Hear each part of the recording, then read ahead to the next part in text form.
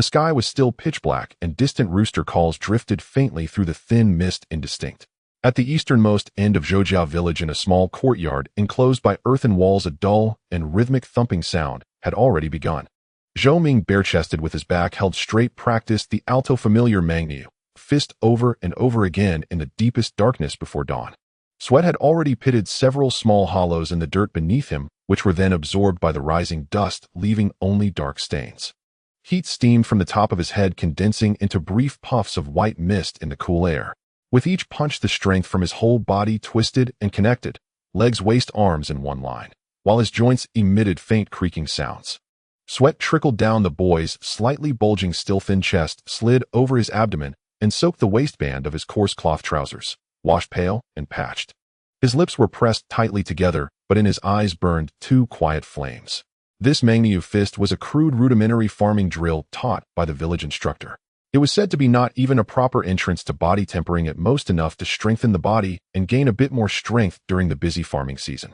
But Zhou Ming had practiced it for 3 whole years, starting from that same pitch-black morning when he was 12 years old. Through bitter winters and scorching summers, not a single day had passed without practice. Others practiced for a few months out of novelty and then dropped it. Only he, like a truly stubborn ox, hammered this simple, boring fist set repeatedly into his bones. His breathing grew heavier and heavier, his chest rising and falling like a bellows. On the final closing posture, he held a horse stance, slowly pressed his arms down, and exhaled a long, rusting, turbid breath that drew a straight white line in the dimness. He straightened up, wiped the sweat streaming across his face, walked to the corner of the yard where a water vat stood, dipped a gourd ladle, gulped down half of the cool water, and poured the rest over his head with a splash. Zhou Ming shivered violently, and his muddled mind snapped, fully awake. Today was the day to report to the county town's martial arts hall. The wooden door creaked open. His mother, Zhou Wangshi, came out carrying 2 steaming coarse flour buns. Her eyes were still somewhat red and swollen. Clearly, she had not slept well again. Eat quickly while they're hot. She thrust the buns into Zhou Ming's hands. Her rough fingers trembled slightly as they brushed past the calluses on his palms, hardened from years of holding hose and punching. Zhou Ming lowered his head and bit into the bun. It was dry, coarse, and had a faint bitter taste, but he ate it quickly, as if swallowing some weight that he must bear. "Your father." As soon as his mother began, her voice caught. She turned her face away, pressing the corner of her apron hard against her eyes. Before he left, he kept saying that for 8 generations our Zhou family has scraped a living from the soil. He couldn't let you end up as a worthless dirt digger too. The village head said the county martial arts hall is a place to learn real skills. At the very least, after coming out, you could find work as a guard or an escort in the city, 100 times better than farming. You must go there, and I know, mother." Zhou Ming interrupted his mother's tearful exhortation. His voice was not loud, but unusually steady. "I know how this opportunity came about. 3 months ago, the county's conscription document arrived allotting 5 spots to Zhou village. According to the rules, the village head's family was supposed to send 1 person, and the other 4 were to be decided by lottery. But the village head had only 1 son and doted on him excessively. So 10 taels of silver, pure white as snow, plus a recommendation slot to the county martial arts hall were placed before Zhou Ming's father, Zhou Dashan. 10 taels of silver could build 2 proper brick rooms or buy 2 good mu of paddy field. The martial arts hall slot was a path that generations of Zhou Ming's family had never dared dream of. Zhou Dashan squatted in front of the whetstone in the yard all night, smoking all the harsh tobacco leaves the family had stored. The next day before dawn, he came out with red eyes and said only 3 words to his wife and son cowering by the kitchen door: "I'll go."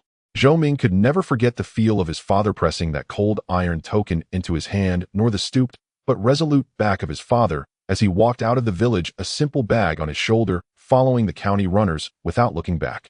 That wasn't walking, it was running toward death. There was a war in the north, and among the drafted laborers, maybe 1 in 10 would return whole if the heavens were merciful. His father traded his life to buy him a narrow path on which he might climb a little higher. After downing 2 buns, Zhou Ming went back into the house and changed into his only set of blue coarse cloth clothes without patches. They were sewn overnight by his mother from her wedding dress, a bit too large, hanging loosely on his lean frame. He took the iron token engraved with the characters Jinwei, its edges already smoothed by his father's and his own hands, and carefully tucked it into his bosom, placing it against his heart. His mother saw him off under the old locust tree at the village entrance. She dared not go further.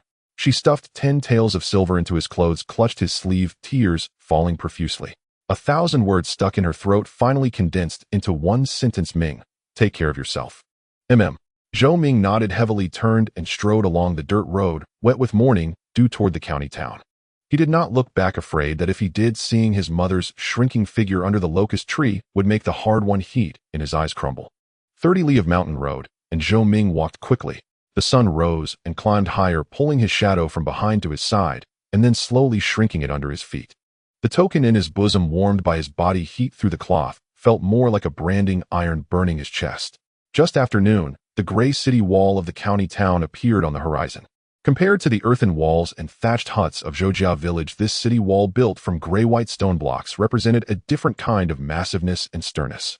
At the city gate, soldiers in uniforms lounged lazily. People and carts flowed in and out, raising clouds of dust.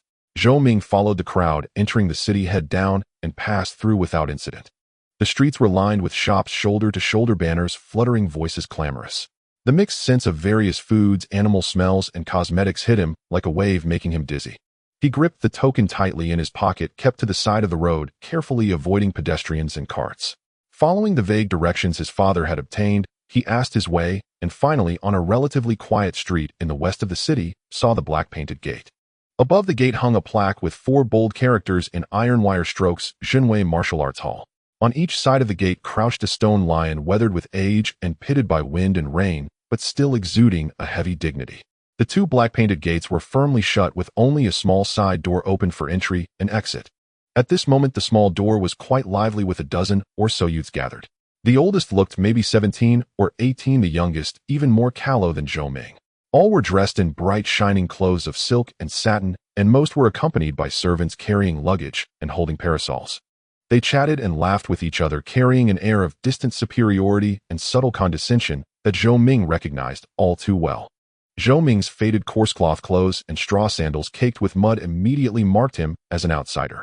As he approached, the chatter died down, and several gazes fell on him with undisguised contempt. He paused for a moment, feeling his face grow hot, but the token against his chest burned even more. He took a deep breath, straightened his aching back from the long trek, and walked to the small door without meeting anyone's eyes. At the door stood a burly man in a gray short jacket, arms crossed, eyes slanted as he surveyed the waiting youths. He looked like a disciple guarding the hall. Zhou Ming pulled the iron token from his bosom, presented it with both hands, and his voice was a little dry from nerves. "Senior brother, I am here to report." The gray-clad man took the token, examined it front and back, then looked Zhou Ming up and down. He gave an almost inaudible grunt and pointed casually inside the gate. "Go in. Wait under the right corridor." No extra words, but the meaning in that look was clear. Another lucky bumpkin from some godforsaken backwater who got in. Zhou Ming retrieved his token, lowered his head, and went through the small door. Behind him, suppressed snickers and murmured discussions drifted over. "See that? Another one. Tisk, with that get-up, I bet they sold everything they had for that slot. Even if he got in, what's the point? Martial arts depend on natural talent and bone structure. That's a gift from heaven. What can a poor kid ever achieve?" The voices were not loud, but they pricked like needles in Zhou Ming's ears. He kept walking until he reached the right corridor, found an inconspicuous corner, and stood there, head slightly down, looking at his own toes covered in mud peeking out of the straw sandals. The shadow from the eaves covered half his face and also hid the sudden storm of emotions that surged in his eyes. The courtyard was wide, paved with blue stone slabs, swept spotless. Directly ahead was the open practice hall, from which came shouts and the sound of fists cutting through air, awe-inspiring. To the left and right were corridors and side rooms. Several youths who had arrived earlier were already standing in the yard, equally well-dressed, chatting familiarly with each other, forming an invisible clique that completely shut Zhou Ming out. He stood there alone, separated from this imposing martial hall and these bright peers by an invisible but thick barrier.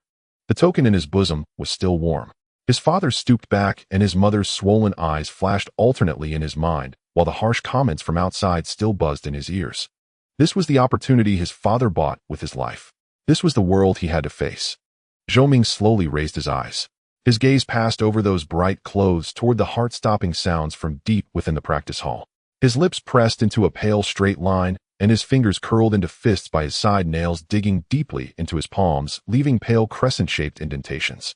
Half an hour later, the corridor and courtyard were filled with people, a dark mass of nearly 50 youths, making the once spacious yard feel crowded. The hum in the air grew louder. Excitement, nervousness, and curiosity mingled and fermented. Zhou Ming silently counted. Those like him wearing coarse cloth at a loss, eyes darting and shrinking into corners. Including himself, there were only 4. The rest of the youths were all in fine clothes bearing an impressive air. Among them the three standing at the very front were the most conspicuous. On the left was a youth in purple robes about 16 or 17, with fair skin and a lazy arrogance between his brows.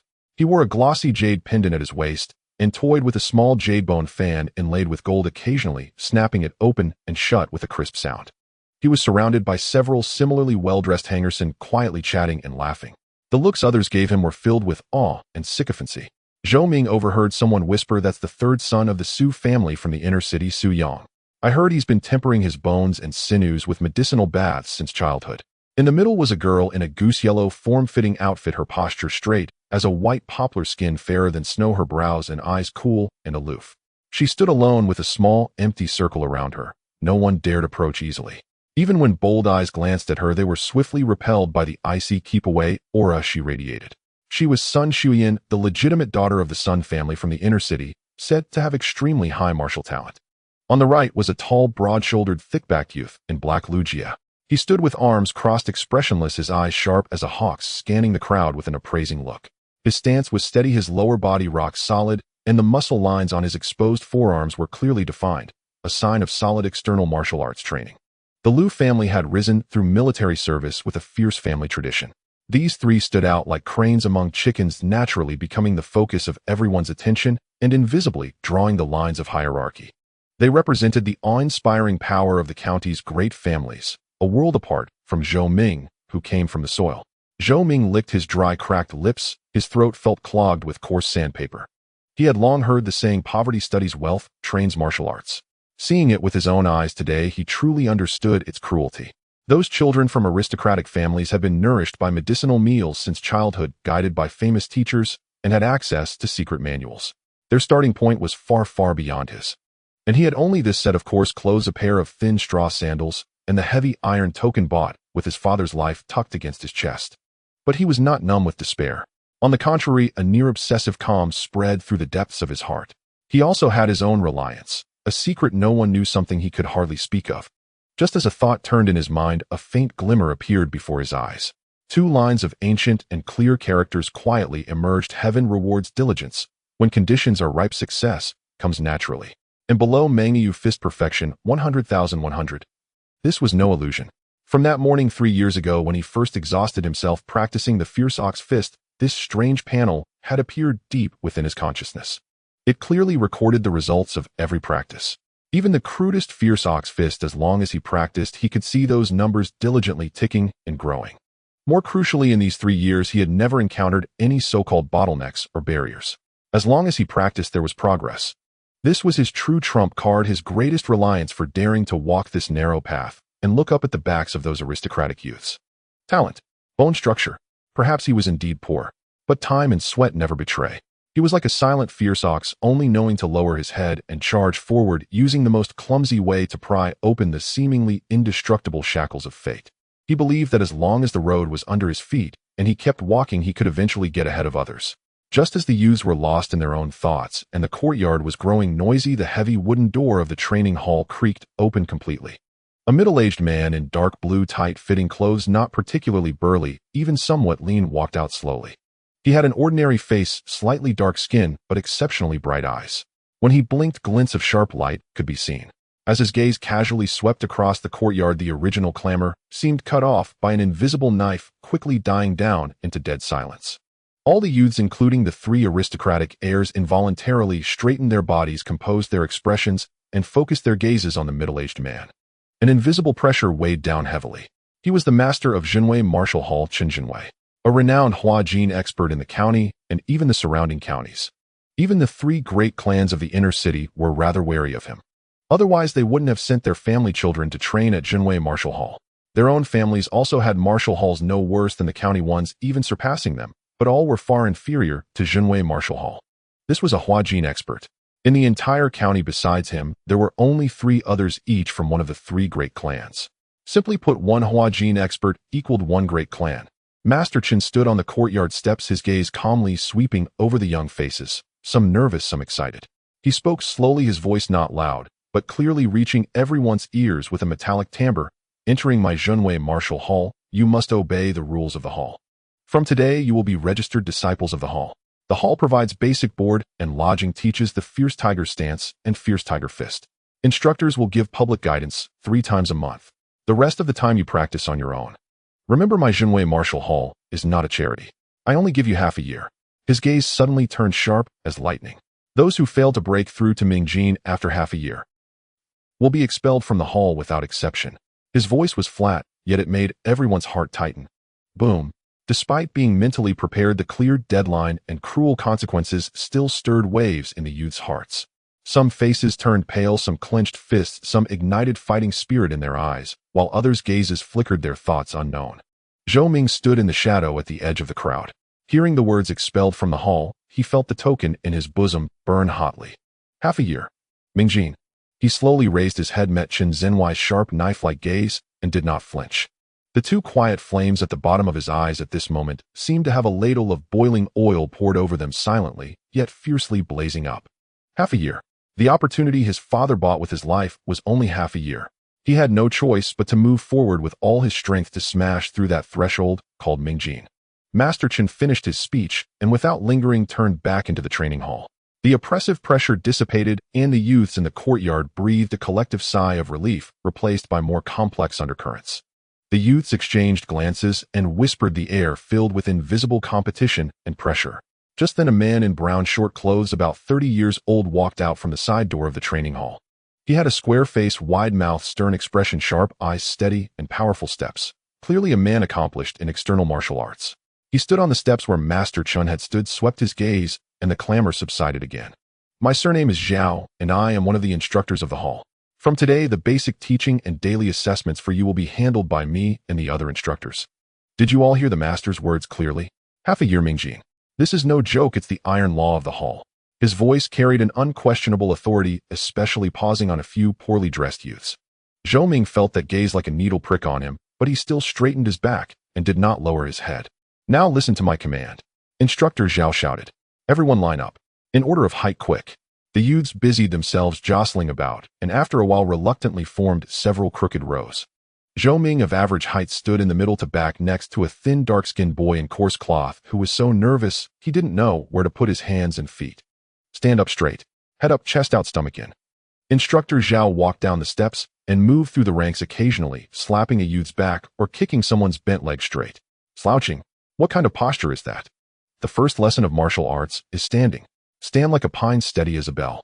Sink your chi to the dantian, keep your spine straight, suspend your head as if from above. While correcting postures, he explained the basics of stance training. Although they hadn't started teaching the Fierce Tiger Stance, yet these basics were universal. Zhou Ming adjusted his posture according to Instructor Zhao's instructions. Having practiced the Fierce Ox Fist for years, his control over his body and use of strength far exceeded that of his peers. He quickly found the stable feeling of supporting the sky overhead, treading the earth below, and his breathing naturally became longer. This formed a sharp contrast with the thin youth next to him, whose body was stiff from tension and whose breathing was rapid. Instructor Zhao made a round. His gaze lingered on Zhou Ming for a moment, and he gave an almost imperceptible nod, but said nothing, continuing to correct other youths with bizarre postures. Maintain this stance for the time it takes to drink a cup of tea. Instructor Zhao commanded, standing in front with hands behind his back, his eagle-like gaze sweeping over everyone. Time passed bit by bit. The morning coolness had long been driven away by the rising sun, and the sunlight grew scorching. The courtyard had no shade, and the youths soon became drenched in sweat. Maintaining a seemingly simple but actually energy-consuming posture without moving was a great torment for those who had never trained. In less than half the time, people in the ranks began to sway and grimace. The sun grew fiercer, baking the blue stone floor until visible heat waves shimmered. Sweat poured from every pore, soaking the thin clothes and leaving winding trails of salt stains on burning skin. In the ranks, subtle tremors became frequent and obvious. Heavy breathing, suppressed groans, and clenched teeth sounds intermingled crystal clear in the silent courtyard. Instructor Zhao stood like a stone statue in front, his gaze sharp as a hawk, motionless, yet exerting invisible pressure on everyone. The thin, dark-skinned youth beside Zhou Ming, named Chen Shidu, had already begun to tremble uncontrollably, like a candle flickering in the wind. His face was pale, his lips bitten until blood beaded and sweat mixed with dust ran into his eyes, causing him to blink incessantly. No, can't fall. If I fall, it's over. Chen Shidu made vague grunts in his throat, as if cheering himself on or struggling desperately. However, willpower could not completely overcome a weak body, and untrained foundation. Just when time was barely half over, Chinchita's knees gave way, his vision darkened, and as if his bones were pulled out, he fell forward with a plop, raising a small cloud of dust. He was the first to fall. Then, as if the first domino had fallen, two other poorly dressed youths at the back of the line collapsed, one after another, lying on the ground, gasping, their faces full of chagrin and fear. The three collapses caused a slight stir in the ranks. Among the remaining wealthy youths, many cast contemptuous or indifferent glances. To them, the failure of these three seemed to confirm an inherent perception. Mud-legged folk were, after all, mud-legged folk. Instructor Zhao's gaze swept over the three lying on the ground. His eyes showed little emotion, only coldly said, "Help them to the corridor side to rest. If they can't recover in a quarter of an hour, they're done training today." Immediately, two young men in servant garb stepped forward to help Chinchita and the others to the shade of the corridor and fed them some water. Zhou Ming remained standing steadily. His forehead was also covered with sweat beads sliding down his cheeks, gathering at his chin, then dripping plop onto the hot bluestone, instantly evaporating. His coarse cloth clothes were already soaked, clinging to his body, outlining the thin but unusually compact silhouette of the youth. His legs were like old tree roots firmly planted on the ground. His waist and back were straight as a rod without any sway. His breathing, though heavier than usual, maintained a strangely deep and prolonged rhythm. The 3 years of hard work on the fierce ox fist showed their value at this moment. That seemingly simple and monotonous fist technique had already tempered his lower body foundation, core strength, and subtle control over body muscles to a level far beyond ordinary peers. This most basic standing posture, although also taxing, was far from his limit. When Instructor Zhao's gaze fell on Zhou Ming again, it lingered noticeably longer, a flicker of surprise passing through his eyes. This most poorly dressed youth displayed a stance foundation that was more solid and stable than many of the wealthy children. Looking at the front of the line, Su Yang still maintained his carefree appearance. Though there was fine sweat on his forehead, his stance was relaxed, clearly at ease. Sun Xian stood with a straight figure, her yellow-green tight-fitting clothes spotless, her cool face showing no sign of strain, as if the heat and pressure around her had nothing to do with her. Lu Jie was as stable as his crossed arms, his black clothes stretched over bulging muscles, his breathing steady and strong, his eyes sharp as he stared straight ahead with the resolute endurance peculiar to military clan offspring. The time for a cup of tea finally arrived. "Stop," Instructor Zhao commanded. More than half of the youths, as if pardoned, instantly relaxed, staggering back or sitting down, directly rubbing their sore legs and gasping for air. Those who could still stand steadily, only adjusting their breathing, numbered less than 20. And those like Zhou Ming, who merely wiped sweat and quickly regained calm breathing, were even fewer. This scene silently divided the youths into different tiers. Instructor Zhao took in everyone's performance, his face expressionless, and said in a deep voice, "Talent and bone structure are important in martial arts, but temperament and perseverance are equally indispensable. Today is just the beginning. The suffering ahead is 100, 1,000 times more than this. Now rest on the spot for the time it takes to burn an incense stick." The youths, whether sitting or standing, seized the time to recover their strength. Chinchita, who had recovered his breath under the corridor, looked at the peers still standing in the courtyard, especially Zhou Ming, who shared his background, yet stood firmly, his face filled with shame and confusion. Zhou Ming ignored the complicated gazes around him. He walked silently to the shade by the corridor, picked up a coarse clay bowl, ladled half a bowl of cool water from the bucket, and sipped it slowly.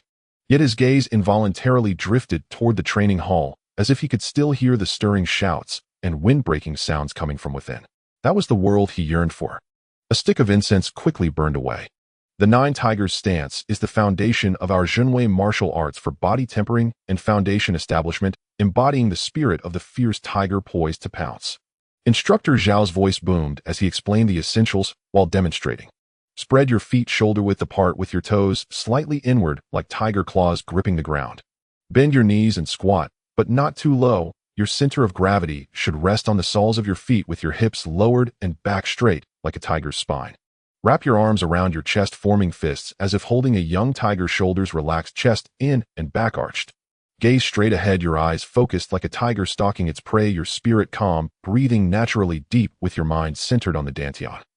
As Instructor Zhao struck his pose, his aura transformed, his originally fierce demeanor suddenly imbued with a commanding, overwhelming presence, as if a ferocious tiger was poised to strike at any moment. The young men watched captivated and began to imitate him.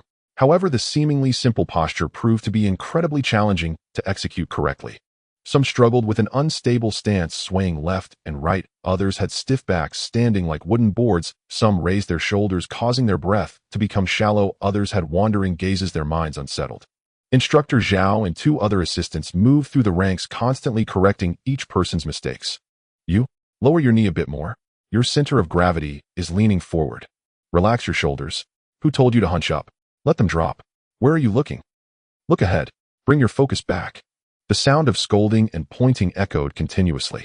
Zhou Ming concentrated, carefully recalling every detail from instructor Zhao, adjusting his posture accordingly. Having a foundation in the Mangyu fist, he possessed strong body awareness and control, allowing him to learn significantly faster than most. Soon he struck a preliminary pose resembling the Nine Tigers stance.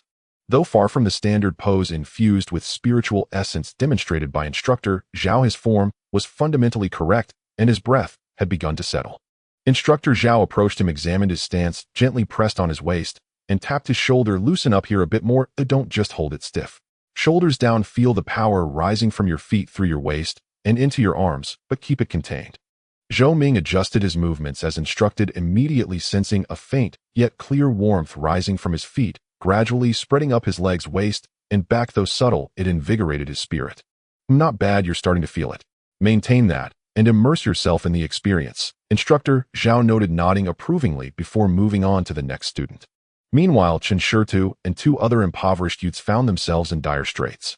They were already physically weak, lacking a foundation, and struggling even with the most basic stance. Learning this more complex posture was utterly chaotic, leaving them overwhelmed.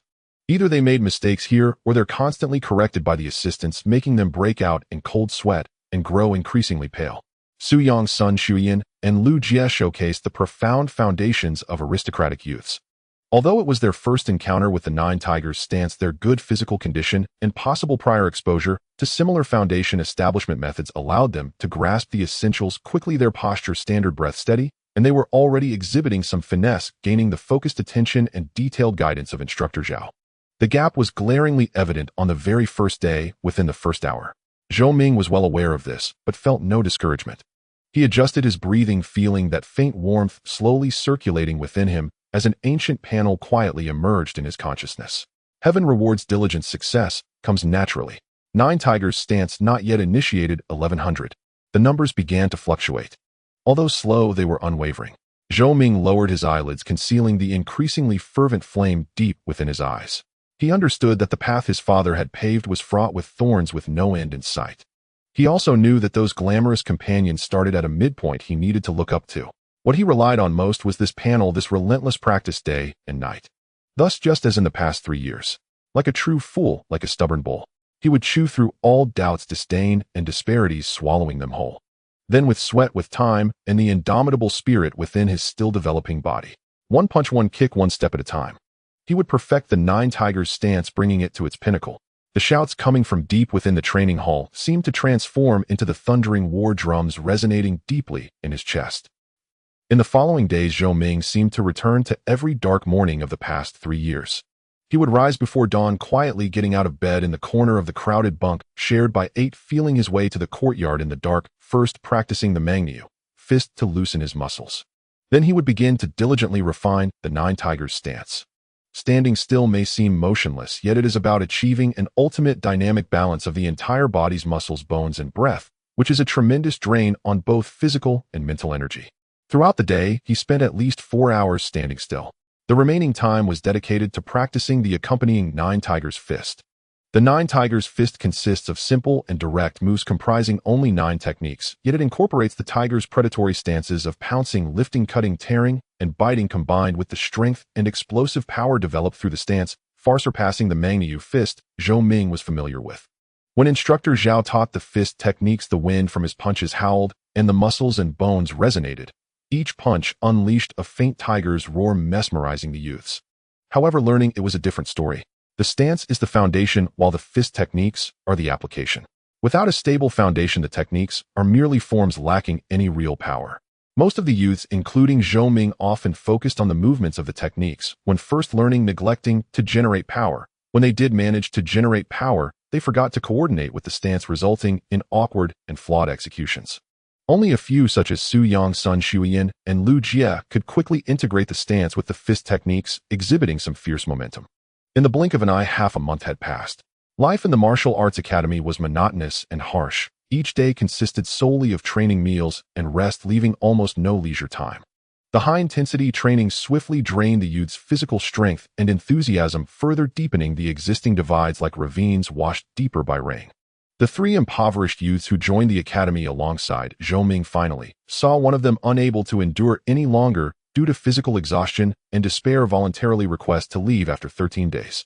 As he left, that youth's complexion was waxy and his gaze hollow, as if his soul had been drained. The other two, including Chen Shidu, though still holding on, consistently placed last, in training, their eyes dimming day by day. In contrast, the aristocratic youths appeared far more composed. Not only did they keep up with the training, but their meals were also supplemented by household servants delivering nourishing herbal dishes wafting enticing aromas that made others swallow their saliva. Occasionally during breaks in training, one could see them taking some fragrant pills. These resources undoubtedly accelerated their cultivation process significantly. Zhou Ming buried himself in the most inconspicuous corner. He primarily consumed the simplest brown rice and vegetables devoid of oil, occasionally with a bit of pickled vegetables. Sleep was also severely lacking. He occupied nearly every moment he could squeeze out to catch up. Late at night, while his roommates snored, he often stood alone in the courtyard under the moonlight, repeatedly practicing the stance and punching. The panel in his consciousness was his only solace and beacon. Heaven rewards diligent, success comes naturally. 9 Tigers stance, not yet initiated, 21,100. 9 Tigers fist, not yet initiated, 15,100. The numbers fluctuated slowly, especially for the stance, which grew slower as time passed, yet he could clearly feel changes in his body. Firstly, strength. The muscles that had become solid from years of labor and practicing the Mangniu fist grew tighter, their definition becoming clearer, and the latent strength quietly increased. With each punch thrown, though they still lacked the resonance of bones and muscles, there was already the sound of slicing wind. Secondly, the lower body. When standing, it felt as if his feet had rooted into the ground. His steps were steady and powerful. Even after intense sparring, his legs remained stable. Based on the data on the panel, Zhou Ming estimated that in another 2 months, his 9 Tigers stance would break through to the minor accomplishment stage, at which point he would advance to Mingjing and become a formal disciple of the martial arts academy. Meanwhile, his appetite had almost doubled. The food provided by the academy was simply insufficient. Over the past half-month, he often rushed to the dining hall, first leaving last, consuming every grain of rice and every leaf of vegetable completely. Hunger became the flavor he felt most often, aside from fatigue. He was growing thinner, his skin tanned to a deep wheat-colored, cheekbones protruding slightly, yet the light in his eyes grew ever calmer and more determined. However, the scarcity of resources and evident poverty made him an unavoidable target of ridicule and mockery for some. In the afternoon, the scorching sun blazed down on the training ground. The youths paired off, engaging in simple attack and defense drills to familiarize themselves with the 9 Tigers fist. Zhou Ming's sparring partner was coincidentally Su Yang's attendant named Wang Gui, who came from a wealthy family and was adept at reading the room, ingratiating himself with Su Yang. Seeing his opponent was Zhou Ming, a smirk of disdain curled at the corners of Wang Gui's mouth. "Junior brother, Zhou, be careful now." He spoke with mock concern, while his next move was merciless. A tiger emerges from the cave, lunging straight for Zhou Ming's face, the punch more fierce than usual. Zhou Ming dropped his shoulders and sidestepped, attempting to block with the tiger crouch stance, his footwork slightly off, trying to dissipate the force. Bang! The fists collided, causing Zhou Ming's arm to tremble, and he staggered back 2 steps to steady himself, a slight numbness spreading through his arm. Wang Gui pressed the advantage, following up with a tiger tail kick, sweeping at Zhou Ming's lower body, forcing him to jump away awkwardly. "Haha, junior brother Zhou, your tiger crouch lacks stability. Your base is too light. Are you not getting enough to eat?" Wang Gui feigned concern with a smile, his voice just loud enough for those nearby to hear. A few youths acquainted with Wang Gui let out low chuckles. Instructor Zhao, who was instructing Sun Xian, not far away, glanced over his brow, furrowing slightly, yet he did not intervene. The academy encouraged competition, and as long as no one deliberately injured a fellow disciple, some verbal sparring and pressure were inevitable. Zhou Ming pressed his lips together. The soreness in his arm and the churn of blood in his chest made his throat taste sweet. He indeed had not eaten enough. Last night he had practiced late into the night, and this morning he had only nibbled on 2 cold, hard-steamed buns, leaving his stomach completely empty at this moment. But he said nothing, merely re-establishing his stance, looking calmly at Wang Gui. "Come again." Seeing Zhou Ming's demeanor, Wang Gui felt even more displeased, snorting before lunging forward once more. This time Zhou Ming no longer focused solely on defense and blocking. He observed Wang Gui's movements, closely noticing that although his opponent had a slight edge in strength and speed, the connections between his techniques revealed a subtle stiffness due to his eagerness for speed and ferocity. Just as Wang Gui's tiger pounce was nearing its end and his old strength had exhausted without new strength arising, Zhou Ming's eyes flashed with brilliance, and he suddenly pushed off with his foot advancing instead of retreating. His body hunched slightly like a cheetah poised to strike, dodging Wang Gui's punch while blocking with his left arm. Then his right fist shot out like lightning from beneath his ribs, aiming straight for Wang Gui's open abdomen. This change was incredibly swift, the punch's angle tricky, a skillful application of the black tiger pounces on the heart, from the nine tiger's fist lacking some grandeur, yet brimming with ruthlessness and decisiveness. Zhou Ming stood with his fists clenched, his breath somewhat rapid, yet his gaze remained calm. He did not pursue nor utter any mocking words, simply watching Wang Gui quietly. Wang Gui took a while to recover, barely straightening his back, his face alternating between red and white, his eyes filled with shame and disbelief as he looked at Zhou Ming. You? He pointed at Zhou Ming, wanting to curse, but the sharp pain in his abdomen made his voice tremble. It was just a spar, senior brother Wang, I concede. Zhou Ming said clearly, though softly. This remark only fueled Wang Gui's anger further. Yet he knew he was at fault. If Zhou Ming had exerted a little more force or aimed a bit higher, he would likely be lying down now. At this moment, Instructor Zhao approached, sweeping his gaze over the two. What happened? Wang Gui gritted his teeth and lowered his head. Disciple. Disciple was careless. Instructor Zhao looked at Zhou Ming. Zhou Ming bowed his head and replied, Instructor, I was sparring with senior brother Wang and got lucky. Instructor Zhao gazed deeply at Zhou Ming, glanced at his previous stance and posture, then nodded. The application of martial arts relies on adaptability. Rigidly practicing forms is worse than not practicing at all. However, during sparring amongst peers, one must hold back and avoid intent to harm. Understood. Disciple understands, Zhou Ming and Wang Gui replied in unison. Continue practicing. Instructor Zhao said no more and turned to leave. This minor incident did not cause much stir, but quietly changed certain things. At the very least, no one dared to view Zhou Ming as an easy target for mockery anymore. Those glances directed at him still held disdain, yet now carried an unnoticeable hint of caution. Zhou Ming returned to his position, silently recalling the sensation of that earlier punch. Adapting in the moment, seizing openings, striking with certainty. This seemed to convey the true essence of martial arts more than merely practicing forms. And deep within his consciousness, the panel had quietly flickered at that moment. Tiger fist, not yet mastered. 16100. Just a single successful application in real combat had increased his progress slightly, much faster than typical practice.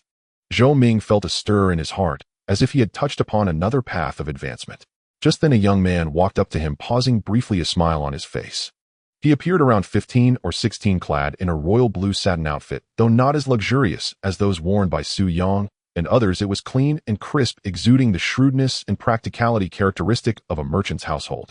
With slightly tanned skin and well-defined features, he lacked the arrogance typical of aristocratic youth, possessing instead a touch of worldly wisdom. Zhou junior brother, is it? The young man cupped his hands, politely speaking with a tone of respect. I saw junior brother spar with Wang Gui just now. That punch, black tiger pouncing hard, was executed quite skillfully. The timing was impeccable. I admire it. Zhou Ming, who was just calming his breath, looked up upon hearing this and was slightly taken aback. He recognized this person as Chun Qing, the second son of the Chun family's fabric shop in the city, well off and considered above average among this batch of named disciples. Why would such a person come to talk to him, a poor kid in shabby clothes? Zhou Ming's thoughts shifted, yet his expression remained unfazed. Imitating the other's manner, he cupped his hands and said calmly, Senior brother Chen, you're too kind. It was merely luck. Luck is also a skill. Chun Qing smiled, seemingly trying to bridge the gap between them, stepping forward half a pace, and continued, however, junior brother should also be cautious. Wang Gui is narrow-minded. Having lost face today, he likely won't let it go easily. As for Su Sanshao, he paused briefly, glancing at Su Yang, who was surrounded by several people in the distance, lowering his voice. While he may not come after you personally, if Wang Gui embellishes the story, trouble may ensue. This was indeed a practical reminder. Zhou Ming raised his eyes to look at Chun Qing, his gaze sincere. Thank you for the warning, senior brother Chun. Seeing Zhou Ming's attitude soften, Chun Qing's smile widened, and he shifted the conversation. In truth, for people like us with ordinary backgrounds, making a name for ourselves in the martial arts academy is tenfold more difficult than for those from noble families. They lack resources, guidance, and even have more time than we do. I've heard that Susan Xiao and the others go home at night to receive private lessons from family martial instructors, while we can only rely on ourselves and practice hard." He sighed, his tone carrying a hint of shared sympathy. "To be honest, junior brother, although my Chen family has a few shops, we are just ordinary merchants, insignificant before noble families. My family sent me to the martial arts academy, hoping I could make a name for myself, or perhaps I could protect our business or forge a future, but with this 6-month deadline, it feels both long and short, and I honestly have no confidence." Zhou Ming listened quietly, sensing the anxiety and pressure in Qin Qing's words were genuine. This martial arts academy felt like an invisible furnace. Everyone was being tempered within it, albeit in different ways and to varying degrees. "I see that you, junior brother, have a solid foundation and a steady disposition. You don't seem like someone who would easily give up." Qin Qing looked at Zhou Ming, his eyes carrying a hint of admiration and probing.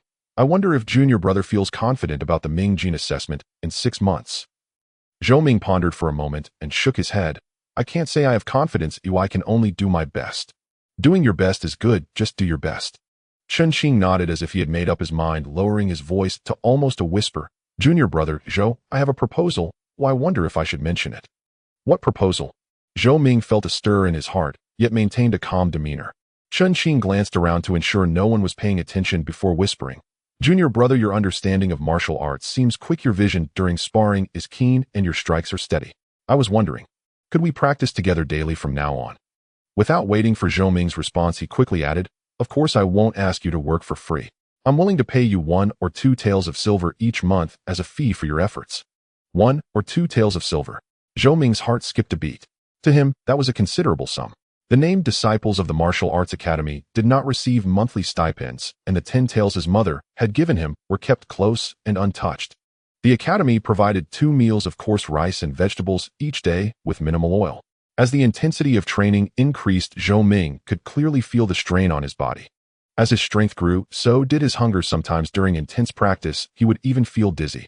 He knew that if this continued, let alone breaking through to Ming gene, his body would likely collapse first. 1 or 2 taels of silver could buy quite a bit of coarse rice in the county, allowing him to occasionally buy a piece of fatty meat or some lard to mix with rice, enough to replenish his considerable consumption and keep up with the pace of training. Moreover, Qin Qing's words also awakened him. Real combat sparring could indeed enhance the proficiency of the tiger fist more quickly. The slight progress he had made in the recent spar with Wang Gui was a testament to this. Seeing Zhou Ming remain silent, seemingly weighing his options, Qin Qing grew a bit anxious and earnestly said, "Junior brother, I know 1 or 2 taels isn't much, but it's all within my means. I don't expect you to let me win or deliberately lose to me. I simply seek to practice with someone as steady and diligent as you to help me become more familiar with the martial arts and compensate for my shortcomings. For you, it also means having a consistent sparring partner, which is far better than dealing with someone like Wang Gui, who harbors ill intentions." His words were frank, and the pros and cons were clear. Zhou Ming lifted his head, observing the unmistakable anxiety and hope in Qin Qing's eyes, slowly nodding. "All right," he said steadily. "Then, as senior brother Qin suggested, during our sparring, we both need to give our best, validate each other, and improve together." Upon hearing this, Qin Qing's face immediately broke into a relieved smile as he clapped Zhou Ming on the shoulder. "Junior brother Zhou, you are straightforward. It's settled then. I will give you the silver at the beginning of each month, never delaying." He lowered his voice again. "As for Wang Gui, junior brother should be a bit cautious in the coming days. But rest assured, if he truly intends to use any underhanded methods, I will keep an eye on it for you. We'll look out for each other." A deal was quietly struck. Zhou Ming felt little stir within. Survival was already hard, and the path of martial arts required resource accumulation. He could not rely on enduring hunger forever to practice. Qin Qing needed his combat ability to improve, while he needed money and a stable partner to enhance himself and offset his consumption. Mutual benefit, fair and reasonable. That evening at dinner time, Zhou Ming was still among the first to rush in. He held a coarse earthen bowl, filled it to the brim with coarse rice, and scooped a large spoonful of boiled vegetables, finding a corner to eat quickly. The rice was coarse and the vegetables were bland, but he ate earnestly, chewing each bite until it was fine enough to swallow, trying to absorb the limited nutrients. As he was eating, a person sat down across from him. It was Qin Qing. His bowl contained the same food as Zhou Ming's, but after sitting down, he pulled out a small oil paper bag from his chest, opening it to reveal dozens of glossy slices of braised meat. Qin Qing picked up a slice and naturally placed it into Zhou Ming's bowl. "Try it, it's my family's master's specialty, savory and flavorful, perfect with rice." He smiled and picked up a slice for himself. The aroma of the braised meat instantly spread, contrasting sharply with the bland rice and vegetables. A few looks from around the room glanced over, filled with envy, even a hint of jealousy. Zhou Ming's movements paused for a moment as he looked at the deep red, shiny slice of meat in his bowl, his throat unconsciously moving slightly. He did not pretend to refuse, whispering a thank you before mixing the meat slice with rice and putting it into his mouth. Salty, fragrant, and chewy, the rich flavor of the meat burst in his mouth, mingling with the coarse rice, bringing an indescribable sense of satisfaction. A faint yet genuine warmth seemed to rise from his stomach, flowing to his limbs, even alleviating some of the fatigue accumulated from the afternoon's sparring. Seeing him eat, Chen Qing's smile became more sincere, and he added another slice for Zhou Ming, diving into his meal with gusto. The two said little more, simply eating in silence and quickly. Yet this scene in the eyes of others conveyed a different message. This poor kid Zhou Ming seemed to have made a connection with the second young master of the Chen family. In the dead of night, the boys in the same room had long fallen into a deep slumber, snoring resonating. Zhou Ming quietly rose, donned his faded coarse outer garment, and barefoot stealthily slipped out of the room like a cat. The moonlight, like liquid mercury, spilled into the courtyard, casting a cold silver glow. He did not head to the training ground, but instead arrived at a secluded corner of the Martial Arts Academy's rear yard, where miscellaneous items were piled up. It was sheltered from the wind and rarely visited, a treasure he had recently discovered. First, he warmed up his muscles and practiced the Meng Yo fist, twice his body warming slightly. Then he took a deep breath, sinking his waist and legs, and assumed the posture for the tiger stance. Under the moonlight, the young man stood tall, his back straight as a spear, arms loosely cradling, his gaze focused, breathing gradually, becoming long and deep. The images of sparring with Wang Gui during the day and practicing with Chen Qing, the slight stiffness when combining stance and fist, and some striking techniques worth learning from Chen Qing, replayed clearly in his mind, dissecting and validating. He could feel that after the afternoon's real combat, standing in this stance again deepened his understanding of essential principles like sinking shoulders and dropping elbows, and hunching the chest and lifting the back. The faint heat of qi and blood seemed to flow more smoothly within him. Deep in his consciousness, the numbers on the panel quietly changed. Tiger stance, not yet mastered, 22100. Tiger fist, not yet mastered, 17100. The tempering through real combat indeed had significant effects. An hour later, Zhou Ming slowly concluded his practice, exhaling a long breath that condensed into a straight white arrow in the cold moonlight. Fine beads of sweat formed on his forehead, yet his spirit became even clearer. He walked to the corner where a broken earthen jar lay containing the fresh water he had secretly saved from the water tank during the day. He carefully scooped up the jar, took a few sips to soothe his painfully dry throat, and then stealthily returned to the room to sleep on the upper bunk. The following morning, after the drills concluded, Zhou Ming did not rush to the dining hall as he usually did. He waited until the crowd thinned before approaching the kitchen entrance. The chef, a stout man in his 50s with a greasy apron, was leaning against the doorframe, picking his teeth. He lifted his eyelids at Zhou Ming's approach, but remained silent. "Master Son," Zhou Ming murmured, carefully pulling a cloth bundle from his chest. He unwrapped it to reveal 5 taels of loose silver. He handed the silver over. "I was wondering, from now on for both lunch and dinner, could you add an extra bowl of meat for me with plenty of oil? How long would this last?" Master Sun took the silver weighted in his hand and glanced at Zhou Ming's faded coarse cotton clothes. A flicker of surprise crossed his eyes, but he spoke, 5 taels. Only enough for 2 months. Meat here isn't cheap." Zhou Ming pressed his dry, cracked lips together and nodded. 2 months is enough. After that, I'll add more." Master Sun let out a snort, asked no further questions, and tucked the silver into his pocket. "Fine. Starting tomorrow noon, come here to pick it up yourself. Keep it quiet." "Thank you, Master Sun." Zhou Ming clasped his fists solemnly before turning to leave. Though 5 taels were gone from his pocket, his heart felt a measure more settled. During the afternoon sparring session, Zhou Ming paired up with Chen Qing. Without any formalities, they assumed their stances and clashed. Chen Qing came from a well-off family. Though lacking the foundation of a martial clan, he had built a solid physique, possessing even greater raw strength than Zhou Ming. In the initial exchanges, his fists and feet whipped through the air with force, forcing Zhou Ming to repeatedly block and retreat. However, Zhou Ming excelled in a stable lower body and agile footwork. Moreover, after his fight with Wang Gui the previous day, his perception of combat opportunities had sharpened. He refrained from reckless clashes, patiently circling and closely observing Chen Qing's habits of exerting force and transitions between techniques. Eager for victory, Chen Qing launched a fierce tiger, descends the mountain strike, powerful and heavy, but his forward momentum was excessive, leaving his footing slightly unsteady. A sharp glint flashed in Zhou Ming's eyes. Instead of retreating, he advanced, taking a half-step diagonally with his left foot. He sidestepped the oncoming fist, and his right arm, whipping like a snake, coiled and redirected, borrowing some of Chun Qing's forward force.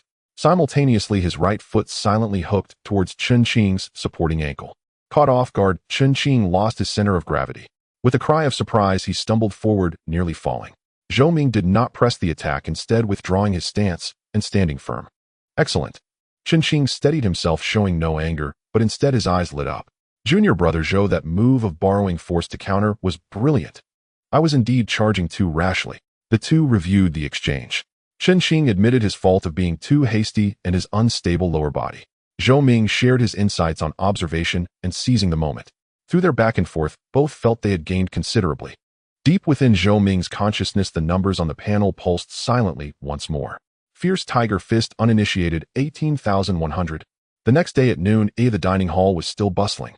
Zhou Ming carried his usual coarse earthenware bowl, filled it with food, and walked to the most secluded corner. Shortly after, he sat down. Master Sun poked his head out from the kitchen and beckoned him over. Zhou Ming understood and went over. Master Sun handed him a similarly crude but noticeably larger clay bowl covered by another bowl. Zhou Ming took it. It was warm to the touch. Lifting a corner, the rich aroma of meat mixed with the scent of fat rushed towards him. It was a full bowl of braised pork belly, tender and glistening with oil soaked in thick sauce beneath. Warmth surged in his heart.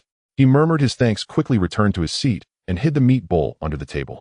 Chun Qing, already seated opposite, saw this and smiled knowingly without asking questions. He simply shared a few more slices of the sauced meat he had brought. Zhou Ming did not stand on ceremony.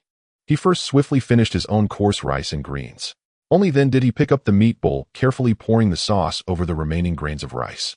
He picked up a trembling piece of braised pork, alternating between lean and fat, and brought it to his mouth. The lean meat was tender and flavorful, the fat melted on the tongue. The richness of the oil and the savory sauce instantly filled his mouth, sliding down his throat. A solid wave of warmth rapidly spread from his stomach throughout his entire body. The faint sense of weakness and gnawing emptiness from days of intense training and poor nutrition seemed to be tangibly filled by this bowl of meat. He ate slowly, chewing each mouthful, carefully feeling the food transform into strength. A sheen of sweat even appeared on his forehead, and more color returned to his face.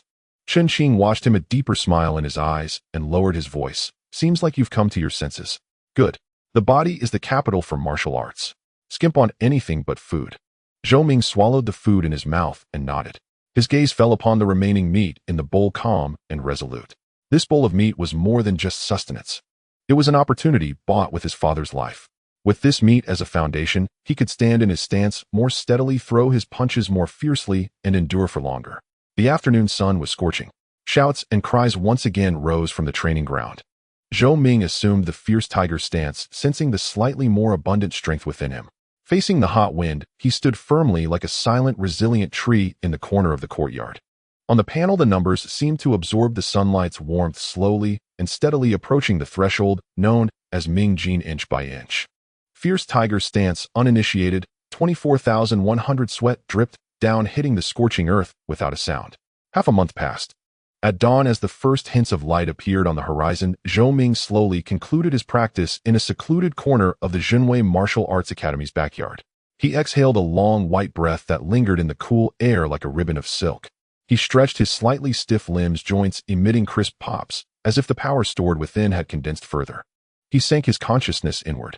The ancient panel appeared clearly. Heaven rewards diligence. Water flows naturally. Fierce tiger stance uninitiated, 49100. Fierce tiger fist uninitiated, 37,100. In half a month, his stance had improved by 28 points, his fist technique by 20. This pace far exceeded the first half month of training, especially after establishing stable sparring with Chun Qing and having a steady supply of meat. His daily progress was steadily increasing. He was nearly halfway to mastering the stance. Zhou Ming calculated that at this rate, in a little over a month, he could touch the threshold of Ming Jin. But he lifted his head, looking beyond the academy's high walls towards the direction of Zhou family village. He had been away from home for nearly a month. His mother was managing alone. How were things at home? Was she well? Last night, he dreamed again of his father, drenched in blood, pressing the token into his arms. When he woke, his nails had left deep, bloody marks on his palm. It was time to go back and see. After the morning session and breakfast, Zhou Ming found instructor Zhao, who was in charge of the registered disciples' daily affairs, and bowed respectfully. Instructor Zhao, this disciple requests half a day's leave to return to the village and visit my mother. Instructor Zhao was flipping through a register. He looked up at Zhou Ming, his gaze lingering on his physique, noticeably more robust than a month ago, then sweeping over his calm eyes and still plain coarse cotton clothes. Visiting family. Instructor Zhao put down the register, his tone flat. The academy has rules. Registered disciples are granted 1 day of rest every 2 months. You've only been here a month, so this is not the usual practice. However, he paused thoughtfully, seeming to recall Zhou Ming's performance over the past half-month. Steady with clear progress, especially the agility and tenacity shown in sparring, which had left a slight impression. Considering this is your first time away from home and your filial piety, I will grant you half a day. You must return to the academy before sunset, no delays, Instructor Zhao said sternly. Remember, the path of martial arts values perseverance above all. 1 day of slackness can set you 10 steps back. This disciple understands. Thank you for your permission, instructor. Zhou Ming felt a slight relief and clasped his fists solemnly. Instructor Zhao waved his hand, saying no more. Zhou Ming turned and left. He first went to his quarters, changed into his faded but patchless coarse cotton jacket, and concealed the remaining 6 taels of silver close to his body. With a monthly income of 1 tael of silver now, he could be self-reliant. This time back, he wanted to leave some money for his mother. After a moment's thought, he went to the side gate of the academy, where villagers often set up small stalls. He bought a packet of brown sugar wrapped in oiled paper. Carefully storing the sugar, Zhou Ming set off towards the west gate of the county town. He chose not to hire a cart or catch a ride. 5 taels might seem like a lot, but for him and his mother, it was a livelihood guarantee for a long time to come. He saved where he could. Moreover, with his current stamina, walking the 20-odd li back to the village was hardly a burden. Past the west gate lay the dusty official road. On both sides stretched endless fields of green rice seedlings, waist-high, rippling like waves in the early summer breeze. The air was thick with the scent of earth grass and distant cooking smoke from farmhouses. Zhou Ming walked with a light, steady pace. The foundation of the fierce tiger stance gave him a rock-solid lower body and enhanced his blood chi and stamina. He did not deliberately rush, maintaining a uniform speed with long, deep breaths and consistent strides, as if treating the walk itself as a form of practice. An hour later, the familiar old locust tree at the village entrance came into view. Its canopy was like an umbrella, casting a large patch of shade. A few villagers were sitting beneath it chatting. They stopped talking when they saw Zhou Ming approaching, looking at him with curiosity. Isn't that the Zhou kid? It's Zhou Ming, back from the County Martial Arts Academy. He looks much more spirited and his build is sturdier. Zhou's wife is about to see better days. Her boy got into Zhenwei Academy. If he can make something of himself. The murmurs were low but reached Zhou Ming's ears clearly. After a brief exchange of pleasantries, Zhou Ming excused himself and walked towards the 2 low rammed earth houses at the western end of the village. The closer he got to home, the faster his heartbeat involuntarily became. The house was still shabby, but the front was swept clean. Even the creaky wooden door seemed to have newly oiled hinges, opening and closing more smoothly. In the yard, his mother Zhou Wangsher sat on a small stool with her back to the gate, scrubbing clothes in a wooden basin. She seemed thinner than in his memory, her back slightly hunched. Her gray-streaked hair was hastily pinned up with a wooden hairpin, revealing a neck roughened by the toil of life. Her scrubbing movements were slow, carrying the weariness of accumulated years. Zhou Ming stood at the entrance, looking at his mother's frail silhouette. A lump suddenly formed in his throat. He took a deep breath, suppressing the surging emotions, and called out softly, "Mother, I'm back." Zhou Wangshi's scrubbing motion abruptly stopped. She turned around slowly. Seeing her son standing at the gate, she was momentarily stunned. Then a sheen of tears quickly welled up in her clouded eyes. She wiped her hands on her apron, stood up with slightly faltering steps, and hurried over to Zhou Ming. Lifting her face, she examined him closely. "Minger, is it really Minger back?" Her voice trembled. She reached out a hand to touch her son's face, but hesitated, afraid the dampness on her hands would dirty him. Finally, her hand fell on Zhou Ming's solid arm, gripping it firmly. Good, you've grown stronger, taller." "Mother." Zhou Ming held his mother's rough, chapped hand. It was icy cold, and his heart ached. "I'm back. How is your health?" "Good, I'm good." Zhou Wangsher nodded repeatedly, wiping the corner of her eyes with her sleeve. "Don't stand at the door. Come inside quickly. Are you hungry? They'll make you something to eat." She insisted on pulling him into the house. The interior was as simple as ever, but equally tidy. On the chipped wooden table was a small dish of pickled vegetables covered with a bowl. Zhou Wangsher busied herself with lighting the fire, but Zhou Ming stopped her. "Mother, I'm not hungry. I already had breakfast at the academy." Zhou Ming gently guided his mother to sit on a stool and sat opposite her. He opened the oiled paper packet. "I brought you something." Seeing the brown sugar, Zhou Wangxi's eyes grew wet again, but she chided him gently. You child, why buy these things? You have many expenses at the academy. Make sure you eat enough yourself, don't stint on your own needs. Mother, everything is fine at the martial arts school. Zhou Ming interrupted his mother's words, his tone steady. The instructor says my foundation is solid and am progressing quickly. The headmaster has given me half a year to break through to the Ming Jin level, and I am confident. He took out 5 taels of silver from his pocket and pushed it in front of his mother. Please accept this silver. The household expenses cannot be short.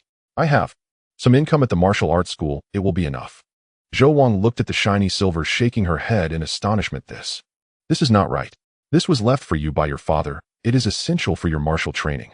You have hands and feet at home, you won't go hungry. Zhou Ming pressed his mother's hand down, his gaze resolute. Please accept it. Only then can I practice martial arts with peace of mind. The opportunity your father earned with his life will not be wasted, but you must also live well. There was an undeniable strength in his eyes. Zhou Wang looked at her son, at the face that was increasingly resembling his father's in youth, yet showed even more firmness and composure. Tears streamed down her face as she trembled, accepting the silver and clutching it tightly in her palm. My son has grown up, really grown up, she murmured, feeling both bittersweet and relieved. The mother and son talked for a while, mostly Zhou Wang asking questions and Zhou Ming answering. Zhou Ming only mentioned the good aspects of the martial arts school.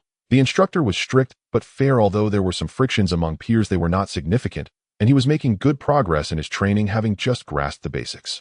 He refrained from mentioning the lack of resources, the disdain from others, or the hardships of training at night.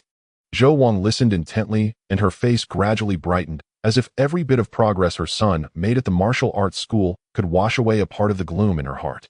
As noon approached, Zhou Ming stood up. Mother, let me fill the water tank and chop some firewood. Without waiting for his mother to object, he grabbed the water bucket from the corner and strode out the door. At the village well, a few women washing clothes and carrying water saw Zhou Ming, and there was a murmur of low voices and curious glances. Zhou Ming kept his eyes straight ahead, swiftly filled 2 buckets of water, and returned with a light step. Once, twice. The water tank was quickly filled. He then picked up an axe and chopped the firewood stacked in the corner of the yard into even pieces, neatly stacking them. The entire process was quick and efficient, his breath steady with hardly any sweat on his forehead. Zhou Wang watched, feeling both pained for her son's labor and proud of his strength. At noon, Zhou Wang insisted on frying a small plate of pickles and boiling thick brown rice porridge. At the dining table, she put the thickest porridge into Zhou Ming's bowl. Zhou Ming did not refuse, quietly eating, but drank the porridge slowly, talking with his mother for a while longer. He knew that such companionship might be more important to her than the food itself. In the afternoon, the sun slanted to the west. Zhou Ming looked at the sky and knew it was time to go back. Mother, the martial arts school has strict rules. I must return before dark. He stood up and spoke. Zhou Wang's eyes were filled with reluctance, but she forced a smile and nodded. All right, the important matters are paramount. Mother is fine, you can go with peace of mind, practice well, and listen to the instructor. She walked Zhou Ming to the gate and continued until they reached the old locust tree at the village entrance. Mother, you should go back and take care of yourself. Zhou Ming stopped and looked at his mother. You also take care of yourself, don't push too hard, your health is important. Zhou Wang said, her voice choking again. Zhou Ming nodded, saying no more. He turned and strode toward the county city. After walking a long way, he turned back and saw his mother's small figure still standing under the old locust tree, gazing in the direction he had left like a silent statue. The setting sun stretched her shadow long, very long.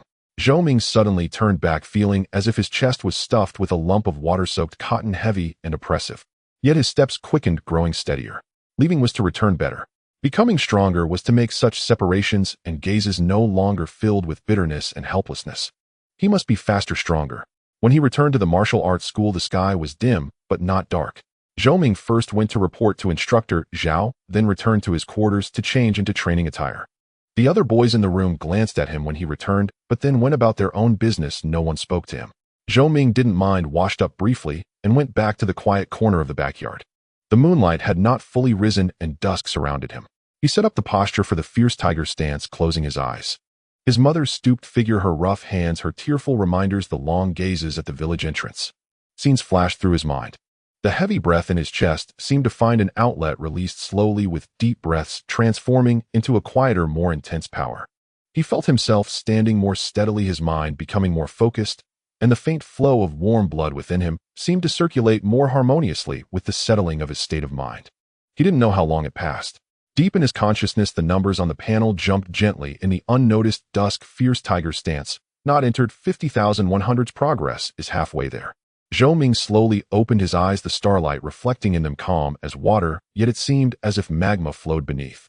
He gathered himself and stood facing the empty night sky, silently throwing a punch that was plain, yet contained the strength of his entire being. The punch cut through the dusk, producing a brief whistle. As the night deepened, lights in the martial arts school began to illuminate one by one. The youth returned to the crowded dormitory, falling into a deep sleep amidst the rising sounds of his companion's snores. Half a month later, the training ground in the morning had an atmosphere completely different from usual. All eyes were focused on the three figures in the center of the arena who had been called out separately by Instructor Zhao: Su Yang's son Shuyan and Lu Jia. Since entering the school, these three had stood out like cranes among chickens, whether in terms of family background, resources, or the talent and insight they displayed far exceeding their peers. At this moment, standing together, they had not deliberately posed, but the aura emanating from them had already created a distinct gap between them and the other disciples who were still struggling through the basics.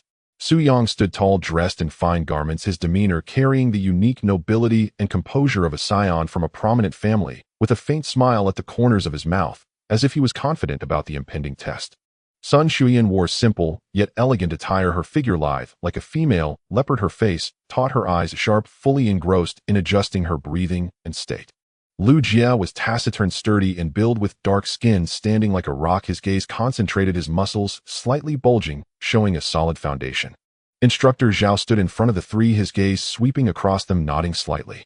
His voice was loud, resonating throughout the training ground. Su Yang's son Shuyan and Lu Jia, you three have practiced the fierce tiger stance to the point where your qi and blood surge, and your strength is self-generated. Today you will attempt to break through to the Ming gene level here. Boom. A wave of suppressed gasps and discussions erupted from the sidelines. Breakthrough to Ming gene. They have only been practicing for a month and a half. Indeed, they are truly prodigies from prestigious families. Look at Su Yang's demeanor. He seems almost certain to succeed. Sun Shuyan is also impressive. I heard her family had a martial scholar in the past. Envy, awe, jealousy, and self-reproach. Various complex emotions intertwined in the eyes of many disciples. Zhou Ming stood at the edge of the crowd, his calm gaze fixed on the three in the arena. He could clearly sense the subtle fluctuations of qi and blood radiating from those three, which were indeed more vigorous and substantial than those who were still struggling in the not-entered stage. Especially Su Yang, his breathing deep and steady, his stance seemingly casual, yet it felt as if he was one with the earth beneath him, embodying the essence of the stance. The gap was so direct, so glaring. Yet Zhou Ming's heart was not stirred too much. He merely calculated the distance between himself and that threshold. Stance, 78,100. Fist technique, 56,100. Based on his current progress, barring any accidents, he too could touch that threshold in about half a month. However, the divide in resources and talent was clearly measured at this moment. Silence. Instructor Zhao's low shout subdued all noise. He looked at Su Yang and the others, speaking solemnly. The threshold of Ming gene primarily relies on the condensation of qi and blood and the connection of strength. Your foundations are sufficient. At the moment of breaking through, you must maintain your focus, harmonize intention and power, activate your qi and blood, and impact your bodhis acupoints, making it seamless and generating strength. If you feel your qi and blood boiling and your bones resonate together, that is a sign of success. But remember, do not be impatient lest your qi and blood go awry and harm your foundation. Yes, we will heed the instructor's teachings. The three replied in unison, their expressions grave. Good Su Yang, you go first. Instructor Zhao pointed to a flat area in the center of the training ground covered with fine sand. Su Yang took a deep breath and slowly walked into the arena. He did not immediately assume the stance, but first closed his eyes to adjust his breathing. After a few breaths, his eyes suddenly opened, a gleam flashing, his feet firmly positioned, lowering his waist and relaxing his hips, his arms in a loose embrace. The starting posture of the fierce tiger stance. As soon as he struck the pose, his entire aura changed dramatically. The previous nobility and composure instantly retracted, replaced by a fierce and domineering spirit, like a tiger ready to pounce. Qi and blood surged, his clothes billowing without wind, rustling loudly. Unlike his usual long pauses while practicing, he slowly pushed the stance in rhythm with his breath. As he inhaled, his body swelled slightly, as if a tiger gathering strength. As he exhaled, his body contracted, containing the force. This cycle continued, and the fluctuations of qi and blood around him became increasingly evident, his skin gradually developing a light red hue. Even the subtle whoosh of blood accelerating through his veins could be heard. Inside and outside the training ground, one could hear a pin drop. Everyone held their breath, eyes fixed intently. After about a stick of incense, Su Yang's breathing suddenly became heavy, veins bulging on his forehead, the red hue on his skin turning crimson as if a fire was burning within him. He let out a low shout, and the originally loose arms suddenly drew inward. Boom! A deep yet clear humming sound resonated, as if emerging from deep within him, akin to the sound of bones grinding and vibrating. At the same time, his chi and blood surged to the extreme, his robe billowing, the fine sand beneath his feet was even stirred up by the invisible force. The bones resonate. It's done. Instructor Zhao's eyes lit up, he said in a low voice. Su Yang heard this and slowly retracted his stance. The surging chi and blood and strength retreated like a tide, but his entire demeanor seemed to have undergone a tempering, his gaze sharper and deeper, with a subtle sense of solid power in his every move. A confident smile crept onto his lips as he bowed to Instructor Zhao. Thank you for your guidance. It's good. You succeeded in one go. Your foundation is solid, your chi and blood abundant. Indeed, you possess excellent potential. Go and rest for a while to stabilize your realm. Yes. Su Yang, under the complex gazes of the crowd, calmly stepped back to the side, where a follower promptly handed him a towel and warm water. Next, Sun Shuyan. Instructor Zhao continued. Sun Zuyan's face was taut, her gaze resolute as she walked into the arena. She also adjusted her breathing first before assuming the stance. Unlike Su Yang's domineering aura, her stance was more graceful and fierce, like a female tiger poised to spring, lacking the overwhelming presence, but possessing sensitivity and sharpness. The breakthrough process was quite similar to Su Yang's. After about half a stick of incense, she let out a soft shout, her chi and blood steaming, her skin reddening, and her bones also emitted a clear humming sound. Though her momentum was slightly inferior to Su Yang's, the newly formed Ming Jin aura was undoubtedly genuine. Good. Your will is strong, and your chi flows lightly. This is also excellent. Instructor Zhao commented.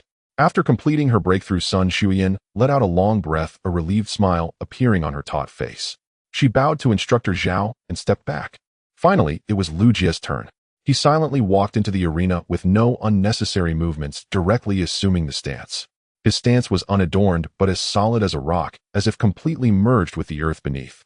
The breakthrough time was slightly longer than the previous two. As the stick of incense was about to end, he let out a low roar, his muscles bulging, chi and blood surging, and his bones emitted a deep, drum-like hum. His strength was thick and solid, and his foundation seemed even more robust than Sun Zuyan's. A deep foundation, solid strength, not bad. Instructor Zhao's eyes shone with greater appreciation. Lu Jie quietly withdrew his stance, showing little joy on his face, simply deeply bowing to Instructor Zhao before stepping back. Thus, all three succeeded in their breakthroughs on the first attempt. A moment of silence enveloped the scene, only to be followed by an eruption of fervent discussion and awe. They all succeeded. It was a one-time success. Incredible. Is this what it means to have a family legacy? Can we really catch up? Many gazes turned towards the three, filled with an indescribable complexity. Instructor Zhao raised his hand to quell the clamor, his eyes sweeping across the crowd, lingering a moment longer on the faces of the dejected disciples. He spoke in a deep voice. In martial arts, cultivation, talent, and resources are undoubtedly important, but willpower and perseverance are equally essential. The early breakthroughs of Su Yang and his companions are the result of their own efforts and family support. You need not belittle yourselves, nor should you grow complacent. The martial arts assessment looks at a period of 6 months, not just a moment's advantage. Keep striving, there might still be late bloomers. His words served as a powerful shot of encouragement to the crowd, but how much they truly absorbed was known only to each individual. Zhou Ming silently averted his gaze, re-establishing his stance. The success of Su Yang and the others was like a mirror, clearly reflecting the path ahead of him and the gaps he needed to bridge. Yet the flame within him did not extinguish, instead it burned ever more quietly and intensely. Lacking talent, then he would fill the gap with more sweat. Hard work pays off, success will come naturally. This was his greatest confidence. He recalled the figure of his father and the gaze of his mother from the village entrance. He had no retreat, only forward. Deep within his consciousness, the numbers on the interface seemed to pulse more resolutely with each steady breath and focused mind. Tiger stance, not entered, 79100. At the training ground, the shouts rose again. Some were dejected, some invigorated, some confused, and some resolute. The sun blazed down, sweat dripped.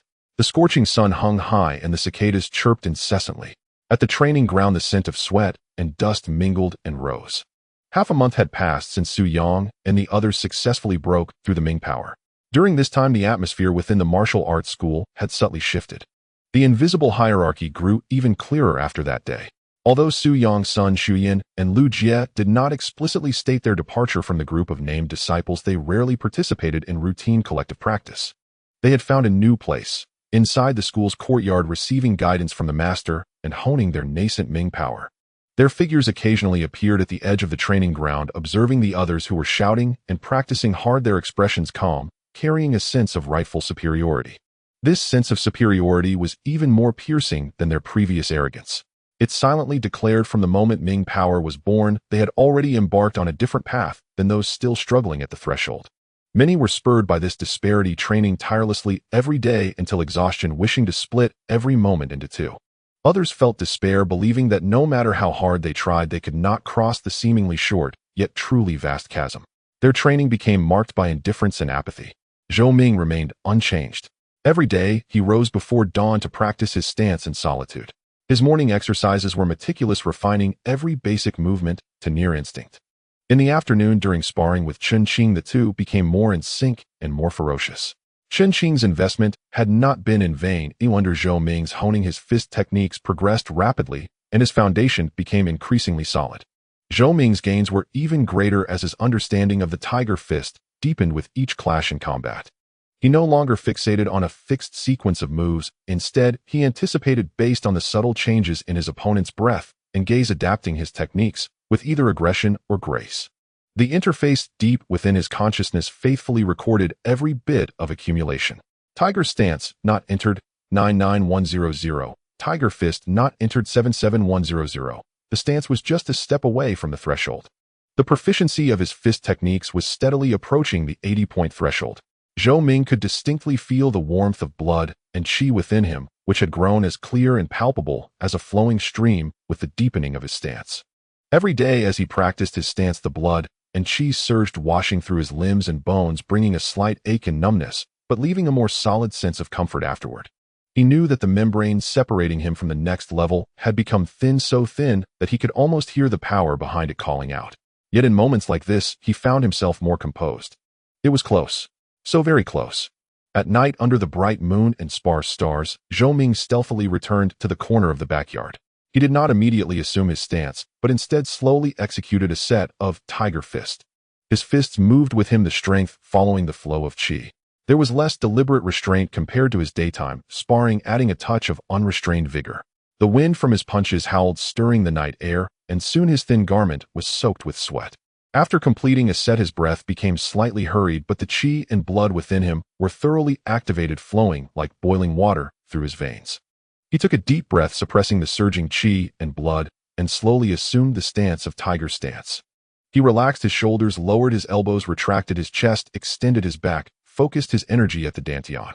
Every key point was already deeply ingrained in his heart, fused with his bones and blood. As soon as he settled into position, a familiar warmth surged from his feet, traveling up his spine like a waking dragon, spiraling upwards, rushing straight to the crown of his head. The flow of qi and blood was more vigorous and clearer than ever before. He could hear the sound of blood rushing against the walls of his veins and see the intricate pathways of warmth circulating within him. As his consciousness sank deeper, the ancient interface quietly appeared. Tiger stance entered, 100100. It has arrived. Zhou Ming focused his mind, casting aside all distractions. The figure of his father, the tearful eyes of his mother, the scene of Su Yang and the others breaking through. All of it was suppressed. At this moment in his world, there was only the surging qi and blood within him. Time flowed silently in the stillness. The moon rose high, casting a clear radiance. Zhou Ming maintained his stance, motionless like a resilient stone weathered by the elements in the courtyard. His forehead, neck, and back were already soaked with sweat and felt slightly cool in the night breeze. Yet within him the heat was growing ever more intense. The flow of qi and blood quickened and intensified, as if compressed magma was searching for an outlet to erupt. The sensation of that membrane was clearer than ever before. Thin as a cicada's wing, yet extraordinarily resilient. It lay across the crucial path of qi and blood flow, obstructing the complete unification and penetration of power. Break. A silent thought exploded deep within Zhou Ming's mind. He did not deliberately guide it, nor did he exert sudden force. Instead, he poured all his spirit and will into the surging qi and blood, launching the purest impact against that membrane. Boom. It was as if thunder exploded within him. It was as if rivers broke their banks and mountains crumbled. That layer of shackles was instantly shattered by the overwhelming force. A brand new condensed explosive sense of power erupted from the depths of his body, like a volcanic explosion instantly permeating his limbs and bones reaching the very tips. His muscles and bones resonated, not the low or crisp hum experienced by Su Yang and his companions, but a deeper, denser sound, as if countless strong bows and crossbows were simultaneously drawn and released. Buzz, buzz, buzz, buzz. Zhou Ming's entire body was like a bowstring, his bones producing a faint cracking sound, and a deeper red hue surfaced on his skin, steam rising, even forming a faint white mist under the moonlight. He suddenly opened his eyes. The brilliance in his gaze shone like two bright lanterns illuminating the dark night, sharp enough to pierce through the surrounding darkness. The pores all over his body opened and closed, and an invisible force naturally emanated with his breath, causing the dust beneath his feet to slightly scatter. It worked. Ming power. An indescribable joy surged into his mind, causing his body to tremble slightly. But he immediately suppressed this emotion, maintaining his focus, gradually guiding the new yet slightly restless Ming power within him along the flow of the stance, slowly converging, sinking into the dantian, merging with his body. Once and again, until that power completely settled, becoming as effortless as moving his fingers. Only then did he slowly withdraw, releasing a long, distant breath of turbid air. The turbid air shot out 3 feet, condensing, but not dispersing, resting for a while before settling. As his consciousness sank, the words on the interface had changed. Heaven rewards the diligent. Success comes naturally. Tiger stance entered 1200. Tiger fist not entered 78100. The stance had finally crossed that crucial threshold and stepped into the realm of Ming power. Though the proficiency of his fist techniques had not yet reached the corresponding level, the emergence of Ming power would naturally lead to breakthroughs in his fist techniques. Zhou Ming felt the new power flowing within him. This power was several times denser than the previous flow of qi and blood. With a mere thought, it could instantly converge on his fists and feet, unleashing far greater force than before. Moreover, this power seemed to be subtly nurturing and strengthening his muscles and skin, providing an all-encompassing sense of enhancement. He gently clenched his fist, the knuckles producing a crisp sound. Facing the void, he waved casually. Whoosh! The wind from his punch cut through the air, sharper than ever before. Under the moonlight, the young man stood alone, his clothes soaked with sweat clinging to the outlines of his emerging muscles. His face bore little excitement, only a sense of calm, as if the dust had settled. 2 months. From a powerless country boy to stepping into the realm of Ming power. Yet he knew this was far from the end. Ming power was merely the starting point of martial arts. Su Yang and the others had long since pulled ahead by half a month. They were likely already attempting to master more profound techniques of energy manipulation. And he, despite the aid of the interface and his relentless training, still faced a long road ahead, with resources remaining scarce. However, he had also discovered the wondrous utility of natural progression. When his progress reached full value, he would not need to seek breakthrough opportunities like other martial artists or endure the risks of crossing thresholds. He would naturally step into the next realm. This alone made it invaluable. It would greatly reduce the most uncontrollable and dangerous bottlenecks in martial arts cultivation. Suppressing his excitement, Zhou Ming continued to focus on refining his stance. The newly born Ming power flowed within him, and he could distinctly see this force gradually widening, the subtle channels of qi and blood flow nourishing his muscles and skin, making them more resilient. An hour later, he slowly withdrew from his stance. Tiger stance entered 2200. Zhou Ming felt a familiar and intense emptiness in his abdomen. The training of Ming power consumed far more of his physical resources than before. He immediately realized that the daily bowl of meat soup he had been eating might no longer suffice to support his current training intensity. Returning to his quarters, Zhou Ming quietly drank some stored water, lying on the hardboard bed, listening to the snoring around him, lost in thought. Now that he had initially formed his Ming power, the consumption had surged. That 5 taels of silver for meals might not be enough. He needed to find more sources. However, how to do so required careful consideration. Amidst his scattered thoughts, Zhou Ming fell into a deep sleep. As dawn broke, the morning light began to brighten. Zhou Ming was still among the earliest to arrive. He set up his stance, quietly sensing the subtle differences between training in the sunlight and at night, while guiding his Ming power, attempting to control it more precisely. Chen Qing walked over, yawning. Upon seeing Zhou Ming, he leaned in and whispered, "Junior Zhou, you look good today. Did you sleep well last night?" Zhou Ming glanced at him and nodded, "Not bad." His tone was calm. Chen Qing did not think too much of it, starting to stretch his limbs, muttering, "Yesterday, I could hear the sound of breaking air from the courtyard, even from far away. Tisk Ming power. I wonder how much longer we need to endure." Zhou Ming did not reply, merely adjusting his breath in silence. The morning practice was still a tedious refinement of the basics. But today Zhou Ming could distinctly feel the difference. Whether throwing punches, kicking, or dodging previously, he relied more on his bodhi's instinctive coordination and the memory formed through hard practice. Now, with a slight shift in intention, the newly born Ming power could naturally attach itself. Though still weak and far from being sophisticated, there was a tangible improvement in strength, speed, and explosiveness. Each move was less stiff and carried a more fluid essence. He did not deliberately show off, still controlling his force and speed as the instructor required. He simply integrated this new experience into each seemingly ordinary action, carefully savoring the subtle changes in power and retraction. Instructor Zhao paced among the ranks with his hands clasped behind his back, his gaze sweeping over each disciple's movements like a hawk. When his eyes passed over Zhou Ming, his steps paused, almost imperceptibly, a flicker of surprise flashing in his eyes. With his keen perception, he could naturally discern that Zhou Ming's movements today were markedly different from yesterday's. Though extremely restrained, the faint sharpness born of nascent strength could not escape his notice. This kid, has he actually broken through? Instructor Zhao's heart stirred. He remembered Zhou Ming, the taciturn, exceptionally hard-working country boy who had entered the training hall with a token.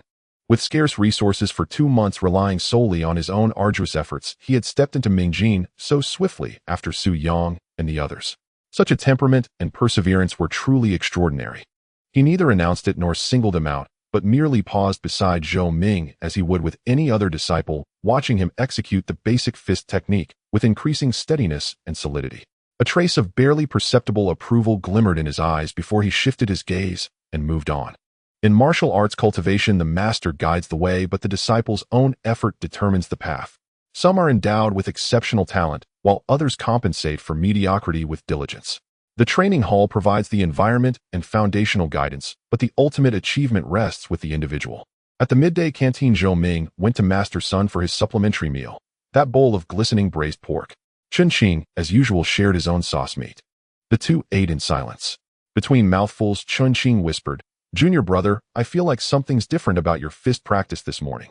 Can't quite put my finger on it, but it just feels smoother." Zhou Ming continued eating, swallowed his food, and replied calmly, "Maybe I slept better last night and gained some insights from the stance practice." "Is that so?" Chen Qing scratched his head, not pressing further, but said excitedly, "I got a new idea about the fierce tiger swings its tail move yesterday. Want to try it out this afternoon?" "Sure," Zhou Ming nodded. In the afternoon at the sparring ground, Zhou Ming and Chen Qing stood facing each other. Chen Qing, as usual, took the initiative to attack with ferocious momentum. His progress over the past half-month was equally significant. The power and speed in his punches and kicks had increased, and his moves now carried more structure.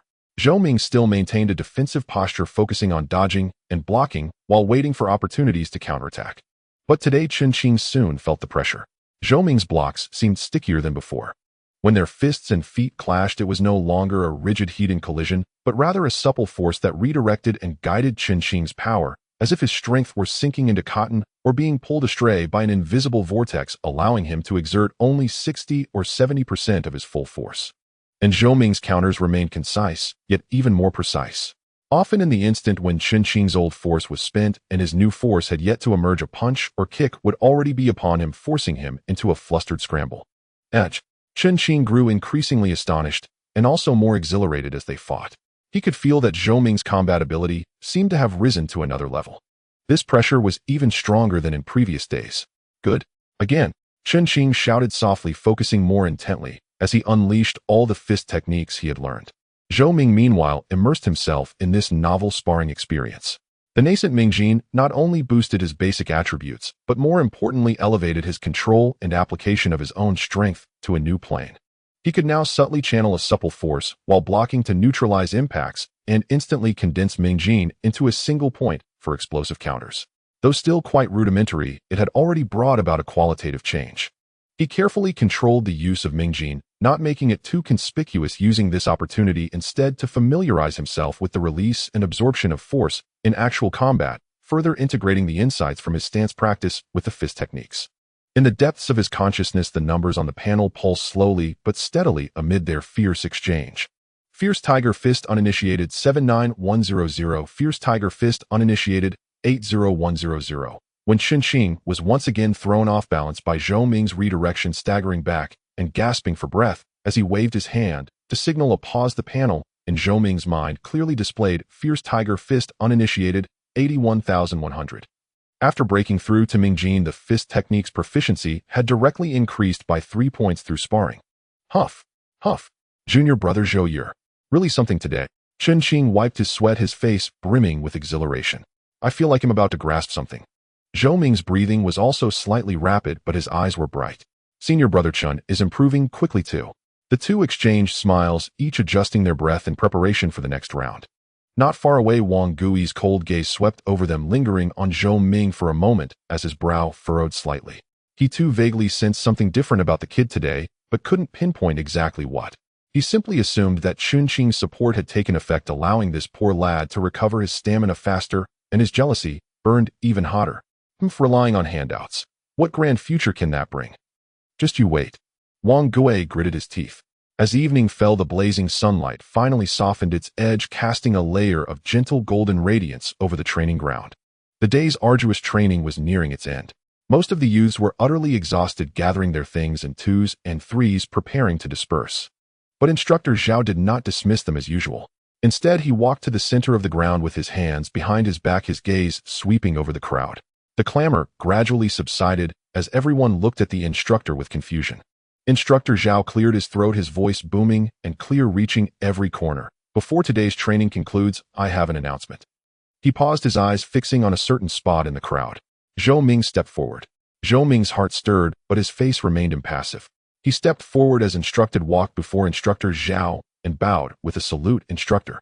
In an instant, the training ground fell so silent that a pin drop could be heard. Countless gazes, startled, curious, bewildered, fixed upon Zhou Ming. This taciturn country boy who usually had almost no presence, why had the instructor singled him out? Could it be that he had done something wrong? Wang Gui stood among the crowd, a smirk of schadenfreude curling at the corner of his mouth. Chen Qing looked at Zhou Ming with some concern. Instructor Zhao's gaze fell upon Zhou Ming, carrying both scrutiny and a faint, barely noticeable approval. He did not speak immediately, but quietly studied Zhou Ming. Zhou Ming stood with his hands at his sides, his posture straight, and his breath steady, meeting the instructor's gaze with neither arrogance nor servility. After a moment, Instructor Zhao finally spoke slowly, his voice soft, yet striking like a thunderclap in everyone's ears. From today onward, Zhou Ming, since you have already broken through to Mingjin, you are hereby a formal disciple of Junwei Martial Hall and may enter the inner courtyard. A brief, deathly silence was followed by an explosion of noise across the entire training ground. Gasped shouts and incredulous murmurs erupted like boiling water. What a... Zhou Ming broke through to Mingjin. How is that possible? He's only been training for 2 months. The fourth one. After senior brother Su and the others. It's him. Isn't he? Isn't he from a humble background? His resources are. It can't be right. Is there a mistake? Everyone's expressions froze, their eyes wide as saucers fixed on the still calm figure in the center. Shock, bewilderment, incredulity. Various emotions interwove across their faces. The schadenfreude on Wang Gui's face instantly stiffened, then twisted into disbelief, followed by contorted jealousy and resentment. He clenched his fists so tightly that his nails nearly dug into his flesh. Chen Qing was stunned for a moment, then suddenly snapped back to reality, an immense joy bursting across his face as he barely restrained himself from shouting.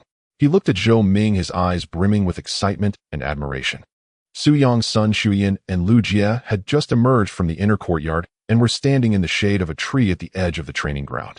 Hearing Instructor Zhao's words, all three paused, their gazes turning in unison to Zhou Ming. Su Yang's brow lifted slightly, a flicker of surprise flashing in his eyes before returning to calm. The habitual faint smile at the corner of his mouth seemed to deepen a little, carrying a hint of amusement and scrutiny. A trace of surprise crossed Sun Zuyan's pretty face as she carefully studied Zhou Ming, as if trying to find something different about this seemingly ordinary youth. Lu Jie simply watched in silence, his dark face expressionless, but his gaze more focused than usual. Instructor Zhao raised his hand to quiet the clamor. He looked at Zhou Ming and continued in a deep voice. Mingjin is only just achieved, it is but the beginning of the martial path. Remember to guard against arrogance and rashness, continue to solidify your foundation, practice diligently, without cease, and soon advance your fist technique to the entry level. Only when inner and outer are united can you unleash the true power of Mingjin. Yes, I shall heed the instructor's teachings. Zhou Ming clasped his fists, his voice steady and forceful. Instructor Zhao nodded, his gaze sweeping over the youth still immersed in shock, his tone turning stern Do you all see this? Zhou Ming comes from an ordinary background with limited resources, yet in just 2 months at the hall through sheer hard work, he has forcibly stepped into Mingjing. In martial cultivation, talent and resources are indeed important, but an indomitable, while an unyielding perseverance and a diligence that can wear down stone can also carve a path. Do not always complain about fate or belittle yourselves. Put your minds into training, into honing yourselves. The hall's rules remain unchanged. Within the half-year period, everyone has a chance. If Zhou Ming can achieve this, why can't you? These words struck like a hammer upon many hearts. Those youths who had felt somewhat disheartened looked at Zhou Ming's calm figure and saw a new fire rekindled in their eyes. Indeed, Zhou Ming was poorer than most of them and had started later, yet he had done it. Why couldn't they? Meanwhile, others like Wang Gui wore even uglier expressions, feeling as though every word from Instructor Zhao was a slap to their faces. All of you disperse. Work hard. Instructor Zhao waved his hand one last time. The crowd finally awoke as if from a dream, slowly dispersing, but their gazes still drifted toward Zhou Ming from time to time, whispers never ceasing. Zhou Ming turned to leave. Junior brother Zhou. Chen Qing was the first to rush over, clapping him firmly on the shoulder, his face alight with excitement. You sly dog. Keeping it so well hidden. When did you break through? And you didn't even tell me. Zhou Ming smiled. I had some insights last night and broke through by chance. It's not yet stabilized. I was planning to wait until I made some progress in the fist technique before saying anything. By chance you call this? Chen Qing's eyes widened. You earned this through sheer grit. I knew it. I felt something off about your practice this morning, and it turns out you broke through. Haha, fantastic. Come on, we've got to celebrate with an extra meal tonight. The two walked out side by side, chatting and laughing. As they passed Wang Gui, his face was so dark it seemed ready to drip with venom, but he dared not say a word. He turned and hurried away, his back radiating frustration and hatred. Su Yang and the other two approached. Su Yang wore a warm smile, cupping his hands toward Zhou Ming. Junior brother, Zhou, congratulations on your breakthrough. Coming from behind is truly admirable. His tone was polite, but the hint of scrutiny and faint aloofness in his eyes did not diminish. Sun Shuyan also nodded, speaking succinctly, congratulations. Lu Jie merely clasped his fists in silence. Zhou Ming returned each greeting with neither arrogance nor servility. Thank you, senior brother Su, senior sister Sun, senior brother Lu. I was merely fortunate, and still need to seek much guidance from you all. After exchanging a few pleasantries, the two parties parted ways. Su Yang and the others left the martial hall with unhurried steps. Chen Qing also led Zhou Ming out of the hall. Outside the vermilion gate of Jinwei Martial Hall, the clamorous waves of the bustling street crashed upon them, a world apart from the solemn training ground within. The flush of excitement had not yet faded from Chen Qing's face as he slung his arm around Zhou Ming's shoulder, steering him unceremoniously toward East Street. Let's go, let's go. This meal is on me today, to celebrate your success and to give myself a boost. Zhou Ming wanted to decline, but seeing the sincere and eager look in Chen Qing's eyes, he swallowed his words and simply said, They'll be putting you to expense, senior brother Chen. Expense nothing. I'm happy. Chen Qing waved his hand grandly, his steps light. They crossed 2 lively streets and alleys, turned into a relatively quieter lane, and stopped before a 2-story tavern called Drunken Fragrance Tower. The tavern's facade was not particularly grand, but it was kept clean and tidy, with a black and gold sign polished to a shine and 2 red lanterns hanging at the entrance. Though the sky had not yet darkened and the lanterns were unlit, the place still exuded a warm, inviting air. Right here, the skill of his chef, especially that braised pork knuckle, is absolutely divine. Chen Qing, clearly familiar with the place, led Zhou Ming inside. As they stepped through the threshold, a wave of warmth enveloped them, mingling the aromas of food, wine, and a faint scent of sandalwood.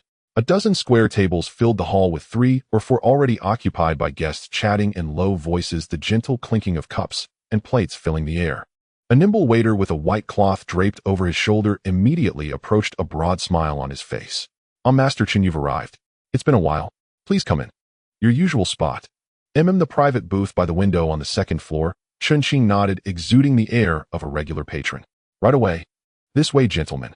The waiter bowed and led the way, the wooden stairs creaking softly under their feet. The 2nd floor was indeed more serene, partitioned by screens into several small alcoves. The street-facing window was half open, allowing the evening breeze carrying the earthy scent of the marketplace to drift in gently, neither stifling nor isolating them from the ambient hum of the city. The booth Chen Qing referred to was merely a slightly more spacious corner furnished with an octagonal table, 4 long benches, a coarse porcelain teapot, and cups on the table, and a small pot of verdant orchids on the windowsill. They sat down, and the waiter swiftly wiped the table before asking with a grin, Master Chen, what would you like to eat and drink today? Chen Qing turned to Zhou Ming. Junior brother, don't be shy. Order whatever you fancy. Today you're the guest of honor. Zhou Ming shook his head. Senior brother, you decide. I'm not picky. All right. Chen Qing didn't stand on ceremony and turned to the waiter, reciting the dishes with practiced ease. 1 portion of braised pork knuckle. Make sure it's stewed until tender, rich, but not greasy. And an order of scallion braised lamb, extra scallions. Steamed sea bass must be fresh caught and steamed on the spot. And stir-fry 2 seasonal greens, make sure they're well-oiled. Oh, and first slice some spiced beef to tide us over. As for wine, he paused thoughtfully. Bring a jug of your house-brewed, 10-mile fragrance warmed. Right away. The waiter noted everything down, loudly recited the order to the kitchen downstairs, and then asked for the main course: rice noodles or steamed buns. Rice and plenty of it. Chen Qing added, knowing Zhou Ming had a hearty appetite. The waiter acknowledged and hurried off.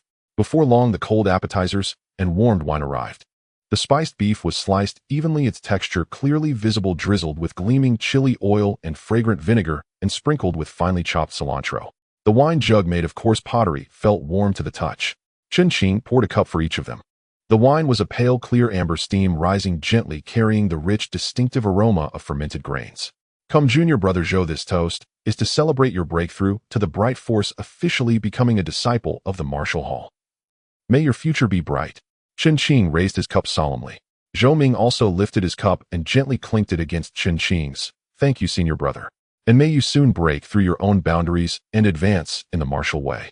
They both tilted their heads back and drained their cups. The wine was mellow on the palate, initially subtly sweet, then sliding down the throat, it surged with a wave of heat that quickly dissolved into a warm current, spreading through their limbs and dispelling some of their fatigue without being too harsh. Excellent wine. Chen Qing exhaled a breath of wine vapor in praise, then picked up a slice of spiced beef with his chopsticks and chewed it with relish. Quick, try it. Their spiced dishes are also top-notch. Zhou Ming also began to eat. The beef was perfectly marinated with layers of tendon and meat, offering a satisfying chewiness. The chili oil and vinegar precisely enhanced the meat's flavor. After a few bites, a slight tipsiness set in and the atmosphere relaxed. Chen Qing refilled their cups and sighed. I really didn't expect you to break through so quickly. You should have seen Wang Gui's face. His eyes nearly popped out. Haha, what a joy. Zhou Ming took a sip of wine and said, it was also luck. Last night, while practicing, I felt a stirring in my heart, so I gave it a try and succeeded by chance. Luck, nothing. Chen Qing shook his head. You didn't see how many people's faces changed when Instructor Zhao said that, especially those from well-off families who still complain about lacking resources. You've given them a solid slap in the face. Instructor Zhao was right. In martial arts, willpower and perseverance are just as important. Come, another drink. After the second cup, their tongues loosened. Chen Qing spoke of his family business, his father's support and expectations for his martial training, and his own occasional anxieties. Fear of disappointing his father's investment, fear of ultimately not amounting to anything.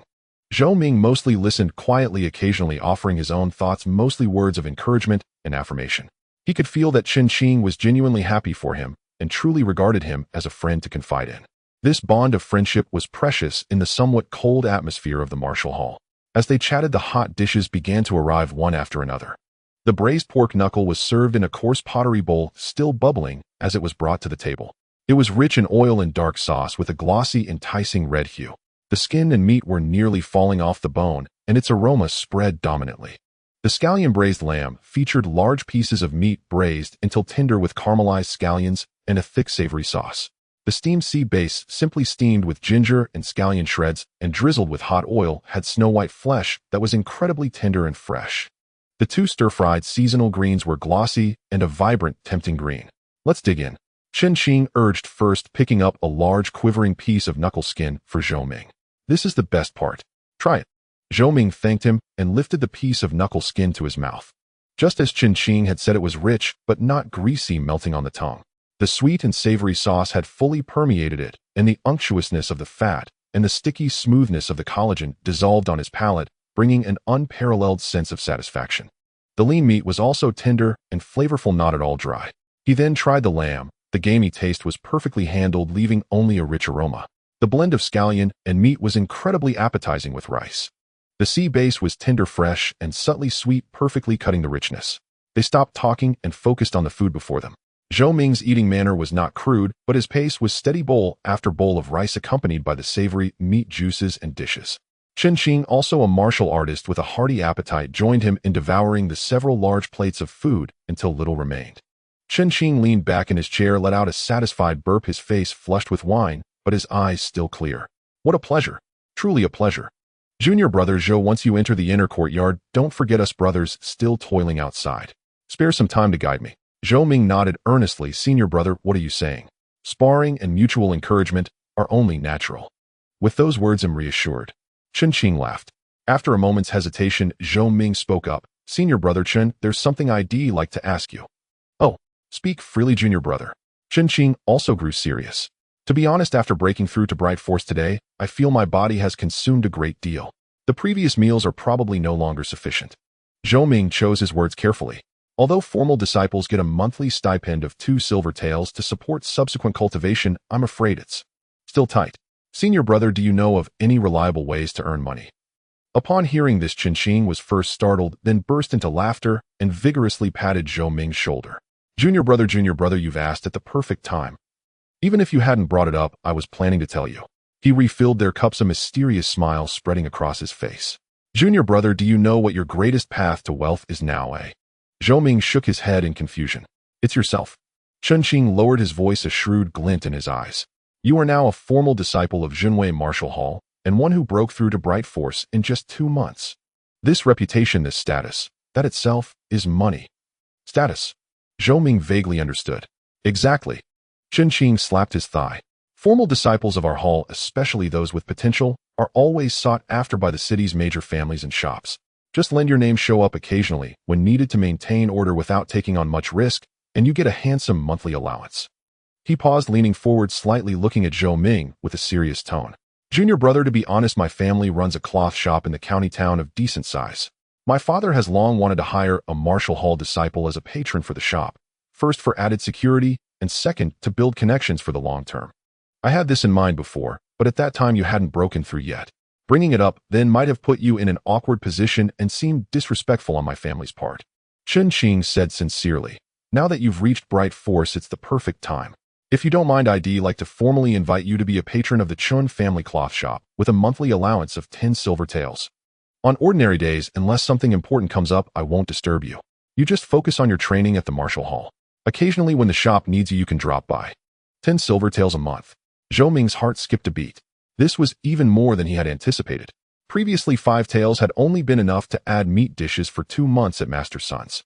With 10 taels, he could not only completely free himself from dietary constraints, but might even have enough to buy some basic medicinal herbs to aid his cultivation or support his family. More importantly, after half a month of interaction, Zhou Ming felt that although Chen Qing came from a wealthy family, he was straightforward and lacked the bad habits of many aristocratic youths. He was also fair in sparring and a trustworthy person. Cooperating with his family posed relatively little risk. Senior brother Chun, Zhou Ming didn't immediately agree, but asked seriously, if I take this position, what exactly would I need to do? And if conflicts arise, how should they be handled? Seeing Zhou Ming's detailed questions, Chen Qing was even more pleased. It showed Zhou Ming wasn't blinded by money, but acted with prudence. He explained in detail, being a patron is mainly a title. On ordinary days with a connection to a Martial Hall disciple, common thugs and malicious competitors will think twice. Actual situations requiring force are extremely rare. If something does happen, there will be additional compensation, depending on the circumstances. I would never let you take risks for nothing. As for conflicts, my family will handle the negotiations. As long as you don't violate the hall's rules or actively stir up trouble, the master and instructors usually don't interfere with disciples taking outside positions. After all, everyone needs to eat and train. Zhou Ming pondered for a moment. A monthly allowance of 10 silver taels was a lifesaver for him at this point. Chen Qing's character was also trustworthy. The risks were controllable, the benefits clear. This was indeed an excellent opportunity. He raised his head, his gaze clear and resolute, and lifted his cup. Senior brother Chen, I am deeply grateful for your kindness. Since you think highly of me, I accept this offer. I ask for your guidance in the days to come. Excellent. You're a man of your word, junior brother. Chen Qing was overjoyed and clinked their cups together firmly. From now on, we're not just fellow disciples. We're family. Come down this cup. To your advancement in the martial way and to the prosperity of the Chun family cloth shop. Cheers. The cups clinked with a crisp sound. They exchanged smiles and drained their cups. Outside the window, the night lights began to glow and the county town's evening grew lively. Inside the booth, the wine's warmth mingled with deepening camaraderie. For Zhou Ming, this night was not only a celebration of his breakthrough, but also the unfolding of a new and solid path before him. With this stable income of 10 silver taels each month, he could devote himself more wholeheartedly to cultivation and catch up with those ahead of him more swiftly. His father's hopes, his mother's watchful care, and his own inner desire to grow stronger would all find a more solid foundation because of this step tonight. As the feast ended, Qin Qing insisted on paying the bill and personally escorted Zhou Ming back near the martial hall before humming a tune and heading home satisfied to share the good news. Zhou Ming walked alone back to the martial hall. The night breeze was cool, clearing the tipsiness from his mind and making his thoughts sharper. He could still feel the faint solid weight of the 10 silver taels in his pocket. Qin Qing had insisted on paying the first month's allowance in advance as a gesture of sincerity. There was also the token of the Chun family cloth shop, a small wooden plaque engraved with the character Chun. He touched the remaining meager bits of silver in his pocket, which he had originally set aside for emergencies. Now it seemed he could plan more long-term. Tomorrow he would go to Master Sun's and upgrade the quality and quantity of his meals. Perhaps he could also inquire about nearby herbal shops, whether they sold basic medicinal powders or bath formulas to aid blood and qi circulation, and at what price. With newfound confidence, his steps became more steady. Returning to the dormitory of the martial arts school, most of the young men sharing the room had already retired for the night. The few who were still awake cast complicated glances his way as he entered, their lips parting as if to speak, yet in the end they remained silent. Zhou Ming paid them no heed.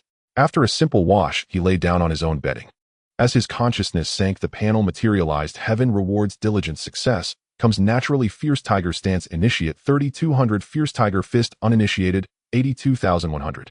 Since entering the initiate stage of the stance, every point of proficiency gain seemed more arduous, yet the nourishment and reinforcement it brought to his body were also more pronounced. The fist art was only 18 points away from the initiate stage. At the current pace, aided by his newly awakened Ming Jin, it would likely take no more than a few days to achieve a natural breakthrough.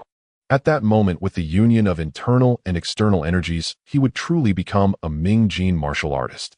Carrying a clear blueprint for his future and a burning desire for power, Zhou Ming drifted into a deep slumber under the cover of night. Moonlight streamed through the window lattice, casting a pale glow upon his calm and resolute profile. For many within the Zhenwei martial arts school, this night was destined to be far from peaceful.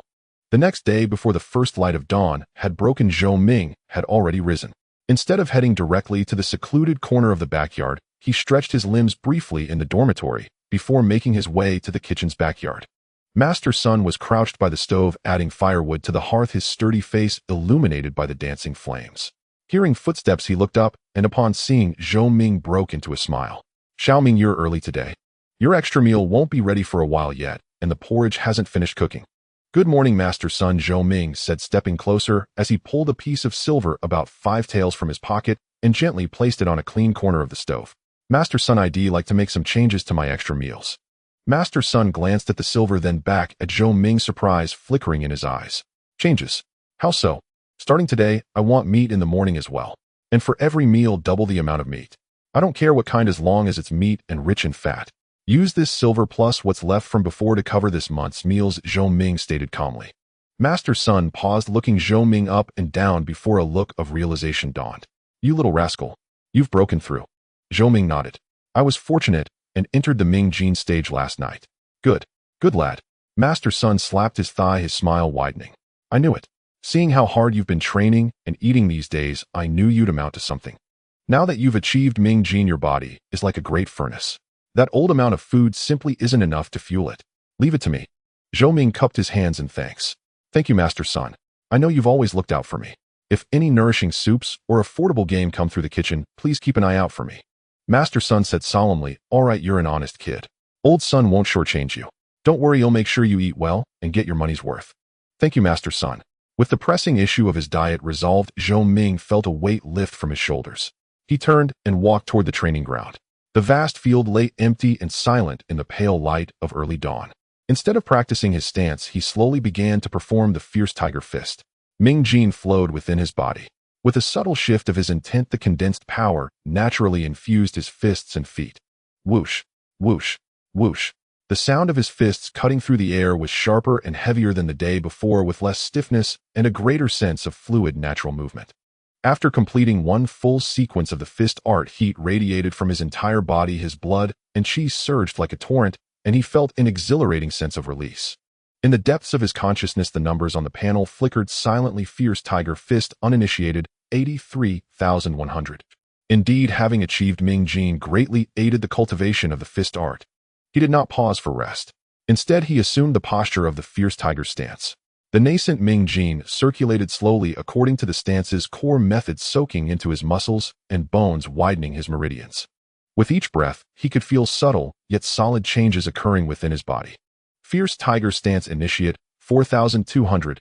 As the first rays of sunlight pierced through the clouds and fell upon the training ground, Zhou Ming slowly concluded his practice, his breathing long and deep. Returning to the dormitory, the other youths sharing his room were also waking up. Seeing Zhou Ming enter from outside his body, still carrying the dampness of his morning workout, their expressions were mixed. Envy, curiosity, distance, a hint of fear. The scene from the previous day, when instructor Zhao had made the announcement in front of everyone, still gnawed at their nerves. Zhou Ming's expression remained unchanged. He washed up simply and changed into a clean, dry set of short training clothes. In the dining hall, when he sat down with a breakfast more than twice as lavish as usual, 2 large bowls of thick porridge for coarse-grained steamed buns, a large plate piled high with braised meat and vegetables, and an extra dish of pickles, the gazes around him grew even more complex. Chun Qing grinned and sidled over with his own tray, lowering his voice. "Junior brother, not bad. You've already got it sorted. Master Sun didn't overcharge you, did he?" "Master Sun is an honest man," Zhou Ming replied, picking up a piece of braised pork with alternating layers of fat and lean and putting it into his mouth, chewing slowly. The rich fat and protein dissolved on his tongue, quickly converting into energy that replenished the immense consumption from his cultivation. Chun Qing chuckled and buried his head in his own food, saying no more. During the morning drills, Zhou Ming was called aside by instructor Zhao. "Zhou Ming, now that you have entered the Ming Jin stage, you may reduce your daily basic training as you see fit. Focus more of your energy on honing your Jin power and perfecting your fist art." Instructor Zhao stood with his hands behind his back, his tone serious. "You must push the fierce tiger fist to the initiate stage as quickly as possible. Only when it is unified with your stance will you be on the right path. Furthermore, from today onward, you are permitted to train in the inner court. The environment there is quieter, more suited for refining Jin power and studying martial arts.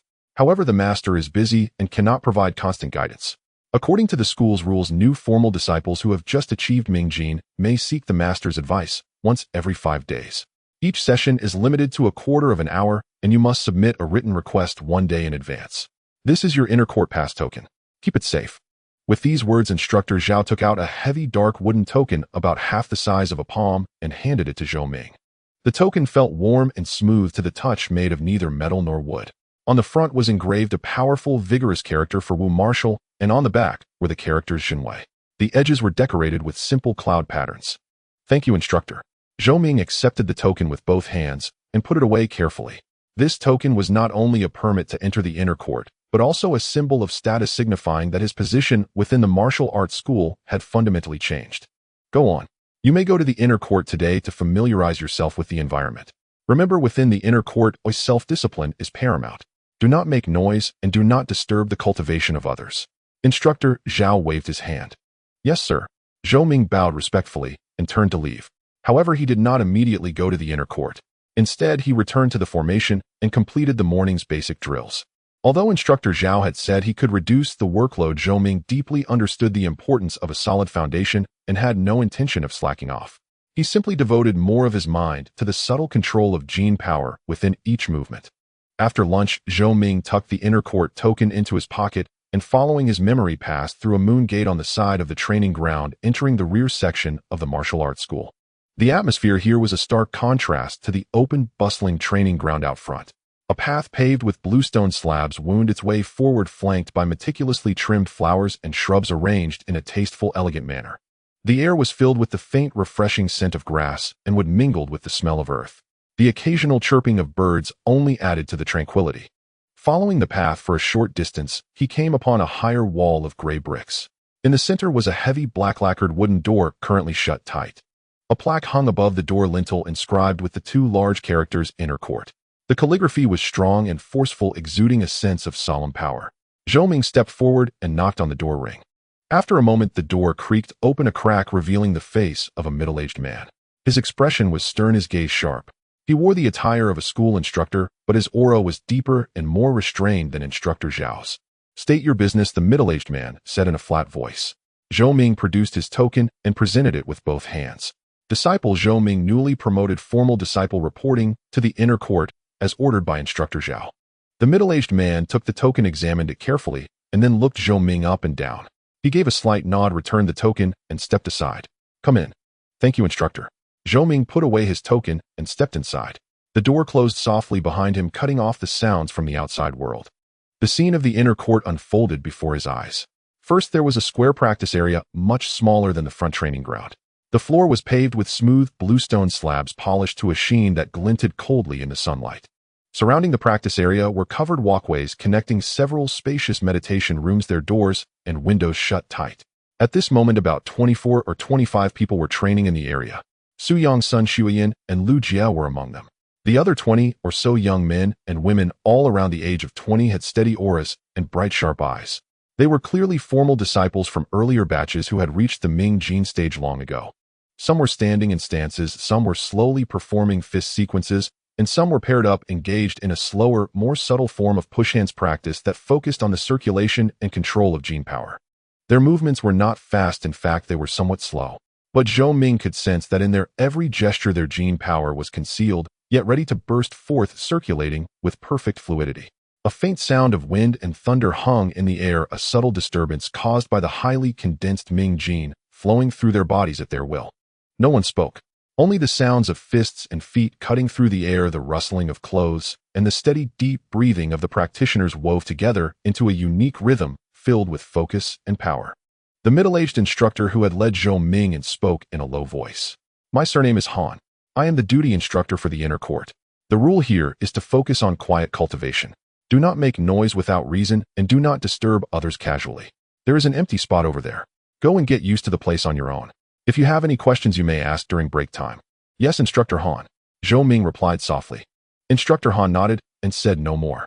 He walked over to a large armchair under the walkway, sat down, and closed his eyes in meditation. However, Zhou Ming could feel a faint, intangible aura enveloping the entire inner court.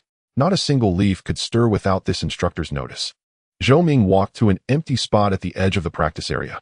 Instead of starting his training immediately, he quietly observed for a while.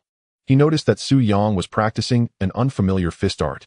The movements were more complex, and the application of gene power was clearly much more profound than the fierce tiger fist. At times it was fiercely explosive, at others softly resilient, transitioning smoothly between the two. Sun Xueyan was practicing the fierce tiger stance. She stood on one leg, her arms wrapped around her body as solid as a rock, her breathing incredibly long and deep. Lu Jia was engaged in a push hands drill with an unfamiliar young man. Their arms were locked together as they slowly drew circles. The movements seemed gentle, but a faint grinding sound could be heard from the bluestone slabs beneath their feet, a clear sign of the dangerous undercurrents of hidden gene power flowing between them. After watching for a while, Zhou Ming gathered his focus and slowly assumed the posture of the fierce tiger stance. Here he dared not be the least bit careless. He poured his entire being into his body, guiding the Ming gene to circulate slowly along the post-initiate meridian pathway. The environment of the inner court did seem different from the outer court. The surrounding atmosphere of intense focus made it easier to concentrate without distraction. Fierce Tiger Stance Initiate, 5,200. After an hour of quiet cultivation, his proficiency had increased by 1 point. The efficiency seemed slightly higher than when he trained in the outer court. After finishing his stance practice, Zhou Ming began to perform the Fierce Tiger Fist. This time he did not hold back. He channeled his nascent Ming gene fully into his fists and feet, carefully experiencing every detail of how the gene power circulated, erupted, and retracted with each change of his moves. His fists whistled through the air, his aura even more formidable than it had been in the outer court. However, his movements did not seem out of place in the inner court. The others were also unleashing their gene power with full force during their training. After completing one full sequence of the fist art, Zhou Ming was breathing slightly heavily with sweat beading on his brow. Fierce Tiger Fist Uninitiated, 84100. A flicker of joy passed through his heart, and he was about to continue. Junior brother Zhou. A gentle voice sounded beside him. Zhou Ming turned his head and saw Su Yang, who had apparently finished his practice at some point, standing not far away looking at him with a smile. Senior brother Su. Zhou Ming clasped his hands. How do you find the inner court now that you've just arrived, junior brother? Su Yang took a few steps closer, his tone casual. It's peaceful and conducive to focus. A good place for cultivation. Zhou Ming replied. Indeed. training the muscles, bones, and skin on the outside, cultivating the inner breath. Seeking movement within stillness and maintaining stillness amidst movement. That is the true path of refining Ming Jin. Su Yang nodded, his gaze resting on Zhou Ming with an appraising look. You have just entered the Ming Jin stage, junior brother. Your Jin power is erupting and manifesting externally. You still need to work on restraining it. Only when your Jin power becomes perfectly fluid and you can release and retract it at will you be truly stable. Thank you for the guidance, senior brother. Zhou Ming committed the advice to memory. He knew Su Yang was right. His own control over Ming Jin was still rather crude. When he had been practicing the fist art just now, there had been a clear overflow of Jin power. In contrast, people like Su Yang kept their Jin power concealed, yet brimming with potential, a sign of far more refined control. Guidance is too grand a word. Let us call it mutual sparring, Su Yang said with a smile, then shifted tone. Now that you are a formal disciple, have you considered taking a post on the side? With your potential, there will be many opportunities to choose from. Zhou Ming felt a stir within, but his expression remained composed. A few have inquired, I am weighing them. He did not speak of Chunji cloth shop directly. Matters that touch on personal interest and relationships are best left hinted at. Su Yang's question seemed casual. He merely nodded and offered, be cautious. Your foundation is solid and your future boundless. Do not let petty silver divert you from the right path. If in the future you seek to advance further, speak with me. The Su family still has some standing in the city. I appreciate senior brother's kindness. If the need arises, I will consult you, Zhou Ming answered with a bow. After a few more polite exchanges, Su Yang turned and returned to his place to resume practicing that intricate set of forms. Zhou Ming watched his movements flow like water and felt no ripple within. Su Yang's recruitment may have held a measure of sincerity, but more likely it was the habitual networking of a scion of a proud household. His own foundation remained shallow. Rather than entangling himself prematurely in the subtleties between noble families, it would be wiser to first secure his footing and increase his strength. Strength, after all, is the root of everything. Settling his thoughts, Zhou Ming resumed practicing Menghu Quan. This time he deliberately restrained the release of Ming Jin, an internal refined force, keeping it to circulate within his body, and only letting it erupt the instant his limbs met the air. At first it felt awkward, the flow of power was sluggish and his strikes lost some vigor. Still he adjusted patiently and tested each nuance. Gradually the wind of his fists ceased its brash clamor and became low and inward. Yet where his blows passed, the distortion of the air felt all the more distinct. Menghu Quan not yet at entry level 85,100. As dusk approached, the inner courtyard's solitary practice time drew to a close. Instructor Han announced that they were free to go or remain for leisure. Zhou Ming eased out of his stance, sensing that his control over Ming Jin had grown a shade more precise. He did not leave immediately, but walked beneath the corridor to consult Instructor Han on several finer points of collecting and circulating force. Instructor Han opened his eyes, cast a glance at Zhou Ming, and offered a few succinct pointers. Though few in number, his words struck at the heart of the matter and made Zhou Ming see clearly. New to Ming Jin, it is natural to be eager, but remember, haste defeats attainment. The tempering of force is like carving and polishing. Impatience will spoil the work, Instructor Han concluded evenly. I will remember, Zhou Ming replied, bowing in thanks. At the courtyard gate, he met Lu Jia. Lu remained taciturn, merely nodding to acknowledge him before striding away. Back at the outer quarters, the looks his roommates gave him had grown more complex. Envy threaded with a new respect. Zhou Ming paid them no mind. After washing, he produced the manual for Menghu Quan, and by the dim oil lamp, began to study it anew. Now that Ming Jin lived within him, the diagrams and text on the pages presented themselves in an entirely different light. Many obscure descriptions of issuing and channeling powers suddenly had tangible counterparts to anchor them. Clarity replaced confusion. He read and mentally simulated the moves, his finger traced idly over his knee as Ming Jin responded with a faint circulation. Only late into the night did he snuff the lamp and lie down to rest. A moment of awareness. Heaven rewards diligence, and progress comes in its own time. Menghu Zhuanggong stance skill entry level 6,200. Menghu Quan not yet at entry level 86,100. The stance training progressed slowly yet steadily. With the aid of Ming Jin and the focused atmosphere of the inner courtyard, his proficiency in the fist form increased markedly. At this pace, the technique might breach entry level within a few days. Buoyed by that expectation, Zhou Ming slept soundly. In the days that followed, his training settled into a new rhythm.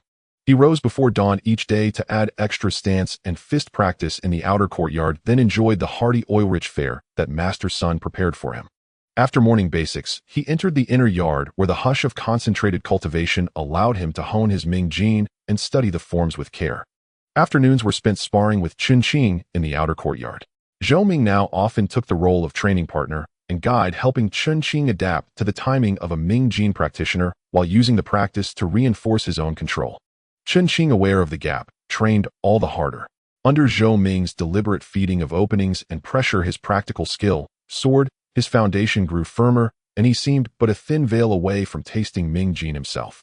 With abundant food-focused cultivation and a steady income, Zhou Ming had no distractions. He devoted himself wholly to advancing in the martial way. He could feel with crisp clarity that he grew stronger by the day. His sinews and bones toughened, his qi and blood grew robust, and his mastery of Ming Jin became ever more fluent. The indicators on the panel recorded it faithfully. Menghu Zhuangong entry level, 12,200. Menghu Quan not yet at entry level, 92,100. His fist proficiency approached the critical threshold. One afternoon in the inner courtyard, Zhou Ming practiced Menghu Quan. After many days of grinding, his movements had become far more restrained and measured. Ming Jin lay latent rather than displayed, only flaring in a flash when a strike or change occurred, producing short piercing sounds as it cleaved the air.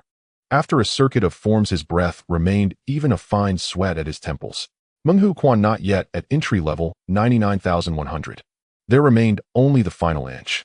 Zhou Ming did not pause nor hurry. He drew a deep breath, settled his state to its peak, and began again from the start.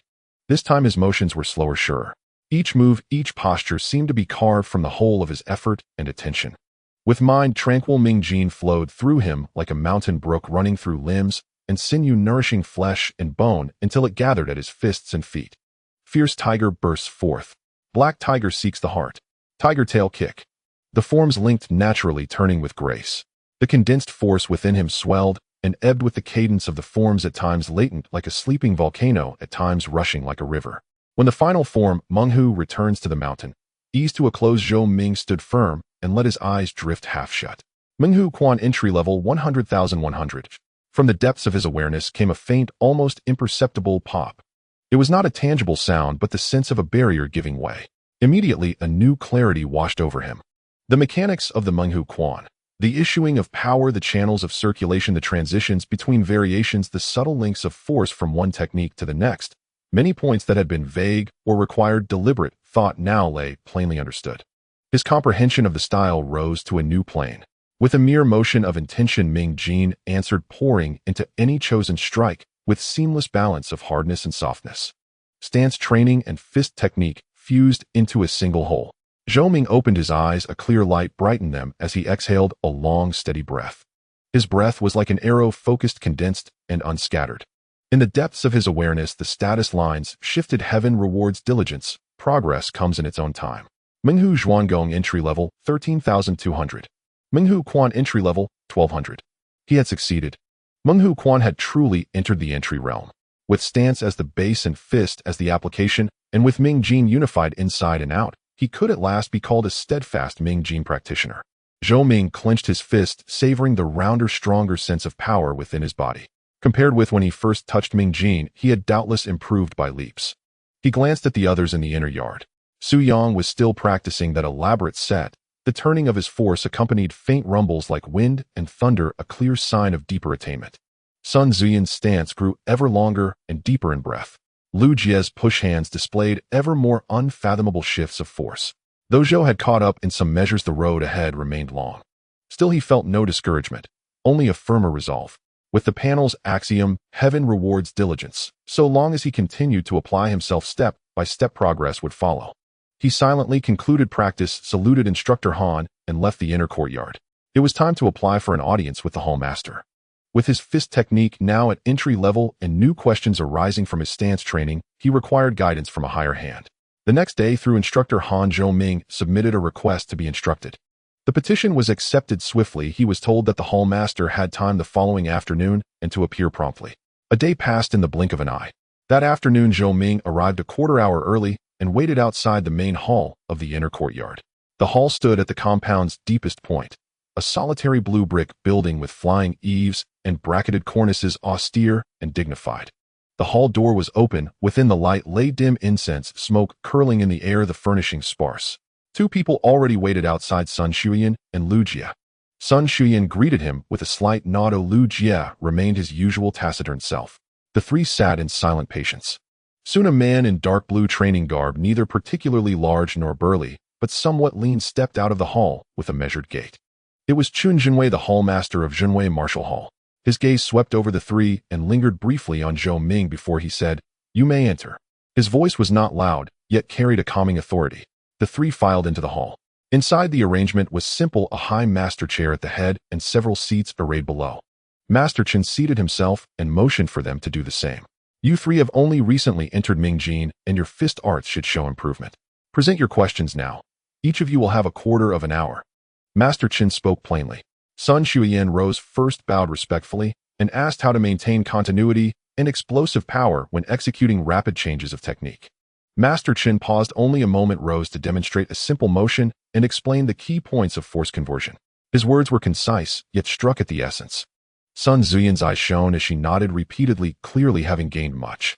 When her time ended, she bowed and withdrew. Then it was Lu Jie's turn. He inquired about subtle methods to use Mingjin during static stance training to nourish and fortify specific muscles and tendons. Master Chen had him perform the stance, then observed. After a short study, he pointed out several minute mismatches between Lu Jie's breathing and force coordination and corrected them.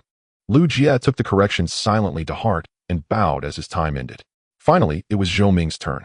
He rose, saluted, considered briefly, and asked, "Master, my fist art has just entered the entry realm. Although my Mingjin circulates more smoothly than before, I find transitions between forces of different natures still somewhat sluggish. For example, converting hard force to soft to absorb, or turning soft into hard for a counter. I struggle to precisely time and measure those shifts. Is there a universal method or particular points to attend to?" At Zhou Ming's question, a look of surprise flashed across Master Chen's eyes. The question was not one commonly posed by new Mingjin practitioners. It touched on deeper variations of force application. It showed that this youth had a keen perception of his own power and had begun consciously probing for finer control. Master Chen regarded Zhou Ming with increased seriousness. "Force conversion rests in the mind. There is no single fixed method," he said slowly. "Yet its root lies in absolute command of and clear perception over your own force." He extended his right hand, fingers slightly spread. No visible effort showed, yet the palm bore a faint circulation of air. "See, this is the nascent form of outwardly projecting Mingjin. It has not left the body, yet it already senses the surroundings." As he spoke, the air within his palm alternately congealed into a hard iron-like firmness, and then dispersed into a soft, formless flow that changed smooth and unforced without any ostentation. Perception comes first. You must clearly perceive every current of your force within the body as if reading the lines of your palm. Then with a subtle motion of intent, the force will follow. The timing and measure hinge on your anticipation of the opponent's change in power and on the familiarity and deftness with which you circulate your own force. In your daily practice, do more two-person push hands, not for victory, but for sensing. Attend to the subtleties of contact, of leading, of transforming. Also practice alone. Imagine an incoming attack and respond with different qualities of force, refining your reactions until they become instinct. Zhou Ming absorbed every word and every demonstration. The phrases "perception first," "practice breeds skill," and "make it instinct" struck him like a revelation. He realized that until now he had employed Mingjin mostly as a mechanical tool. His perception of its internal circulation was not yet fine-grained, and he was far from being able to switch it well. "Many thanks for your guidance, Master. I understand now." Zhou Ming bowed deeply, his reverence sincere and unfeigned. Master Chen gave a slight nod, then added, "Your foundation is remarkably solid, and your temperament commendably calm. This bodes well. The path of bright qi lies in steady accumulation and meticulous refinement. Haste must be avoided. Continue diligent practice to fortify your base, and progress will naturally follow." "Yes, I shall cherish your teachings above all," Zhou Ming replied with solemn deference. A quarter of an hour passed swiftly. Master Chen said no more, merely gesturing for Zhou Ming to withdraw. Leaving the main hall, Zhou Ming still carried Master Chen's counsel within his heart, his future cultivation path now clearer than ever. He did not begin training immediately. Instead, he returned to his quarters to carefully review and record all he had learned that day. Then he went to the outer courtyard where Chen Qing was practicing alone. "Senior brother Chen, would you care to try push hands?" Zhou Ming asked. Chen Qing blinked in surprise. "Push hands? Isn't that a technique reserved for inner courtyard disciples refining their qi? Are we truly ready to practice it already?" Master Chen advised that push hands emphasizes perception, not victory or defeat, and deepens one's awareness of qi fluctuations. It may well aid your comprehension of bright qi. We'll slow our pace and focus entirely on sensation. Zhou Ming explained. Qin Qing's eyes lit up. Such a rare opportunity. Let's begin, right away. The two stood facing each other, arms gently linked at the wrists. Zhou Ming deliberately slowed his movements, guiding Qin Qing to attentively sense the subtle shifts within his own bright qi. Its hardness, softness, adhesion, evasion, neutralization, and release. At first clumsy, Qin Qing soon immersed himself fully. His expression flickered between bewilderment and sudden dawning clarity. An entire afternoon of deliberate push hands yielded rich rewards for both. Through these slow, intensely focused exchanges, Zhou Ming's perception and command of his own qi grew markedly sharper and more refined. For Qin Qing, the thin veil obscuring his grasp of bright qi seemed to grow even more translucent. As the sun sank westward, they concluded their practice and exchanged a quiet, knowing smile. Brother Zhou, my deepest gratitude. Qin Qing said, heartfelt and sincere. We refine each other, Zhou Ming replied. Night deepened. Zhou Ming once again made his way to the secluded corner of the rear courtyard. Moonlight flowed like liquid silver, bathing the courtyard in serene luminescence. First he performed the ferocious tiger fist, a slow, deliberate sequence. His fists moved with his body, his qi flowed with his intent. At its most forceful, it evoked a tiger descending the mountain. At its most supple, it mirrored a stream winding around stone. Though his transitions lacked Master Qin's effortless mastery, they bore far less stiffness and far more fluid, natural grace. Upon completing the form, his breath remained long and tranquil.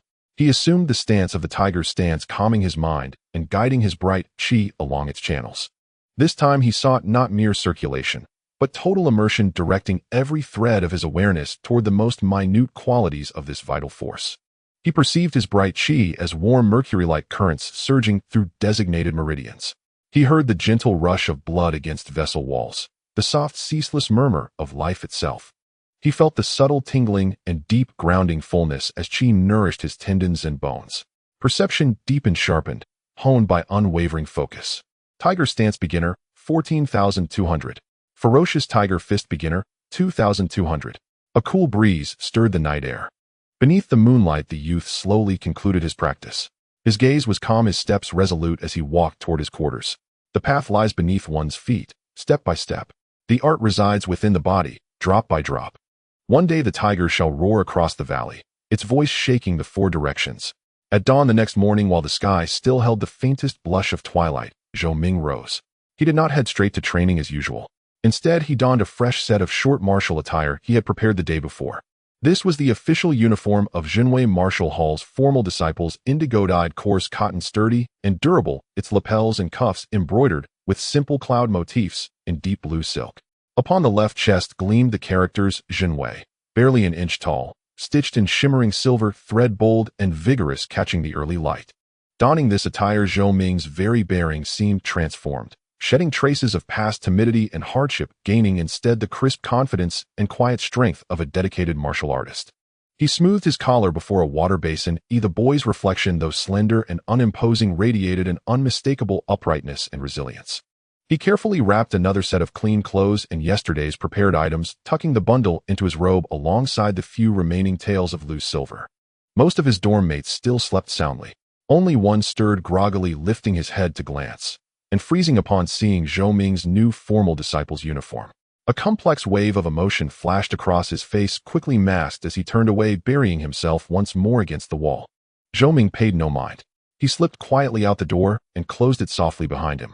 The main gate of the martial hall remained half-closed, leaving only the side entrance open for passage.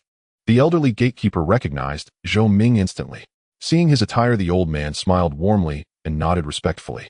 Zhou Ming returned the gesture with a modest bow and stepped beyond the threshold of Jinwei Martial Hall. The county town streets were still hushed in early morning stillness. Breakfast stalls had already sprung up, their steaming vapors carrying the rich, comforting scents of wheat and rendered fat. Zhou Ming stopped at a familiar stall, buying 2 freshly baked sesame-studded flatbreads and washing them down with hot soy milk. A simple, hearty breakfast. Then he strode purposefully toward the market located west of the town center, not far from the martial hall. With the rising sun, the place began to stir with life. Cries of vendors, haggling voices, roosters crowing, dogs barking, all swirled together. The air mingled countless aromas: damp earth from fresh vegetables, fishy brine, animal musk, and the pungent warmth of spices and cooked food. Zhou Ming headed straight for the butcher's stall. It was still early. The pork remained fresh. He selected a fine 3-gene slab of marbled belly pork and specifically requested a thick slab of pork lard, wrapping each separately in dry lotus leaves and securing them tightly with hemp twine. The butcher, a broad-shouldered, dark-skinned man, recognized Zhou Ming's uniform and treated him with marked courtesy, even adding a small piece of pork bone as a gift. Next, Zhou Ming visited the general store, purchasing a bag of coarse salt and a small packet of brown sugar, salt for daily use, sugar to replenish his mother's vital energy. Pausing thoughtfully, he also chose a finely crafted wooden hairpin, its tip carved into a simple plum blossom. His mother's old pin had worn thin after years of use. Once his purchases were complete, he wasted no time. Carefully packing everything into his satchel and slinging it over his shoulder, he picked up his short staff and set off toward the city gate. He had walked this road many times before, yet today his stride felt lighter, his spirit renewed. It was early summer, the morning sun shone bright but gentle. On either side of the imperial road, fields of lush, verdant crops rippled in the breeze. Distant mountains rose like ink-washed silhouettes, the sky stretched above, vast and flawlessly azure. The air carried the clean green fragrance of grass and damp earth. Zhou Ming walked with steady, windswept grace. Having broken through into bright qi, his physical constitution had undergone a profound transformation. Endurance and speed alike now far surpassed his former limits. The journey, which once demanded a full hour, now took him little more than half that time. As he walked, he mentally reviewed these past days' cultivation insights, especially Master Chen's profound guidance on perceiving and transforming qi. At the slightest shift of intention, his condensed bright qi flowed effortlessly, circulating rhythmically through the meridians of his legs with each step. Rather than fatigue, he felt a growing, invigorating vitality. Occasionally, he passed farmers heading to market or merchants' caravans.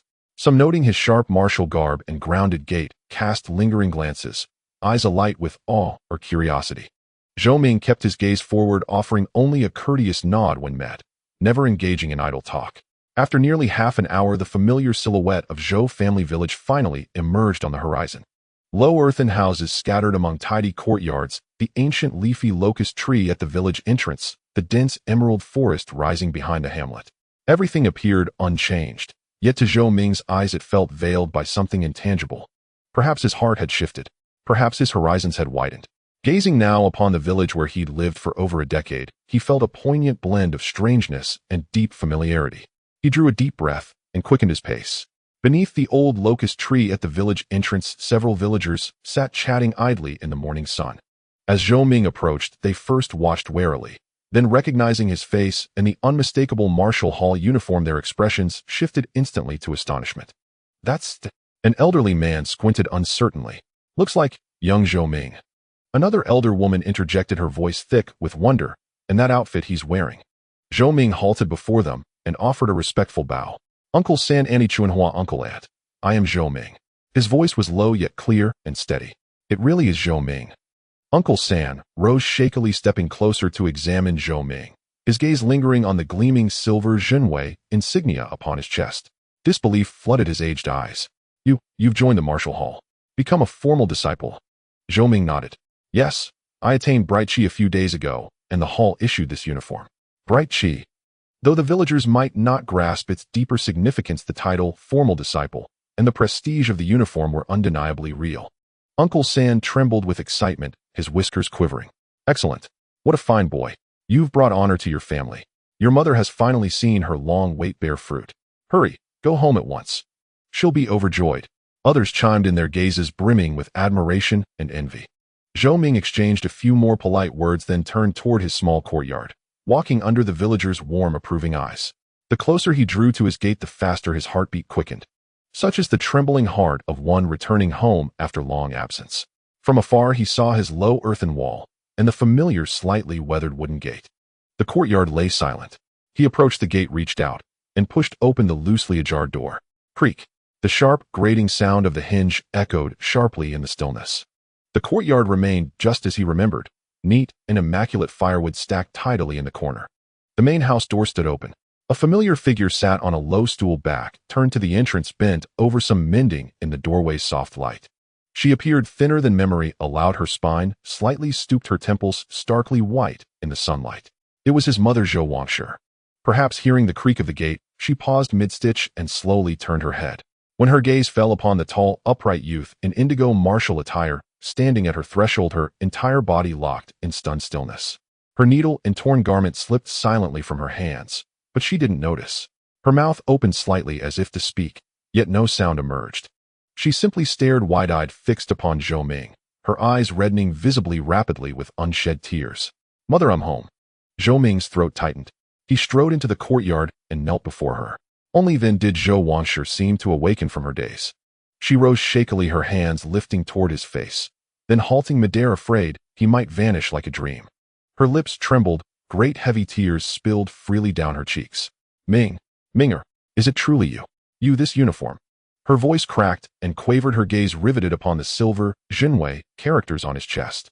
Zhou Ming gently clasped her rough, cold hands and nodded firmly, his smile radiant.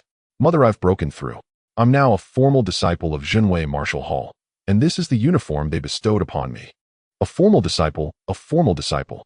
Zhou Wangshi repeated the words like a sacred incantation, tears flowing even faster. Yet now they were tears of pure, unadulterated joy. She gripped his hands fiercely as if terrified he might dissolve at her touch. "Good, my son has achieved greatness. I always knew. I always believed you could do it. Your father, if only he knew, he'd be so proud." Her words tumbled forth broken and breathless, drowned in tears. Zhou Ming's own heart swelled, aching and tender, warm and bright. He helped his mother sit again, then knelt before her, looking up into her face. "Mother, don't cry. It's cause for celebration. I've brought gifts for you." So saying, he unslung his satchel and began laying out its contents one by one. "Here's meat for you, and pork lard to render for fragrant stir-fries. Salt and brown sugar, this last." He lifted the wooden hairpin and gently placed it into her slightly disheveled bun. "Look how lovely it is." Zhou Wangshi gently touched the brand new hairpin in her hair, then glanced down at the meat and sugar, luxury she could scarcely afford in ordinary days, scattered on the earthen floor. Tears streamed uncontrollably down her cheeks, yet she smiled through them as she wiped her eyes. "My child, you've returned, and that alone is blessing enough. Why spend so much? Your mother needs nothing. We still haven't finished the brown sugar from last time. You train hard outside, you must nourish yourself well. Mother, I can earn now. I beg you not to stint." Zhou Ming softly interrupted her, briefly recounting his appointment at Chen's cloth shop, omitting any mention of potential danger and emphasizing only the monthly stipend of 10 taels of silver, sufficient to sustain both his cultivation and his family's needs. 10 taels? Zhou Wangshi gasped, utterly incredulous. To the Zhou family of old, such a sum was unimaginably vast. This, Master Chen's family is truly generous and upright. Minger, you must serve them diligently. Never betray their trust. Mother, rest assured, I understand. Zhou Ming affirmed solemnly. Mother and son spoke a while longer. Gradually Zhou Ming's emotions settled, and he began asking tenderly about his life at the martial academy. What he ate, how he slept, whether his training left him exhausted, whether he'd suffered mistreatment. He answered each question carefully, sharing only joy and hope, painting his academy life as rich, purposeful, and full of promise. Unnoticed, the sun rose high toward noon. Zhou Wangshi sprang up. We've chatted too long. I'll cook for you at once. Let me prepare this meat. You must replenish your strength. Mother, let me help. Zhou Ming rose as well, lifting the meat and pork lard toward the humble kitchen. Warm smoke soon curled upward from its modest hearth. Zhou Wangshi moved with practiced efficiency, slicing meat, kindling the fire. Zhou Ming squatted before the stove, feeding dry wood with steady hands. Flickering flames bathed their faces in golden light, serene and deeply content. Streaky pork belly was cut into thick chunks and boiled with a knuckle of pork bone to purge impurities and blood foam. Then in another wok, Zhou Wangshi carefully shaved off a small piece of pork lard and rendered it over heat until clear, fragrant oil shimmered, filling the air with an intoxicating savory aroma. She used this precious lard to sauté ginger slices, then added the blanched meat and bone, stirring vigorously. The cubes turned golden brown as sizzling fat crackled and popped. Coarse salt and a pinch of the brown sugar Zhou Ming had brought home were added, followed by clear water, just enough to submerge the meat. The lid clapped shut, and the flame lowered to a gentle simmer. In a smaller pot, coarse rice began to boil. While it cooked, Zhou Wangshi stir-fried a generous plate of homegrown greens in the same fragrant lard. Soon the simple wooden table held a steaming crimson-bright bowl of braised pork and bone, richly aromatic, a glossy verdant plate of stir-fried greens, and 2 bowls of hot rustic rice. For the Zhou family, this was a feast unseen in many long months. Eat, Minger, eat heartily. Zhou Wangshi kept heaping meat onto his bowl, while she herself took only greens, and occasionally a spoonful of broth to flavor her rice. Mother, please eat too. Zhou Ming placed several tender, perfectly balanced morsels, meltingly soft, rich, yet delicate, into her bowl. Facing each other across the table, they quietly shared this long-overdue celebration.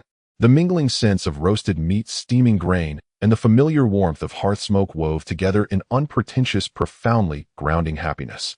After the meal, Zhou Ming swiftly cleared the dishes and refilled the water vat. Just then a sound came from the courtyard gate. Zhou Ming opened it and paused, faintly surprised at the two figures standing there. At their head stood village chief Zhou Dagui, a man in his 50s, silver-haired and deeply lined, clad in a faded gray short tunic, holding a heavy burlap sack. Behind him stood his son Zhou Dezhuang, early 20s, broad-shouldered and dark-skinned, his gaze shifting uneasily. He carried a smaller basket draped with blue cloth. Both wore strained smiles, awkward, apologetic, and edged with quiet anxiety. "Uncle Village Chief, Brother Dezhuang, what brings you here? Please come in." Zhou Ming stepped aside, calm and composed. Seeing Zhou Ming's unruffled demeanor, Zhou Dagui relaxed slightly and hastily waved his hand. "No need. We'll speak right here at the gate. Xiao Ming, we heard you'd returned and become a formal disciple at the Martial Academy. What tremendous progress. Truly, a cause for great rejoicing." As he spoke, he extended the burlap sack, a small token, nothing more than a gesture, "to nourish you and your mother." Zhou Dezhuang hurriedly offered his basket, lifting one corner of the blue cloth to reveal a slab of cured pork, a dozen eggs, and a small sack of polished rice. Zhou Ming glanced at the offerings, not reaching for them yet, and said quietly, "Uncle Village Chief, Brother Dezhuang, you're far too kind. I've barely stepped through the gate. I hardly merit such generosity." Zhou Dagui's smile stiffened further, his voice dropped lower. "Xiao Ming, what happened before? I failed your family. Your father. Oh, Dezhuang's mother has always been frail, and he's our only heir. It was truly beyond our power." Zhou Dezhuang stammered in agreement. "Mingzi, we owe everything to Uncle Zhou." At the mention of his father, Zhou Ming's eyes dimmed, then steadied again, calm and clear. He cut in gently. "Uncle Village Chief, let us leave the past undisturbed. My father chose freely. You paid 10 taels and provided the Academy's official certification. The matter was concluded as a fair transaction. No debt remains. Now that I am enrolled, trained, and advancing, I hold no grudge. Please take these gifts back." His tone remained even, but carried quiet, unshakable finality. Hearing it, father and son grew even more uneasy. The calmer Zhou Ming appeared, the deeper their disquiet ran. This youth now carried himself with unwavering composure, his gaze sharp and penetrating, no longer the silent, half-grown boy of months past. His words dismissed old scores, yet who could say what lay beneath? Especially now that he wielded real skill. "No, not at all. You must accept." Zhou Dagui thrust the sack forward again, nearly pressing it into Zhou Ming's arms. "It's merely a token, celebrating your mastery. Absolutely no hidden meaning. Your father's kindness remains etched in our hearts. Should the village, or your family, ever face difficulty, speak without hesitation." Zhou Dezhuang nodded vigorously. Yes. "Mingzi, just call out, and we'll be there." Zhou Ming watched their anxious faces and understood their fear instantly. They feared retribution now that he had risen. He bore no such intent, but paused, reflecting a blunt refusal might only deepen their dread, perhaps even sow discord. He trained daily at the academy, his mother lived alone. Peaceful relations within the village were above all desirable. Moreover, glancing at the sack and basket, he saw honest, nourishing provisions, truly beneficial for his mother. With that, he ceased resisting, reached out, and accepted both sack and basket. "Since Uncle Village Chief and Brother Dezhuang offer this with such sincerity, I shall accept it gratefully. Thank you."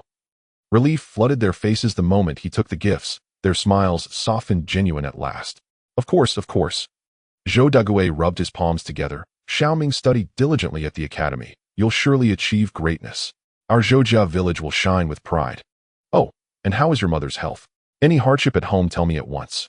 "Thank you, Uncle Village Chief. I'm grateful for your concern. Mother is well, and we face no immediate difficulties, for now. Still, I humbly ask for your continued care of her." Zhou Ming replied with courteous grace. Of course. Xiao Ming, rest easy. Your family's affairs are ours now." Zhou Dagui repeated earnestly. After further polite exchange, father and son departed, lighter in step, visibly relieved. Zhou Ming carried the gifts inside. Zhou Wangshi had already emerged from the kitchen. She'd caught fragments of the conversation and looked worried. "Minger, the village chief, and his son. All is well, mother." Zhou Ming set the goods upon the table. "They brought these as goodwill. I accepted them. From now on, they'll likely watch over us more closely." Zhou Wangshi sighed, saying nothing more. Her son's poise and wisdom surpassed even her highest hopes. Gazing at his upright figure, her heart swelled with pride and aching tenderness. Zhou Ming sorted through the sack and basket. Inside the sack, half a measure of coarse rice, a fresh cut of pork weighing roughly 2 jin, and a small packet of dried mushrooms. The basket held the fine cured pork, a dozen eggs, and a sack of polished rice, perhaps 2 or 3 jin. In the countryside, this was a remarkably generous gift. He set aside the polished rice, cured pork, and eggs for his mother's gradual use, storing the rest neatly elsewhere. Once done, he sat with his mother again, asking after household matters, the fields, the crops, any unusual events in the village. Hearing all was well, he finally exhaled in quiet relief. As the sun slid westward, he knew it was time to return to the academy. Mother, I must go back to the academy. Zhou Ming rose and began gathering his things. Zhou Wangshi's eyes brimmed with reluctant sorrow, but she understood his new station demanded duty and discipline. So soon? Let me bake 2 cakes for your journey. They'll keep you fed. No need to trouble yourself, mother. I'll buy something along the way.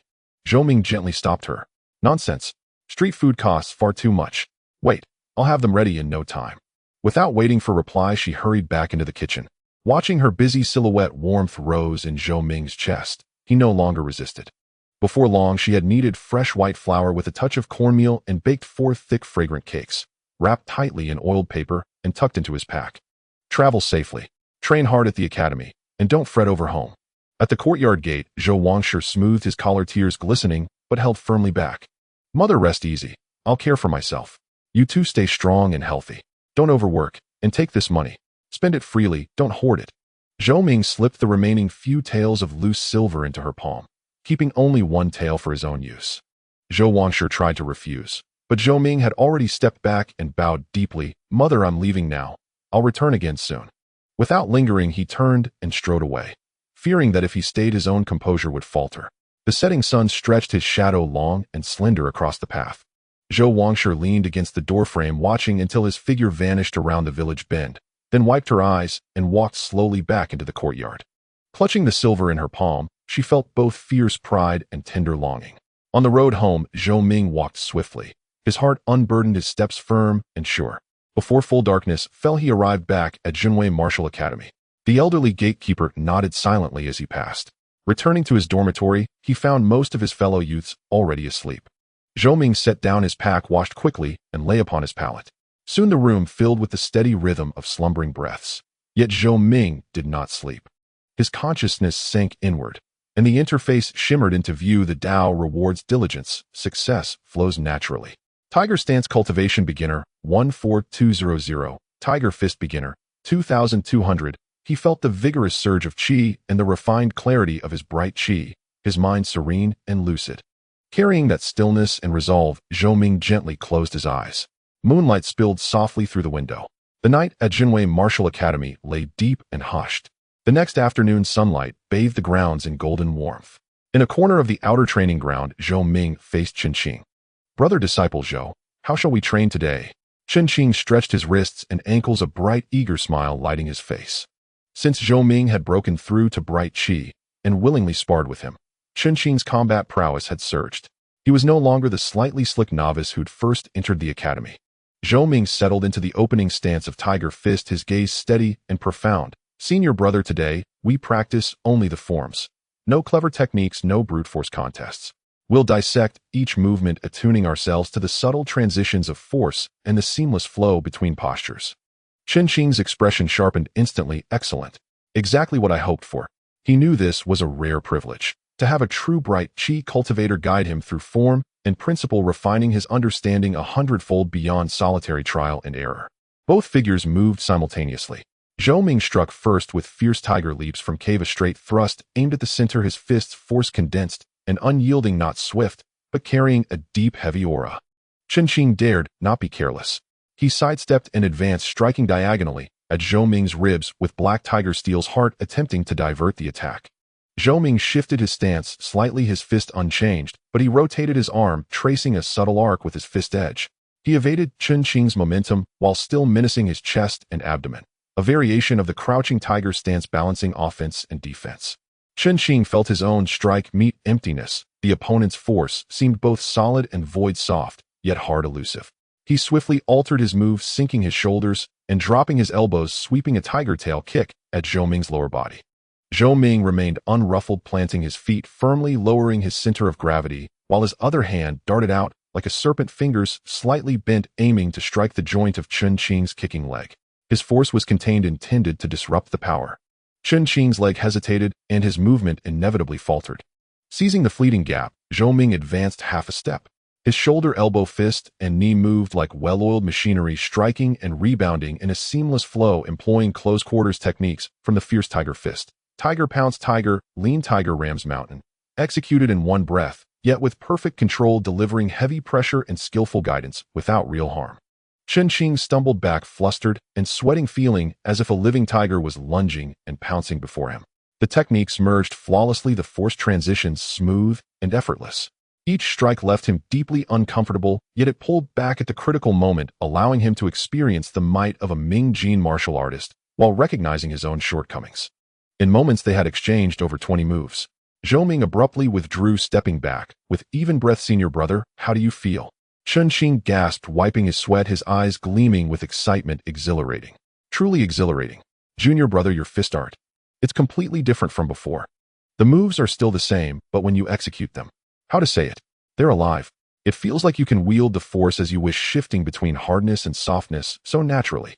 Zhou Ming smiled faintly. This is the transformation after entering the gateway of fist art. Force is no longer merely attached to techniques, but truly merges with them. Where the mind goes, force follows. Just now I suppress my power to let you more clearly perceive the essence of the moves and the rhythm of force coordination. He paused, then pointed out several flaws in Chen Qing's sparring. "Senior brother, your tiger tail kick was overextended with too much force, exhausted, leaving no room for recovery. Against a skilled opponent, it could be intercepted and countered. In the black tiger steel's heart diagonal strike, your shoulder and hip coordination was slightly off, preventing the force from fully penetrating, reducing its power by 30%. Chen Qing nodded repeatedly, committing Zhou Ming's words to memory. He knew these pointers were invaluable experience that would save him many detours. After a short rest, they resumed their practice.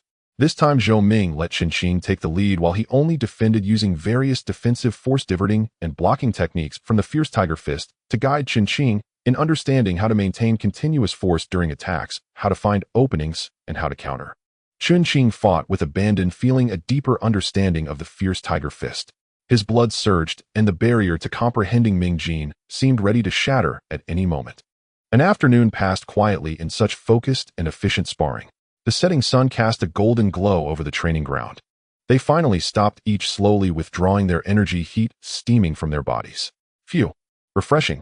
Chen Qing exhaled deeply, a satisfied smile on his face. "Junior brother Zhou, thank you.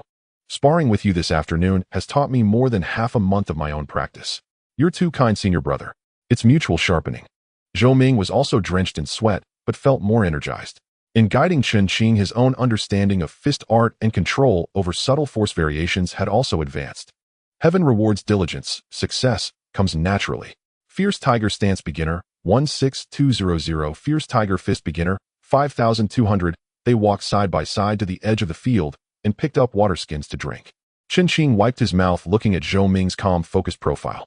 He hesitated, then his face showed a mix of teasing and seriousness as he lowered his voice. "Junior brother, Zhou, there's something. I'm not sure if I should say it." Zhou Ming glanced sideways. "Senior brother, please speak freely." Chen Qing chuckled, leaning in. "Junior brother, now that you're a Ming Jin martial artist and an official disciple with boundless prospects at the training hall, men should marry when of age, women should wed. Do you have any plans for starting a family?" Zhou Ming was taken aback, not expecting such a question. He shook his head slightly. "Senior brother, jokes. I've just entered the path of martial arts and my foundation is unsteady. I should focus on cultivation and have no time for such matters." "Oh, junior brother, you're wrong." Chen Qing waved his hand. "Starting a family and building a career aren't in conflict. Cultivation is important, but having someone who cares for you brings peace of mind, doesn't it? Besides, marrying early and having children is also a form of filial piety." Seeing Zhou Ming's calm expression with no sign of displeasure, he continued with a smile, "I have a friend from a merchant family. Not extremely wealthy, but well off. He has a younger sister about your age, still unmarried. I've met the girl a few times. She's very pretty, and most importantly, her family admires martial arts and respects the disciples of Jinwei Training Hall." He leaned closer, lowering his voice. "I know you have high aspirations in martial arts, but training costs money. Medicinal baths, nourishing decoctions, all require silver. If you could gain support from a capable wife's family, wouldn't that double your efficiency?" Zhou Ming understood Chen Qing's intention. He was acting as a matchmaker. "Senior brother Chen, I appreciate your kindness." Zhou Ming's tone was gentle but firm. but my ambition lies solely in martial arts. For now, I only want to focus on cultivation and have no time for romantic affairs. Besides, I come from a poor family with no foundation, I might delay the girl." Chen Qing said earnestly, "Junior brother, it wouldn't hurt to just meet her. If there's no connection, consider it making a friend. If you take a liking to each other, it could be a beautiful thing." Seeing Chen Qing's eager eyes, Zhou Ming knew his intentions were good. Refusing outright would seem ungracious and might embarrass him. After a moment's thought, he said, "Since senior brother Chen insists, then meeting her is fine. But I prioritize cultivation now and may not meet expectations. If I'm rude, I hope you and your friend will understand." "That's the spirit." Chen Qing beamed, patting Zhou Ming's shoulder. "Don't worry, junior brother. It's just a meeting. Whether it works out depends on fate, no pressure. My friend's surname is Li. He runs a silk shop in the southern part of town, well-off and generous. His sister's name is Li Yuner. Let me think." Chen Qing counted on his fingers. "How about the day after tomorrow evening at Qingming Tea House in the Western Market? It's quiet and elegant, good for conversation." Zhou Ming nodded without objection. "As you arrange, senior brother." "Great. He'll go tell brotherly now." In high spirits, Chen Qing chatted a bit more with Zhou Ming before leaving, humming a tune. Zhou Ming watched his retreating figure and shook his head with a wry smile. He had no expectations for the so-called matchmaking, treating it as an ordinary social interaction. As he had set his mind was entirely on advancing in martial arts. Romantic matters were beyond his concern, and he felt incapable of taking on family responsibilities. However, meeting someone and making connections wasn't a bad thing. He set the matter aside, composed himself, and went to the inner courtyard to practice as usual. 2 days passed in a flash. During this time, Zhou Ming's life followed its routine. He practiced, sparred with Chen Qing, and pondered force transitions alone, steadily improving his stance and fist art proficiency. Fierce Tiger Stance Beginner, 20200. Fierce Tiger Fist Beginner, 10,200. In the evening, Zhou Ming returned to his outer courtyard dwelling, changed out of his sweat-soaked training clothes, and put on his indigo blue official disciple uniform, tidying himself carefully. Chen Qing was already waiting at the outer courtyard gate, also dressed in a clean blue cloth robe, looking spirited. Seeing Zhou Ming, he looked him over and smiled. "Not bad, not bad. This training hall outfit really has presence. Let's go, junior brother Zhou. Don't keep them waiting." They left the training hall and walked through several streets to the Western Market. It was quieter than the Eastern Market, filled with tea houses, bookstores, and antique shops. Qingming Tea House sat at a quiet street corner, a 2-story building with white walls and black tiles. Wind chimes hung from the eaves, tinkling in the breeze, adding a touch of elegance. Entering the tea house, a faint blend of tea and sandalwood aroma greeted them. The shop had few customers, and the atmosphere was indeed serene. Chen Qing was evidently a regular, nodding to the shopkeeper behind the counter before leading Zhou Ming upstairs to a window-side private room. The room was simply furnished with a square table and 4 armchairs. A landscape painting hung on the wall, and a pot of orchids sat on the windowsill. 2 people were already seated at the table. One was a young man in his early 20s, dressed in a sapphire blue silk robe. He had a fair face and lively eyes exuding a merchant's shrewdness. Seeing Chen Qing and Zhou Ming enter, he immediately stood up with a warm, welcoming smile. The other was a girl of about 15 or 16, wearing a goose-yellow embroidered jacket and a light green sleeveless vest. Her black hair was styled in double buns adorned with 2 small floral hairpins. She had an oval face, fair skin, willow leaf eyebrows, almond-shaped eyes, a straight nose, and small lips. Indeed, quite delicate and pretty. However, she kept her head slightly lowered, twisting a silk handkerchief in her hands. Her gaze was distant, occasionally darting a quick glance at Zhou Ming before looking away. Her demeanor showed obvious nervousness, even a faint trace of reluctance. "Brother Chen, brother Zhou, you're here. Please sit." The blue-robed youth was Li He, Chen Qing's friend. He hurriedly greeted them, then said to the girl Yuner, "This is senior brother Chen Qing from Jinwei Training Hall, and his junior brother Zhou Ming. Young as he is, he's already an official disciple. Boundless prospects." Li Yuner finally looked up, forcing a faint smile at Chen Qing, and Zhou Ming, her voice barely a whisper, "Greetings, Master Chen." "Master Zhou." She quickly lowered her head again. Zhou Ming noticed her expression and understood the situation. Chen Qing, however, seemed oblivious, cheerfully pulling Zhou Ming to sit down. "Brother Li, you're too kind. Junior brother, this is Li He, who runs a silk business in the Southern District. Most generous and loyal. And this is his sister, Miss Li Yuner." After exchanging pleasantries, they sat down, and Li He personally poured tea. It was fine Biluacun, clear in color and rich in fragrance. Li He was clearly talkative, quickly opening the conversation, moving from silk business to city anecdotes, then skillfully steering it toward Jinwei Training Hall. His words were full of admiration for martial artists, and he heaped praise on Zhou Ming, calling him accomplished at a young age and steady in demeanor. Chen Qing chimed in, making the atmosphere seem lively. Zhou Ming just listened with a faint smile, occasionally responding briefly, neither humble nor arrogant. His gaze mostly rested on his teacup or out the window, without much focus on Li Yuner. Li Yuner kept her head down, barely speaking, only murmuring a response when Li He mentioned her. As time passed, the atmosphere in the room grew subtly tense. Li He and Chen Qing chatted enthusiastically. Though Zhou Ming said little, his composed demeanor and appropriate responses showed no discourtesy. Yet Li Yuner's silence and distraction became increasingly apparent. She seemed utterly uninterested in the conversation, her gaze frequently drifting out the window, her fingers unconsciously twisting her handkerchief, her brows slightly furrowed, betraying an undercurrent of impatience. When Li He again steered the topic to Zhou Ming's training at the hall, hinting that his sister greatly admired martial artists, Li Yuner finally couldn't help herself. She looked up, shot a quick glance at Zhou Ming, then turned to Li He, her voice light but urgent. Brother, I feel a bit stuffy. I want to go out for some air. Li He's smile stiffened, a flicker of displeasure flashing in his eyes before he quickly forced a grin back onto his face. Yuner, brother Zhou and brother Chun are both here, you child. Brother Li, it's fine. Zhou Ming interjected at the opportune moment, his tone calm. The view from the second-floor corridor is open and the air is fresher. Letting Miss Li go out for a stroll is not a bad idea. Li Yuner, as if granted a pardon, immediately rose. She hastily offered a perfunctory bow to Zhou Ming and Chen Qing before quickly walking out of the private room. Li He's face darkened with embarrassment. He let out a dry chuckle. This girl, she's been spoiled by me, too naive. Brother Zhou, please don't mind. Zhou Ming shook his head. Miss Li is still young, innocent, and carefree. It's of no consequence. Chen Qing quickly tried to smooth things over. Yes, that's how young girls are. Brother Li, let's continue our tea. Despite the words, the atmosphere had undeniably chilled a few degrees. Li He made another effort to find topics of conversation, but he was clearly distracted, his gaze frequently drifting toward the door. Zhou Ming understood perfectly. This Li Yuner probably didn't harbor any favorable feelings towards him, as Chen Qing had suggested. She seemed more like someone forced into socializing by her elder brother. He had never held high hopes for this matter anyway. Seeing this, he found it even more tedious.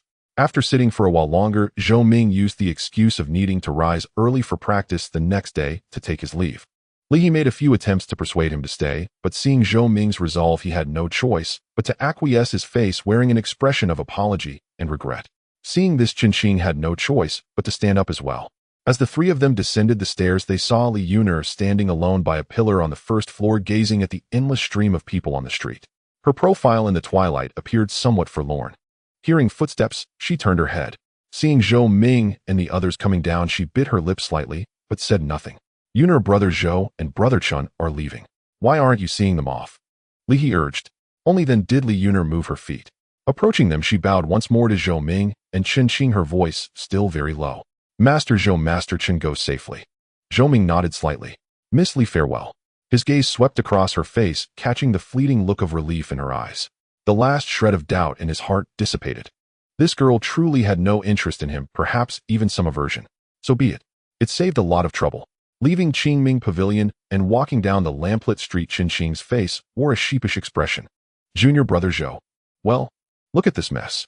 Chen Qing rubbed his hands together, a little embarrassed. I didn't expect Li Yuner to act like this. If I had known, I wouldn't have taken on this matter. It's caused you unwarranted grievance. Zhou Ming smiled, his expression composed. Senior brother Chen, you exaggerate. It was just a meeting. How could it be a grievance? Miss Li's attitude is her own affair. I had no heart for this anyway. This way it's actually more peaceful. He stopped walking and looked at Chen Qing seriously. I appreciate your kindness, senior brother. But for now, I truly only want to devote myself to the martial path with no other distractions. Let this matter end here. Please, senior brother, do not bother arranging anything else for me. Seeing that Zhou Ming was genuinely unconcerned, his gaze clear and resolute, Chen Qing felt both admiration and a pang of shame. Junior brother, your mind is broad, your aspirations lofty. I am the one who is short-sighted. Chen Qing sighed. All right, let this matter be closed. I won't bring it up again. We as senior and junior brothers should focus on martial arts. That is precisely the way. Zhou Ming nodded. The two exchanged a smile, and the slight awkwardness from before vanished instantly. Returning to the martial arts school, they parted ways. Zhou Ming went back to his quarters, washed up, and laid down on the bed. His consciousness sank into the panel, gazing at the steadily growing numbers, of profound peace settling in his heart. Matters of the heart at this point in his life were indeed a distant and extravagant luxury. Outside the window, the moonlight was like water. The young man slowly closed his eyes, his breathing gradually becoming even and deep. Elsewhere outside, Qingming Pavilion, dusk deepened. The smile on Li He's face vanished the moment he turned around, replaced by a look of gloom. He walked quickly, his demeanor a stark contrast to the deliberate ease and cheerfulness he had shown upon arrival. Li Yuner followed with her head down, her fingers tightly gripping the hem of her skirt, not daring to breathe. They returned to the Li family residence in the southern part of the city, a house with a decent facade. Passing through the front courtyard, they entered the main hall. Li turned and slammed the door shut with a bang, the loud noise making Li Yuner flinch. Kneel down. Li spun around abruptly, his face ashen, his chest heaving with rage. Li Yuner's eyes reddened, but she didn't kneel as ordered. Instead, she stubbornly lifted her head. Brother. Kneel. Li's voice rose, his eyes practically shooting flames. Look at the fine mess you made at Qingming Pavilion today. You've brought shame upon our Li family. What did I do? Li Yuner, provoked by her brother's harsh words, grew defiant, her voice choked with tears. Is it a crime not to talk much? I don't even know them. Don't know them. Is that an excuse to put on that aloof, cold, escape fast enough act? Li stepped closer, his finger nearly poking her nose. That was a formal disciple of Junwei Martial Arts School. I went through great trouble to get Qing to arrange this. Do you have any idea how much effort I put in? And you messed it all up. So what if he's a formal disciple? Li Yuner turned her head away, her voice choked but defiant. He's just a country bumpkin who just reached the Mingjin stage with no family background. He's just lucky. What's so great about him? You don't understand anything. Li trembled with anger. A Mingjin martial artist. How old is he? His future prospects are limitless. If this marriage could be secured, it would be a tremendous help to our Li family's business and to you. But you, with your shallow vision, only look at the present. I don't care. Li Yuner suddenly turned her head back, tears finally streaming down her face. As if throwing caution to the wind, she shouted, even if he becomes An Jin or Hua Jin in the future, so what? I don't like him. I already have someone I admire in my heart. Li was taken aback, then his anger flared even more. Admire? Who? You rarely leave the house. Who could you possibly know? Is it some penniless scholar? Or some slick-talking street thug? No. Li Yuner's cheeks flushed with excitement and indignation. She straightened her back and said word by word clearly, it's the senior disciple of Rui Martial Arts School, Zhu Tao. Zhu Tao. Li's pupils contracted sharply. The name, like a bucket of ice water, temporarily extinguished part of his anger, but brought a deeper shock and a hint of indescribable panic. Yes, it's Master Zhu Tao. At the mention of the name, Li Yuner's eyes seemed to light up, her tone carrying an unconscious reverence. He is young and accomplished. Just over 20, and he has already broken through to An Jin. He is the leading figure of the younger generation at Rui Martial Arts School, and his family is illustrious. He is the legitimate son of the Zhou family from the inner city. You know the Zhou family, brother. Though they can't compare to the three great clans, they still have several An Jin martial artists. Everyone in Sanhe County knows them. They are far, far stronger than our Li family. The more she spoke, the more agitated she became, as if venting all the grievances she had suffered today and the long-suppressed feelings. What is Zhou Ming? He's just a poor country boy who has barely touched the threshold of martial arts. What does he have? Potential and a future. Those are uncertain things. But Master Zhu Tao, his potential is already realized. He is a true young talent. Family martial arts character. Isn't he 100 times better than Zhou Ming in every way? Brother, don't you want me to marry better? Don't you want to form an alliance with the prestigious Zhou family? Li listened to his sister's rapid-fire words, his face alternating between pale and green. Zhu Tao. Of course he knew who that was. Rui Martial Arts School was the second largest in the county after Junwei. As its senior disciple, Zhu Tao was exceptionally gifted, stepping into An Jin at a young age. He was indeed among the top of Sanhe County's younger generation. The Zhou family was a deeply rooted martial arts clan in the inner city with formidable strength. They were far beyond the reach of a merchant family like theirs, which had just accumulated some wealth and was trying to cling to martial power through marriage. Forming an alliance with the Zhou family, he dreamed of it. It would bring not just business advantages, but a leap in status and security. But, you admire Zhu Tao? Li's voice was dry with a barely perceptible tremor. Does Zhu Tao? No. Has he shown you any indication? The excitement on Li Yuner's face faltered slightly, her voice dropping. I have met Master Zhu at a few temple fairs and poetry gatherings. He was very kind to me and even praised my paintings. At the last flower viewing banquet hosted by Miss Wang, he even took the initiative to speak with me. Li's heart sank. As someone who had navigated the business world for years, he knew exactly what such kindness and initiative meant. For someone of Zhu Tao's status, it was likely just basic courtesy, perhaps even a perfunctory gesture towards one of his many admirers. It was by no means a special indication. Is that all? Li's voice turned cold. Yuner, wake up. Who is Zhu Tao? The legitimate son of the Zhou family, an Anjin martial artist, the senior disciple of Rui Martial Arts School. Countless noble ladies surround him. Do you think a few meetings and a few polite words are enough for him to look favorably upon you and insist on marrying you? No, Li Yuner said urgently. Master Zhou, he's different. The way he looks at me, it's different from how he looks at others. And then I heard from Miss Wang that Master Zhou is still unmarried and hasn't been formally betrothed. He is waiting for the right person. Nonsense. Li cut her off sharply. That's just polite talk. Do you think marriages in those great families are a game? They are alliances of power, exchanges of interest. What does our Li family have? A bit of money. What is that in the eyes of the Zhou family? We don't even have a single Anjin master. You wanting to marry into the Zhou family is nothing but a pipe dream. The words were like a sharp knife, piercing the beautiful fantasy in Li Yuner's heart. Her face turned deathly pale. She staggered back a step, tears streaming out. Brother, is that Zhou Ming any good? A poor country boy, even if he becomes a martial artist, what can he bring to the family? He might just get killed out there one day. Shut up. Li was so angry the veins on his forehead bulged. Zhou Ming, no matter what, is a proper disciple of Zhenwei Martial Arts School. He is young, has potential, and a solid foundation. As long as he grows steadily, it is almost certain he will reach Anjin in the future. That is an opportunity our Li family can actually grasp. The Zhou family. That is a cloud in the sky. We can't reach it. He took a deep breath, trying to suppress his anger, and spoke earnestly. Yuner, listen to your brother's advice. I have observed Zhou Ming and made detailed inquiries about him through Qingqing. He is steady-minded and grateful. If you can marry him, he will never mistreat you or the Li family in the future. That is a tangible and real future. That Zhu Tao is not a good match for you. Give up on this idea. No, I want. Li Yuner covered her ears, shaking her head, wildly sobbing. I just like Master Zhou. I won't marry anyone else. If you force me to marry that Zhou Ming, I will kill myself. You?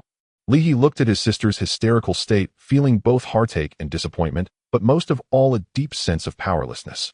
He knew his sister was blinded by romantic novels and the envious praise of her boudoir friends, unable to see the chasm of reality.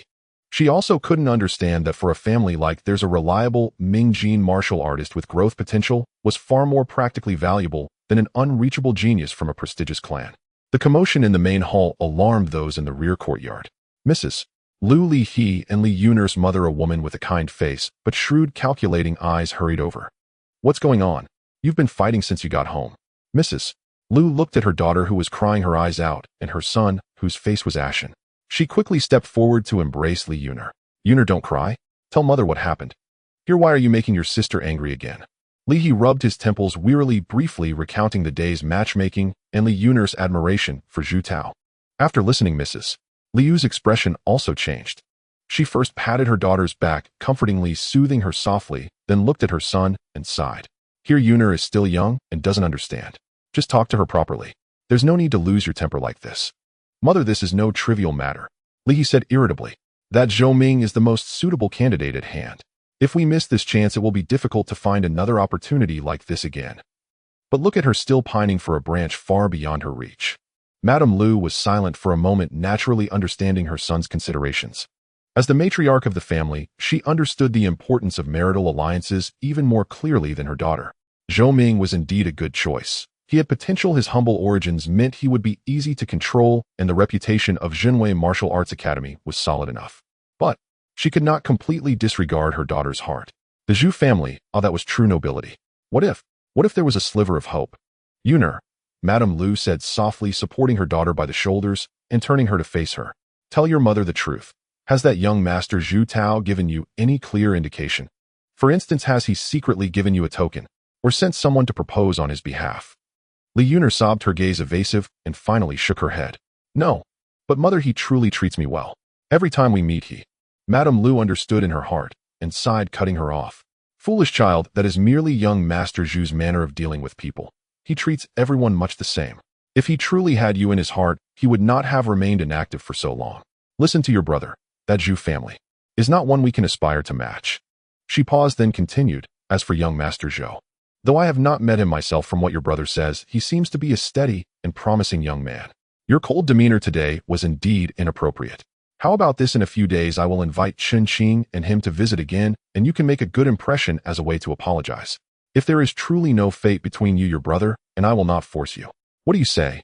Hearing her mother speak this way, Li Yun'er felt the last shred of hope shatter, leaving only grievance and despair in her heart.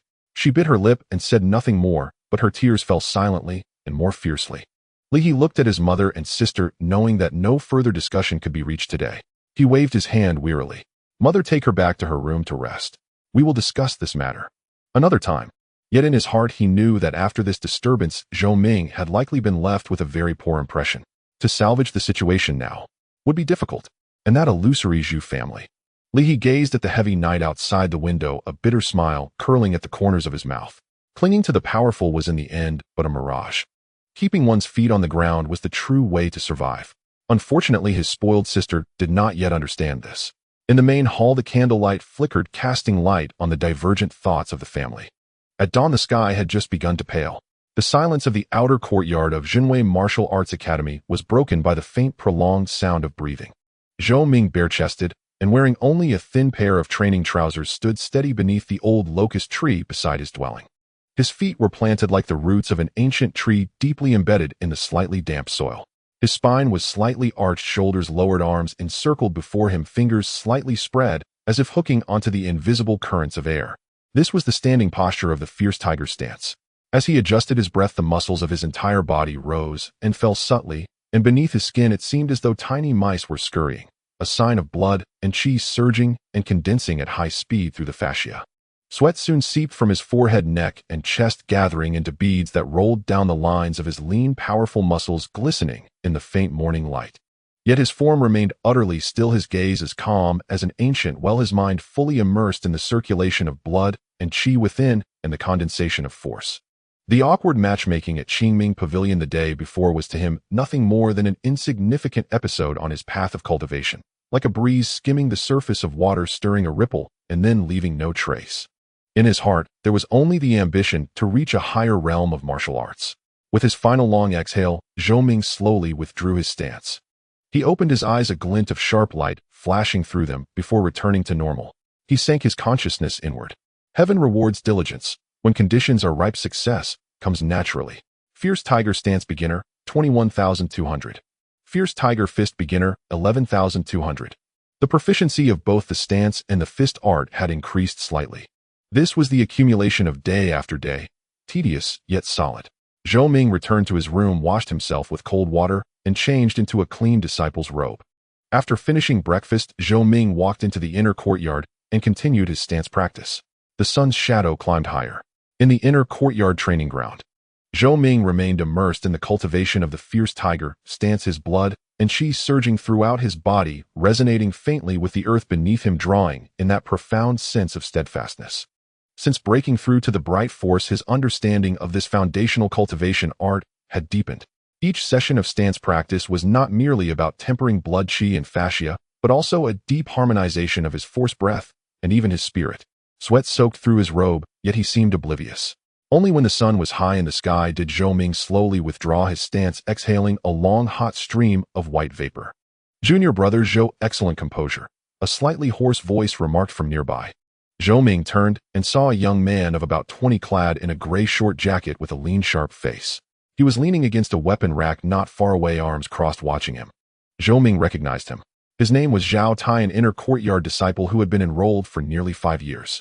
His bright force cultivation was fully refined, and he was especially skilled in hard fist and foot techniques, enjoying considerable prestige among the inner disciples.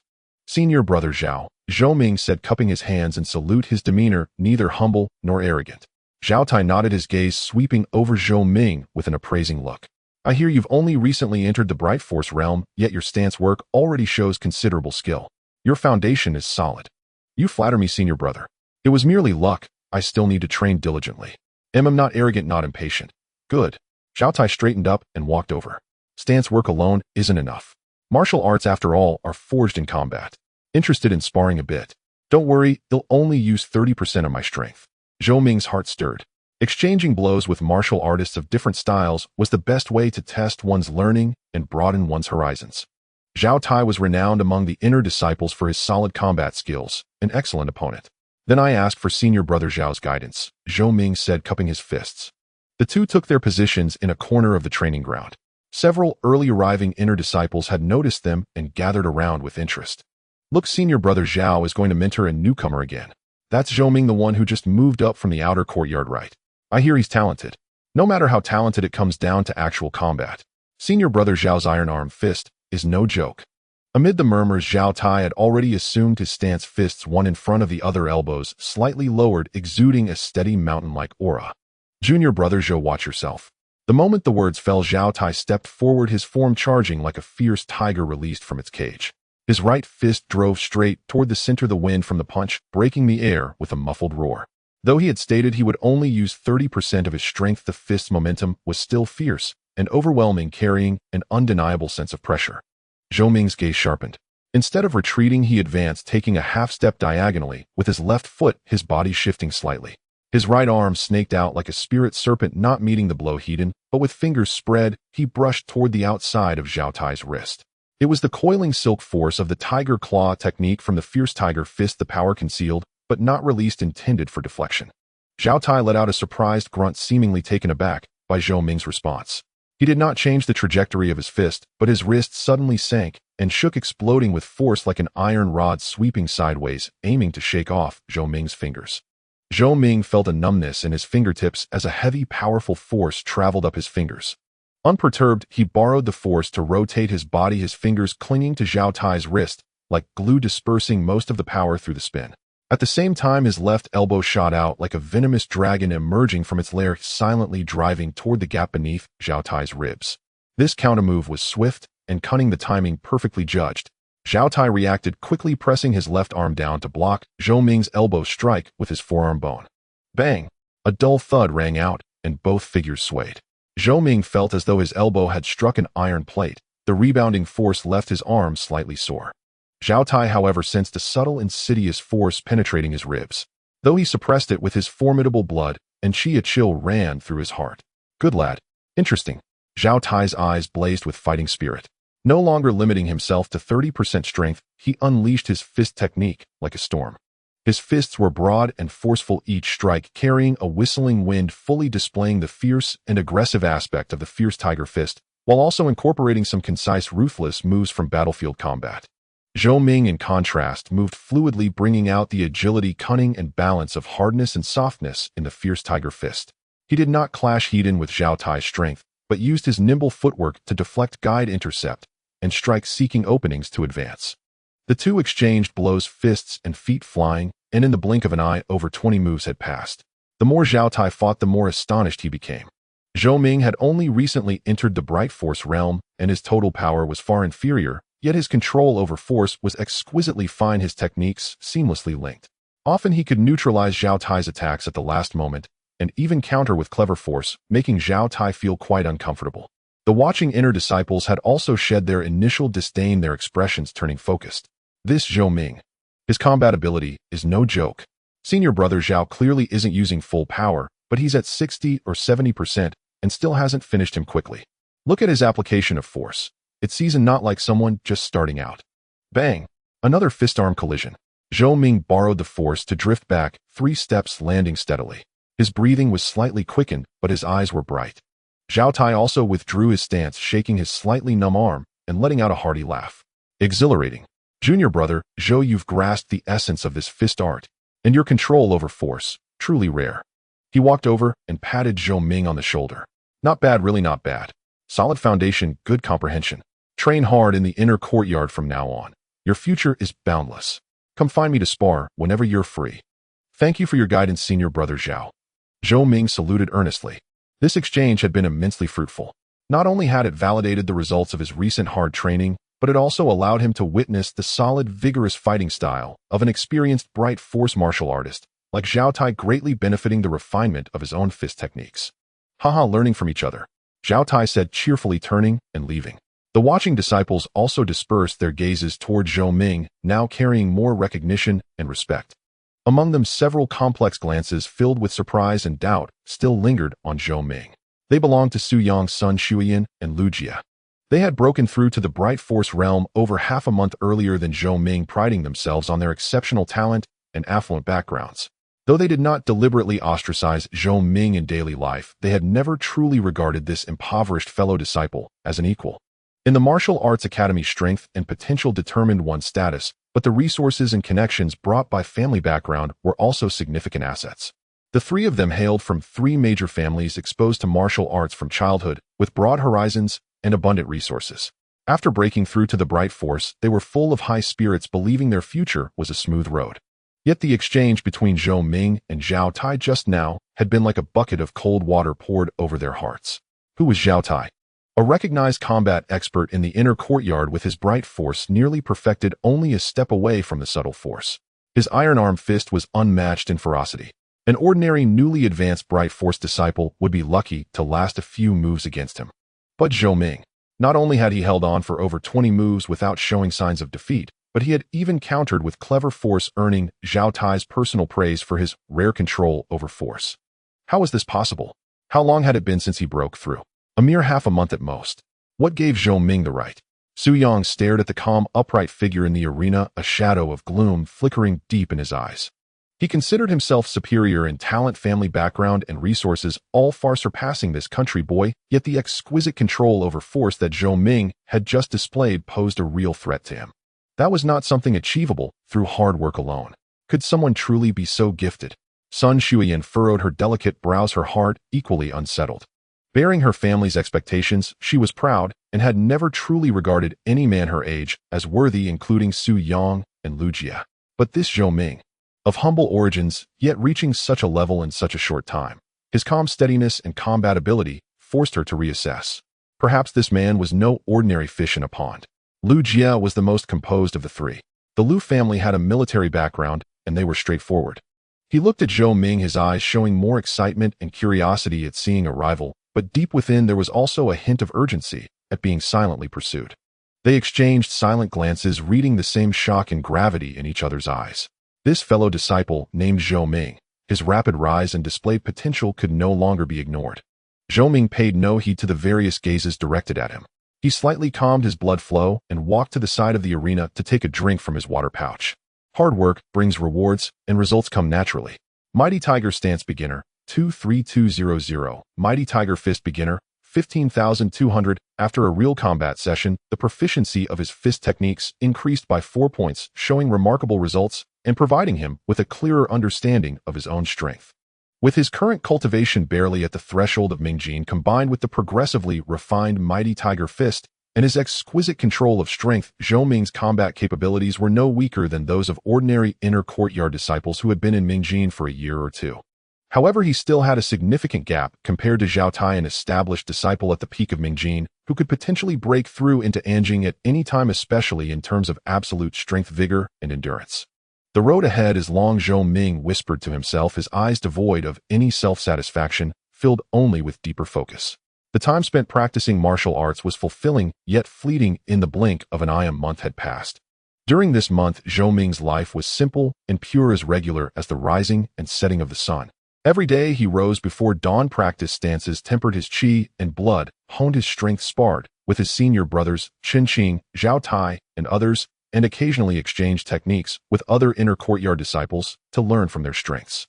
Speaking of which, during this month, 2 more people from the outer courtyard broke through to Mingjin, Qin Qing, and Zhangping. Every half-month, he had to return to Zhou family village once. Bringing back rice flour and meat he had purchased, along with a few ordinary herbs specifically gathered for his mother to nourish her qi and blood. The fence of their small courtyard had been repaired, becoming sturdier, and the roof had been patched by someone to fix leaks.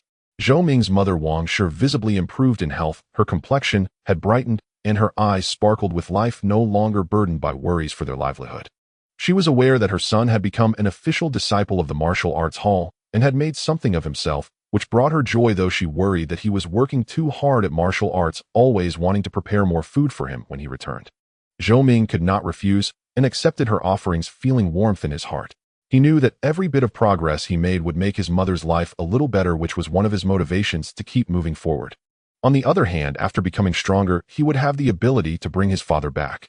The numbers on the panel faithfully recorded every drop of sweat he shed. Hard work brings rewards, and results come naturally.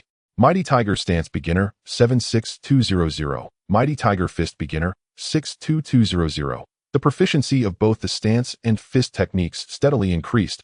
Although he was still far from the proficient realm, Zhou Ming could clearly sense the changes within himself.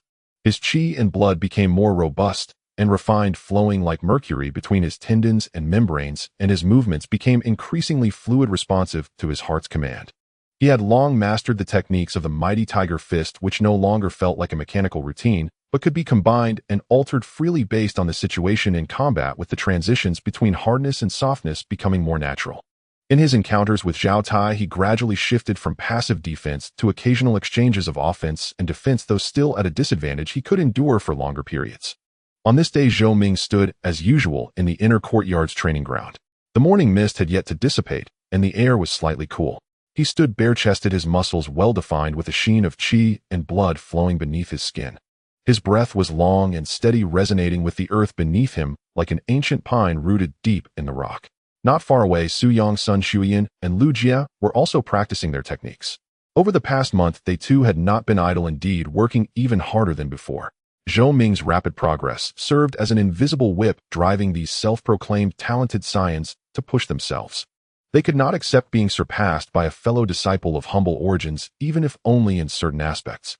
Su Yang practiced a family lineage palm technique, the wind from his palm howling, producing a sound like the breaking of air with exquisite moves, his strength soft and devious, starkly contrasting with the fierce style of the mighty tiger fist, clearly of a notable rank.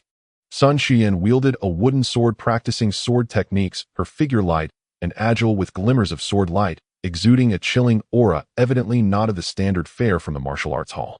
Lu Jia, on the other hand, practiced a modified boxing technique from the military, straightforward and ruthless, each move aimed at vital points filled with the essence of real combat.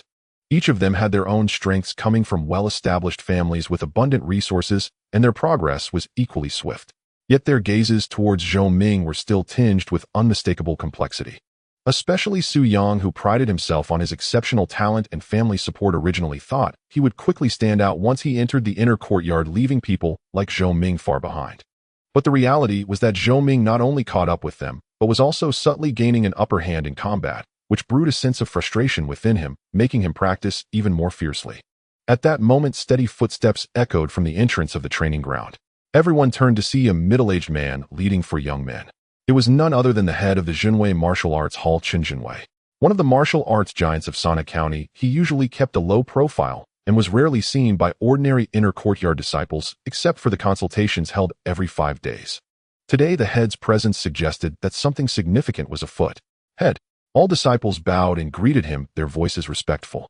Chen Junwei nodded slightly, his sharp gaze sweeping over the disciples in the arena, briefly lingering on several newly promoted Mingjin disciples, like Zhou Ming, Su Yang, Sun Xian, and Lu Jia. Come here. Chen Zhenwei's voice was not loud, but it clearly reached everyone's ears. The disciples hurriedly gathered, forming 2 lines, standing at attention. Chen Zhenwei stood with his hands behind his back, scanning the crowd, and slowly spoke, his voice steady and powerful. You have entered my Junwei Martial Arts Hall to practice martial arts and strengthen yourselves, and you must understand the responsibilities of a martial artist. It is not merely about being brave and fighting, but also about discerning right from wrong and protecting our hometown. The disciples listened attentively. Recently, the county has been rather unstable. The bandits in the area around Blackwind Ridge outside the city have become more active, harassing merchants and plundering villages, with several bloody incidents reported. As soon as those words were spoken, the faces of the disciples changed. Blackwind Ridge is located to the west of Sana County, with steep mountains, dense forests, and treacherous terrain, historically a breeding ground for banditry. However, in recent years, several major martial arts families and the government had cooperated to carry out several cleanup operations, and things had settled down, only to find that the troubles had resurfaced. The county magistrate has issued an official document offering rewards for bandit extermination. Chen Junwei continued, as the backbone of martial arts in Sana County, our Junwei Martial Arts Hall must take up this responsibility. He paused, his gaze falling on the 4 young men behind him, Wang Lei, Zhang Meng, Li Shanhong, and disciples present. The 4 stepped forward. You will each lead a team of inner courtyard disciples departing tomorrow to eliminate the fierce bandits at Blackwind Ridge. Yes. The 4 disciples responded in unison, all core disciples of the martial arts hall, experts in Anjing with rich combat experience. Zhou Ming felt a slight tremor in his heart. Exterminating bandits. This would be the first time he encountered a real combat mission since entering the martial arts world. It was entirely different from sparring within the hall. This was a true life-and-death struggle, a bloody affair. Nervous? A little. But more than that, there was a subtle thrill. Martial arts ultimately had to be tempered in real combat forged in the crucible of life and death. Newly promoted Ming Jin disciples must participate this time as well. Chun Zenwai's gaze swept over Zhou Ming and the others again. In real combat, you will find the best test for your cultivation results. Wang Lei, your team, will include Zhou Ming, Su Yang, and Qin Qing. Zhang Ming, you take Sun Shuyan, Lu Jie, and Qin Ping. Understood. Wang Lei and Zhang Ming replied in unison. Both were accomplished in Anjing, much stronger than Li Shan and Hong'an. Placing the new disciples in the teams of these two was also a form of protection. Zhou Ming and Qin Qing exchanged glances, both seeing seriousness and a hint of barely concealed excitement in each other's eyes. Su Yang, Sun Shuyan, and Lu Jie also looked serious. The head's arrangement clearly aimed to disperse these newcomers among different teams, both for their protection and for their training. This bandit extermination is primarily for training. Qin Jinwei warned solemnly Wang Lei, Zhang Ming, you must ensure the safety of your junior disciples. Unless absolutely necessary, do not let them take risks. Your task is to eliminate the smaller roaming bands of bandits. Do not recklessly assault the stronghold of Black Wind Ridge. The disciples understood. Wang Lei, Zhang Ming, and the others replied in unison. They naturally understood the gravity of the situation. Black Wind Ridge had been entrenched for many years, and there must be powerful experts in Anjing stationed there, perhaps more than one. Relying solely on their teams of Anjing experts to launch a strong attack would be tantamount to sending themselves to their deaths. The main goal this time was to train the inner courtyard disciples. All right, disperse and prepare. Qin Jinwei waved his hand. Weapons and healing medicines can be retrieved from the armory with your waste tokens. Tomorrow morning at dawn, gather outside the hall to depart. Yes. The disciples responded in unison, dispersing amid the heavy and subtle excitement lingering in the air before battle. Zhou Ming and Qin Qing walked side by side towards the entrance of the inner courtyard, both falling silent for a moment. Junior brother Zhou Qin Qing spoke first, his voice lowered, and the usual bright smile on his face faded somewhat. I didn't expect we would have to see blood so soon. Zhou Ming nodded, looking towards the distant undulating courtyard walls, as if he could see beyond them to the vast mountains and forests outside the city. As martial artists, this day is inevitable. Black Wind Ridge. I've heard some rumors. Qin Qing glanced around and leaned in closer, lowering his voice further. My father mentioned that the bandits there are formidable and the terrain is treacherous. In previous crackdowns, the government and several martial arts halls suffered losses. Zhou Ming furrowed his brow. So this time the bandit extermination is... Qin Qing shook his head, a hint of uncertainty flashing in his eyes. Hard to say. In any case, we must be extra cautious. Although senior brother Wang Lei is a master in Anjing with rich experience, the terrain at Black Wind Ridge is complicated. If anything happens, he may not be able to take care of everything. He paused, looking at Zhou Ming with sincerity. Junior brother, your strength surpasses mine, and you are meticulous. Let's look out for each other. Don't just rush forward. The head said this is mainly for training, not a life and death struggle. Zhou Ming understood that Qin Qing was genuinely concerned, feeling warmth in his heart. He nodded earnestly. Senior brother, don't worry.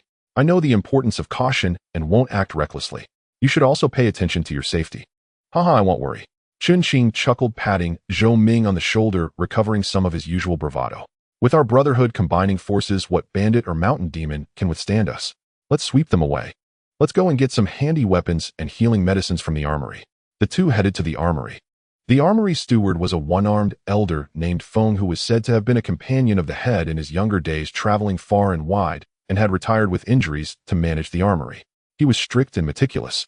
After checking their waste tokens, Steward Feng lowered his eyelids and pointed to a row of weapons on a nearby shelf and several porcelain bottles on the table. Inner courtyard disciples may claim one ordinary fine iron weapon, one bottle of healing medicine, and one packet of blood-activating powder. Any damage or loss must be compensated at market value. Most of the weapons on the shelf were standard single knives, long swords, short staffs, and fist gloves of ordinary quality, but sturdy and durable. Zhou Ming pondered briefly and chose a pair of fine iron gauntlets. Since he focused on fist techniques, these gauntlets would enhance the power of his punches while protecting his hands, and they were less conspicuous than swords, possibly more agile in the complex forest environment. Qin Qing chose a thick-backed machete, weighing it in his hand and feeling quite satisfied. They each received healing medicines and stowed them carefully. By the way, Steward Feng, Qin Qing asked with a smile, is there anything we need to pay special attention to on our trip to Black Wind Ridge? You are experienced, please give us some pointers. Steward Feng raised his eyelids, his murky old eyes scanning the two of them, snorting. Black Wind Ridge. That cursed place has dense forests, heavy fog, and many poisonous insects and snakes. It's particularly unsafe at night. Remember, don't drink untreated water, avoid camping in lowlying damp areas, and be alert during the night watch. If you hear strange sounds, don't be curious, just guard your own area. He paused, his voice growing heavier. If you really encounter something you can't handle, prioritize your lives. Young ones' training is good, but don't risk your lives for it. Thank you for the advice, Steward Feng. Zhou Ming and Chen Qing hurriedly bowed in gratitude. Steward Feng waved his hand, saying no more. After leaving the armory, the two went to the dining hall for a hearty meal. After the meal, they returned to their quarters to make final preparations.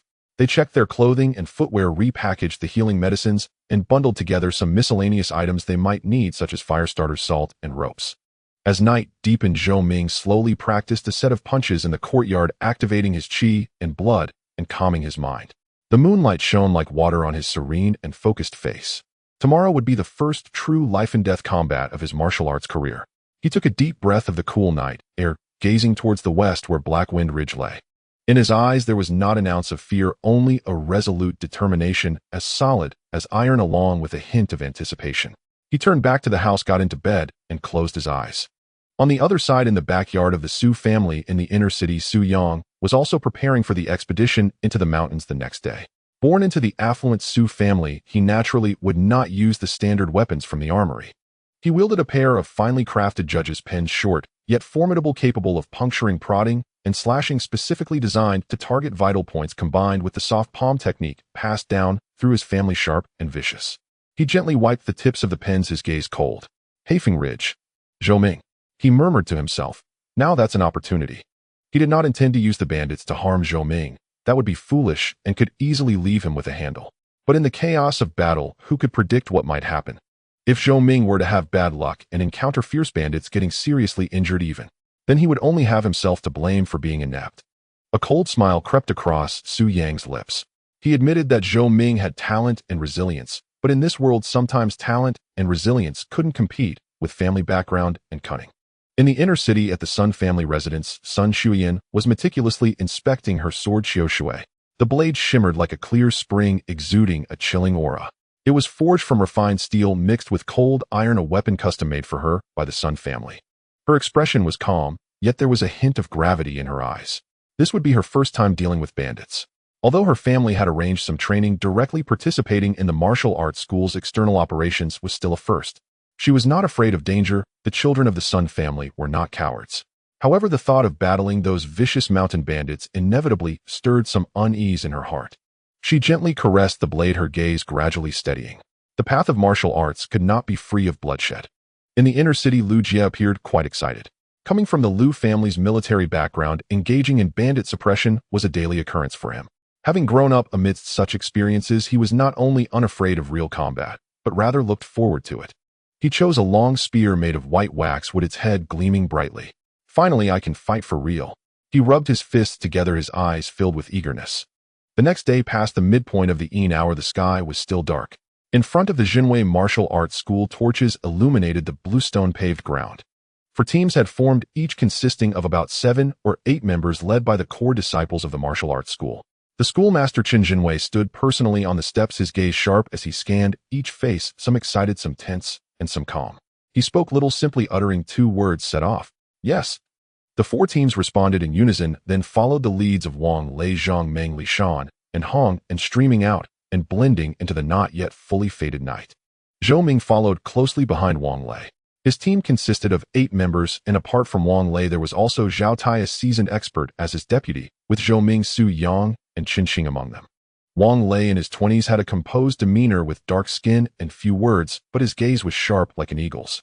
Carrying a thick-backed 9-ring broadsword, his movements were steady and silent, revealing deep skills and rich experience. The team exited the county's west gate, traveling west along the official road. At first, the sky was still dark, and they could only discern their path by the faint light on the eastern horizon, their footsteps rustling in the somber atmosphere with no one speaking. Zhou Ming adjusted his breathing, keeping his steps in sync with the team, his eyes vigilantly scanning the shadowy outlines of the mountain forests on either side of the road. The air was filled with the scent of grass, wood, and earth, and the distant calls of unknown birds and beasts added to the desolate and uncertain wilderness. After walking for about an hour, the sky brightened significantly. The morning sun penetrated the mist, casting light on the official road. Human presence along the road had become increasingly sparse, the path more rugged, and the mountains on either side began to steepen. Stop! Wang Lei suddenly raised his arm ahead. The team immediately halted, and everyone warily glanced around. Wang Lei crouched down to examine the soil and grass by the roadside, then looked up towards the misty mountains in the distance. We're nearing the perimeter of Haifeng Ridge. Wang Lei stood up, his voice deep. Everyone stay alert. From now on we may encounter bandit scouts or small groups of marauders at any moment. Su Yang, Zhou Ming, Qin stay close behind me. No orders, do not act recklessly. Yes, the three replied. Su Yang's gaze flickered momentarily, but he said nothing. Qin tightened his grip on his mountain-cutting knife, swallowing hard. Zhou Ming silently checked the straps of his boxing gloves, his expression growing more tranquil. The team continued forward, but their pace noticeably slowed, and their formation tightened. Wang Lei led the way with his deputy, bringing up the rear, protecting the newcomers like Zhou Ming in the center. As they entered the Haifeng Ridge area, the official road transformed into a narrow mountain path, winding upward, flanked by dense forests and steep cliffs, the light obscured by towering trees, creating a dim and eerie atmosphere. The chirping of insects and the calls of birds became sparse, replaced by an unsettling silence, with only the sound of the wind rustling through the treetops and the faint footsteps of the group. Watch your step and be mindful of the trees and cliffs, Wang Lei whispered, his eyes scanning each corner that might hide danger like a hawk.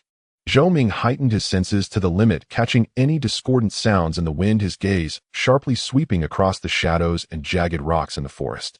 This environment was perfectly suited for ambush.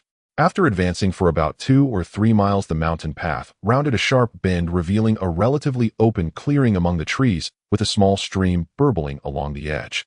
Let's rest here for a moment, replenish our water. Be quick about it, Wang Lei ordered. The group released a breath of relief, hurriedly unfastening their water pouches and heading towards the stream. Zhou Ming did not rush to drink water, but first carefully observed the surrounding environment. The clearing had a decent line of sight, but with dense forest surrounding it, if someone were to ambush from within. Goo goo, goo goo. At that moment, a rapid and strange bird call came from the depths of the left side thicket, short and sharp, completely different from the previous bird calls. Wang Lei's expression suddenly changed. Enemy attack. Form up. He shouted, his voice booming like thunder as he instantly drew his 9-ring broadsword, the blade vibrating with a low hum. Almost simultaneously, whoosh whoosh whoosh, the sharp sound of arrows slicing through the air erupted from the dense forest on both sides. Dozens of crude arrows like venomous bees were shot towards them, blanketing the entire clearing. Get behind the rocks. Wang Lei swung his broadsword, the blade flashing like lightning as he severed several arrows aimed at him, simultaneously issuing orders loudly. The team was thrown into chaos. At the moment Wang Lei shouted, Zhou Ming had already crouched low like a cheetah, exerting force beneath his feet as he lunged towards the nearest rocks, swift and decisive. Puff, puff, puff. The sounds of arrows embedding in the earth, trees, and rocks echoed incessantly. Qin rolled and crawled behind the rock, where Zhou Ming was, his face pale, his grip on the knife trembling slightly. Su Yang's skills were not lacking, either performing a plank bridge to evade 2 arrows, then swiftly sliding behind another rock. The judge's pen was already in hand, his expression icy. The first wave of arrows had momentarily ceased. Ha! The cubs from Jinwei Martial Arts School. We've been waiting for you. A boisterous, rough laugh rang out from within the forest. Following that, 2 to 3 dozen ragged men wielding various weapons charged out from the dense forest, shouting wildly. Most of them had fierce expressions, their eyes gleaming with a brutal and greedy light, and among them were even 8 or 9 seasoned bandits. The leader was a burly, one-eyed man wielding a ghostly-headed broadsword, exuding a fierce aura, clearly a dark energy martial artist. The one-eyed dragon, Lu Biao, the 6th captain of Haifeng Village. Wang Lei's pupils constricted as he instantly recognized the enemy's identity. The martial arts school had long been aware of the characteristics of several bandit leaders due to the long-standing bandit troubles in Haifeng Ridge. This Lu Biao was the 6th captain of Haifeng Village, a dark energy master known for being cruel and cunning, wielding the 5-tiger breaking door blade technique, having numerous merchant guards and even government soldiers fall beneath his blade. Wang Lei's heart sank. He had not expected to encounter an ambush led by a dark energy chief with numbers far exceeding their own just as they entered the perimeter of Haifeng Ridge. This was certainly not a coincidence. The spies of Haifeng Village had likely been tracking them for a long time. Zhao Tai, protect the junior brothers. The rest follow me to kill. Wang Lei roared, his internal energy, surging dark energy, erupting as his 9-ring broadsword emitted a deafening boom, the blade sweeping like a raging tide towards the charging Lu Biao. Lu Biao had fought for many years. Even as a dark energy master, he did not dare to be careless. Wang Lei, today I will take your life. Liu Biao's single eye shone with fierce light as he fiercely met the attack. Clang! The piercing sound of metal clashing echoed through the valley, sparks flying. Both were dark energy masters, their strength immense, and their swordplay superb. As soon as they clashed, they began with hard-hitting killing moves, the blade aura soaring, the fierce wind stirring up fallen leaves and dust. The surrounding bandit lackeys shouted, brandishing their swords, sticks, and clubs as they rushed towards the disciples of the Zhenwei martial arts school. Form a circular formation. Back to back, Zhao Tai shouted sharply. As an experienced dark energy master, he understood that in circumstances where they were outnumbered and the terrain was unfavorable, fighting scattered would be tantamount to seeking death. Several inner disciples quickly huddled together, forming a small circular formation back to back, shielding Zhou Ming, Su Yang, Qin Qing, and the other newcomers slightly towards the rear. Kill! A fierce-looking bandit with a scar across his face was the first to charge, wielding a thick-bladed chopping knife, aiming a downward slash at one of the disciples on the formation's flank. The disciple gritted his teeth and raised his knife to block. Clang! Sparks flew as the disciple was jolted, his arm numb, staggering back, creating a gap in the circular formation. "Ha! Die!" The scar-faced bandit pressed forward relentlessly, swinging his knife to cleave the disciple in half. At that moment, a figure dashed out from the circular formation like a ghost. It was Zhou Ming. He had been calmly observing the battlefield, waiting for the right moment. The scar-faced bandit's attack had been too forceful, leaving his right side wide open. Zhou Ming pushed off the ground, executing the tiger leap step from the mighty tiger fist, his figure moving with lightning speed as he swiftly slipped in beside the bandit, evading the blade. His right fist clenched tightly, the iron on the boxing gloves glinting coldly as his internal energy surged, the bright energy instantly condensing at his fist's edge. No fancy techniques. Just the simplest, most direct, and swiftest straight punch. Mighty tiger breaks out. The punch sent out a low, thunderous roar. The scar-faced bandit's pupils constricted. He hadn't expected this seemingly youngest kid who had been hiding at the back to strike so swiftly and viciously. In a moment of panic, he attempted to block with his knife, but it was already too late. Bang! A heavy, muffled thud echoed. Zhou Ming's fist slammed solidly against the scar-faced bandit's right rib. The faint sound of bones cracking was drowned out by the explosive thud of the punch. Ugh! The scar-faced bandit let out a piercing scream, his eyes bulging, blood mixed with internal organs bursting from his mouth as his body flew away like a broken sack, knocking down two rushing lackeys, rolling on the ground, twitching a couple of times before falling silent. One punch to kill the enemy. Clean and neat. The entire scene fell silent. Neither the bandits nor the martial arts disciples had expected that this seemingly inconspicuous youth would unleash such a thunderous strike, killing a dark energy bandit outright. Good. Zhao Tai's spirit lifted as he shouted, "Junior brother Zhou, well done." Qin Qing also felt his blood surge, the fear in his heart lessening slightly as he tightened his grip on the mountain-cutting knife. Su Yang, however, had a flash of fear in his eyes. He hadn't expected Zhou Ming to be so strong.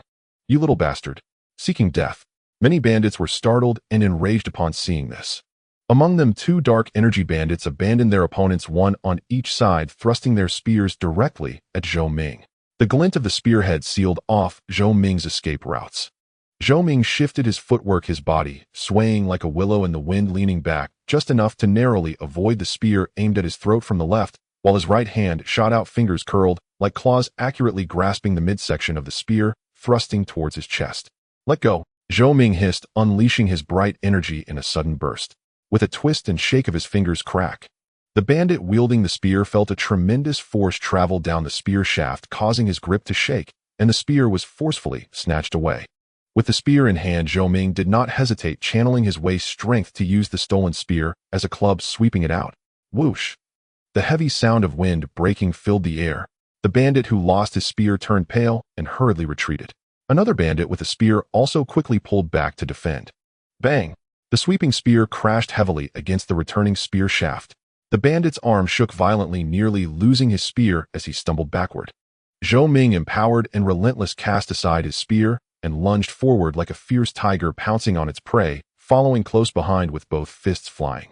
Tiger roars in the mountains. The shadows of his fists, infused with a sharp wind, enveloped the gun-wielding bandit. The bandit barely managed to block two punches, but could not evade the third, which landed squarely on his chest with a resounding blow. Blood gushed forth as his ribcage caved in and he collapsed lifeless. In just a few breaths, Zhou Ming had slain two formidable bandits. His ferocity was unparalleled. This display utterly intimidated the surrounding ordinary lackeys.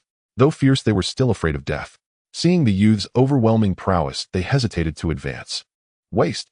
Lu Biao engaged in a fierce battle with Wang Lei, caught sight of the scene out of the corner of his eye, his single eye flashing with fierce light as he cursed.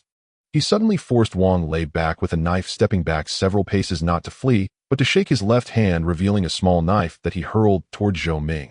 The small knife, infused with Lu Biao's hidden strength, whistled as it spun, resembling a crescent moon of death, moving at an incredible speed, aimed directly at Zhou Ming's head.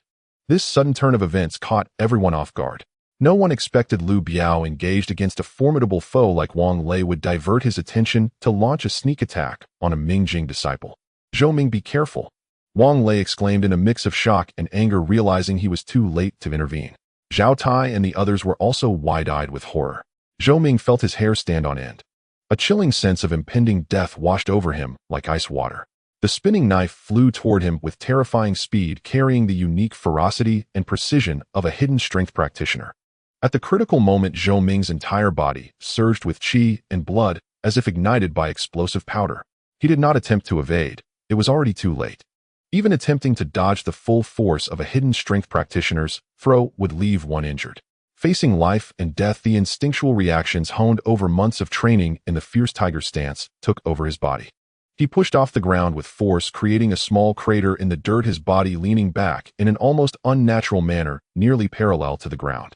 Simultaneously, the surging qi and blood within him wildly concentrated in his right arm muscles, bulging, the cold gleam of the iron fist seeming to shine for a moment as his right fist ascended from below, smashing into the side edge of the knife.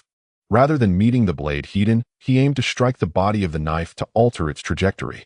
"Deflect from me!" Zhou Ming roared inwardly, his Mingjing power reaching its zenith at that moment, and a faint sound of qi breaking through the air was even heard at the tip of his fist.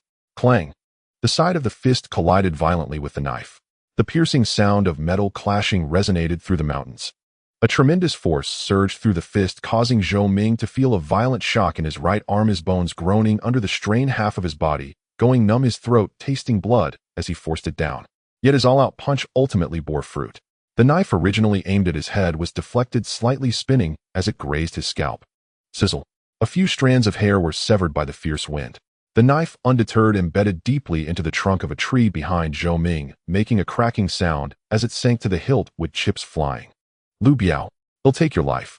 Wang Lei, seeing Zhou Ming escape death in such a narrow moment, was filled with shock and rage, more so with fear and fury. He no longer gave Lu Biao any chance, and the 9-loop broadsword erupted with unprecedented fierce light, enveloping Lu Biao like a storm, every strike aimed at vital points, fighting as if his life depended on it. Having failed his sneak attack, Lu Biao was now entangled in Wang Lei's furious assault, feeling overwhelmed and inwardly cursing the boy's luck. His fierce eye flickered as he realized it would be difficult to gain the upper hand today, contemplating retreat. Meanwhile, Zhou Ming staggered to his feet, his right arm aching intensely, temporarily unable to exert force, yet his gaze remained sharp as a blade scanning the battlefield. Having narrowly escaped death and killed 2 enemies, Zhou Ming had significantly boosted his side's morale, simultaneously intimidating many bandits. Zhao Tai and the others roared, seizing the opportunity to counterattack, stabilizing their formation, and even beginning to push forward. Su Yang, hiding within the formation, looked at Zhou Ming's bloodied fist and cold gaze, feeling even colder inside. The dark thoughts he had been nurturing began to dissipate in the face of Zhou Ming's terrifying combat ability and fierce courage. He knew that if he harbored any more sinister thoughts now, he would likely be the first to die. Chen Qing, wielding a mountain-cutting knife, protected Zhou Ming's flank, his face filled with excitement. "Junior brother Zhou, are you okay? That was amazing." "No worries." Zhou Ming took a deep breath, suppressing the turbulent qi and blood, his left fist clenched, vigilance unyielding. He knew that the battle was not yet over. "The wind is tight. Pull back." Lu Biao, forced to retreat by Wang Lei's strike, bore a wound on his shoulder, knowing that if this continued, his team would likely perish here. He suddenly feigned a strike, forcing Wang Lei back, and shouted sternly. Hearing their leader's command, the already demoralized mountain bandits felt as if pardoned, letting out a shout as they turned and fled into the dense forest, disregarding the corpses of their comrades. "Pursue." Wang Lei would not let them escape, leading his men to chase. "Senior brother Wang, don't pursue a cornered enemy." Zhao Tai shouted urgently, "Be careful of ambushes." Wang Lei halted, watching the bandits swiftly vanish into the forest. Reason overcame his rage. He took a deep breath and said solemnly, "Clear the battlefield, tend to the injured, and maintain vigilance. The disciples acted accordingly. This battle came suddenly and ended quickly. On the side of the Jinwei Martial Hall, apart from Zhou Ming's right arm suffering from the shock of hidden strength, there were 2 others with minor injuries, but no one was killed. On the bandit side, 6 corpses were left behind, including 3 Mingjing practitioners, marking significant losses. Wang Lei approached Zhou Ming, examining his right arm closely. "Your bones are damaged, and your qi and blood are in turmoil, but fortunately the foundation remains intact. Take this bottle of bone-strengthening ointment, apply it daily while practicing. In 2 to 3 days you'll recover most of your strength. Thanks to you, our losses could have been much greater." He handed Zhou Ming a small green porcelain bottle. "Thank you, senior brother." Zhou Ming accepted the ointment without hesitation. He knew this ointment was precious, a secret formula of the Martial Hall effective for bone injuries. "Your response just now was quite impressive." Wang Lei praised a rare compliment, his eyes filled with approval. "Bold and meticulous, your control of strength is precise. Take good care of your injuries, your future achievements are limitless." "You're too kind, senior brother," Zhou Ming replied calmly. Meanwhile, Zhao Tai approached and patted Zhou Ming's left shoulder. "Good boy. You scared me just now. That old cunning Lu Biao actually launched a sneak attack. Thankfully you dodged it." Other disciples cast admiring glances. After a brief rest, tending to the injured, burying the bandit corpses, and looting the battlefield, Wang Lei decided against venturing deeper. The ambush encountered today exceeded expectations. The team needed to rest and recuperate. "Let's retreat to the foot of the mountain and discuss tomorrow," Wang Lei decisively ordered. The team cautiously retraced their steps, settling in a makeshift abandoned camp at the foot of the mountain. As the leader, Wang Lei, equipped with ample survival experience, arranged for some disciples to stand guard while discussing a shift schedule with Zhao Tai. As night deepened, the simple camp was lit dimly.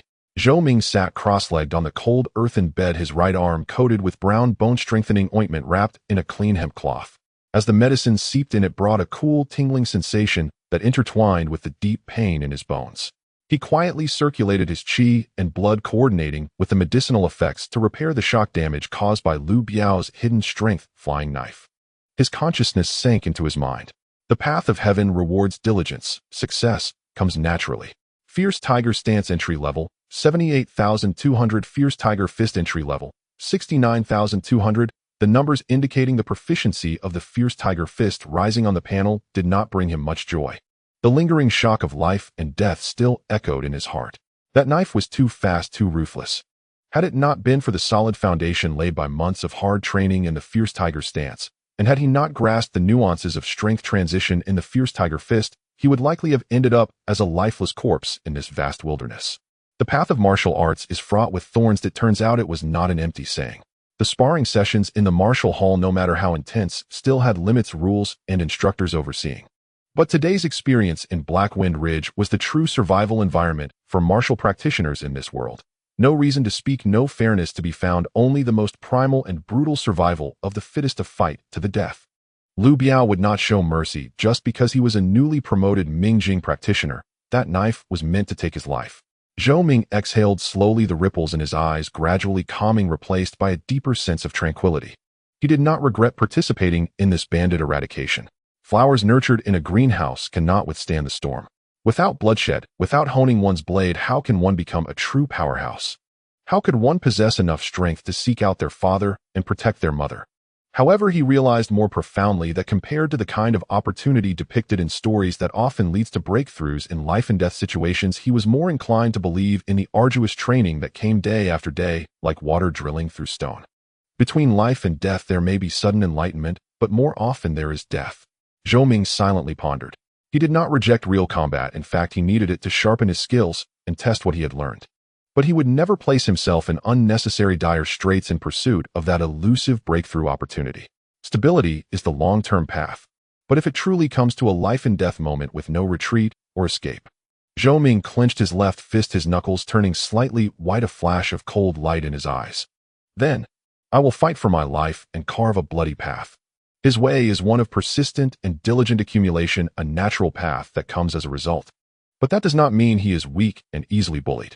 When it's time to fight, fight. When it's time to kill, kill. And when it's time to risk life, he will never hesitate. With clarity of thought, Zhou Ming felt his spirit become more focused. Even the pain in his right arm seemed to lessen.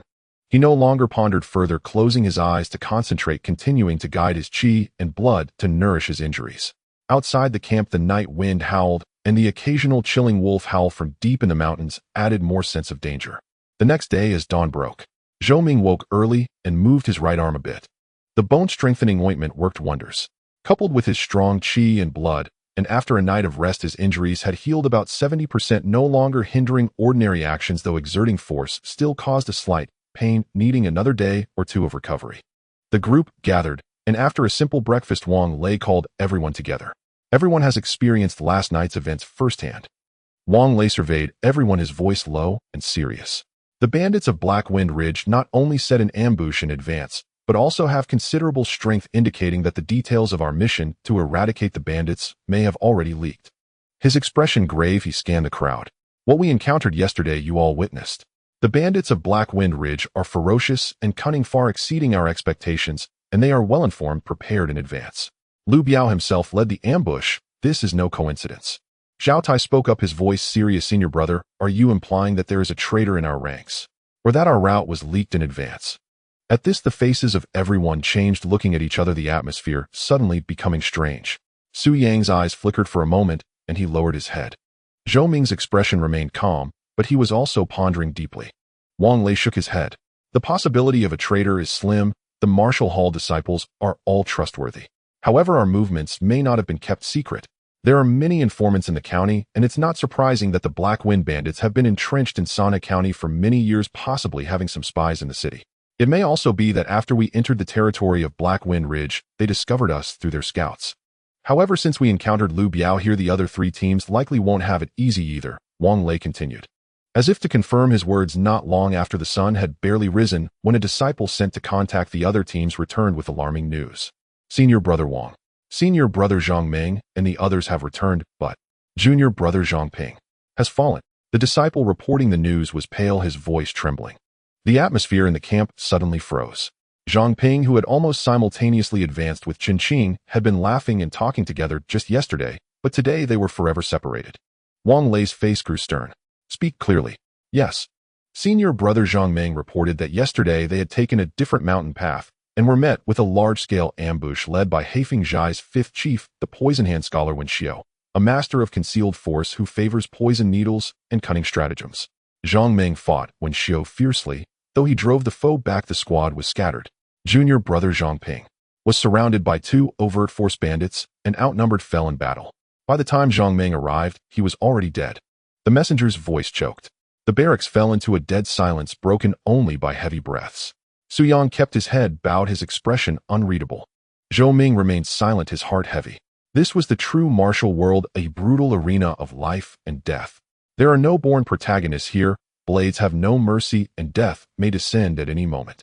What of junior brothers Li Shan and Hong En? Wang Lei drew a deep breath, forcing down the anger and grief surging in his chest. The reply came. Li Shan's team had also met bandits, but there was no concealed force leader. Only small-scale harassment that was repelled without casualties. As for Hong An's group, there had been no word yet. By agreement, if there was no contact by noon, they were to be considered either engaged by a powerful enemy or lost and in need of support. Wang Lei's brow knit, his gaze cutting like a blade. Heifeng Zhai's response was stronger and more meticulous than he had anticipated. This was no mere bandit nuisance. It resembled an organized, premeditated counterstrike designed to wear them down. Issue orders. Nobody may leave the camp without permission. Increase all watches. Zhao Tai, take 3 men and go to aid Hong En. Be vigilant. If you encounter a superior enemy, withdraw immediately. Zhao Tai obeyed, choosing 3 seasoned disciples and departing at once. Wang Lei then looked to Zhou Ming, Su Yang, and the others. You 3 remain here, rest and recover. The days ahead will likely be anything but peaceful. They all nodded in silence, the atmosphere oppressive. Zhou Ming returned to his corner to cultivate and soothe his qi, tending the wounds of his right arm. His mood was calmer than the day before. Zhang Ping's fall was like a cold stone dropped into his heart, clarifying for him the mercilessness of the road ahead. Grief was useless. Anger must be forged into strength. Only greater power and more cautious tactics would allow one to travel far in this path. Noon was approaching when hurried footsteps and cries sounded at the camp perimeter. Senior brother Wang, Hong An's group has returned, but the casualties are terrible. Wang Lei shot to his feet and strode from the barracks. Hong An staggered into camp supported by 2 disciples. His left arm had been severed at the shoulder, crudely bound with cloth. Blood had soaked through his face, drained of color, and his breath faint. Only 4 disciples followed behind him, each wounded, their faces a mixture of grief and terror. Hong and Wang Lei hurried forward to steady him, his eyes scanning the severed limb and his heart sinking. What happened? Hong An's lips trembled, bloodshot eyes brimmed with lingering fear. It was Haifeng Zhai's third chief, Xietu Batu, a master of concealed force, and dozens of bandits. We were surrounded. Junior brother, Li junior brother's son. They're dead. Xietu Batu, Haifeng Zhai's third chief, a consummate concealed force master with a fearsome reputation. Rumor had it that several concealed force practitioners and nearly 20 overt force fighters had perished at his hands. His methods were ruthless and brutal. Someone bring Hong into rest and give him the best wound salves. Wang Lei forced his blood to settle and ordered in a low, controlled voice. Several disciples hurried forward to support the nearly fainting Hong and tend his stump. The camp reeked of blood and a suffocating rage. Wang Lei stood as if carved from stone, his gaze sweeping over the battered returning parties before turning toward the mist-shrouded depths of Haifeng Ridge. His face was thunderdark.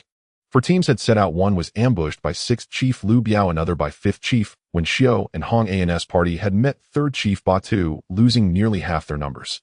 This was no coincidence. Haifeng Zhai seemed to know their movements intimately, even gauging the composition of their squads so precisely that it could dispatch leaders whose strength matched each ambush. The shadow of an inside traitor resurfaced in everyone's minds, heavier and more chilling than before. Zhao Tai finished tending to Hong and approached, his voice hoarse. The situation is wrong. Haifeng Zhai's reaction is far too strong. This doesn't look like ordinary reprisal or defense. It feels like pockets were prepared in advance, waiting for us to walk right into them. Wang Lei slowly nodded, his eyes sharp. Indeed. A disciple could not help but snarl, how dare they? Aren't they afraid the Hallmaster will fly into a rage, rally other schools and the authorities, and raise Haifeng Zhai? Wang Lei answered, if they dare such things, they must have some backing. His gaze grew deep. Either their power has swollen to the point of hubris, or someone has given them the confidence to act so boldly. The implication chilled everyone present. If Haifeng Zhai truly had a hidden patron, the matter would become far more complicated. Within Sanhe County, very few could move such pieces in silence. But now was not the time for accusations. The urgent task was to preserve the remaining strength and to clarify Haifeng Zhai's true purpose and capacity. We cannot linger here. Wang Lei decided without hesitation. If Haifeng Zhai could ambush us once, they can ambush us twice or thrice. That Hong An's group was struck here suggests our camp's location may already be exposed. Pack immediately and rendezvous with the other teams, then return to the county together. Orders were obeyed and preparations made with haste. Though heavy at heart, no one delayed. Zhou Ming helped gather gear, his mind racing with thoughts. Haifeng Zhai's abnormal reaction and the possibility of a hidden hand transformed this originally training-focused anti-bandit mission into something cloaked in conspiracy. The danger exceeded expectations. Yet Zhou Ming felt no overwhelming fear. Instead, he grew more composed. Amid chaos, crisis and opportunity often travel together. More importantly, his understanding of his own strength had sharpened. In yesterday's battle, he had stood firm against Liu Biao's concealed force, throwing blade at the brink of life and death, and had slain 2 overt force bandits. That had proven his current practical combat ability to be upper middle among the inner courtyard disciples. But it was not enough. Facing seasoned concealed force veterans like Liu Biao and Xiao and Batu, he was still vulnerable. Against any unseen patron, he was as an ant. I must increase my strength quickly. Zhou Ming clenched his fist. The nagging pain in his right arm kept reminding him of the gap between himself and true masters. He resolved that his mastery of Menghu Zhuang Gong and Menghu Quan must not slacken. He would push his proficiency relentlessly and seek resources to aid his cultivation. Thoughts turning, hands moving, the team soon finished packing. Under Wang Lei's command, they withdrew from the temporary camp in orderly fashion.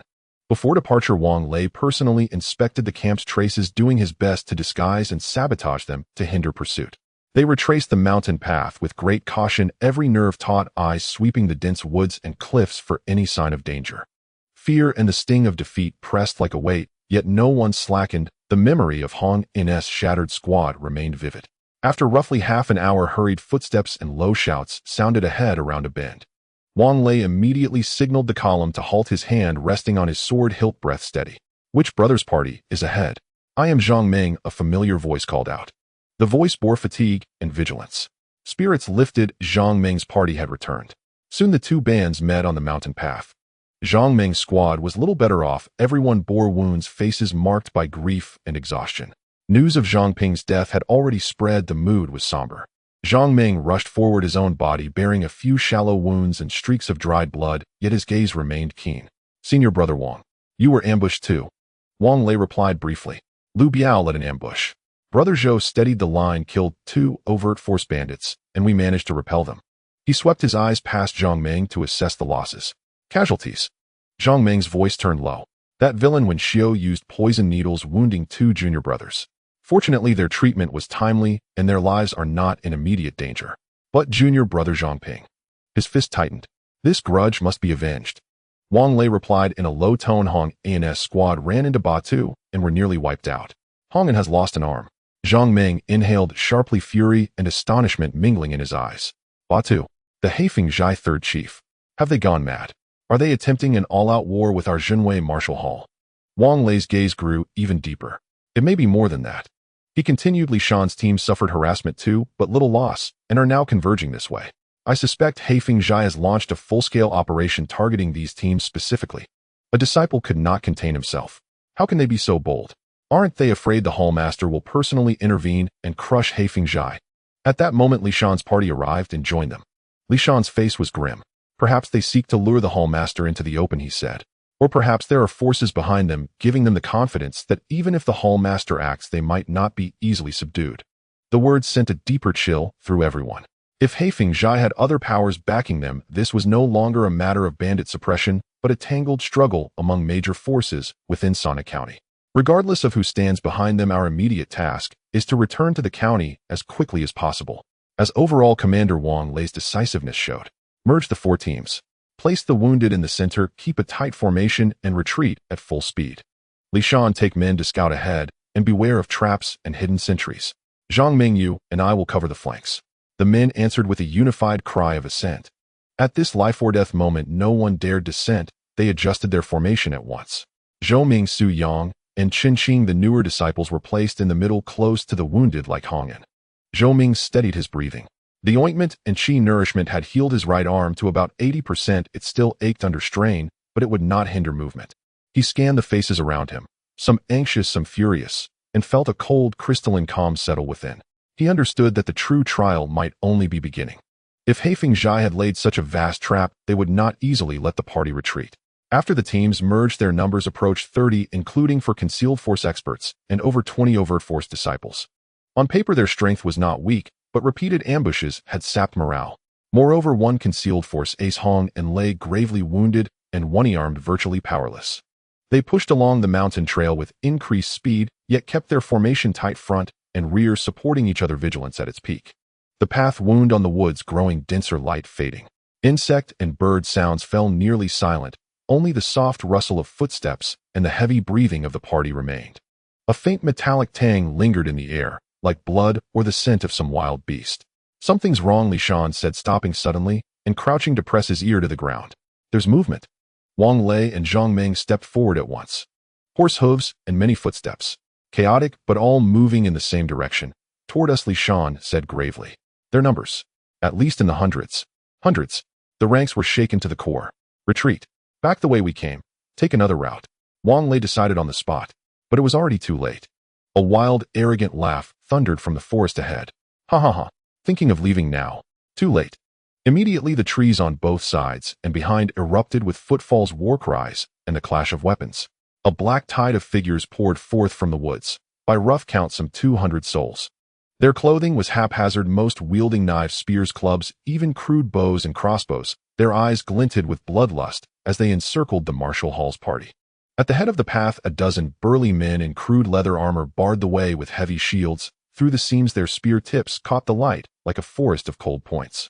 Most alarming of all, behind the shield wall stood 5 figures whose auras were vast and fierce, their murderous chi crackling into the open.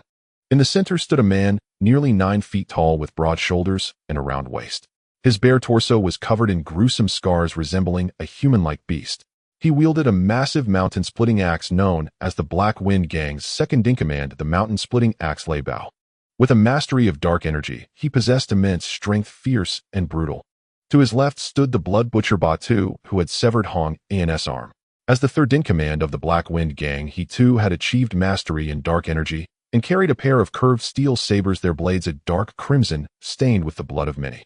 On his right was a middle-aged scholar with a sallow complexion and a thin frame holding a dark iron judge's pen. This was the poisonous hand scholar Wen Xiao, the fifth-in-command of the Black Wind Gang, a practitioner of ordinary dark energy skilled in using poison needles and cunning traps. Next to Wen Xiao stood the one-eyed dragon Lu Biao, who had clashed with Wang Lei yesterday. He was the sixth-in-command of the Black Wind Gang, an ordinary dark energy user with a ghostly-headed saber pointed at the ground, his single eye filled with cruel delight. Lastly, there was an unassuming old man of average stature and appearance, standing slightly behind Lei Bao. He held a dark iron smoking pipe, puffing lazily, his eyes murky, as if he were just an ordinary countryman.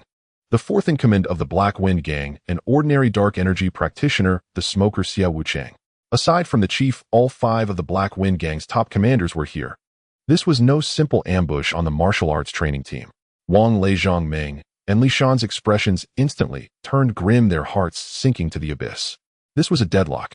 The enemy outnumbered them nearly 10-1, and among them were 5 commanders with dark energy, with Lei Bao and Ba Tu being masters, their strength far surpassing their own.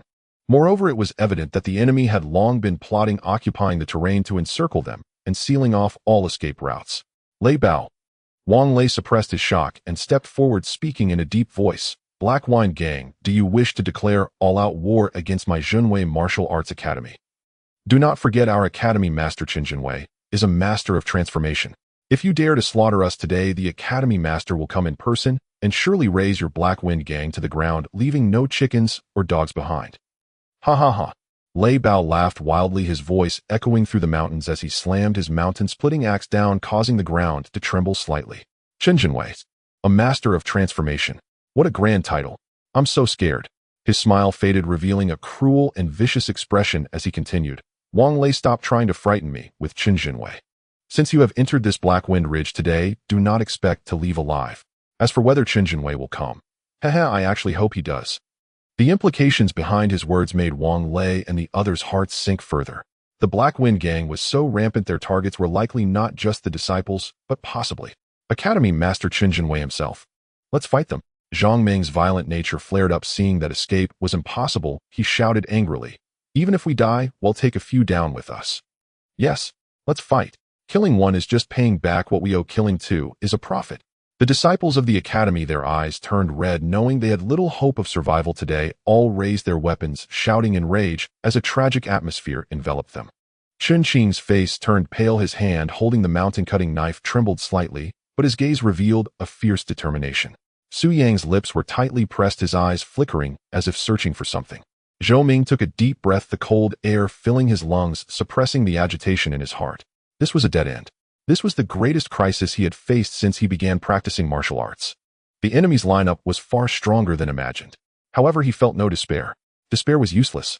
The only option was to seek survival amidst death. His gaze swiftly scanned the battlefield, his brain racing to analyze the enemies and his own situation, searching for that slim glimmer of hope. A cornered beast fights back. Lei Bao sneered, waving his hand. Brothers, kill them all. Leave no one alive. Kill them all, and there will be generous rewards. Kill. The thunderous battle cry erupted. Over 200 bandits surged like a black tide from all directions. Arrows and flying stones were the first to be launched from the mountain forests on both sides. Though their accuracy was mediocre, their sheer numbers covered a wide area. Be careful. Wang Lei shouted sharply, swinging his nine-ring saber, the blade sweeping down to knock away the arrows aimed at him. Zhou Ming and Li Shan also used their techniques to shield themselves. The disciples of the Academy scrambled for cover or swung their weapons to block, but several disciples were still hit by arrows, screaming as they fell. After the first wave of ranged suppression, the tide of bandits had already rushed close. Form a formation. Fight to the death. Wang Lei, Zhou Ming, and Li Shan formed a triangle, bracing themselves at the front of the group to meet the fiercest assault from the bandits. Wang Lei faced off against Lei Bao. Zhou Ming faced Ba Tu. Li Shan was entangled by Wen Xiao and Lu Biao. The unremarkable smoker Xia Wuchang was puffing on his pipe, moving like a ghost along the battlefield's edge, occasionally striking with his iron smoking pipe, targeting the weak points in the disciples' defenses. 2 disciples had already been struck in vital areas, falling to the ground. The battle instantly reached a fever pitch. Blades clashed, blood flew. Roars, screams, the clashing of weapons, and the sound of blades piercing flesh intertwined to create a cruel symphony of death. Although the disciples of the Academy were at an absolute disadvantage in numbers, each was a bright energy practitioner forming small formations back to back, fiercely resisting momentarily, holding off enemies several times their numbers. But there were simply too many bandits charging forward like a relentless tide. For every bandit the disciples killed, they often sustained one or two injuries themselves, their stamina and energy rapidly depleting. Even more terrifying were the two masters Lei Bao and Ba Tu, whose prowess was unmatched and ferocious. Lei Bao's mountain-splitting axe struck with tremendous force. Each swing carried the power to split mountains and shatter rocks. Though Wang Lei was skilled with his saber and was also a master of dark energy, he was clearly outmatched in strength, forced to rely on his agile movements and exquisite techniques to evade retreating repeatedly, nearly encountering peril. Ba Tu's dual sabers were like two venomous snakes, his technique wicked and ruthless, both fast and tricky. Though Zhou Ming was fierce, his cultivation was only that of ordinary dark energy, and soon he bore several deep wounds visible to the bone, blood pouring out, roaring in anger, but unable to reverse the disadvantage. Li Shan, facing the joint assault of Wen Xiu and Lu Biao, was even more stretched thin. Wen Xiu's poison needles were impossible to guard against, and Lu Biao's ghostly-headed saber was fierce and wild. Li Shan had already been struck by several poison needles in his thigh, kneeling on one knee with a pale face.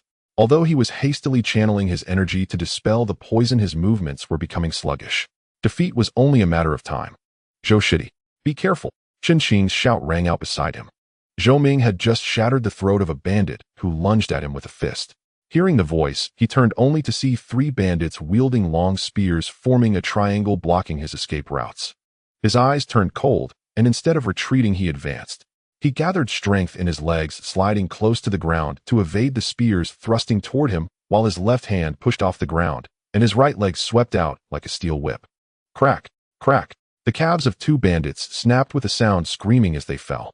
Zhou Ming sprang up, delivering a heavy elbow strike to the face of the third bandit. The bridge of the bandit's nose collapsed, blood splattering as he fell backward. After finishing off these three, Zhou Ming panted heavily, scanning the battlefield. The situation was rapidly deteriorating. Wang Lei was knocked back by Lei Bao's axe, spewing blood. Zhang Ming had a long gash cut into his chest by Ba Tu, deep enough to see bone, his roar now tinged with despair. Li Shan had been struck in the thigh by a poison needle from Wen Xiu, kneeling on one knee with a darkened face. The circular formation formed by the academy disciples was in tatters under the relentless assault of the bandits, with disciples continually falling. Chen Qing had sustained a wound on his shoulder, blood staining half of his body, yet he gritted his teeth and fought to the death. Zhou Ming's heart sank a little more. If this continued, total annihilation was only a matter of time. "You harm my disciples, you seek death." A furious shout like thunder from 100 meters away erupted, shaking the mountain forest. Everyone felt their hearts tremble, their blood momentarily stagnating. An azure gray figure leaped into the air like a great rock soaring from 100 meters away, enveloped by a fierce wind, crashing down at the battlefield's edge. The newcomer was around 40 years old, with a lean face and dressed in azure gray martial arts attire. It was none other than the master of the Jinwei Martial Arts Academy, Chen Jinwei. At this moment his expression was as solemn as water, his eyes glinting like lightning as they swept over the chaotic battlefield and the bloody disciples, especially upon seeing that Wang Lei, Zhang Ming, and others were severely injured and disciples lay dead and wounded. A chilling, palpable killing intent erupted. "Master! Master!" Wang Lei, Zhang Ming, Li Shan, and all the remaining standing disciples felt a surge of spirit, a wild joy of survival, flooding their hearts as they shouted hoarsely. "Chen Jinwei!"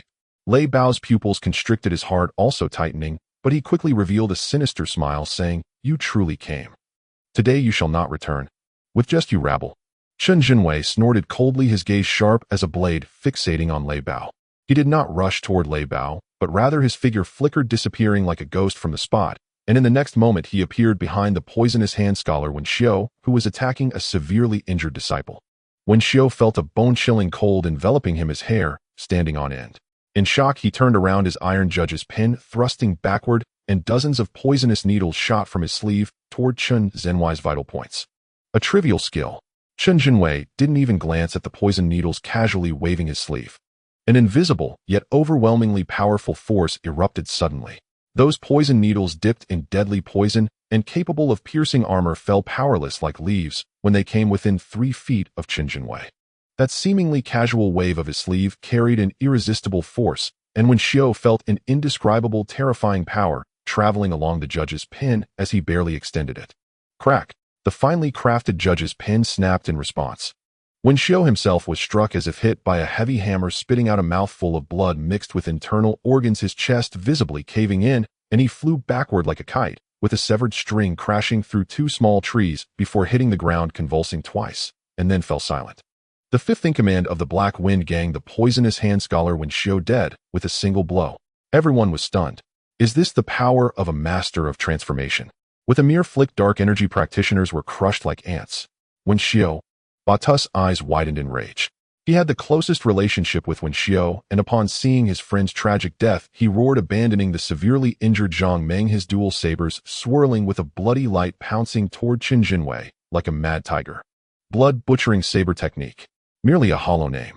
Chen Jinwei paid him no mind, his footwork mysterious as he sidestepped effortlessly, avoiding Batus' frenzied dual saber strikes, and stepping directly into his inner circle.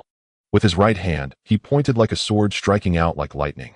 The movement appeared slow, yet it seemed to break through the constraints of space, arriving before Batu. Batus' face turned pale, trying to retract his sabers for defense, but it was already too late. Chen Jinwei's fingertip lightly touched Batus' forehead. There was no earth-shattering explosion.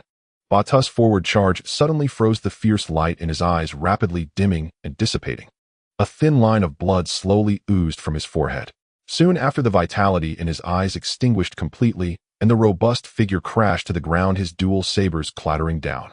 The third-in-command of the Black Wind Gang, the notorious blood butcher Batu, master of dark energy, dead. Once again. With a single move. No, it couldn't even be considered a technique, merely a casual point. Hiss! A gasp of cold air echoed throughout the venue. Whether martial arts disciples or Black Wind Gang bandits, all were petrified by this terrifying scene. A master of transformation, how terrifying indeed. Dark energy practitioners seemed like infants before him. Lei Bao's sinister grin completely froze, replaced by boundless shock and fear. Though he prided himself on his strength, seeing this scene made it clear to him just how vast the gap was between him and a master of transformation. It was a chasm. Chen Jinwei, having killed two men, continued without pause like a tiger entering a flock of sheep, charging into the most densely packed area of bandits. His every movement, though seemingly random, contained immense power. Demon. He's a demon. Run! Someone cried out first, and the once ferocious bandits instantly lost their morale, wailing and fleeing in panic, abandoning their weapons and armor as they scrambled into the dense forest. Even the minor leaders of the Mingjin realm could no longer control their subordinates, fleeing themselves first. Lei Bao's face turned ashen. He knew the tide had turned, and staying meant certain death. Gnashing his teeth, he cast aside any pretense of dignity as the second chief, turning to slip away amidst the fleeing bandits. Did I give you permission to leave? The icy voice echoed in his ears. Lei Bao's hair stood on end. Without a second thought, he roared, unleashing all his strength, swinging his massive battle axe in a full arc backward with all his might. This strike, condensed from a lifetime of power, was terrifying in its might, carving a deep trench into the ground with its sheer force. Yet, Chen Jinwei merely extended two fingers. He pinched the blade between them. Clang! A crisp metallic ring resounded. That colossal axe, capable of splitting rocks and cracking stones, was held firmly by his two fingers, gripping the edge without a tremor. Motionless, Lei Bao's eyes bulged, scarcely believing what he saw.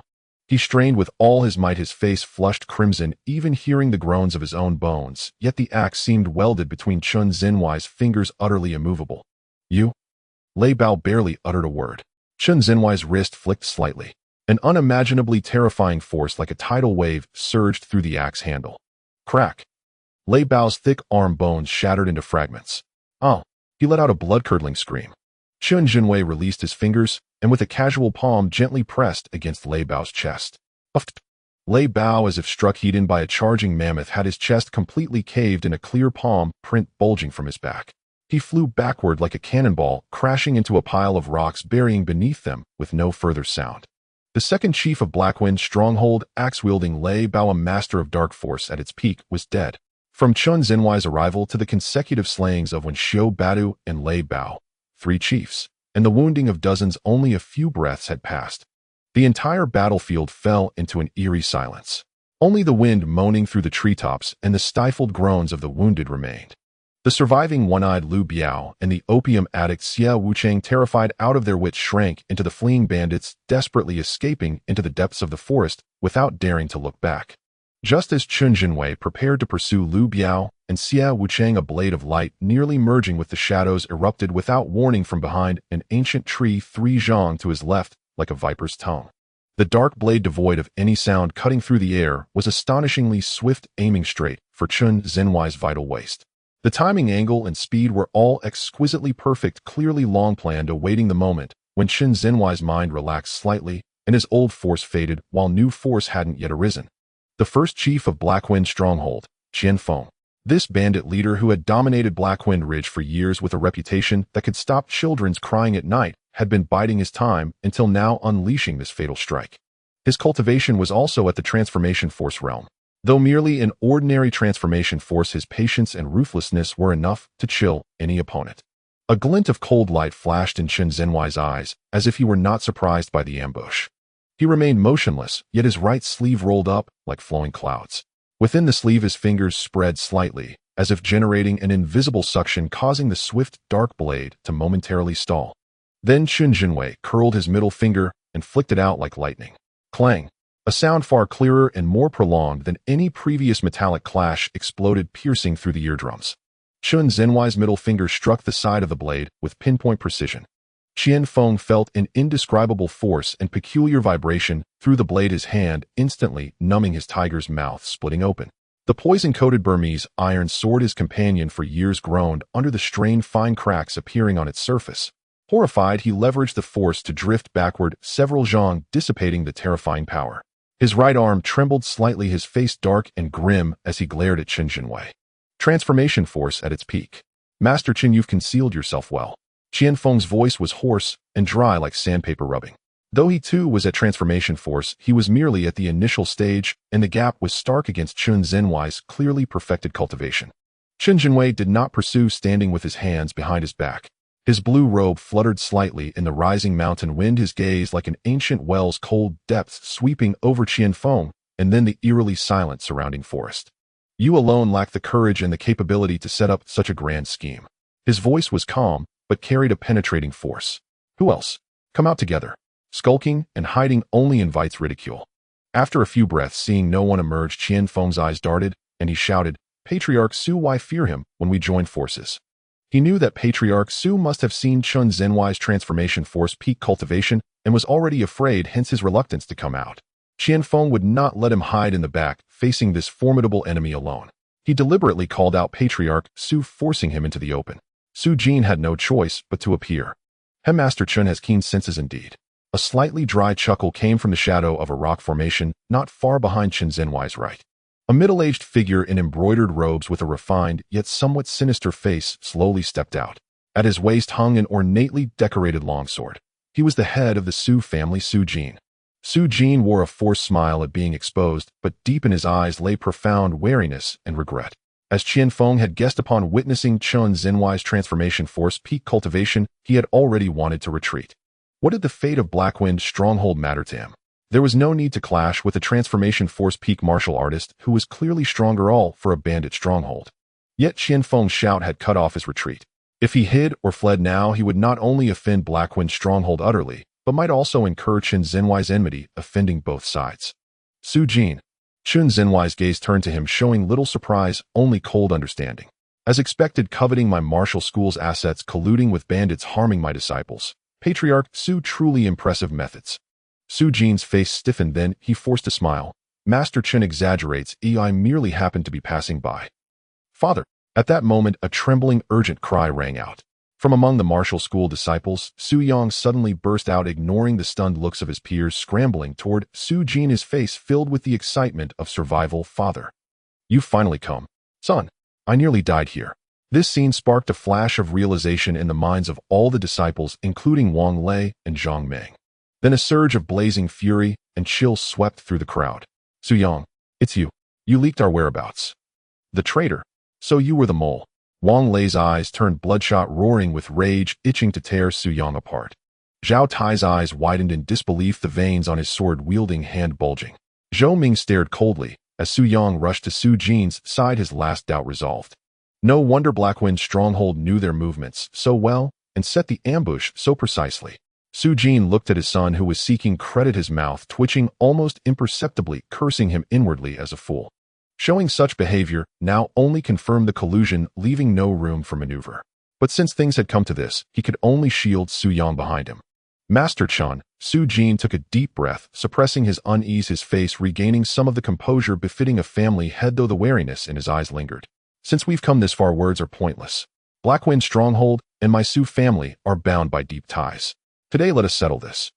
He glanced at Qian Feng, whose face was twisted with malice and eyes flickering, knowing they were now in the same boat and had to join forces reluctantly. Chief Qian, though Chun Jinwei is strong, with the two of us together we may yet have a chance. He has fought consecutively, killing Wen Xiu Badu and Lei Bao. It may seem effortless, but it cannot have been without cost. Now is the opportunity.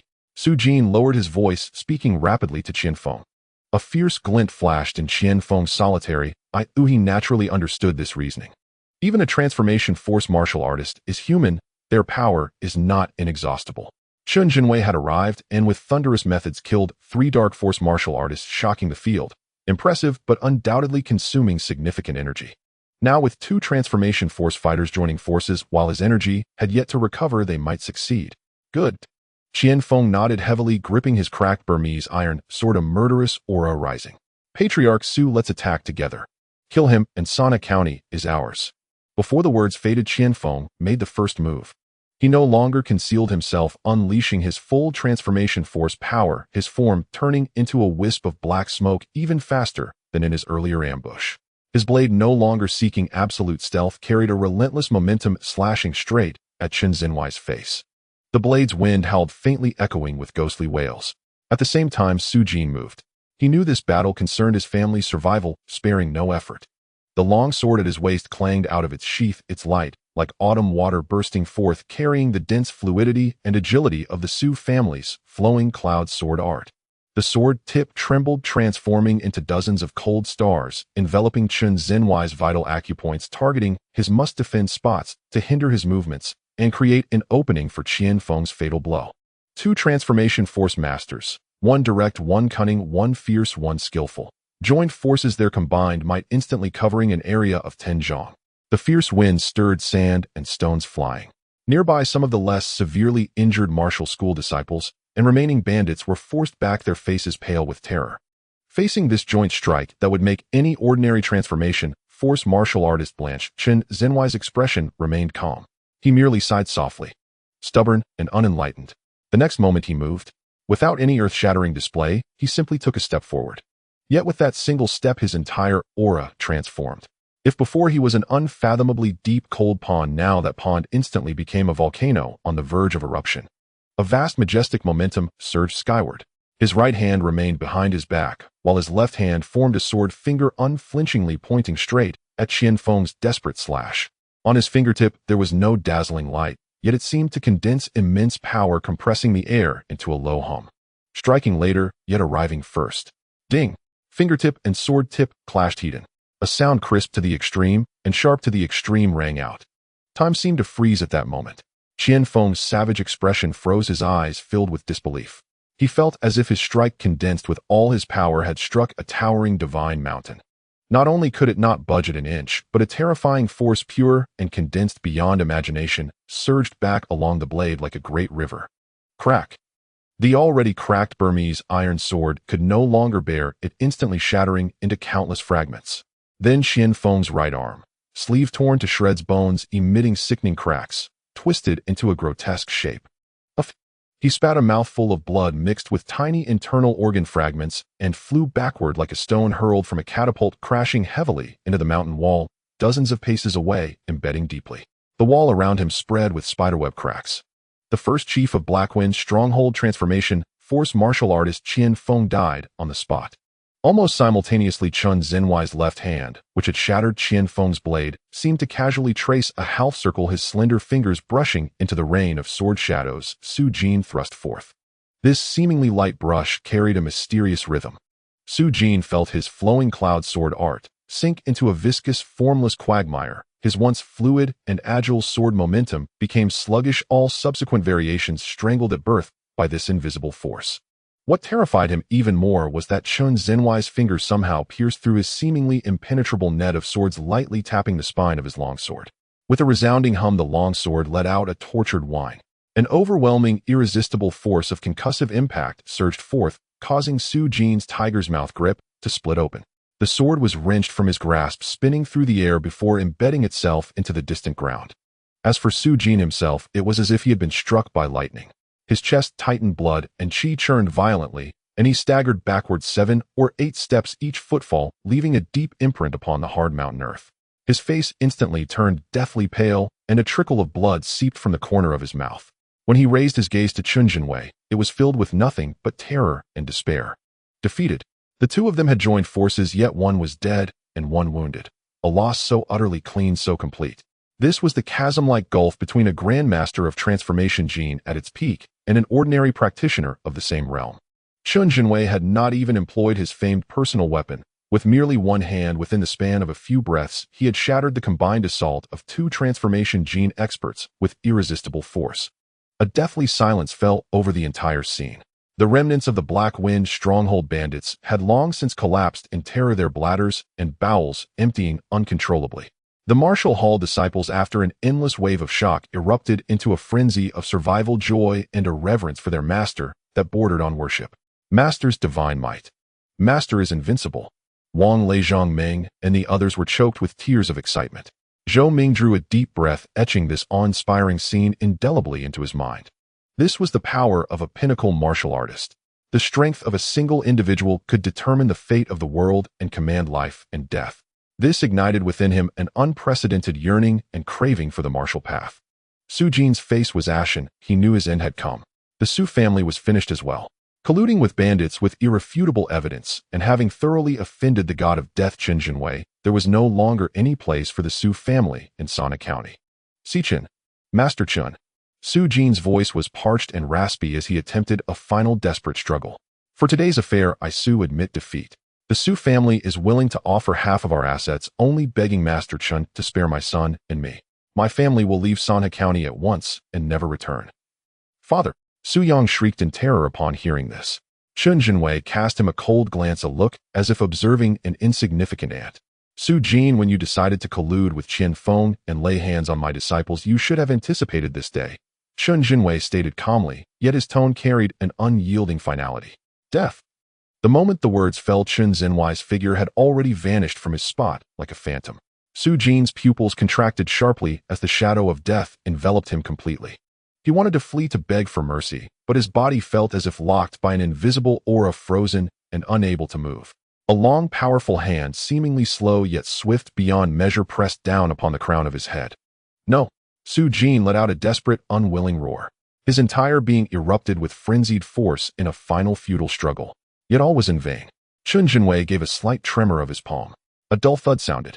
Su Jin's frantic howl was abruptly cut short. His eyes bulged, blood slowly trickled from his 7 orifices, and his entire body collapsed like a heap of mud, lifeless. In death, his eyes still held frozen an abyss of terror and regret. The head of the Su family transformation gene, Martial Master Su Jin, was dead. Father! Su Yang, witnessing his father's brutal demise, let out a piercing shriek that was scarcely human. His face was as pale as paper, and a large patch of his trousers instantly grew wet, a foul stench spreading. He collapsed to the ground, his entire body trembling like a sieve. When he looked at Chun Jinwei, only primal fear remained. Chun Jinwei did not even spare Su Yang a glance, as if he had merely swatted a fly. He slowly withdrew his hand, clasped it behind his back, and swept his gaze across the entire scene. The remaining dozens of Black Wind stronghold bandits had long been frightened out of their wits. They cast aside their weapons, fell to their knees, kowtowed frantically, and begged for mercy with tears and mucus streaming down their faces. Master Chun, spare us. We were all forced by Qian Feng. We beg Master Chun for mercy, spare our worthless lives. Chun Zenwai's brow furrowed slightly. He felt no pity for these bandits who had aided the tyrant. Wang Lei, he said in a deep voice. Your disciple is here. Wang Lei, suppressing his injuries, responded solemnly. Take these bandits, cripple their martial arts, bind them, and escort them back to the county seat to be handed over to the authorities. Bring the chieftain's corpse as well, hang it as a public deterrent. Understood. Wang Lei's spirits lifted, and he immediately called upon the disciples who could still move to begin the task. Chun Jinwei then turned his gaze to the severely wounded Zhou Ming, Li Shanhong, and the others, a flicker of pain in his eyes. He strode forward, swiftly retrieved several jade bottles from his bosom, and poured out fragrant medicinal pills. He personally fed them into their mouths and channeled his energy to help dissolve the medicine's power, stabilizing their injuries. Master. Zhou Ming's eyes fierce as a tiger's brimmed with tears, a mix of pain and shame. Say no more, a focus on healing. Chen Jinwei patted his shoulder, his tone softening. You have already done well. He examined his disciples' injuries one by one, personally treating the severely wounded with precise and swift movements. After Chen Zhenwei's inspection, Zhou Ming's aggravated right arm was dressed with a more cooling and soothing balm. He was told that with a few days of rest it would heal completely, leaving no lasting damage. Zhou Ming. Chen Jinwei looked at this unremarkable young disciple, his gaze lingering briefly on the bandaged right arm. Wang Lei told me you remained calm in the crisis, killing several Ming Jin bandits in succession. Not bad. Your disciple was merely fortunate thanks to senior brother Wang and the other senior brothers for holding off the strong enemies. Zhou Ming replied respectfully without arrogance. Chen Jinwei gave a slight nod and said no more, but a trace of barely perceptible approval flickered in his eyes. After attending to the wounded, Chen Zhenwei's gaze finally settled upon Su Yang, who lay collapsed and utterly lost like a soul adrift. Feeling that icy stare, Su Yang jolted violently. He scrambled on all fours to Chen Zhenwei's feet, clutching his leg, and wailed, Master. Master, spare me. I was forced. It was all my father's doing. I didn't want to harm my fellow disciples. Master, for the sake of me being a disciple of this hall, spare my life. He was hoarse and hysterical, tears and snot streaming down his face. A far cry from the pride of a noble son he usually displayed. The surrounding martial hall disciples, including Zhao Tai and Qin Xin, cast him looks of contempt and hatred. Had the master not been present, some would have surely rushed forward to tear him limb from limb. Chen Zhenwei's gaze was indifferent, as if observing a maggot. Su Yang, colluding with bandits, leaking our movements, and leading your fellow disciples to their deaths. Your crime merits execution. His voice was not loud, but carried the cold finality of a verdict. In consideration of your former enrollment in my hall, I grant you an intact corpse. No. Su Yang let out a despairing howl. Chen Jinwei flicked his finger, and a wisp of formless finger wind instantly pierced Su Yang's brow. Su Yang's cries ceased abruptly. The light in his eyes faded swiftly, and his body toppled backward, his face frozen in an expression of ultimate terror and reluctance. The traitor Su Yang had been executed. With this, the Su father and son who had conspired with the Black Wind stronghold to orchestrate the ambush were both dead. In the mountain grove, the stench of blood still hung heavy, but the cries of battle had ceased. Only the sounds of disciples cleaning the battlefield and the suppressed groans of the wounded remained. The setting sun painted the horizon a bloody hue, casting a desolate glow over the scarred battlefield. Clean up the battlefield, gather the wounded and prisoners, and descend the mountain immediately to return to the hall, Chen Jinwei commanded. Yes. The group acknowledged and moved with greater alacrity. They had set out with high spirits, but returned scarred and battered. Yet the joy of surviving the ordeal and the awe and reverence for their master's formidable power filled the hearts of every surviving disciple. Zhou Ming helped support a disciple with a leg injury, his gaze sweeping over the corpses of his fellow disciples. His heart felt heavy. Zhang Ping and the other fallen brothers had had their lives forever ended on this Black Wind Ridge. The path of martial arts was indeed fraught with thorns and the uncertainty of life and death. Yet at the same time, the image of Chen Jinwei descending like a celestial god was seared deeply into his mind. A grandmaster of transformation gene at its peak. How terrifyingly powerful. Strength. I need greater strength. Zhou Ming clenched his fist, his nails digging deep into his palm.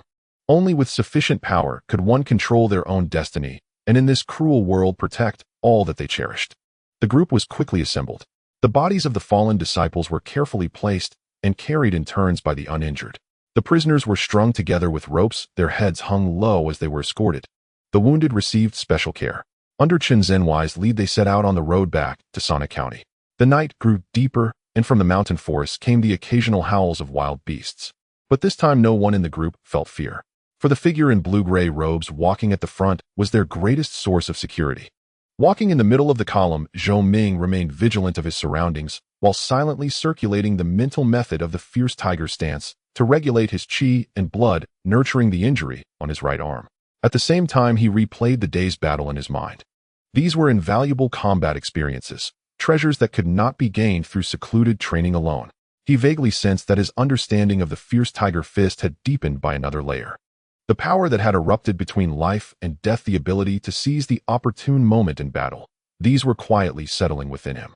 Junior brother Zhou, are you all right? Qin Xin walked over to Zhou Ming and asked in a low voice. His shoulder wound had already been bandaged and his face was still somewhat pale. "I'm fine, just a flesh wound." "Senior Brother Chen, how is your injury?" Zhou Ming replied. "Not bad. The master's pills are very effective, the bleeding has stopped." Chen Qing shook his head, his gaze toward Zhou Ming somewhat complex. "Today. Thank you." He was referring to the moment in the melee when Zhou Ming had blocked a spear thrust from the side for him. "Among fellow disciples it's only right," Zhou Ming said calmly. Chen Qing nodded and was silent for a moment before speaking in a low voice again. "I never imagined Su Yang was the traitor. He was always rather arrogant on ordinary days, but, son." His tone carried disbelief and lingering fear. "Had the master not arrived in time, they would all have been buried here." "The human heart is unfathomable," Zhou Ming said flatly. His gaze fixed on the winding mountain path ahead, shrouded in darkness.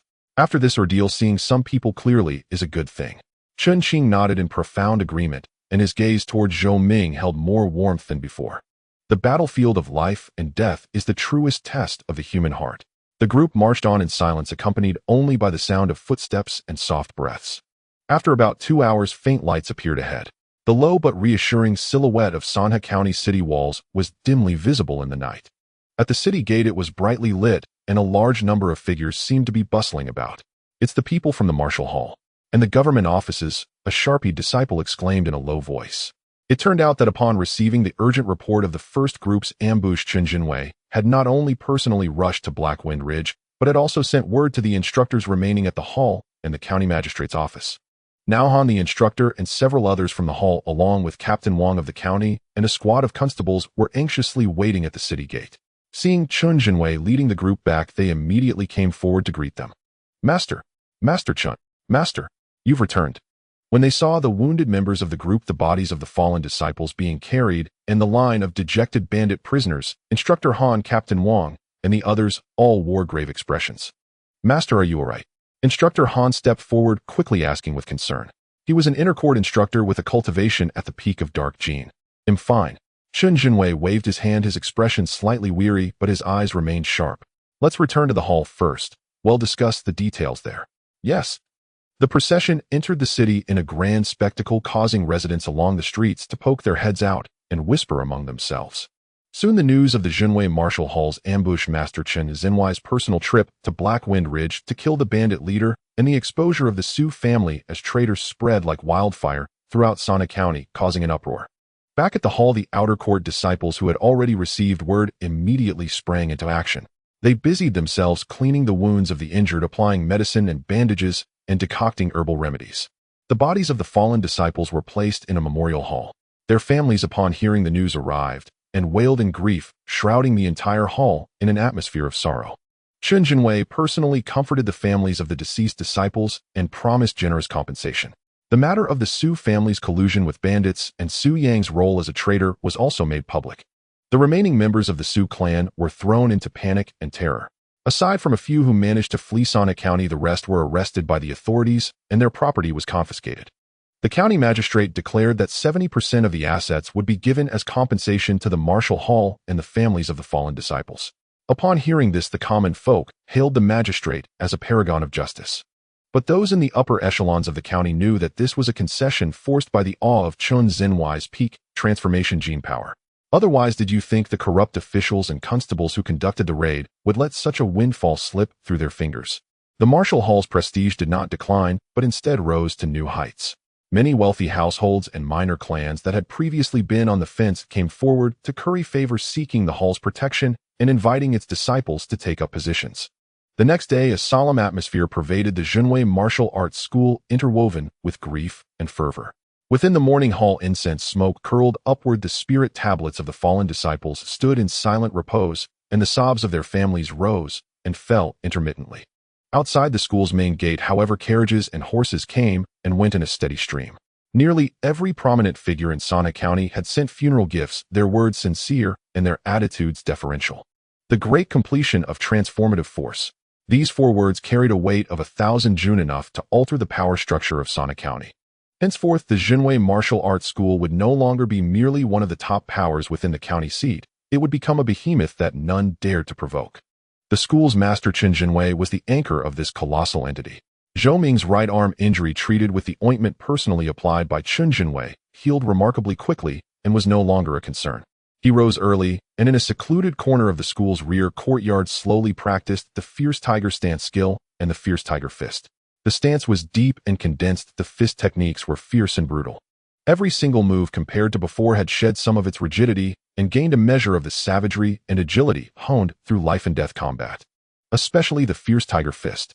Yesterday on the battlefield when cornered, he had killed several Ming Jin bandits in succession, gaining a deeper understanding of the killing techniques Tiger's Wrath, Tiger's Roar, and Tiger's Pounce. As he practiced now, his fist wind carried a low rumbling roar as if a real tiger were lurking. Finishing the set, Zhou Ming drew back into a standing posture, his breath long and steady, fine beads of sweat on his forehead and a restrained gleam in his eyes. He could feel his qi and blood growing ever more vigorous. Real combat is indeed the fastest way to hone one's martial path, Zhou Ming mused inwardly. Had it not been for yesterday's successive bloody battles which forced him to unleash his full potential under the pressure of life and death, his understanding of the fist techniques could never have advanced so swiftly. Still, this kind of life-and-death stimulation was not to be sought lightly. One never knew when it might backfire. Junior brother, Zhou, excellent fist work. A slightly weak voice came from the side. Zhou Ming turned his head and saw Zhang Meng standing not far away, supported by two outer court disciples.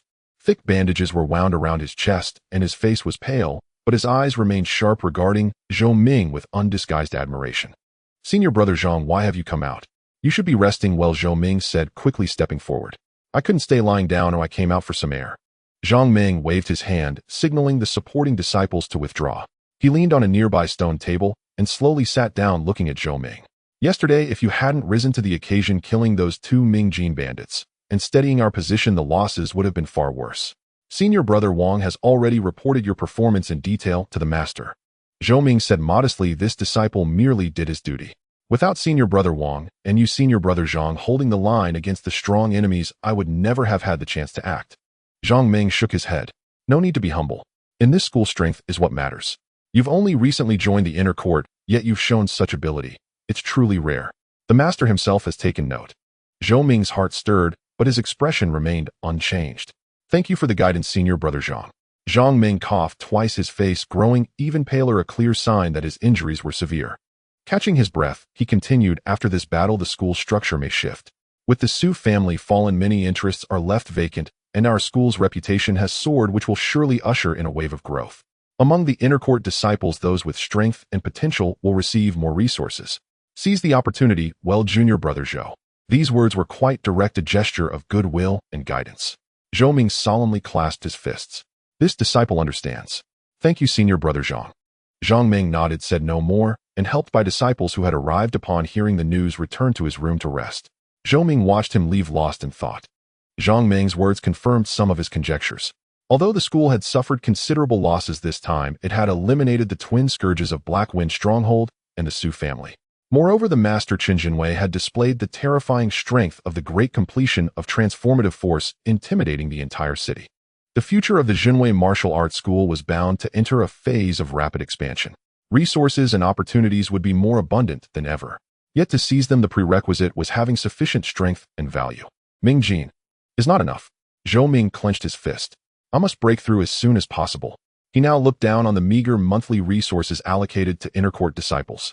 To improve faster, he needed to acquire more and better martial resources. And all of this had to be earned through strength. In the following days, Sana County was in turmoil. News of Black Wind Stronghold's destruction spread, bringing cheers from the townsfolk of the surrounding villages. The prestige of the Jinwei Martial Arts School and Qin Jinwei reached its peak. Other factions within the city, which had been closely tied to the Su family, came forward one after another to offer apologies and extend goodwill. Both inside and outside the school, it was a scene of bustling activity. Though Qin Jinwei had been busy for days, his spirits were remarkably high. The school, having weathered a calamity, was reborn from the ashes with a bright future, which brought him considerable comfort. One day, Zhou Ming was practicing his stance in the training ground. Suddenly, an inner court disciple came to deliver a message. Senior brother, Zhou, the master summons you. Please follow me. Zhou Ming's heart stirred. He immediately rose, straightened his robes, and followed the disciple to the school's main hall. In the hall, Qin Jinwei sat in the seat of honor with instructor Han and Wang Lei, whose injuries had greatly improved, seated below him. The atmosphere was solemn. Disciple Zhou Ming pays respects to the master instructor Han and senior brother Wang. Zhou Ming said, bowing respectfully. Qin Jinwei's gaze fell upon Zhou Ming, and he gave a slight nod. Zhou Ming, no need for formality. How is your injury recovering? Reporting to the master, it is no longer a concern. Thank you for the medicine, master, Zhou Ming replied. Chen Jinwei paused for a moment before speaking slowly. In the battle at Blackwind Ridge, you remained calm in the face of danger, acted with valor and decisiveness, and killed several Ming Jin bandits, buying time for the team to hold the line. Your contribution is not small. Wang Lei has reported your actions to me in detail. Zhou Ming lowered his head. This disciple was only doing his duty. I dare not claim credit. Merit must be rewarded and faults must be punished. This is the foundation of our school. Chen Zhenwei's tone was stern. Though you have been in the inner court for a short time, your talent and character are of the highest order. After deliberation among the school's leadership, we have decided to grant you a substantial reward. Zhou Ming's heart leaped. He raised his head and met Chen Zhenwei's gaze calmly. First, Chen Zhenwei held up one finger, a reward of 50 taels of silver and an independent small courtyard within the school as a token of encouragement. 50 taels. That was no small sum. An ordinary inner court disciple received a monthly allowance of just 2 taels of silver. 50 taels was equivalent to 25 months' allowance. Of course, inner court disciples all held external posts earning far more than 2 taels. Still, it was equivalent to 5 months' salary from Zhou Ming's position at the Chen family cloth store. Moreover, the independent courtyard would allow Zhou Ming to practice martial arts with greater privacy. Delight filled Zhou Ming's heart, but his expression remained composed. Thank you for the generous reward, master. A glint of satisfaction flashed in Chen Zhenwei's eyes. Second, in recognition of your outstanding performance in battle and your solid foundation, you are permitted to choose one weapon: martial art, blade, spear, sword, staff, axe. I have records of all common weapon techniques. You may decide which weapon to specialize in. A weapon: martial art. Choose any one. Zhou Ming's breath caught slightly. This reward was far more precious than silver. Zhou Ming immediately understood that the master was deliberately cultivating him. This disciple kowtows in gratitude for the master's nurturing kindness. Zhou Ming bowed, his tone sincere. Chen Jinwei nodded. Have you decided which weapon to learn? Remember, a weapon is an extension of one's limbs. Once chosen, you must persist and immerse yourself in it to achieve success. Biting off more than you can chew is worse than focusing on a single path.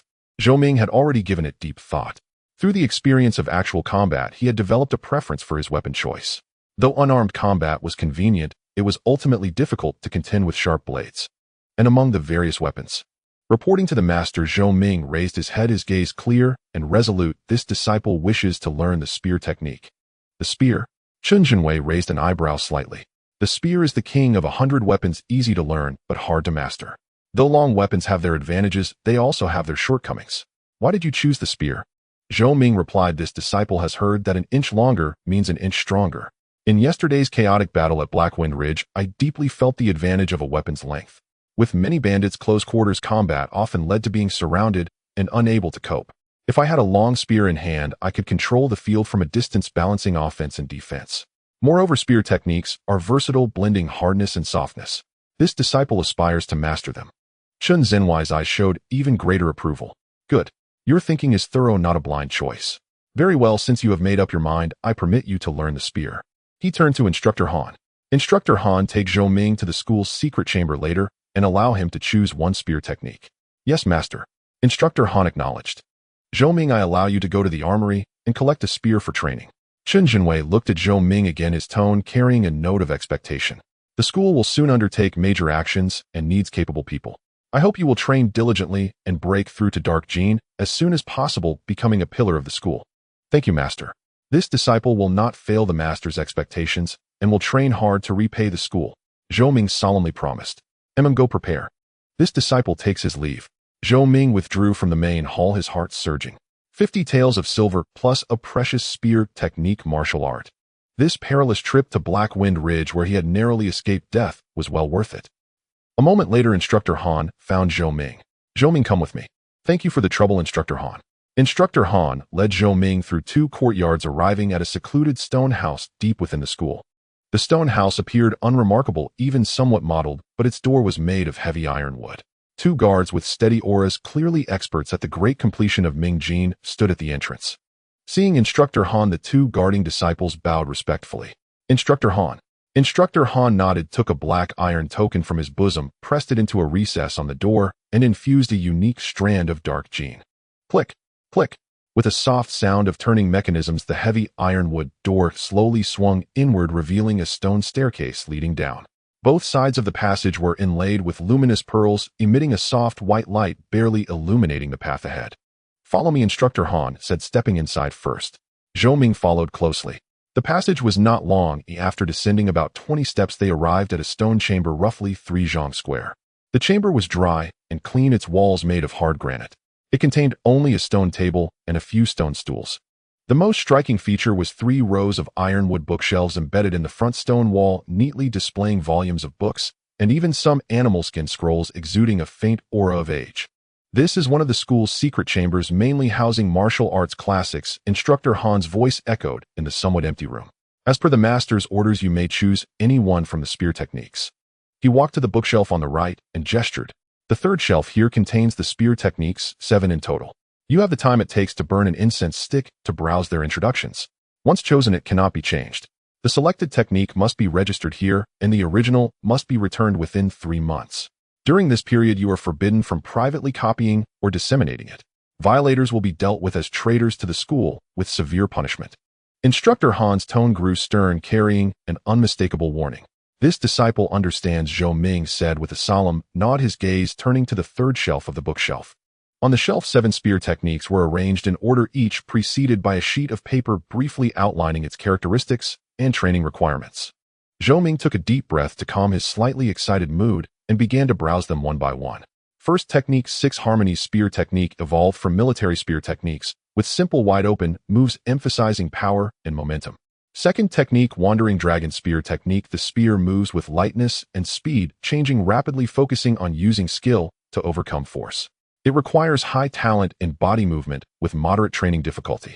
Third technique, army breaking spear technique, fierce and domineering, the spear strikes without return, created specifically for breaking armor and killing enemies.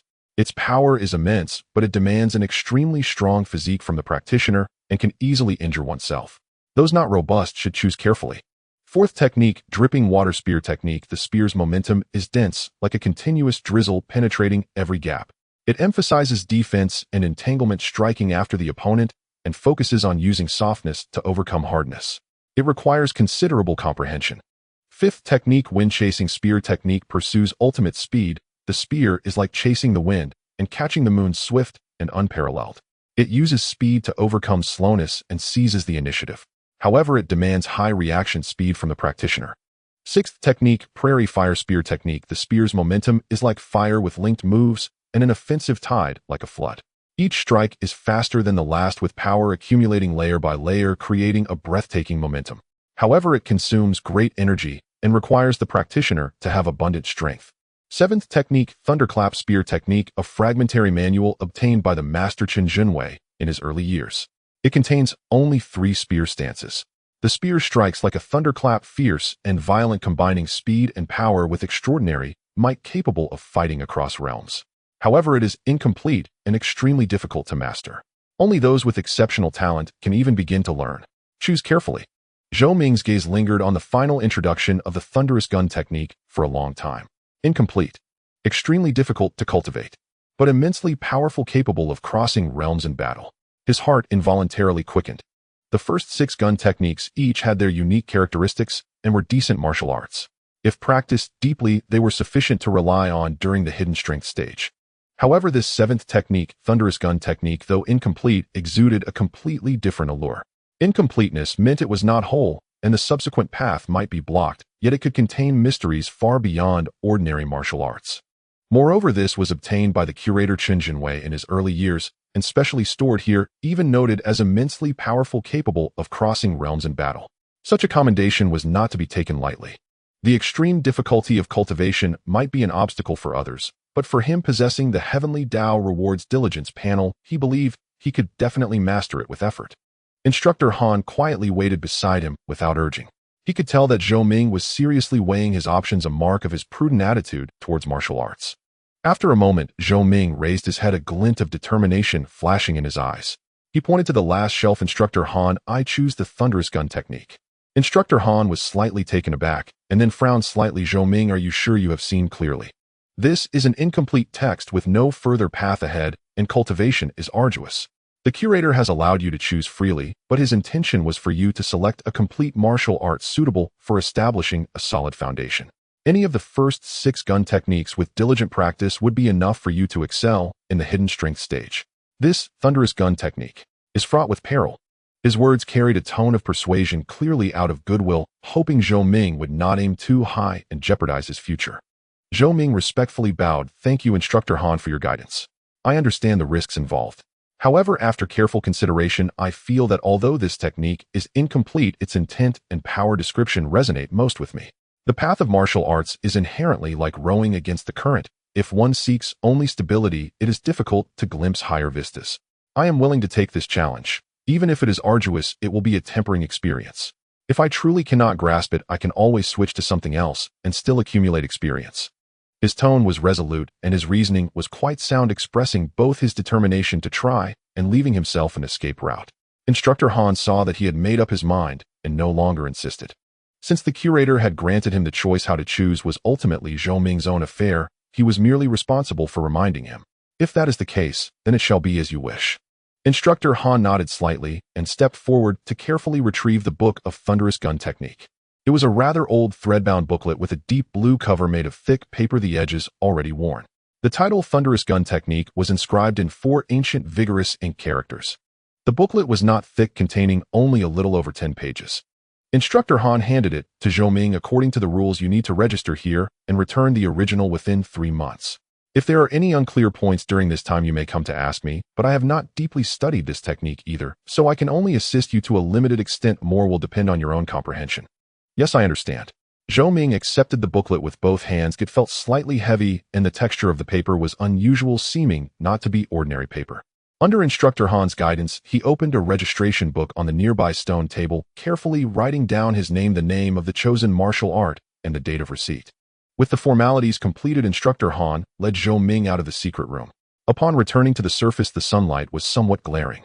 Zhou Ming, holding the thunderous gun technique manual, thanked Instructor Han and rushed eagerly to the independent small courtyard granted by the curator. The small courtyard was located on the west side of the internal courtyard of the martial arts school. Although it was not spacious, it was very quiet. The courtyard walls were covered with green vines. Pushing open the somewhat mottled wooden door revealed a small courtyard with a bluestone paved ground and a bluestone water tank in the center, where a few red koi swam leisurely. In front was a tile-roofed house facing south with a main hall in the center and bedrooms on either side. On the east side was a small kitchen, while on the west side leaned a shed for storing miscellaneous items. Though it had been around for some years, it was kept clean and tidy, clearly having been arranged for maintenance in advance. For Zhou Ming, this was an excellent place. The outer courtyard disciples were all in a common dormitory, while most of the inner courtyard disciples also shared a dormitory. To have a separate courtyard was a privilege reserved for the curator's direct disciples. This meant he had a completely private space for practice, no longer having to worry about being spied upon. Closing the door, Zhou Ming took a moment to calm his emotions before sitting down at the table. Zhou Ming carefully placed the thunderous gun technique manual on the table and took out the heavy 50 taels of reward silver. 10 taels per ingot, a total of 5 ingots, glimmered with a soft light in the dim room. He stowed them away properly, leaving only some loose silver on him. After finishing this, he did not immediately study the manual, but first heated some water and took a comfortable bath to wash away the fatigue of recent days. After changing into a clean martial arts outfit, he felt refreshed, and even the tense nerves of recent days relaxed. It was already afternoon, and the sunlight streamed through the window, casting warm patches of light within the room. Zhou Ming sat at the table, took a deep breath, and slowly opened the deep blue thunderous gun technique manual. The first page had no text, only a simple diagram of energy circulation sketched with a few strokes, evoking a sense of pent-up energy, waiting to be unleashed. The second page presented the general outline. Thunder emerges, shattering myriad laws. Rigidity gives birth to change, swift as flowing light. Refining strength like gathering thunderclouds, wielding the gun like summoning lightning. The words of the outline were few, yet each resonated powerfully, exuding an intimidating aura. Zhou Ming studied each word carefully, gradually gaining insight. The essence of this gun technique was not merely to pursue speed or power, rather it required the cultivator to compress and accumulate their own strength like the thunder brewing in the sky, layer upon layer, to erupt explosively at the moment of striking, generating instantaneous destructive power that far exceeded their own realm. Because of this, it placed extremely high demands on the cultivator's control over their strength, physical body, and even mental will. A slight mistake in compressing strength could lead to a dissipation of power or worse, injure oneself. If the body was not strong enough, it would be unable to withstand the immense load brought by the sudden explosion. If the will was not firm enough, one would find it difficult to harness the violent force akin to thunder. No wonder it is noted that the cultivation difficulty is extremely high, and only those with exceptional talents can enter. Zhou Ming muttered. Continuing to flip through, he found the specific cultivation methods in the following pages. As expected, the manual was severely incomplete, with only 3 complete techniques recorded: thunderous stab, thunderous burst, and thunderous twine. Thunderous stab, the most basic direct thrust, emphasizing the intense concentration of strength at the tip of the spear, exploding instantaneously with tremendous penetrating power, a lethal strike capable of breaking armor and defenses. Thunderous burst, releasing strength with explosive force, using the body of the spear fierce and violent. Thunderous twine, the spear body spins rapidly, unleashing spiraled strength, specifically breaking through protective energy and force dissipation techniques, merciless and vicious. Those struck will have their bones shattered. The first several pages detailed the specific methods of energy circulation and force application for the 3 techniques. After the 3 techniques, the subsequent content consisted of only a page and a half. The 4th technique was recorded on it, but only a few lines of energy circulation methods remained.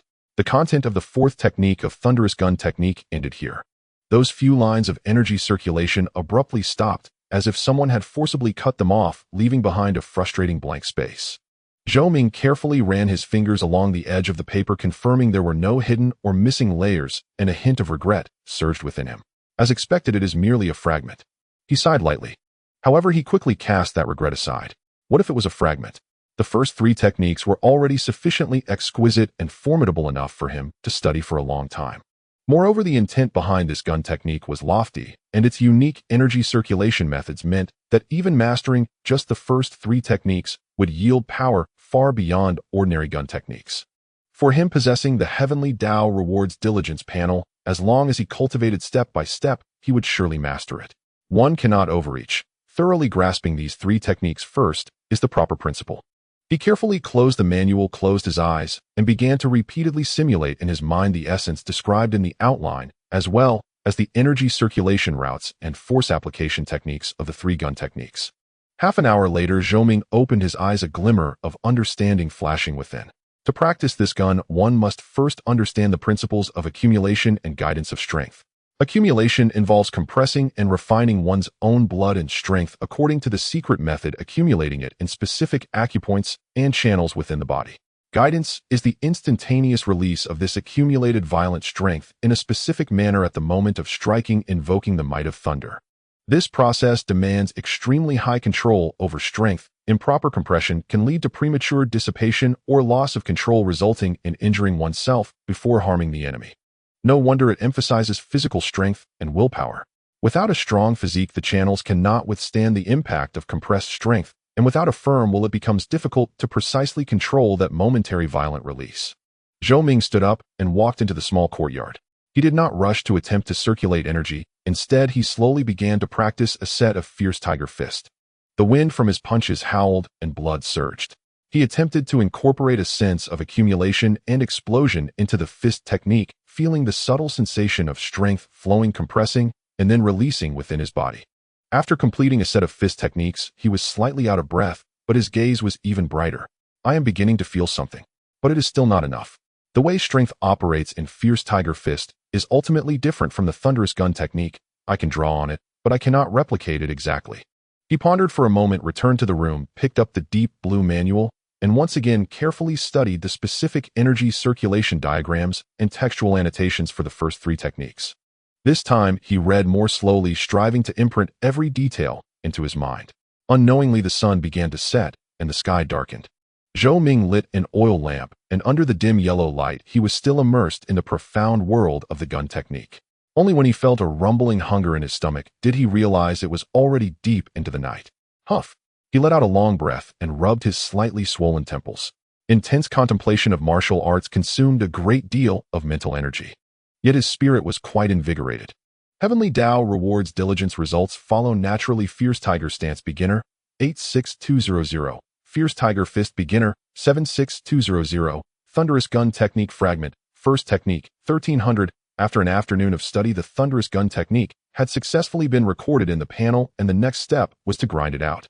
The intricacies of the thunderous gun technique far exceeded his previous expectations. Just the first technique required a proficiency of 300.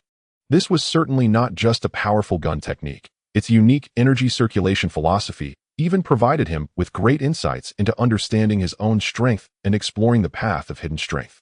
Tomorrow I will go to the armory to retrieve a suitable iron spear and begin formal cultivation.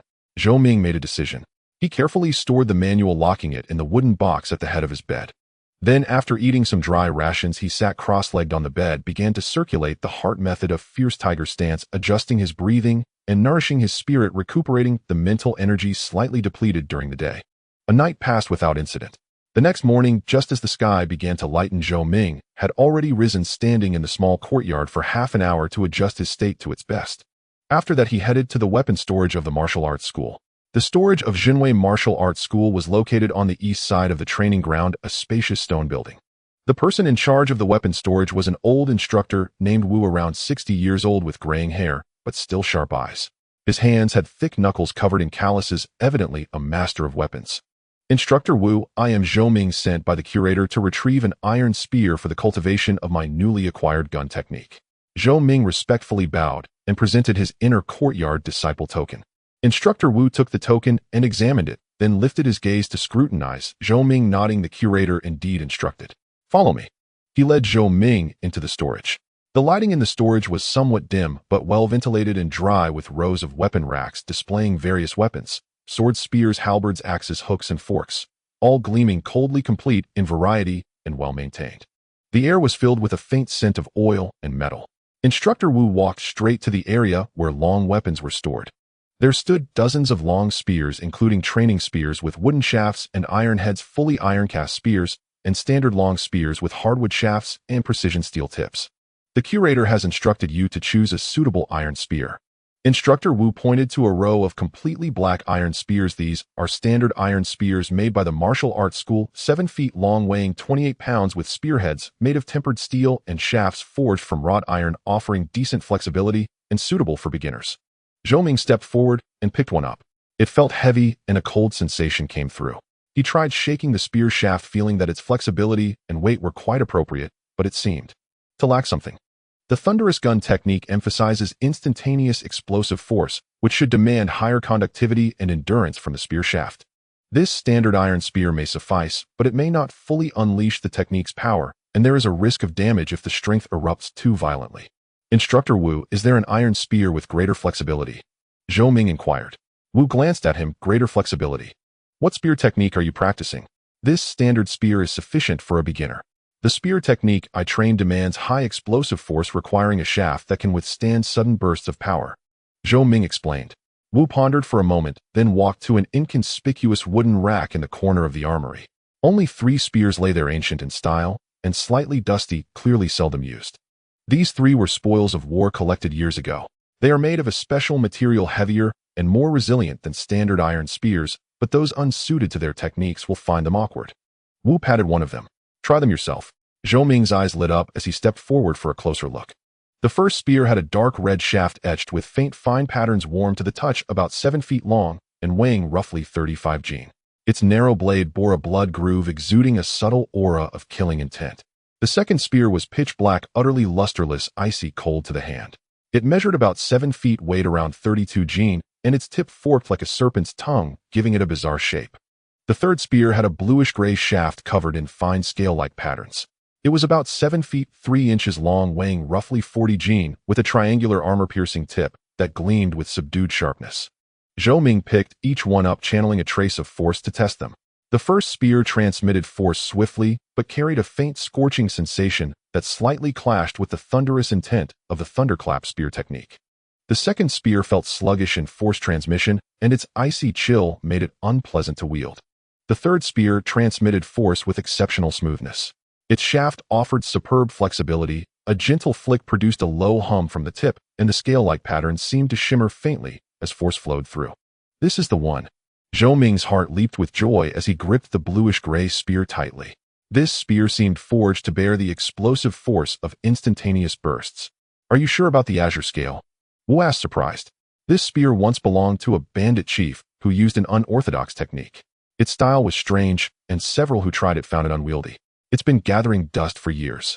I find it perfectly suited, Zhou Ming affirmed. Very well, register and claim it. Remember, a weapon is a warrior's second life. Maintain it diligently.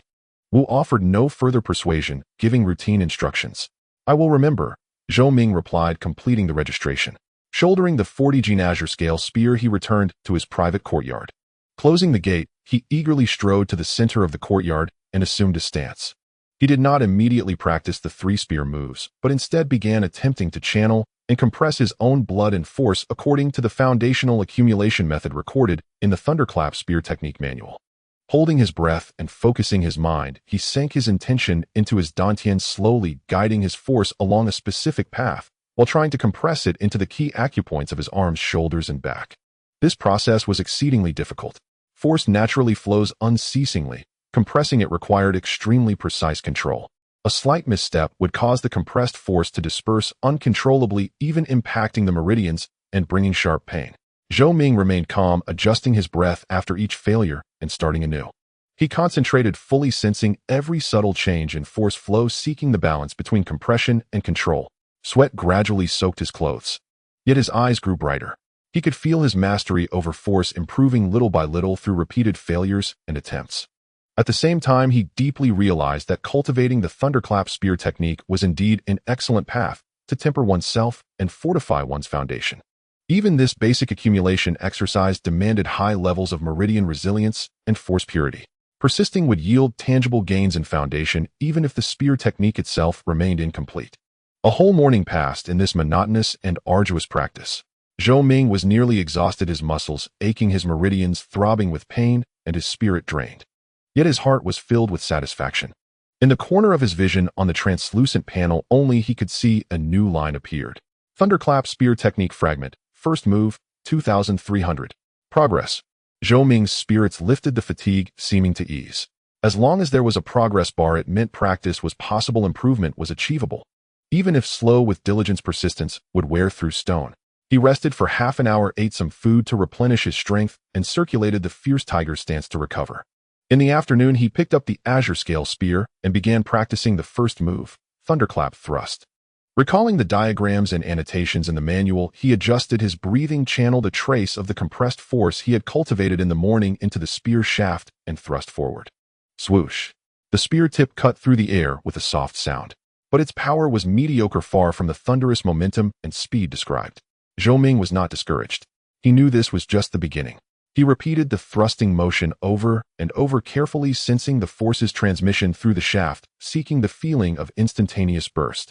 At the same time, he continuously adjusted his grip and technique, striving for perfect integration with the accumulation method.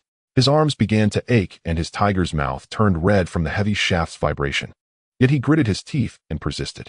With each thrust, he aimed to be slightly better, more precise, smoother in force transmission. Thunderclap Spear Technique Fragment. First move, 3,300.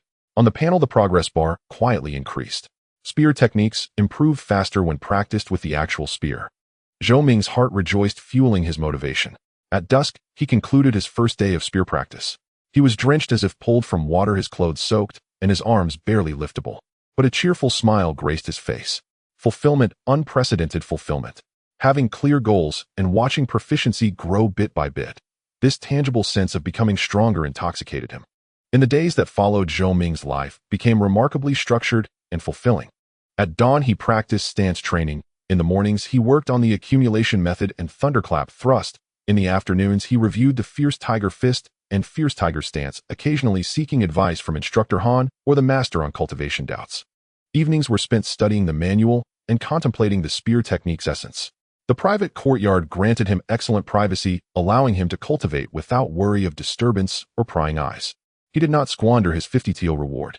Aside from purchasing better quality meat and herbs to replenish chi and blood and aid cultivation, he saved most of it for unforeseen needs. Order gradually returned to the martial hall.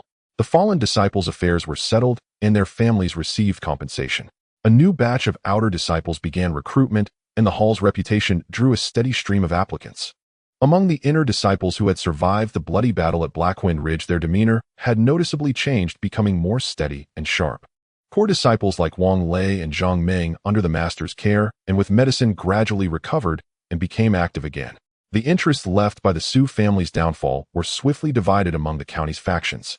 The Jinwei Martial Hall emerged as the greatest victor, taking over several shopfronts on prosperous streets formerly controlled by the Su family and two estates outside the city, further expanding its influence. Master Qin Jinwei kept a low profile, rarely appearing in public, but his aura as a grandmaster of incorporeal force deterred all covetous parties. Sanhe County entered a new era with the Jinwei Martial Hall at its pinnacle. Zhou Ming remained single-minded, immersed in the cultivation of the spear technique and stance. Day after day. 2 months later, in the courtyard on the bluestone slabs, Zhou Ming stood bare-chested, his posture as steady as a mountain. His legs, slightly bent spine, arching like a dragon, hands held as if embracing emptiness. This was the standard stance of the fierce tiger stance. But compared to 2 months ago, his demeanor had transformed into one of profound calm and restrained power. Beneath his skin, the surging of qi and blood was faintly audible. His muscles were sleek and powerful, and an invisible force circulated within him along an arcane path flowing without cease. An invisible barrier seemed to be silently pierced within his body. The surging qi and blood and the invisible force suddenly coalesced, then like 100 rivers returning to the sea, they permeated deeper layers of sinew, bone, and dermis in a more concentrated and subdued manner. A warm, tingling sensation spread from the depths of his limbs and core, immensely soothing. Zhou Ming slowly opened his eyes, a glint of sharpness flashing and fading, settling into calm. He could clearly feel that his control over his body, his perception and mobilization of force, had reached an entirely new level. With a mere thought, his arm muscles did not visibly bulge, yet a force far more concentrated and subtle than external force had already gathered at his fist. So this is internal force. Realization dawned in Zhou Ming's heart. There were no earth-shattering phenomena, no arduous bottlenecks. It came naturally, effortlessly. Everything unfolded so logically, as if he was destined to step into this realm at this moment. In the corner of his vision, the translucent panel silently appeared, its text updated. Heaven rewards diligence, water flows to completion. Fierce Tiger Stance minor accomplishment, 1300. Fierce Tiger Fist beginner, 179,200. Thunderclap Spear Technique fragment, first move, 101,300. Internal force. Zhou Ming clenched his fist, feeling the more refined power within, and a smile crept across his lips. 2 months of hard training, ample resources, and unceasing practice had culminated today in a breakthrough. A threshold many martial artists found insurmountable. He did not stop immediately, but maintained the stance, savoring the mysteries of the internal force realm. Internal force, unlike external force which manifests outwardly, emphasizes internalization, penetration, and piercing. When channeled, the force could reach the subtlest points, harming invisibly, or penetrate internal organs, strengthening the very foundation. This would qualitatively enhance the power of the Fierce Tiger Stance and Fierce Tiger Fist. More importantly, stepping into internal force meant he had truly entered the Hall of Martial Arts. In Sanhe County, he was now considered a skilled fighter with a more solid foothold. After about another half hour of standing to fully stabilize the realm, Zhou Ming slowly withdrew his stance. He walked to the water vat in the courtyard, ladled a gourd of cool water over his head, washing away the sweat, feeling refreshed and clear-minded. Changing into clean clothes, he did not rush to practice fist or spear techniques, but first took out some dried meat and medicinal soup, eating slowly to replenish his expended energy. Breaking through realms consumed considerable qi, blood, and spirit, requiring timely nourishment. As he ate, he pondered his next cultivation plan. The Fierce Tiger Stance has reached minor accomplishment, entering internal force, a leap in foundation. Next, I must train the Fierce Tiger Fist to minor accomplishment as soon as possible, matching the stance's level to unleash the true power of internal force. I cannot neglect the Thunderclap Spear Technique's first move. Though progress is slow, each improvement deepens my understanding of force control. Moreover, mastering the spear will greatly enhance my combat ability. As for resources, I have about 20 taels left from the reward, plus the monthly stipend from the Qin family cloth shop. That's enough for now, but faster progress, especially the higher quality herbs and meat needed for the internal force stage, will cost more. I need to find new sources of income. Zhou Ming drained the last of the medicinal soup, feeling the warmth spread through his stomach, nourishing his body after the breakthrough. He washed the bowl and chopsticks, changed into a clean martial hall uniform, and tidied his appearance before the reflection in the courtyard vat. The young man in the mirror stood tall, his gaze calm, his brow carrying less of the naivety of a new disciple and more of the resilience and composure forged through trials. It's time, Zhou Ming murmured to himself. He had long planned to bring his mother from Zhou family village to live in the county town. First, the town was safer and more prosperous with convenient amenities.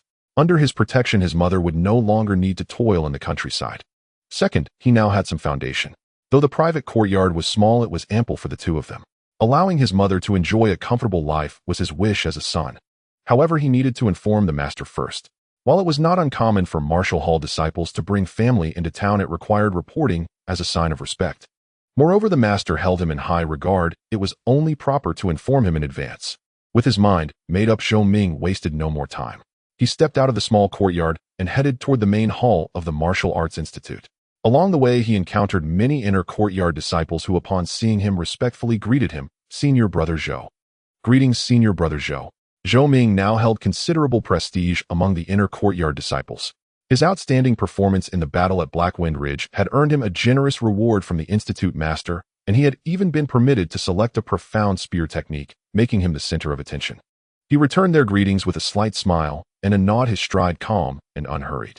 Arriving outside the main hall, he saw its doors wide open with two disciples on duty, standing solemnly on either side.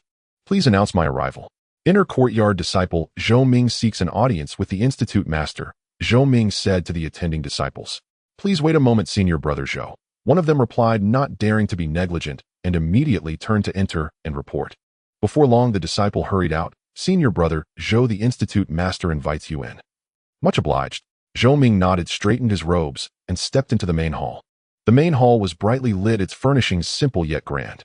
Institute Master Chen Jinwei was seated in the main armchair, holding a scroll as if perusing its contents. Instructor Han stood by his side.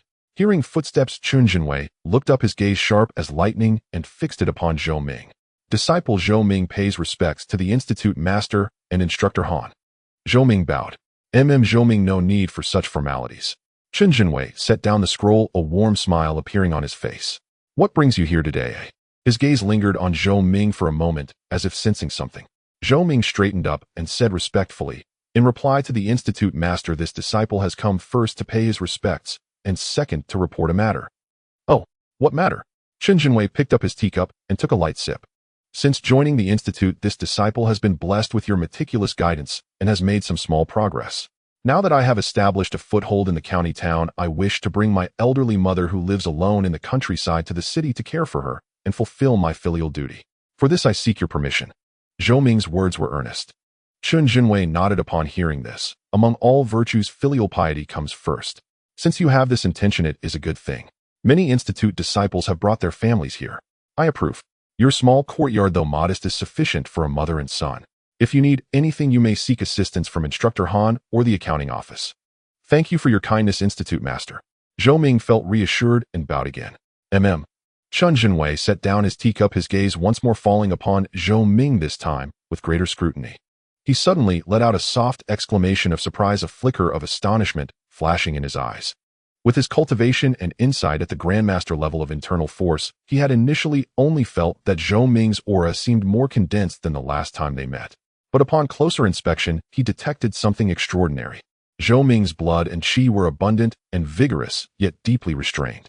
Between his breaths, there was a subtle rhythm suggesting that his strength had penetrated to the finest details, flowing deep within his bones, muscles, and skin. This was unmistakably the sign of having just broken through to the hidden force realm. Chen Jinwei's pupils abruptly contracted, and the calm composure on his face was replaced by an expression of incredulous shock. He rose abruptly from his armchair, his movement so swift it stirred a light breeze.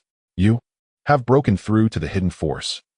A barely perceptible tremor colored Chen Jinwei's voice as he stared intently at Zhou Ming, as if trying to see through him. At his side, Instructor Han also shuddered, turning sharply to look at Zhou Ming, his face filled with astonishment. Hidden force. How long had Zhou Ming been at the Institute? At most a little over half a year. From an ordinary farm boy to the manifest force, and now the hidden force. What kind of monstrous cultivation speed was this? Seeing the Institute Master's intense reaction, Zhou Ming knew his breakthrough had been discovered. He no longer concealed it, and said frankly, in reply to the Institute Master, "This disciple was practicing the stance exercises this morning when I had a fortunate insight. My strength seemed to have broken through, and I believe I have crossed the threshold into the hidden force. However, being new to this realm, there are still many things I do not understand." Fortunate. A faint twitch tugged at the corner of Chen Jinwei's mouth.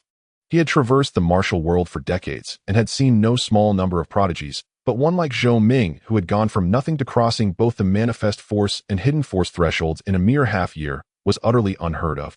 This could no longer be described by mere exceptional talent. This young man possessed a resolute while extraordinary comprehension and a composed demeanor. Chen Jinwei slowly sat back down in his armchair, but his gaze remained fixed on Zhou Ming, the shock within him slow to subside. Looking at Zhou Ming's youthful, yet steady face, a long-dormant thought suddenly surged irrepressibly in his mind. With such heaven-defying talent, perhaps he truly has a chance to enter that place. That place was an extremely special existence in Chen Jinwei's heart, a place he had once yearned for in his youth, but ultimately missed with regret. It was a colossal entity that towered above ordinary martial arts institutes, a sacred land dreamed of by countless martial prodigies, and the true birthplace of powerhouses. To enter that place, talent, will, and opportunity were all indispensable. Moreover, age was a crucial threshold. Those over 20 with their potential nearly exhausted would have little hope. Zhou Ming was only 17 and had already reached the hidden force. With such progress, if he could step into the internal force before the age of 20, he would truly have a chance.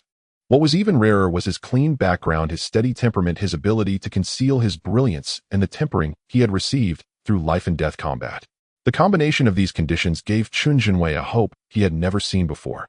If Zhou Ming could enter that place, not only would his personal future be limitless, but even the Jinwei Martial Arts Institute might gain unimaginable benefits and protection. At this thought, Chen Jinwei's gaze toward Zhou Ming grew deeper and more fervent. He had always held Zhou Ming in high regard and nurtured him carefully, but now added to this regard was an indescribable expectation and importance. A brief silence fell over the hall. Instructor Han looked from the Institute master to Zhou Ming, his own heart in turmoil.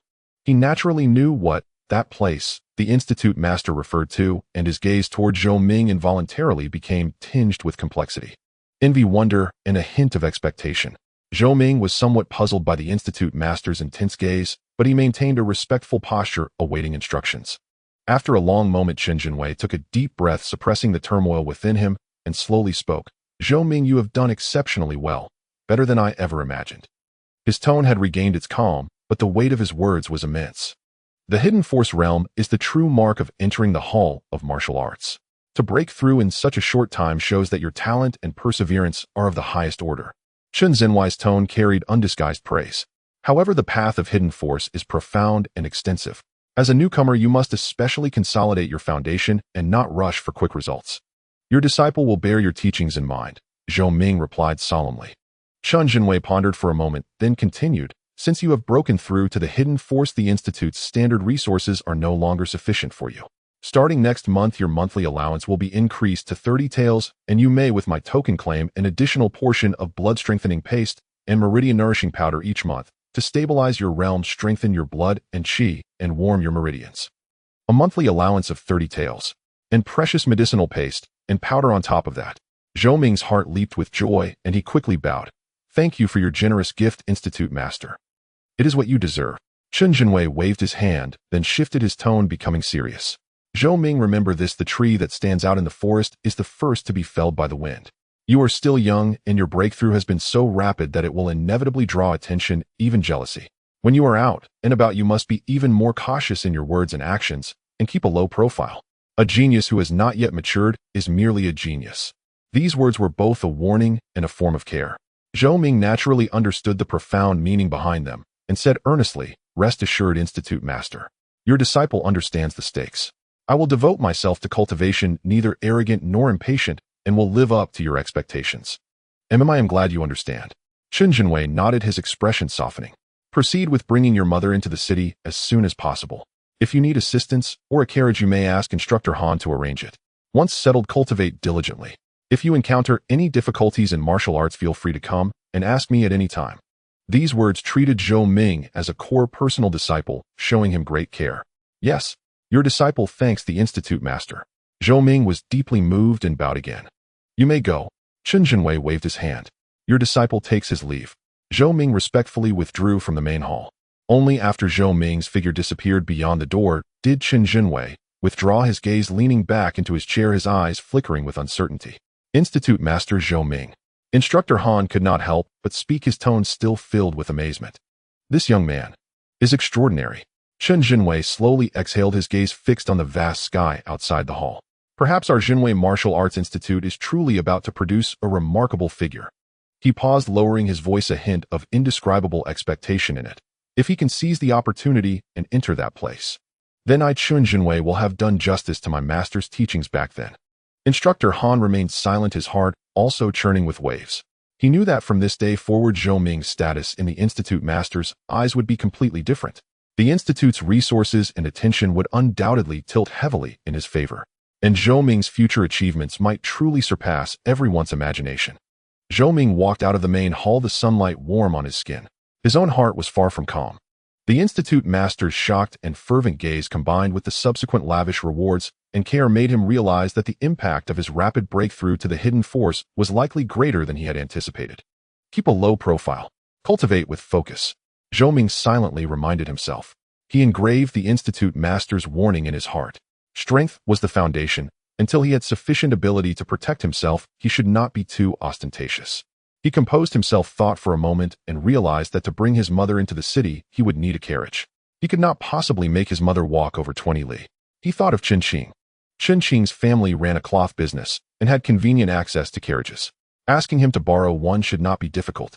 Having decided, Zhou Ming changed into a clean set of clothes and headed toward the inner courtyard training ground. In the afternoon, many disciples were still training hard on the grounds, their sweat pouring down. The air was filled with the roar of fists, the flash of blades, and the sound of shouts. Zhou Ming's gaze swept across the ground and soon spotted Chen Qing near the wooden training posts on the east side.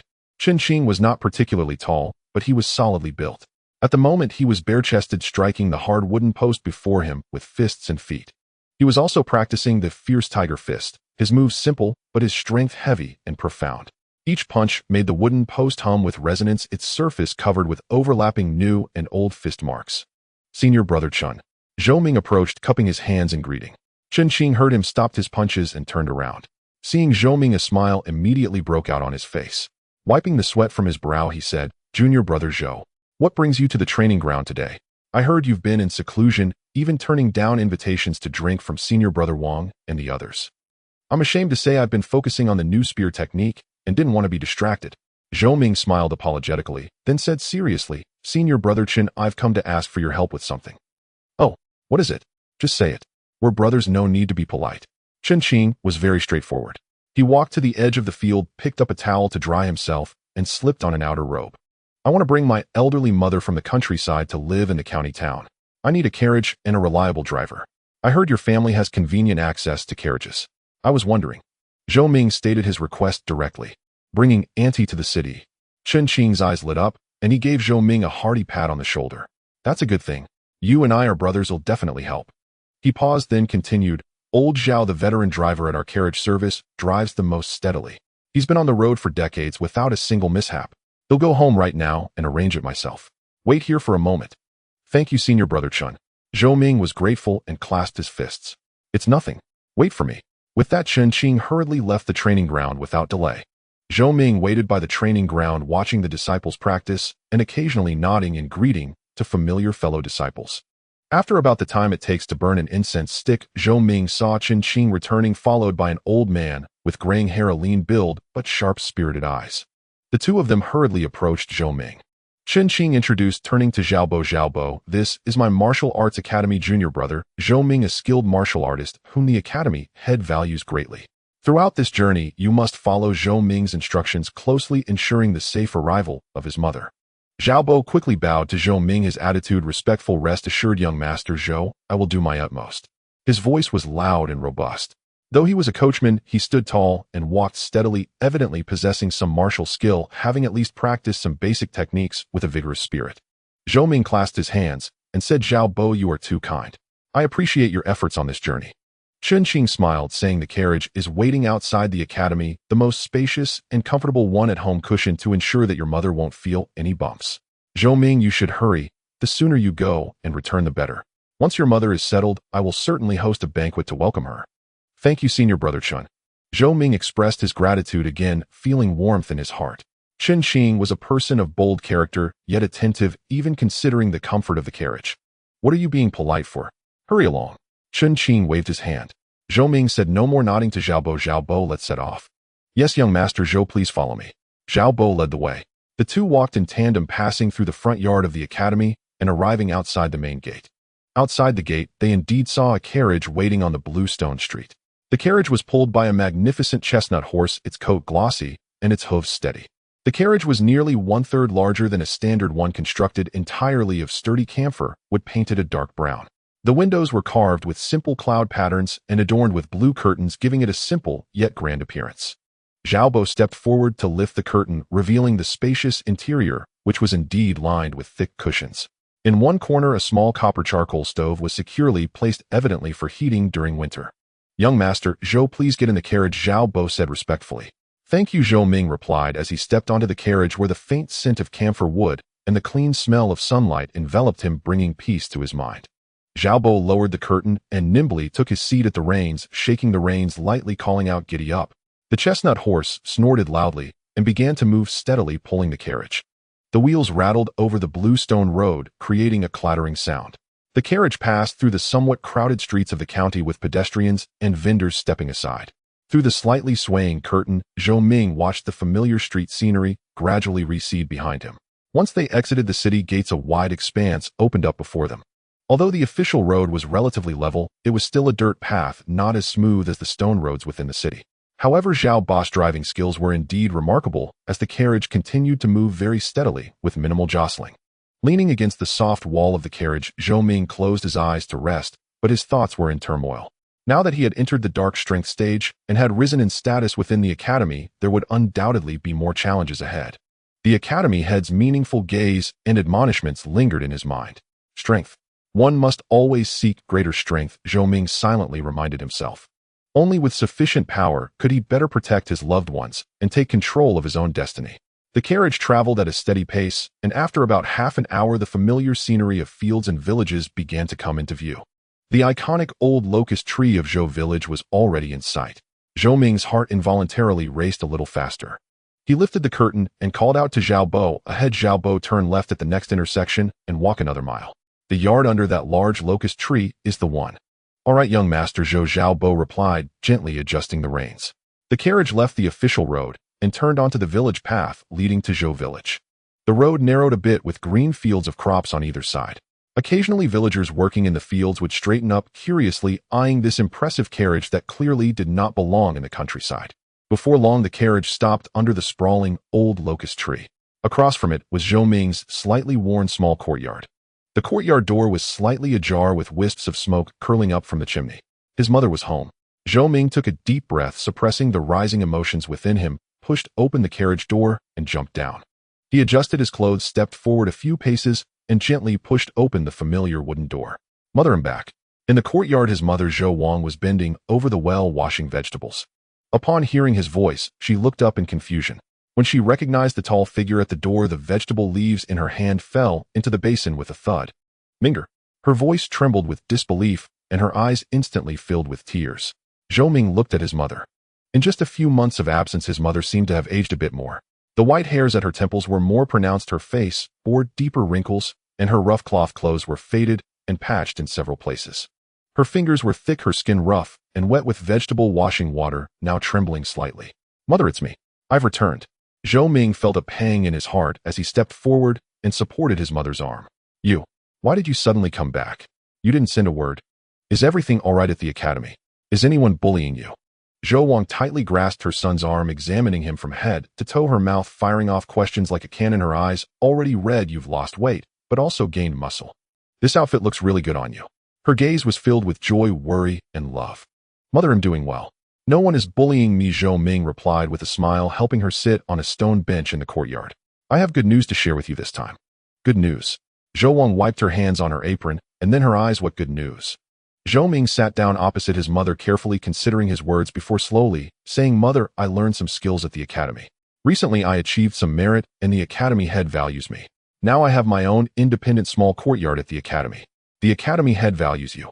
Your own courtyard?" Zhou Wang was somewhat bewildered. She didn't quite understand the status of the academy head, but she knew her son was certainly making progress, a smile unconsciously appearing on her face. Good, my son is doing well. The academy head is truly a great person." "So Mother," Zhou Ming took his mother's rough hand, "I have also established myself in the county now. I want to take you to live in the county. Though the courtyard is not large, it is more than enough for the two of us. You won't have to toil in the countryside anymore, or we can enjoy a peaceful life in the city, and I will be filial to you. Take me to the city.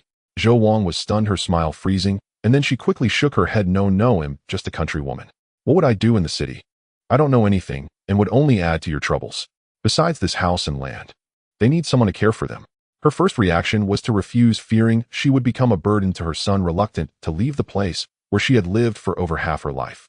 Mother, what's troublesome about that? I can earn money now and can support you. Zhou Ming gently persuaded this house and land can be entrusted to someone in the village to look after or even rent it out. You have worked hard for most of your life. It's time to enjoy your life. I worry about you being alone in the countryside while I am in the city. Zhou Wang fell silent, looking down at her son's hands, now thick and strong, no longer the frail young boy they once were. Now her son had truly made something of himself, and the first thought was to take her away. Her heart felt both sour and warm. But I don't know anyone in the city. She hesitated. You'll get to know people slowly. Zhou Ming smiled. There are many family members of senior brothers and junior brothers from the academy in the city. You won't feel lonely there. Besides, the city is lively and shopping is convenient. Oh, it's much better than in the countryside. Just think of it as keeping me company, okay? I miss you all being alone in the city. This sentence struck the softest part of Zhou Wang's heart. She raised her head, looking at her son's sincere eyes, and finally nodded slowly, her eyes shimmering with tears. Okay. Okay, I will go with you. I will cook for you and wash your clothes. You don't have to go through that much trouble. We can hire someone to help. Zhou Ming sighed in relief, knowing that his mother had agreed. Hire someone? That's just wasting money. You can still help, mother. Zhou Wang scolded her son with a sideways glance, but her face finally broke into a relieved and expectant smile. The carriage is waiting outside. It's from a senior brother's family in the academy, and the driver is very steady. Zhou Ming said you can take a look and see if there's anything you need to pack. We should only take the essentials. We can come back for the others later, or I can have someone send them. All right, I'll go pack now. Zhou Wang suddenly remembered the carriage outside and quickly got up, glancing nervously at her own clothes. I'll go change into something clean. No hurry, mother, take your time. Zhou Ming laughed and stood up as well. I'll go tell Xiao Bo to wait a little longer. Zhou Ming walked out of the courtyard and said to Xiao Bo, who had been quietly waiting by the carriage, Xiao Bo, could you please wait a moment longer? My mother is packing her things. Young Master Zhou is too polite. It's only natural. Let the old lady take her time. There's no rush. Xiao Bo quickly bowed. Back in the courtyard, Zhou Ming helped his mother pack. At that moment, Zhou Ming saw his mother trembling hand gently caressing an old jacket that had faded and was patched up, a piece of clothing worn by his father Zhou Dashan when he left home. Tears silently slipped down her face, falling onto the rough fabric and creating a small dark stain. The room was filled with the scent of old belongings mixed with dust.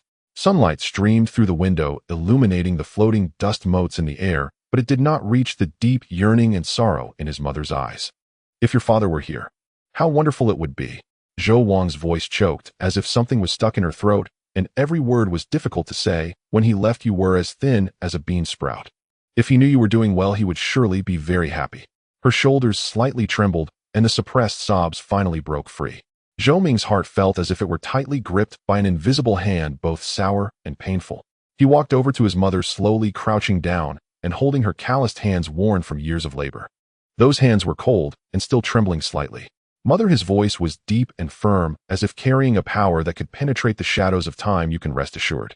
He looked up, meeting his mother's tear-filled eyes. With every word, he spoke clearly, I will definitely bring back father. This was not the first time he had vowed this in his heart, but it was the first time he had said it so solemnly to his mother. In the past, he lacked the ability, with only vague hopes. Now, having entered the dark strength stage and established his position in the academy, he had glimpsed a broader world and vaguely touched upon some hope for the search. This promise was no longer a powerless consolation, but a vow made by a warrior. Zhou Wang's sobs momentarily paused as she gazed at her son. The childishness in her son's eyes had long faded, replaced by a steadiness and determination she was not quite familiar with. That face bore a faint resemblance to her husband's youthful features, but his gaze was deeper, as though it contained an unshakable resolve akin to mountains. Minger. She opened her mouth to say something, but didn't know where to start. Should she advise him not to take risks? Ultimately, the myriad of words condensed into a sigh, filled with endless hope and worry. You must take care and be safe. I will, mother. Zhou Ming tightened his grip on his mother's hand, feeling the bond and responsibility of blood ties. I will become strong enough to find father, bring him back home, and let our family truly reunite. Until then, you must take care and settle down in the city waiting for us. Zhou Wang used the back of her other rough hand to wipe her tears, taking a deep breath to calm her emotions. She looked at her son, her gaze gradually becoming clear and resolute. Her son had grown up, developed his own ideas, and taken on responsibilities. As a mother, she could not be a burden and must not distract her son. He'll go to the city with you, and well, wait for your father to return. Her movements were slow yet steady. The speed at which she gathered her belongings quickened, no longer hesitant. She only picked out a few changes of clothes, a small bundle of dried wild vegetables, and an old wooden comb her husband had given her years ago, carefully wrapped in red cloth. Just these. The rest aren't important. Zhou Wangshe cast a glance around the old house she had lived in for decades, her gaze lingering momentarily on the familiar stove, tables, chairs, and earthen bed, before finally withdrawing and settling on her son. Let's go. Yes, mother. Zhou Ming responded, lifting the modest blue cloth bundle with one hand while supporting his mother with the other. As they stepped out of the house, the sunlight was somewhat dazzling. Zhou Wangshe squinted, taking one last look back at the silent courtyard. The shadow of the old locust tree fell slantingly across the courtyard wall, dappled and swaying. This place had borne witness to the joys and sorrows of most of her life. Her husband's departure, her son's growing up. And now she too was leaving. Mother, get in the cart. Watch your step. Zhou Ming's voice pulled her back from her thoughts. Uncle Zhao had already nimbly lowered the carriage step and lifted the curtain.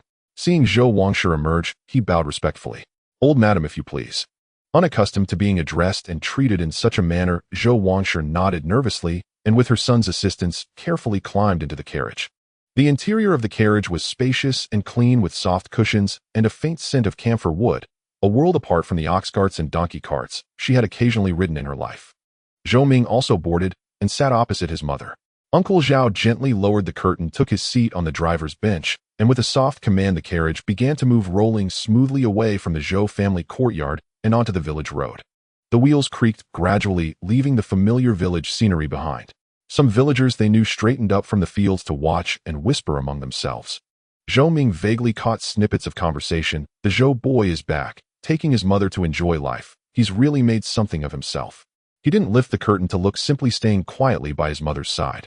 At first, Zhou Wangshe was a bit tense, her hands tightly clutching the hem of her clothes, her gaze fixed on the rapidly receding fields through the gap in the slightly swaying curtain.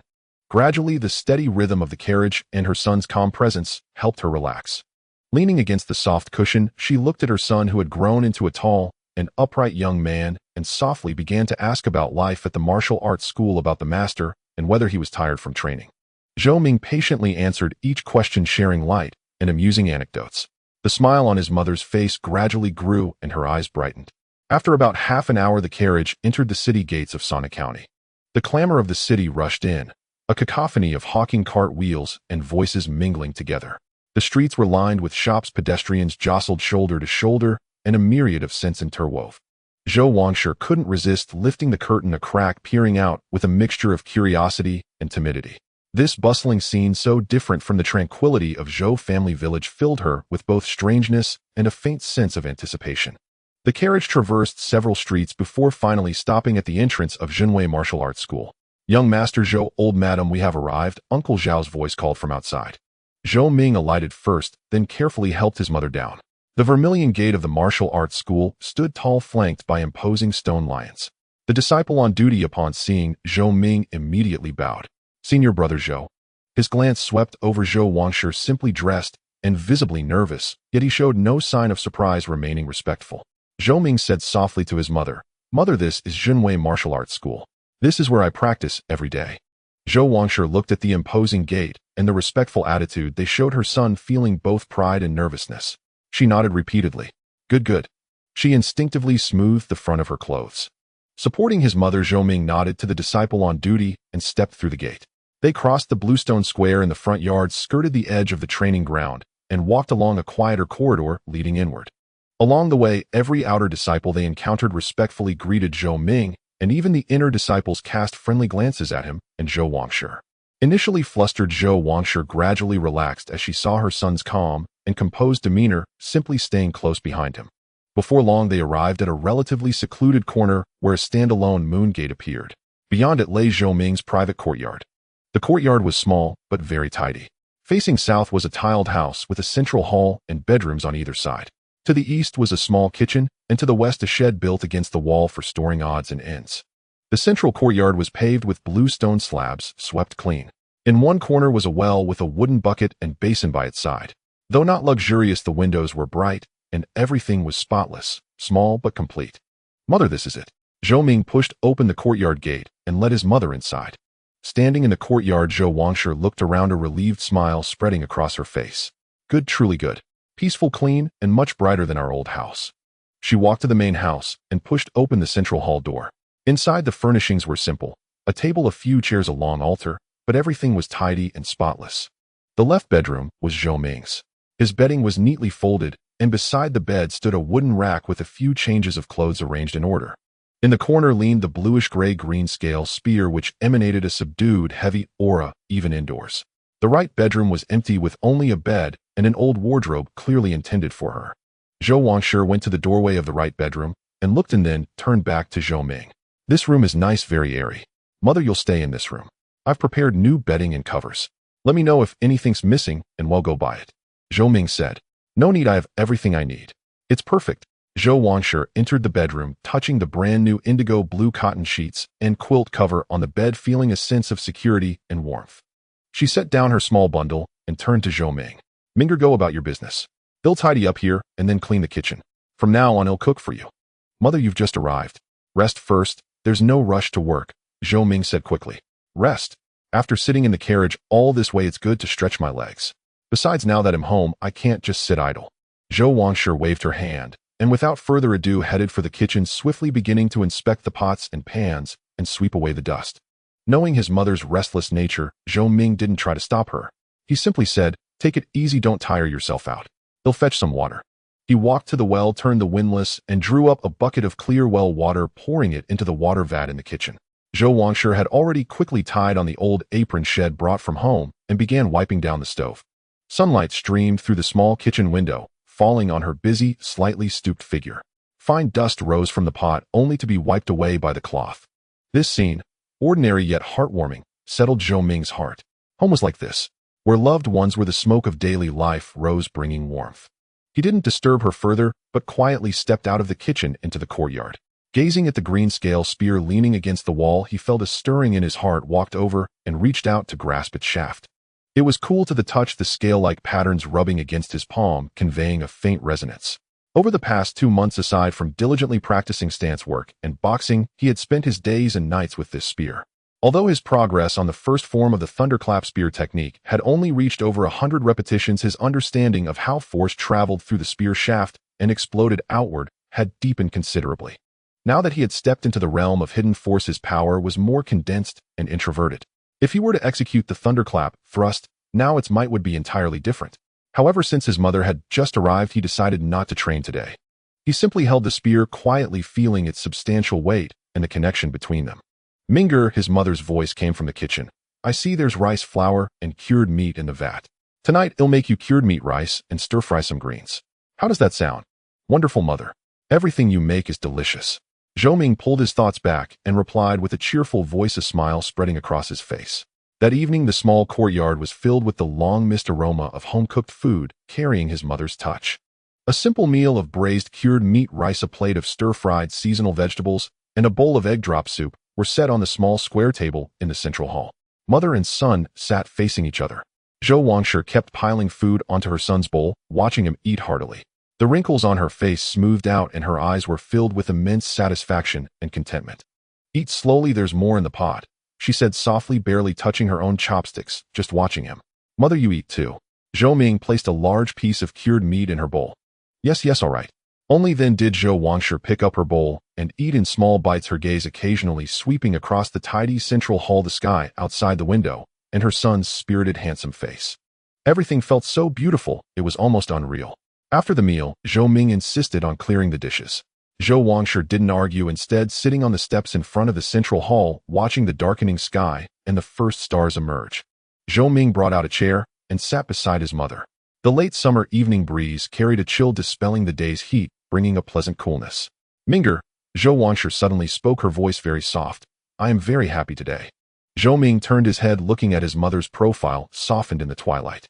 "Truly exceptionally happy," Zhou Wangshi continued, as if talking to herself. "Seeing you make something of yourself, having a place to call your own, and being able to bring me here.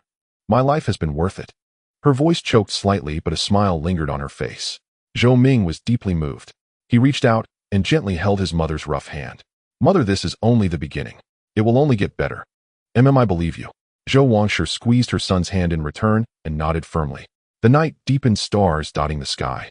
In the small courtyard, mother and son sat together in silence, savoring this hard-won peace and reunion. The distant sounds of the martial arts school faintly reached them, only accentuating the stillness of their courtyard.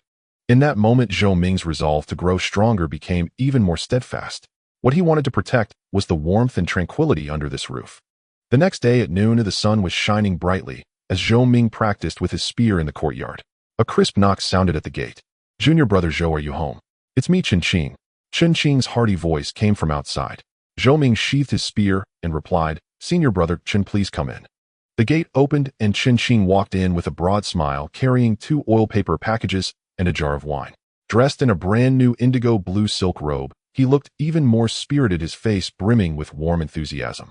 Upon entering, he first nodded to Zhou Ming, then his gaze fell on Zhou Wangshi. He immediately tempered his exuberance, becoming very respectful and polite. He stepped forward, bowed deeply to Zhou Wangshi, and said, You must be Andy. I am Chen Qing, a fellow disciple of Junior Brother Zhou. I've come specially today to pay my respects and congratulate you on your new home.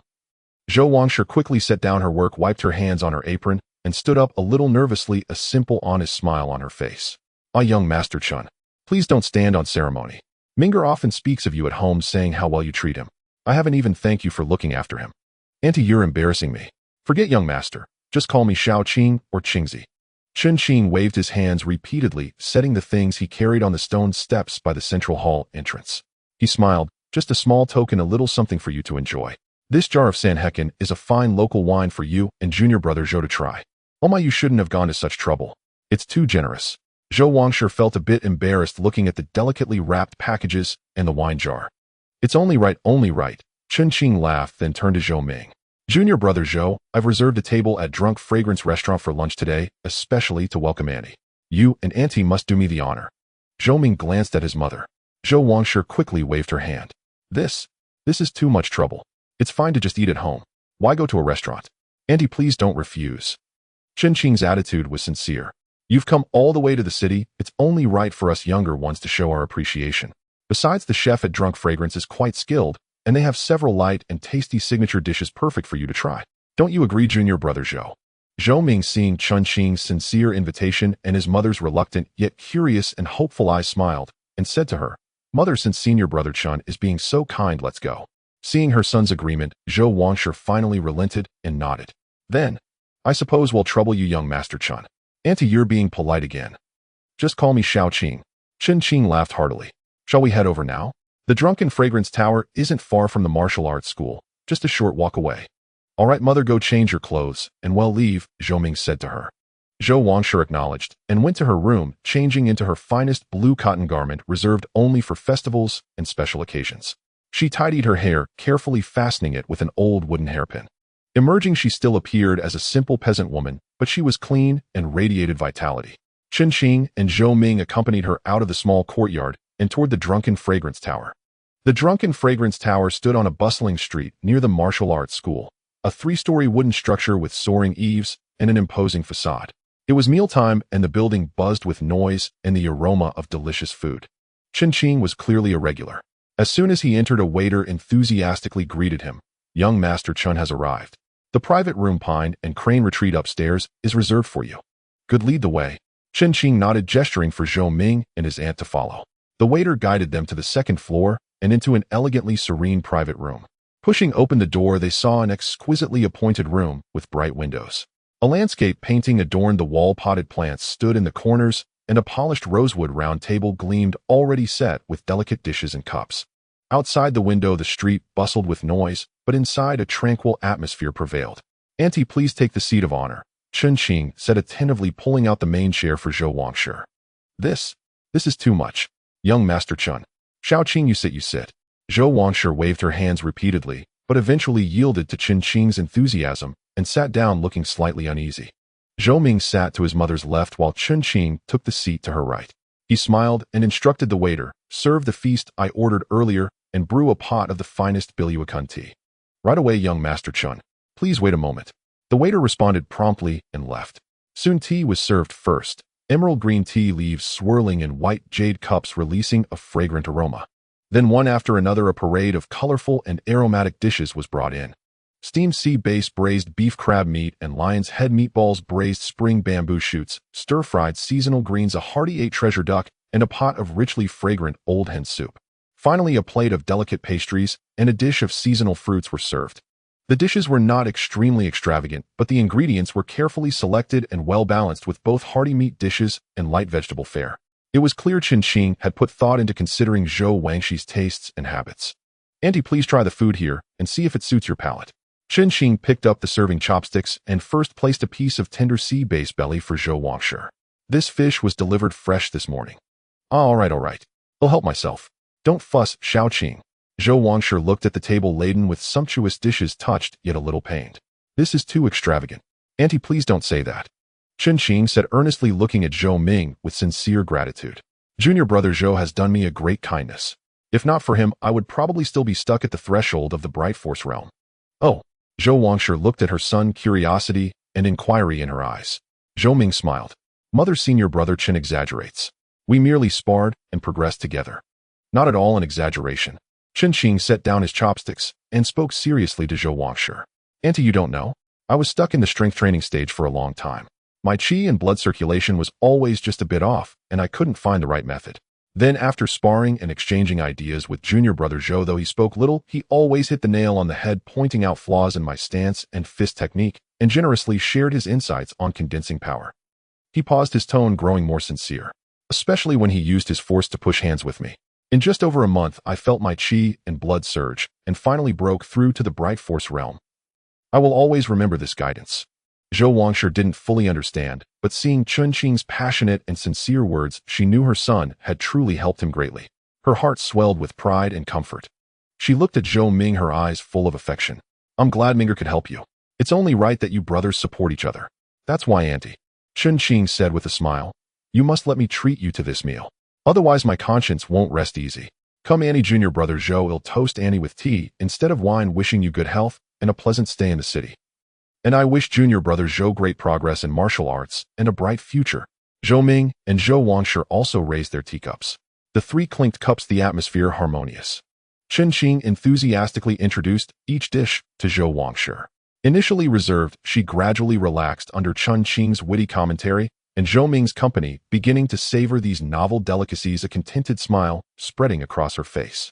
During the meal, Qin also shared amusing stories from the martial arts school and the local customs of Sana County, easing Zhou Wangshi's unfamiliarity with her new life and filling her with anticipation. Zhou Ming spoke little, but occasionally chimed in, the atmosphere always warm and harmonious.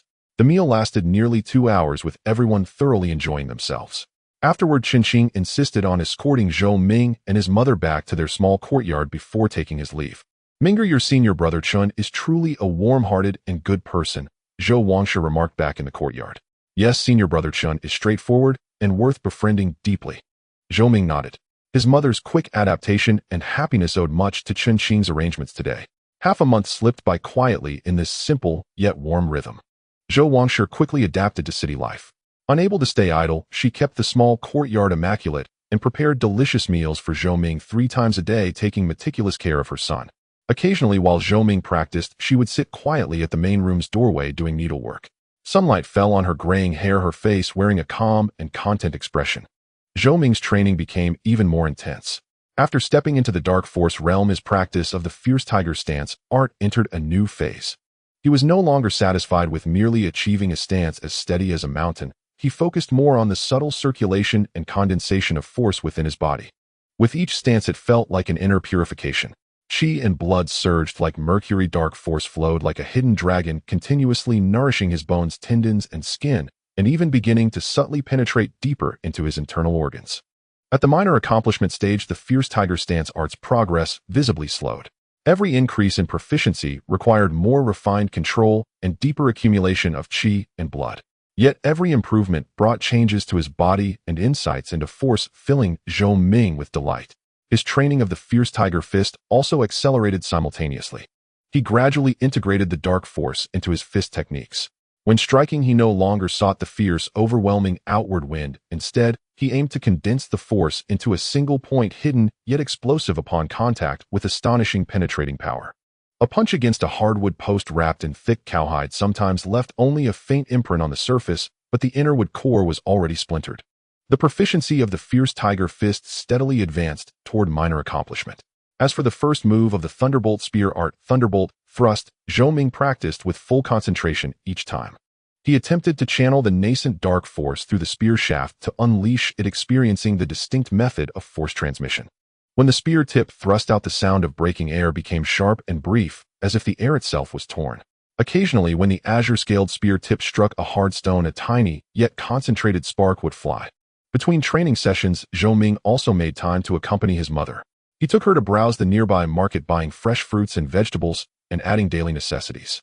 On clear evenings, mother and son would sometimes take a walk within the martial arts school's permitted area, enjoying the county town's night scenery.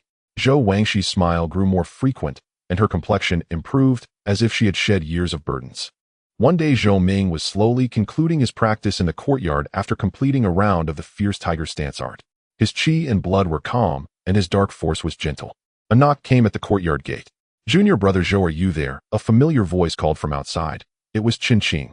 "Senior brother Chen, please come in." Zhou Ming responded, walking over to open the gate.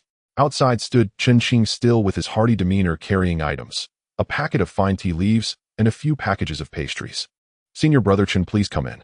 Zhou Ming smiled and invited Chen Qing into the courtyard. Chen Qing entered and handed the items to Zhou Wangshi, who had come to greet him.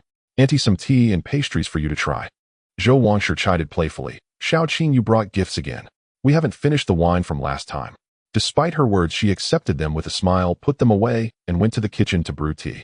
"Junior brother Zhou, practicing. I hope I'm not disturbing you." Chen Qing studied Zhou Ming, noting his steady aura and the inner light in his eyes, aware of his continued progress. He felt a silent admiration. "I just finished, no disturbance." Zhou Ming invited Chen Qing to sit in the main room. "Senior brother, do you have something on your mind today?" Chen Qing rubbed his hands together, looking a bit sheepish. "Indeed, there's a matter I'd like your help with. Please speak your mind." "It's like this," Chen Qing lowered his voice. "My family's cloth shop recently landed a sizable order. An old patron in neighboring Baishui County wants a large batch of fine silk and cotton cloth, a considerable quantity and value. By custom, such bulk goods require someone to escort them for delivery and settlement." He paused, looking at Zhou Ming seriously. "I'll be leading the team myself, but the other bright force masters in the shop are all tied up. That's why I thought of you, junior brother." Zhou Ming listened quietly, not immediately responding. Chen Qing continued, "The route is mostly on official roads, so it should be safe enough, but given the high value of the goods, it's better to be safe than sorry.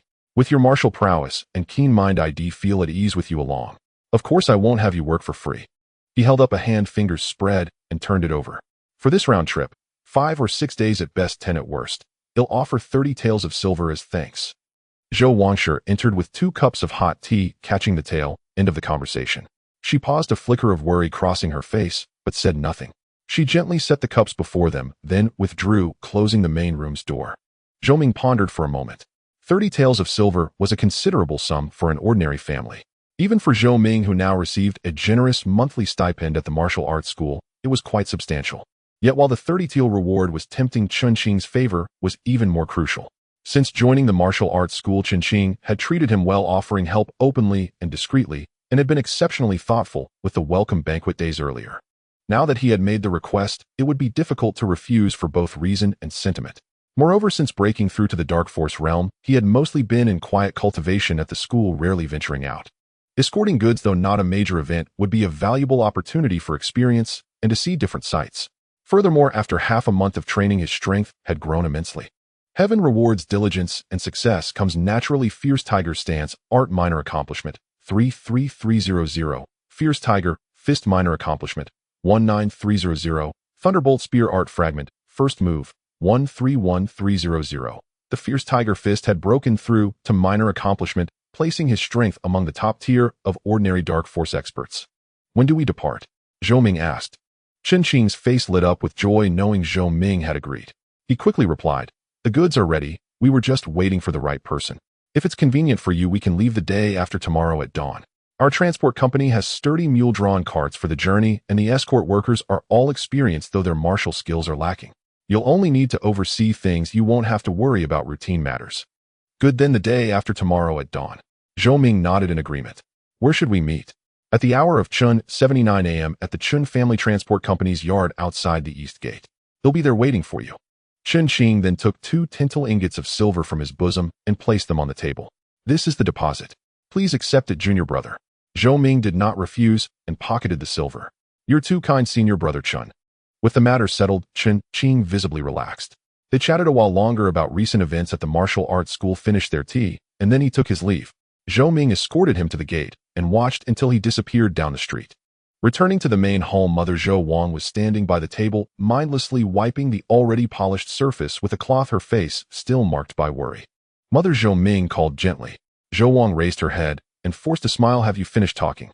Has young Master Chen left? Yes, the day after tomorrow, I will accompany senior brother Chun on a trip to deliver a batch of goods to the neighboring Baishui County. It will take about 10 days round trip. Zhou Ming sat down across from his mother, his tone calm. Zhou Wang set down the cloth, wiped her hands on her apron, and after a moment of silence, she spoke softly. Be careful on the road. I've heard that outside is not peaceful, there are strongmen. Her voice was filled with concern. Mother, you don't need to worry. Zhou Ming held his mother's hand, reassuring her. Senior brother Chen has been transporting goods for many years. The route is familiar, and there are plenty of guards. I also have some self-defense capability now. Ordinary thieves cannot harm me, and besides, we will be traveling on the official road, not through desolate mountains and wilderness. It's quite safe. He paused and added, moreover, the reward for this trip is generous, 30 taels of silver. In the future, we will have many expenses living in the city. If I earn a bit more, you will also be more comfortable. Zhou Wang looked at her son's steady gaze, knowing that he had made up his mind and had considered it thoroughly. Although her heart was still uneasy, she didn't want her son to leave with worries about her, so she nodded and forced a smile. All right, I understand. You. Be careful and come back early. I will be waiting for you at home. Yes, I will. Zhou Ming tightly squeezed his mother's hand. In the following 2 days, he continued his training, but spent more time on the thunderbolt spear technique. When going out to escort goods, weapons must be carried. After carefully polishing and maintaining the Qinglin spear, he placed it in the spear bag. As a dark energy martial artist, his fists and kicks were already lethal weapons, but having a blade in hand provided an extra layer of assurance. Zhou Wang silently prepared supplies for her son. She packed clean clothes in an oilcloth, baked several durable dry cakes, stuffed a small jar of pickled vegetables she had made, and specifically went to the pharmacy to buy a few packs of common wound medicine and heater leaf powder, carefully packaging them and placing them in the bundle. Each item was checked repeatedly, as if doing so would ensure her son's safety on his journey. On the eve of his departure, Zhou Wang prepared a more sumptuous meal than usual, constantly serving Zhou Ming dishes, watching him finish, while she herself had little appetite. Late at night, the light in Zhou Ming's room was still on. Zhou Wang gently pushed open the door, holding a somewhat worn deep blue jacket. Minger, this jacket is made of thick, durable fabric. The cuffs and elbows have an extra layer of fine canvas. I've washed and mended it for you. You should wear it on the road. Zhou Ming took the jacket. The fabric was indeed thick with tight and neat stitches. He could almost feel the care his mother had poured into mending it under the light. Thank you, mother. I will wear it. Zhou Ming carefully folded the jacket and placed it into his bag. Zhou Wang stood at the door watching her son pack, wanting to say something, but ultimately only softly saying, get some rest early. Then she closed the door and left. The next day, just as dawn broke, Zhou Ming got up and changed into the jacket his mother had given him, which fit well and allowed for easy movement. He strapped the spear bag to his back and picked up the bundle containing his clean clothes and food, walking into the yard where his mother was already up, smoke rising from the kitchen. After a simple breakfast, Zhou Wang accompanied her son to the gate repeatedly, reminding him, be careful about eating and drinking on the road, don't be stingy and don't overexert yourself. Mother, I understand. You take care at home as well. If anything happens, go find the senior brothers on guard at the martial arts school. I've already spoken to them. All right. Zhou Wang stood at the door watching her son's upright figure disappear around the corner of the corridor, not moving for a long time. At the first hour of the morning, Zhou Ming arrived punctually at the Chun family's cargo yard outside the East City Gate. It was already bustling with the sounds of people and horses. Several tall mule carts were lined up neatly, each drawn by 2 strong mules with goods piled high on the carts covered with thick oilcloth tightly bound. More than 20 sturdy assistants were conducting final checks, most of them carrying short knives or clubs at their waists, moving quickly, clearly accustomed to this route. Chen Qing stood beside the largest cart, quietly discussing something with a man who looked like a steward. Today he wore practical brown work clothes covered with leather armor and had a long sword hanging at his waist, looking competent and valiant. Seeing Zhou Ming, Chen Qing's eyes lit up, and he hurried over. Junior brother, Zhou, you've arrived. Just in time. He led Zhou Ming to the cart and introduced, this is Steward Zhang. He will handle the specifics of this trip. Steward Zhang, this is Zhou Ming, the master I mentioned to you from Jinwei Martial Arts School. Steward Zhang was a middle-aged man in his 40s with a dark complexion and shrewd eyes, bowing respectfully to Zhou Ming. Young master, Zhou, thank you for your hard work on this trip. Zhou Ming cupped his hands in return. Steward Zhang is too polite. This is my first time taking this route. I will need to rely on everyone. You're too kind, too kind. Steward Zhang responded repeatedly. Once everyone was gathered, Qin wasted no time and waved his hand. Time is not on our side. Let's depart. Steward Zhang shouted, and the assistants took their positions. The coachman cracked his whip, and the mules stepped forward, the heavy wheels rolling over the packed earth of the cargo yard with a rumbling sound. The convoy slowly drove out of the yard, merging onto the official road, heading northeast towards Baishui County. Zhou Ming walked alongside Qin in the middle of the group, chatting occasionally. The official road was wide enough for two carts to pass side by side. A cool breeze blew, and the trees along the road were lush with crops in the fields growing well.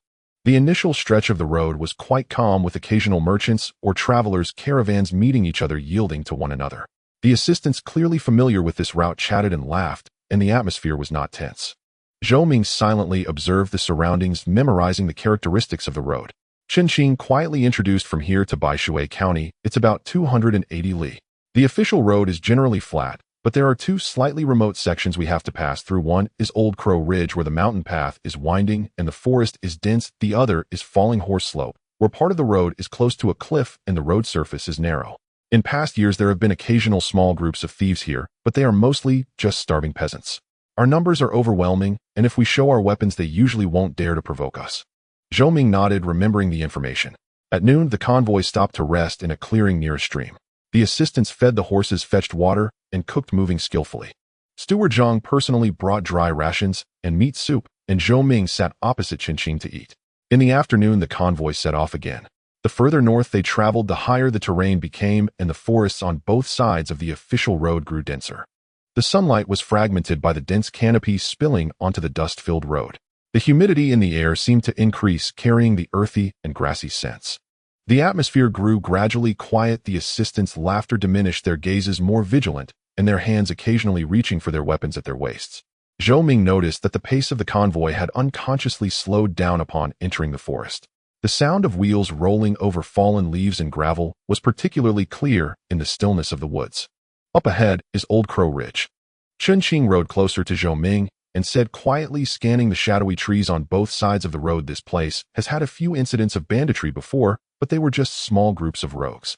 Last year, the county sent troops to clear them out, and it has been quiet lately, but caution is never a bad thing. Zhou Ming responded with an affirmative sound, naturally gripping the strap of the Qinglin spear's bag behind him. The cold touch of the spear through the fabric calmed his mind further. The dark energy flowed slowly within him, heightening his senses to the utmost. The rustling of the wind through the leaves, the distant bird calls, the rolling of the wheels, and even the heavy breathing of the mules clearly registered in his ears. His gaze was like that of the most vigilant hunter, scanning every shadowy corner where danger might be lurking. The convoy slowly ascended along the winding mountain path. The road became rugged, with a steep mountain wall on one side and a deep valley overgrown with shrubs on the other. Old Crow Ridge truly lived up to its name, with dangerous terrain and deep forests. Even the sunlight seemed to dim a little. Ho! Suddenly, a piercing whistle rang out like a night owl's sharp call, unexpectedly from the dense forest at the bend ahead.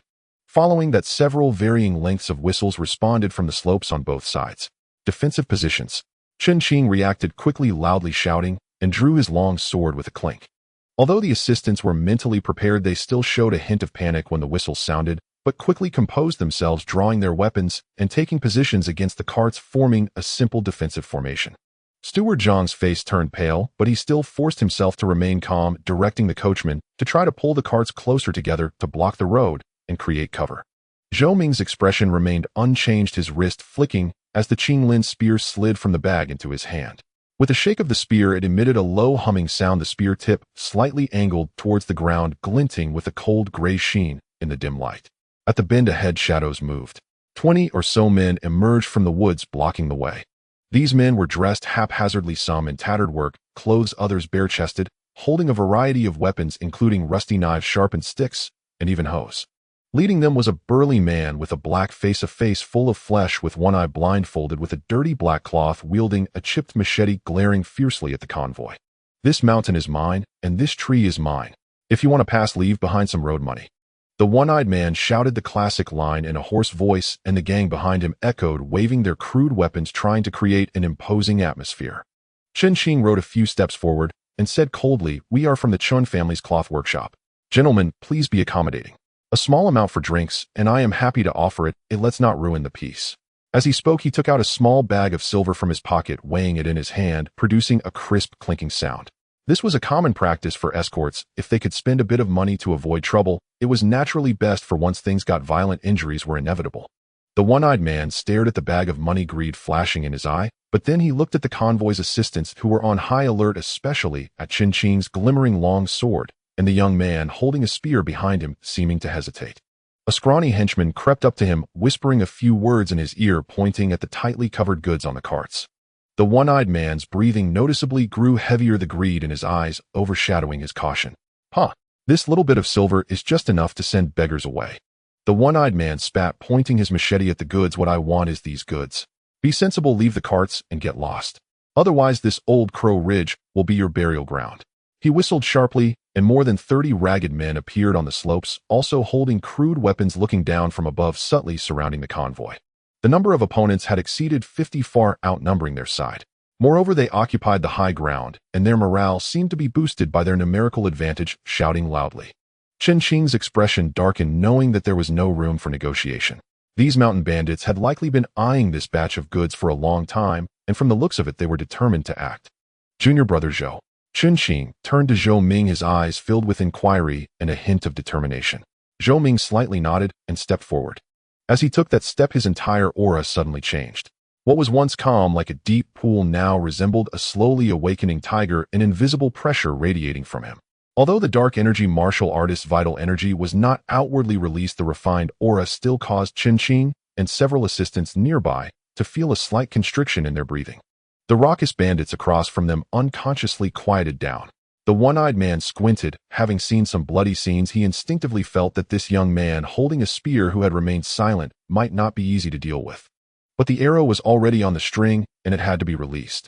How could they give up on such a big piece of meat just because of a premonition? "Stop acting mysterious. Brothers, charge. Let's grab the goods and go back to drink and feast." The one-eyed man shouted and waved his machete, leading the charge. "Form a formation. Guard the cart." Chen Qing barked, thrusting his long sword forward as he charged at the one-eyed, burly man rushing toward them.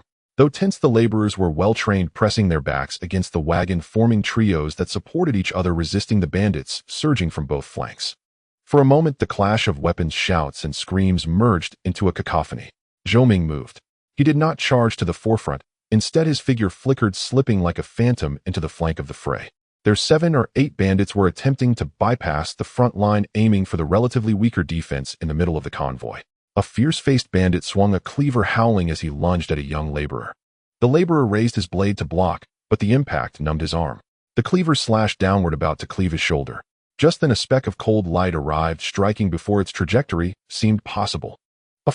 A faint, almost inaudible sound of flesh being pierced. The tip of the azure scale spear, like a serpent's tongue, precisely pierced the bandit's wrist holding the blade. The cleaver clattered to the ground. Before the bandit's scream could escape, the spear shaft trembled and a condensed hidden force erupted. The bandit felt a sharp, unmatched force surge up his arm. His entire limb instantly went numb and lost sensation. With a deft twist of the spear, he was sent staggering sideways, crashing into 2 of his comrades behind him. Zhou Ming's steps did not falter. The spear moved with his body. Spear shadows dotted the air like blooming pear blossoms, then like a torrential downpour. He used no flashy techniques, only the most fundamental thrusts, stabs, flicks, and parries. But each strike was swift as lightning, angled with cunning precision, and the force was concentrated at the spear's tip. How could ordinary bandits have ever witnessed such exquisite spearplay? Even more terrifying was the power contained within the spear shaft. A seemingly casual flick against a weapon felt like a mountain crashing down, splitting their tigers' mouths and disarming them. A seemingly careless point to the body meant death or severe injury, the wound deep, the force penetrating instantly, robbing them of combatability. In the blink of an eye, the 7 or 8 bandits attempting the flanking ambush lay on the ground, groaning and unable to rise. Zhou Ming pivoted, the spear tip flickering as he aimed at another group of thieves trying to approach the wagon. His figure drifted, weaving through the chaotic melee. Wherever he passed, spear shadows flashed, and someone fell. At the front, Qin was locked in a fierce battle with the one-eyed brute. The one-eyed man wielded a heavy blade with great strength, his moves savage and ruthless, carrying the reckless ferocity of a desperado. Qin's swordsmanship was agile, and his foundation solid. He had already gained a clear upper hand. His sword light flickered, leaving several wounds on the one-eyed brute's body. But the one-eyed man's savagery surged. He was fearless of death, making it difficult to finish him off quickly. Zhou Ming glanced over, saw that Qin was safe, and stopped paying attention, continuing to clear the other bandits. His intervention was like a stabilizing pillar, yet also a reaping yama. The laborers, who had been outnumbered and under immense pressure, suddenly felt the burden lift. Their spirits soared, and they even managed to push back the attacking bandits a few steps. "This guy's tough. Wins tight scatter." An alert bandit, seeing the tide turn, let out a strange cry. The surrounding bandits, already terrified by Zhou Ming's elusive spear technique, heard the signal as if granted amnesty. They turned and fled into the woods. The one-eyed brute, just slashed across the thigh by Qin, and bleeding profusely, heard the shouts and saw his men scatter. Fear finally flickered in his single eye. He faked a slash to force Qin back half a step, then turned to flee. "Stay." Qin would not let him escape. His long sword arced like a rainbow, thrusting at the brute's back. Hearing the wind behind him, the one-eyed man's soul nearly left his body. He threw himself to the side with all his might. Rip! The sword edge grazed his ribs, drawing a spray of blood, but ultimately failed to stop him. The one-eyed man scrambled and crawled, disappearing into the dense forest. The remaining bandits vanished without a trace, leaving only over 20 of their dead or wounded comrades wailing on the ground. The battle from start to finish lasted no more than the time it takes to drink a cup of tea. The laborers panted heavily, gripping their blades as they warily watched the forest, their faces etched with lingering fear and relief.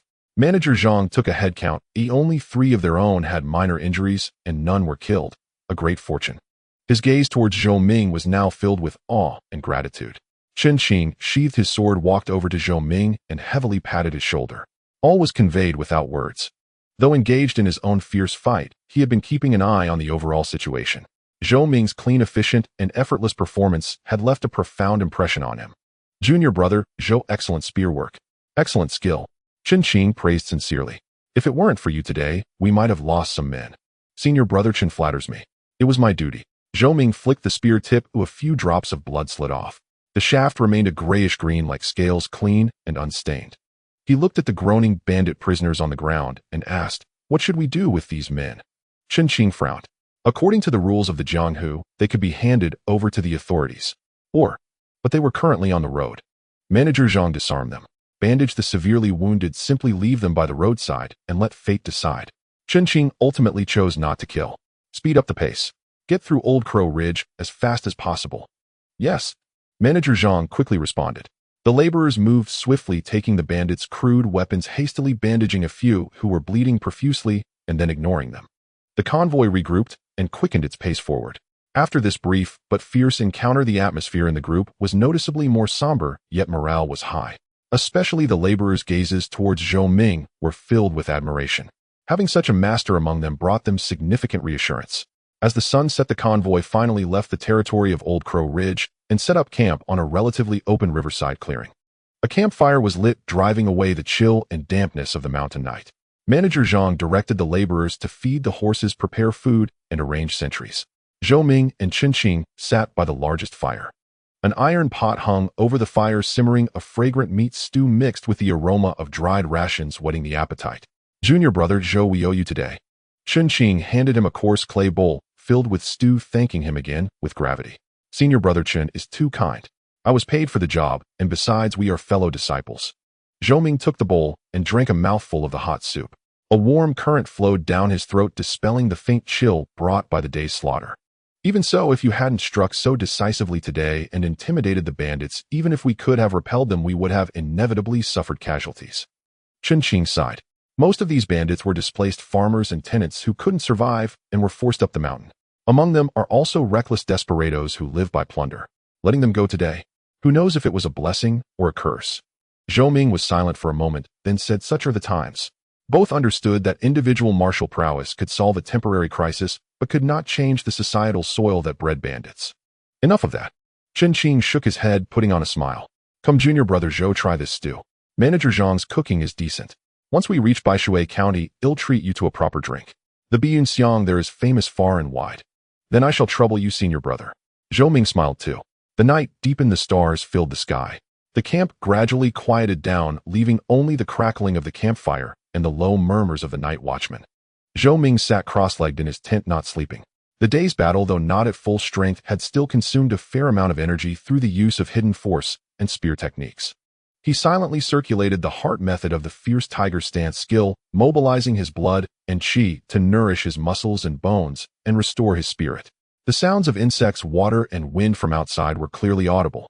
In his dantian, the wisp of hidden force like a crouching tiger rose and fell slightly with each breath, seeming a fraction more condensed than before. Real combat was indeed the best whetstone for martial arts. The moon hung high in the sky. The camp was silent except for the low words of the night watchman and the crackling of the fire. Zhou Ming, who had been sitting in meditation, suddenly opened his eyes. A martial artist of the hidden force realm had condensed blood and qi, granting senses far keener than ordinary people. Just now, an almost instinctual alert, like an ice needle stabbing the back of his neck, jolted him from his deep state of breath regulation. A cold glint flashed in Zhou Ming's eyes, but his movements were light and silent. He rose stealthily, disturbing no one, slipping out of his small tent like a wisp of smoke. In a few bounds, he was outside Chen Qing's tent. Senior brother Chen. He lowered his voice, but his tone carried an unmistakable gravity. Chen Qing inside the tent was clearly not without vigilance. He responded almost instantly. The curtain moved slightly, and he leaned out his face, showing confusion at being disturbed from sleep. But seeing Zhou Ming's grave expression, he snapped to alertness. What is it? Movement. Many people. We're surrounded. Zhou Ming was concise. Chen Qing's face changed drastically. He listened intently for a moment, and his expression grew even uglier. He was only at the Ming-Jin realm, his perception not as sharp as Zhou Ming's, but with the warning, he too could vaguely sense the unusual oppression in the air and the faint malice emanating from the darkness. Wake everyone. Grab your weapons. Form a circular formation. Chen Qing made a snap decision, barking the order in a low voice that, though not loud, carried his inner energy clearly into every tent. The camp instantly came to life. The well-trained laborers, though startled, remained calm. They quickly scrambled out of their tents, grabbed their weapons, extinguished most of the fires, leaving only the central one for light. Using the loaded carts as cover, they gathered back-to-back into a tight defensive circle, blades facing outward, warily watching the boundless darkness around them. Manager Zhang's face was pale, but he remained relatively composed, directing a few laborers to lead the important mules and horses inside the formation. The whole process was swift and orderly, clearly a pre-planned drill. Just as the circular formation was barely completed, the darkness was torn open like a curtain. Torchlight, 1, 2, 10 points, suddenly flared into existence. Shadowy figures emerged from the woods, bushes, and rocks around the campsite, dense and numerous. A rough count put them at 70 or 80 strong.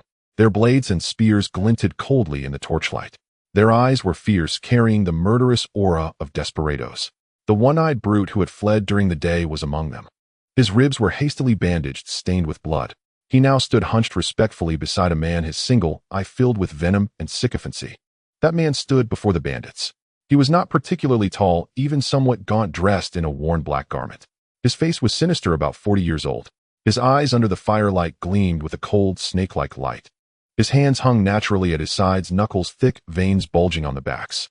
Particularly striking was the metal and leather glove on his right hand, which held an unnatural greenish-black sheen. Zhou Ming's gaze fell upon this man, and his pupils contracted slightly. Hidden force. Though the man's aura was well concealed, the fluctuation of blood and qi, similar in origin but more sinister and eerie, could not escape Zhou Ming, a fellow hidden force martial artist. Moreover, judging by the degree of condensation in his blood and qi, he was likely no novice to the hidden force realm. He had probably been immersed in it for a considerable time. Third chief. It's him. The one with the spear during the day and the one with the sword. They ruined our business and killed several of our men. The one-eyed brute pointed at Zhou Ming and Chen Qing, shrieking with venom. The sinister man, known as the third chief, slowly swept his gaze over the prepared convoy, finally fixing it on Zhou Ming, pausing briefly on the grayish-green spear in his hand. A cold, mocking smile curled at the corner of his mouth. There's indeed some skill here. No wonder you could drive off my incompetent men. His voice was hoarse like sandpaper scraping, carrying a chilling malevolence. But you should know, when you beat a dog, you must consider its master. You hurt men of Ironstone Stockade, and think you can just walk away. Chen Qing's heart sank upon hearing this. Ironstone Stockade. This was the most powerful bandit group infesting the border region between Sanhe and Baishui counties. It was said their great chief was highly skilled and ruthless, with 3 other chiefs beneath him, all hidden force masters. They frequently plundered traveling merchants and even dared to attack small groups of government soldiers, making them heavily wanted fugitives. He never expected that the One-Eyed Brute's gang was from Ironstone Stockade. Even more unexpected was that for this cargo, or perhaps for revenge, the stockade had dispatched a 3rd chief along with so many elite bandits. The sinister man before him, with his dense aura and knife-like gaze, was undoubtedly a hidden force expert. Chen Qing's palms instantly broke into a cold sweat. He knew Zhou Ming was formidable, his spear technique exquisite, but even at his peak he was still only a practitioner of bright qi. How could he possibly contend with a true dark qi master? Bright qi and dark qi may appear to differ by but a single cultivation realm, yet in truth they are worlds apart. Strength shifts from external manifestation to internal refinement, rendering power, endurance, and bodily control incomparable. This is the 3rd chief. Chen Qing forced himself to remain composed, stepped forward 1 pace, and clasped his hands in salute. Earlier today, it was your bandits who struck first. I acted solely in self-defense. Inevitable injuries occurred in the clash. To atone, I offered double the toll fee and an additional 50 taels of silver for the wounded brother's treatment. Please, 3rd chief, show mercy and let us pass. The Chen family textile house will repay this kindness most generously. His words were already spoken with extraordinary humility, even willing to sacrifice wealth to avert calamity, seeking only safe passage. Generous repayment. The 3rd chief sneered, his gaze sweeping over the cargo shrouded beneath oiled cloth, greed flashing fleetingly in his eyes. You killed our men, and now think money can buy your way out. The name Chen family textile house holds no weight here, especially. He paused, his cold serpentine gaze locking once more upon Zhou Ming, as if a viper had fixed its sight on prey. This youth's spear technique is intriguing. Leave him, and this entire shipment, behind. The rest of you may go. At those words the air froze solid. Chen Qing's face turned ashen. He knew negotiation was now impossible. They demanded not only the goods, but Zhou Ming's life.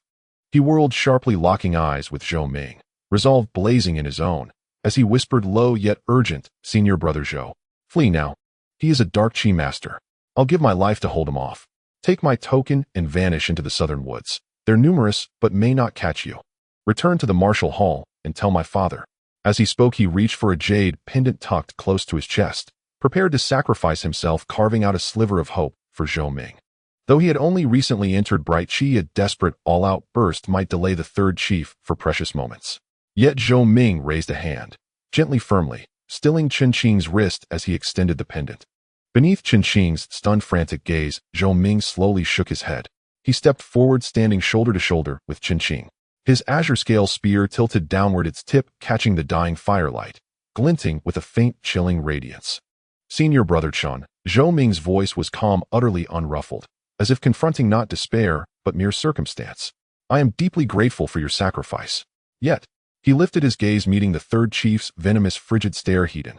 A presence began to rise from him, not the subdued stillness of before, but that of a slumbering tiger stirring awake. No longer restrained. Blood and qi surged, dark qi flowed. His robes billowed though no wind stirred. Dust eddied softly outward from his feet. A dense, weighty aura, yet laced with razor-sharp ferocity, radiated from Zhou Ming like a storm coalescing at its center. This aura bore no resemblance to the boisterous outward surge of bright qi practitioners. It was profoundly inward, yet infinitely more perilous, like a tranquil sea concealing churning undercurrents poised to erupt with cataclysmic force. Chen Qing stood closest and felt it most acutely. His eyes widened in disbelief, his mouth parted, nearly gasping aloud. This was unmistakably the aura of a dark qi cultivator, and far from novice level. Its profound density and refinement even made him wonder incredulously, was it purer than that of the Black Wind Bandit Camp's 2nd chief? When had Senior Brother Zhou broken through to dark qi? Did the Hall Master know? Why had no word ever reached him?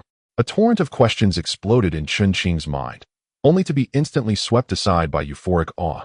From utter despair, sudden breathtaking reversal, even the 3rd chief's icy predatory composure shattered, replaced by shock and grim wariness. His eyes locked onto Zhou Ming, absorbing that unmasked, almost defiant dark qi aura, and within him a tempest roared. A dark qi master so young. When had Sanhe County produced such a figure? Judging by the vigor of his blood and qi, and the sheer solidity of his foundation, he seemed no less formidable than himself. "So, you've hidden yourself well." The third chief's voice grew hoarser, murder flaring in his eyes. "Excellent. I take particular pleasure in slaughtering prodigies like you." Before the final syllable left his lips, his body blurred. Like a specter lunging from midnight darkness, he moved faster than the eye could track, leaving only a smudged afterimage in the torchlight as he shot straight toward Zhou Ming. Midair, his right hand formed two fingers into a blade, hissing like a sharpened arrow cleaving wind, as they stabbed directly for Zhou Ming's throat.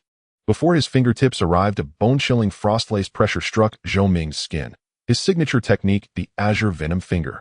Its force was insidious, designed to pierce defenses, inflicting meridian damage and poisoning the body with lingering cold toxins notoriously difficult to dispel. "Senior brother Zhou, watch out," Chun Xin cried instinctively, drawing his sword to intercept. But before he could blink, Zhou Ming moved, faster still. Faced with that swift, venomous strike, he did not retreat. Instead, he surged forward. His footwork appeared leisurely yet possessed deceptive speed, like a tiger pacing mountain steady yet cat-quick. His azure-scale spear emitted a deep, resonant hum. The shaft trembled, then the spearhead, as if awakened, became a bolt of ashen-green lightning tearing through the night, striking with flawless precision toward the onrushing blackened fingertip. First form of the thunderclap spear art, thunderclap, thrust. This time Zhou Ming held nothing back. Within him, blood and chi surged like molten mercury. Then the coiled tiger dark chi stored in his dantian erupted, flooding his arm's meridians and surging without obstruction into the spear shaft. The scale-like patterns along the shaft seemed to stir, glowing faintly. The spearhead pierced the air, not with a sharp staccato whistle, but with a deep, soul-shaking thunderclap. Boom! The spear tip and the metal-hard fingertip collided, impossibly in the sliver of time between heartbeats. There was no ringing clang of steel on steel, only a muffled, leather-splitting thud, and an invisible shockwave exploding from the impact point, making nearby torches flare and gutter, sending dust spiraling into the air. The third chief's cruel smirk froze mid-face. He felt an overwhelming, terrifying force, dense beyond measure, surge up his finger. It was not merely brute strength. It carried an indomitable, penetrating, while shattering all resistance. His pride, the azure venom finger capable of piercing iron plates, disintegrated before this spear force like snow before boiling water. Crack! A sickening, brittle snap echoed, followed by a choked grunt. The third chief staggered violently backward, each footfall gouging a deep impression into the earth. He looked down, his right index and middle fingers stained blackish-blue, twisted grotesquely. Skin split open, blood welled, and the bones lay shattered. Agony seared him, but deeper still was the horror of that invading spear force, clinging like a parasitic curse, racing up his arm's meridians, freezing his blood, and burning with searing torment. This spear art. The third chief jerked his head up, staring at Zhou Ming, eyes wide with terror, disbelief raw in their depths. He prided himself on years of stable dark chi cultivation. The azure venom finger honed over decades had few peers among equals. Yet this youth, so young, possessed dark chi of greater purity, greater refinement.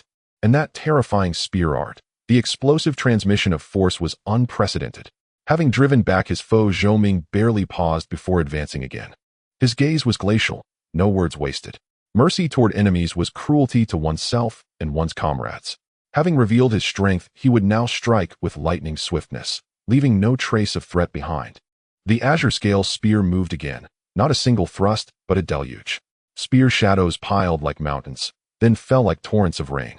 He wove the explosive essence of the thunderclap thrust into fundamental spear techniques: jabs, stabs, parries, lifts, deflections, sweeps.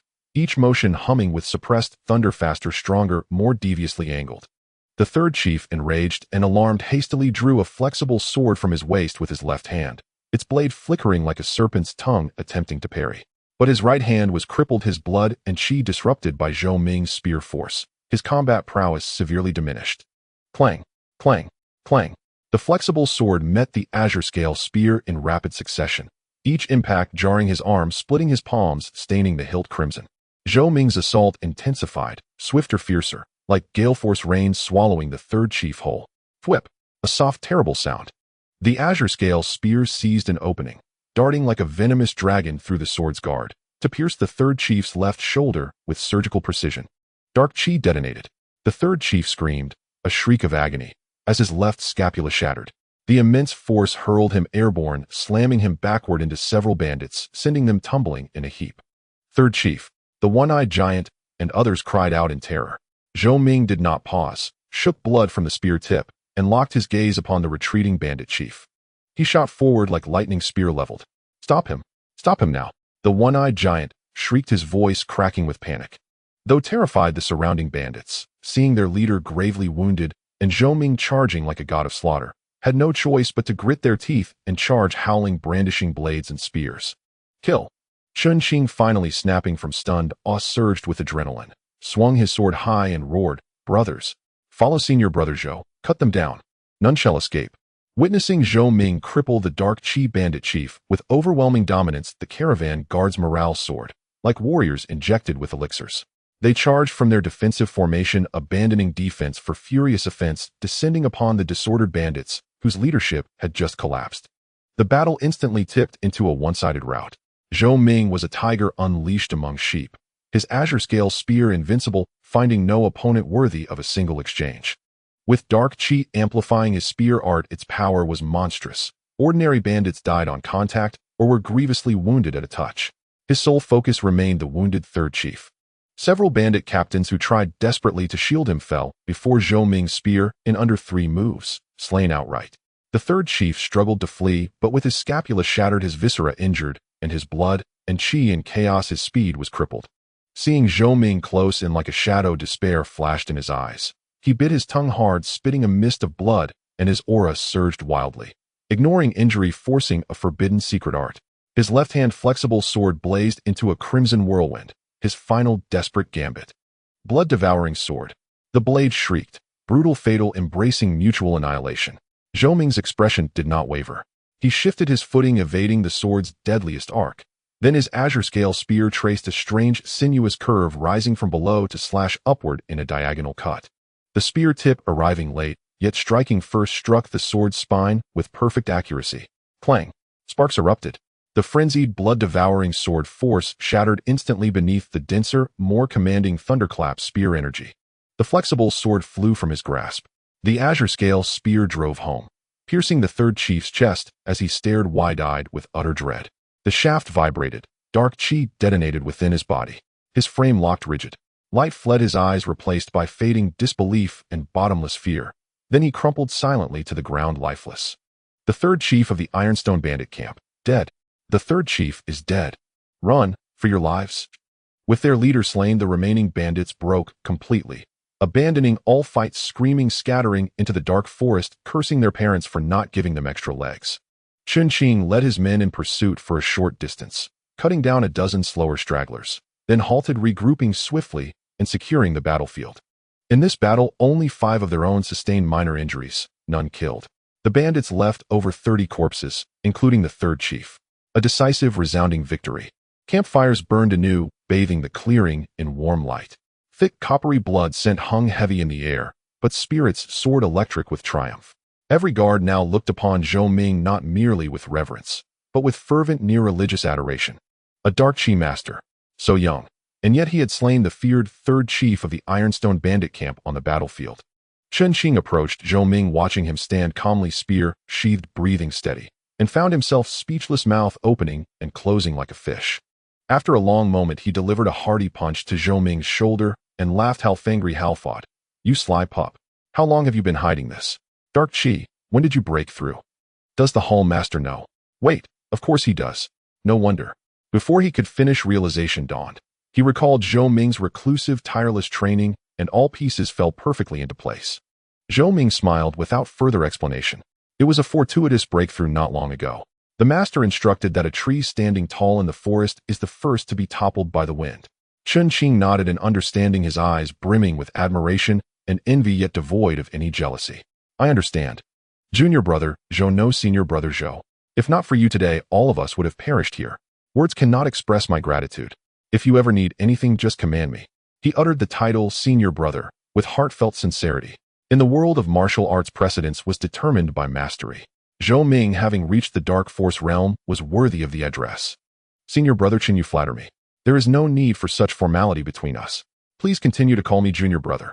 Zhou Ming waved his hand, his gaze falling upon the corpse of the third chief. "This place is not safe to linger. The Ironstone stronghold may send pursuers. We must dispose of this quickly and hasten our journey." "Right." Chen Qing's expression turned stern. Manager Zhang, have the men clean up the battlefield. Gather anything valuable and the weapons. Drag the bodies far away and bury them. Move swiftly. We depart within an hour. Yes, sir. Manager Zhang answered loudly, leading the men into a flurry of activity. The flickering firelight cast a glow upon Zhou Ming's calm visage. His azure scale spear leaned against his side, the blood on its tip already dry. This battle marked the first time he had unleashed his full power since stepping into the Dark Force realm, and his opponent was a master of equal rank. The might of the thunderclap spear art and the exquisite application of Dark Force were fully displayed. Yet there was little pride in his heart. In this martial world beneath the heavens, countless experts remained unknown. The third chief of Ironstone Stronghold might be a formidable figure here, but across an entire prefecture, he was likely insignificant. The path of martial arts was long and arduous. One must keep their head down and press forward. The following 2 days passed uneventfully. The convoy traversed the treacherous terrain of Luoma Slope without incident. On the afternoon of the third day, the silhouette of a county town emerged faintly on the horizon. Its city walls were not high, but they stretched in a continuous line. The aura of human activity seemed palpable even from a distance. Junior brother Zhou, ahead lies Baishui County. Chen Qing pointed forward, his tone noticeably lighter. Zhou Ming looked up and nodded slightly. The scale of Baishui County appeared slightly smaller than Sana County, but it was equally bustling with life. The convoy quickened its pace and soon arrived at the city gate. The guards, clearly recognizing the Chun family's banner, made a cursory check of the documents Chen Qing presented before waving them through. Inside the city, the streets were narrower than those of Sana County, but lined with shops and thronged with pedestrians. It was just as lively. The air was thick with the aroma of various foods and a faint hint of wine. Manager Zhang, familiar with the area, led the convoy through several streets to the rear courtyard of an imposing silk shop on the western side of the city. A man who appeared to be the local steward came out to greet them, exchanging pleasantries and handling the handover with Chen Qing and Manager Zhang. Unloading, inventorying, and signing documents. The entire process proceeded smoothly. Zhou Ming was arranged by Chen Qing to rest in a quiet guest room in the back courtyard. About 2 hours later, Chen Qing finished his business and came to find Zhou Ming with great excitement. Junior brother Zhou, it's all done. The goods have been handed over and the accounts are settled. A relaxed smile of accomplishment graced Chen Qing's face. Come, let me treat you to Baishui County's most famous wine, Biyunxiang. And we can explore the town while we're at it. Though it's not as prosperous as our Sanha, it has its own unique charm. Zhou Ming readily agreed. The two left the silk shop and strolled through the streets of Baishui County. Chen Qing was clearly well acquainted with the place, rattling off introductions with ease. He knew which shop had the best braised meat, which confectionery was most delicate, and which street was liveliest at night. Eventually, they arrived at a 3-story tavern built beside a river. Named the Riverview Tower, its flying eaves and intricate brackets lent it an air of elegance. It was near dusk, the dinner hour, and many carriages were parked at the entrance. The patrons coming and going were well-dressed, chatting and laughing with ease. Chen Qing was clearly a regular. As soon as he stepped through the threshold, an observant waiter rushed over with a beaming smile. Young Master Chun, it's been a while. Please, a private room upstairs. The usual, the one by the river, Chen Qing said with a nod, casually tossing the waiter a small piece of silver. Right away. This way, gentlemen. The waiter caught the silver, his smile widening, and led them up to the 3rd floor, opening the door to an elegant private chamber. The room was small but tastefully furnished. Pushing open the carved wooden window revealed a tributary of the Baishui River glittering below. The evening breeze, carrying moist air and a faint earthy scent, drifted in, dispelling some of the late summer's lingering heat. Junior brother Zhou, please sit. Chen Qing sat down first. This Biyunxiang is a specialty of Baishui County, brewed with local spring water. It's smooth on the palate, but has a strong aftertaste with a unique fruity aroma you won't find elsewhere. Today we drink until we're drunk. A welcome feast and a celebration of our success. Zhou Ming smiled and sat opposite him. Then I shall gratefully accept your hospitality. Soon the wine and dishes were served. Several plates of exquisite appetizers accompanied a pot of warmed Biyunxiang. The liquor was a pale amber color, and as it was poured into the cups, its fragrance was indeed unique. Crisp and cool, with a subtle, elusive sweetness. Chen Qing first filled Zhou Ming's cup, then raised his own. This toast is for you, junior brother Zhou. If not for your valor, I and this entire team would have been lost at Crow Ridge. His tone was sincere as he drained his cup in one gulp. Zhou Ming raised his glass in return. Senior brother Chen, you are too kind. It was merely my duty. He too drank it all. The wine slid down his throat, soft at first, then spreading a wave of warmth in his stomach, leaving a mellow, sweet aftertaste. They ate and chatted, their conversation naturally returning to the fierce battle 2 days prior. Chen Qing was full of praise for Zhou Ming's spear technique and dark force cultivation, his voice thick with emotion. Junior brother Zhou, you may not know, but the third chief of Ironstone Stronghold, Cyan Poison Finger Lu Kuei, was a notorious figure for hundreds of miles. Many skilled fighters have fallen to him, and you killed him today. When this news spreads, your name will resound across the 3 counties. Chen Qing's voice was filled with excitement and also a sense of shared glory. Zhou Ming, however, remained calm as he picked up a piece of steamed fish with his chopsticks and said flatly, "Fame is a burden. In martial arts training, solid personal skill is what truly matters. I would ask that you and the men refrain from spreading the details too widely when we return." Chen Qing was taken aback for a moment, then understood. He said solemnly, "Rest assured, junior brother. I understand the gravity of the situation. I will instruct everyone to say we fought off the bandits together and killed a few of their leaders. I will not reveal your true cultivation or the specifics." He knew Zhou Ming did not want to expose his full strength prematurely. A tall tree catches the wind.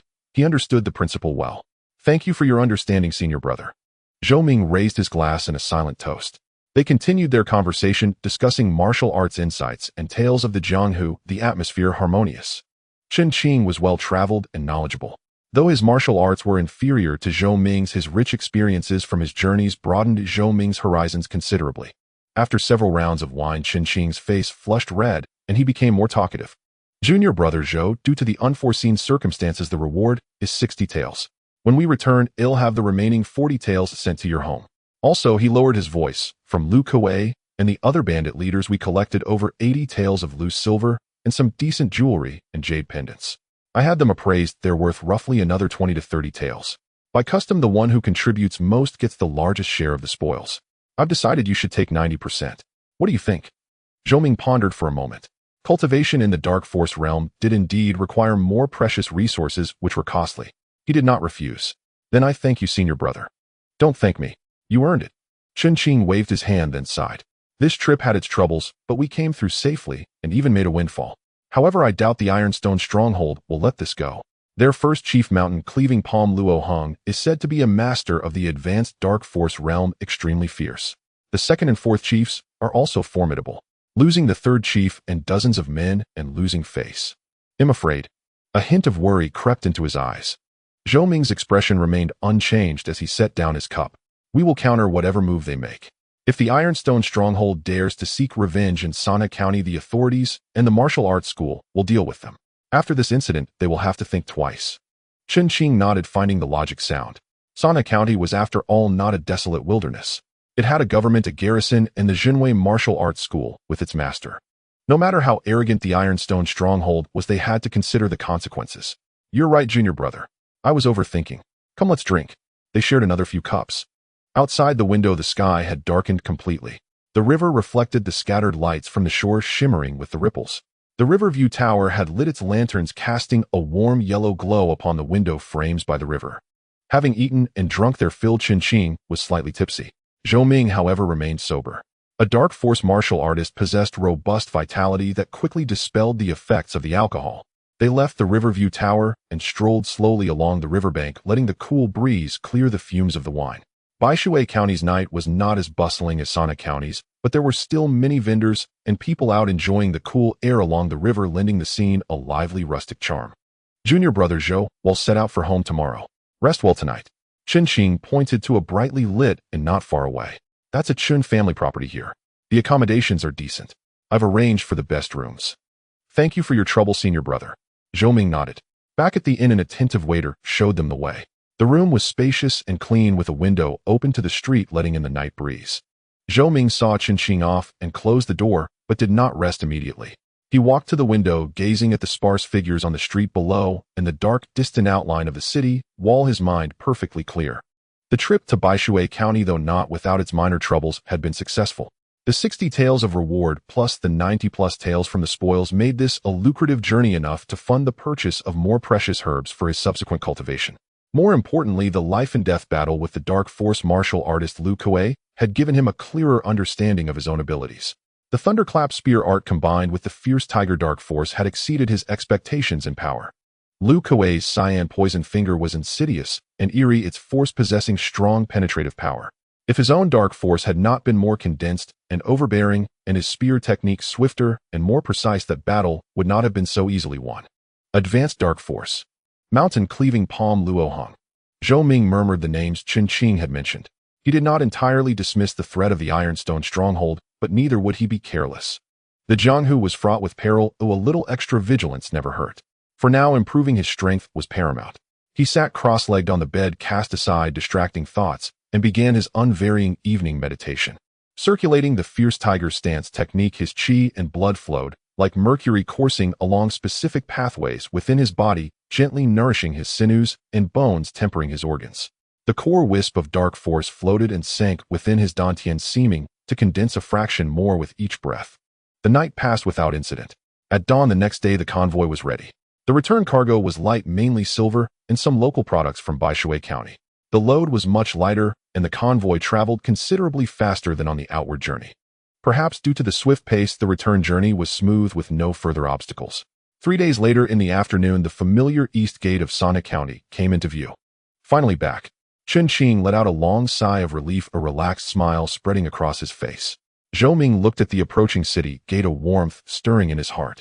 While venturing out could broaden one's horizons and hone martial skills, only upon returning to this familiar city and seeing the people he cared for could his heart find true peace. The convoy entered the city without issue and completed the handover at the Chun family's transport depot. Chen Qing handed 2 heavy cloth bags to Zhou Ming. One contained the final payment of 40 taels of silver, the other held his share of the spoils, amounting to nearly 100 taels. Junior brother Zhou, we owe you a great deal this time. I have reported to my father, and we wish to appoint you as a retainer of the Chun family with a monthly stipend of 60 taels. I hope you will not refuse. Chen Qing expressed his gratitude once more solemnly. Give my regards to your mother when you return. I will visit in a couple of days. Senior brother Chen, you are too kind. I accept the retainer position. Zhou Ming agreed to the Chun family's offer. He secured the silver-shouldered his spear case, picked up his simple luggage, and bid Chen Qing farewell with a cupped fist salute. The martial arts school was still bustling, filled with the shouts of practitioners. He did not go directly home, but first headed to the main hall of the Zhenwei Martial Arts School.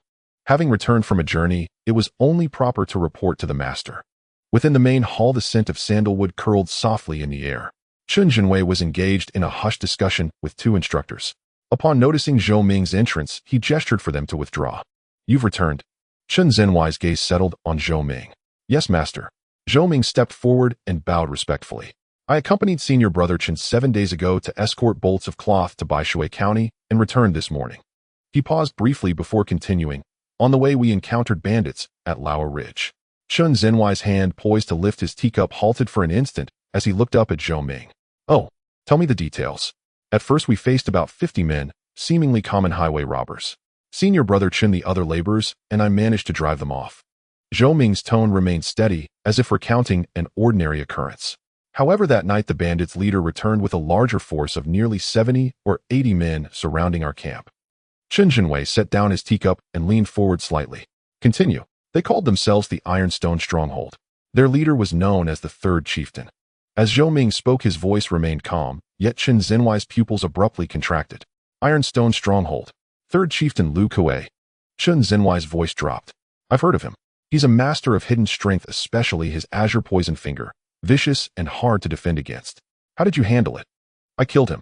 Zhou Ming's tone was still flat, as if he had merely crushed an annoying insect. Clatter. The iron balls Chun Zhenwei had been toying with slipped from his grasp and struck the table with a dull thud. He shot to his feet, his eyes blazing with sharp light as he fixed his gaze on Zhou Ming, his face a mask of disbelief. You killed Lu Kuei? The azure poison finger Lu Kuei. Chun Zhenwei's voice carried a hint of urgency he himself hadn't noticed. He was a genuine hidden strength martial artist steeped in that realm for years. Nothing like a novice. How did you manage it? Yes, half a month ago Zhou Ming had broken through to hidden strength. But in battles at the hidden strength level, experience, technique, and the fine control of force were all crucial. A newcomer surviving was already rare. Killing a notorious bandit like Lu Kuei was nothing short of a fantasy. Meeting Chun Zhenwei's probing stare, Zhou Ming lowered his head slightly, his voice still steady. Reporting to the master, I was fortunate. During the journey, I had a breakthrough and mastered the first move of the thunderclap spear art, the thunderclap thrust. When I fought Lu Kuei, I used this move to break his azure poison finger, seized an opening, and killed him. He did not mention that he had long since progressed beyond the basics of the thunderclap spear art, nor that his mastery was nearly half complete. He attributed the kill solely to the initial success of the thunderclap thrust. Even so, the shock on Chen Zhenhuai's face did not diminish, instead it deepened with even more disbelief. The first move of the thunderclap spear art achieved at an initial level. Chen Zhenhui gasped, looking at Zhou Ming as if he were a monster. The thunderclap spear art was something he had acquired by chance in his youth. Though incomplete, its power was extraordinary, demanding exceptional insight and a solid foundation from the practitioner. How long had Zhou Ming been studying this spear art? 3 months ago, he had only just obtained the manual. Even if his talent was supreme, mastering the thunderclap thrust to an initial level in just 3 months was already astonishingly brilliant. Moreover, an initial level thunderclap thrust combined with a recently attained hidden strength cultivation could defeat Lu Kuei Hiden. This power seemed even more formidable than he had imagined. Chen Zhenhui circled Zhou Ming twice, his gaze sweeping over him, as if he were seeing this always steady and low-key disciple for the first time. He could sense the dense, unyielding aura of hidden strength emanating from Zhou Ming, now more harmonious than half a month ago, with a foundation far more solid than he had anticipated. Tell me the details of the fight, spare no particulars. Chen Zhenhui sat back down in the armchair, his expression grave. Zhou Ming acknowledged and recounted the night's fierce battle succinctly, from Lu Kuei's encirclement to his own display of hidden strength to breaking the azure poisoned finger with the thunderclap thrust, wounding his opponent, and finally pursuing and killing him. He omitted the extent of his own hidden strength refinement, emphasizing only the sharpness of the spear technique and his on-the-spot responses. Even so, after hearing the account, Chen Zhenhui remained silent for a long time. The hall fell into stillness, broken only by the faint crackle of sandalwood burning. After a long while, Chen Zhenhui exhaled a deep breath, a complex light flickering in his eyes, relief, awe, and a trace of inexpressible emotion. Good, good, good, he exclaimed 3 times in succession, finally breaking into a smile, though it carried a note of wistfulness. Zhou Ming, you truly never ceased to amaze me. He rose, walked over to Zhou Ming, and clapped him firmly on the shoulder. To kill Lu Kuei with just the first move of the thunderclap spear art at an initial level shows both the extraordinary power of this technique and your supreme talent and solid foundation. It seems entrusting this spear art to you was the right decision. It is all thanks to the master's guidance. Zhou Ming said respectfully. No need for modesty. Chen Zhenhui waved his hand, his expression turning serious. However, killing Lu Kuei has certainly boosted your reputation, but it has also forged a deadly enmity with the Ironstone Stronghold. I've never dealt with Luo Hong, but I've heard he is vengeful, ruthless, and a martial artist of great skill, having reached the major achievement level of hidden strength. You must be cautious. Zhou Ming nodded. I understand. Senior brother Chen has also instructed the accompanying laborers not to spread the details, only saying we jointly repelled the bandits and killed a few leaders. Well done. Chen Zhenhui nodded. The tallest tree in the forest is the first to be felled by the wind. At your young age, having achieved such cultivation is already remarkable. If you reveal your full strength too early, you'll attract unwanted attention or even envy. That would be counterproductive. Stay low-key and focus on cultivation. That is the right path. He paused thoughtfully before adding, I will keep an eye on the Ironstone Stronghold. Within Sanhe County, I can ensure your safety. But if you travel alone in the future, you must still be careful. Thank you, Master. I will remember. Zhou Ming replied. Good, you've had a long journey. Go home and rest. Chen Zhenhuai's face softened into a kind smile. Your mother must be worried.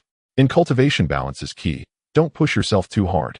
If you have any questions about your training, come to me anytime. Yes, I'll take my leave. Zhou Ming bowed once more and exited the main hall. Watching Zhou Ming's straight spear-like figure disappear beyond the door, Chen Zhenhui sank back into his chair, his fingers lightly tapping the table, his eyes shimmering with thought. 3 months of spear training.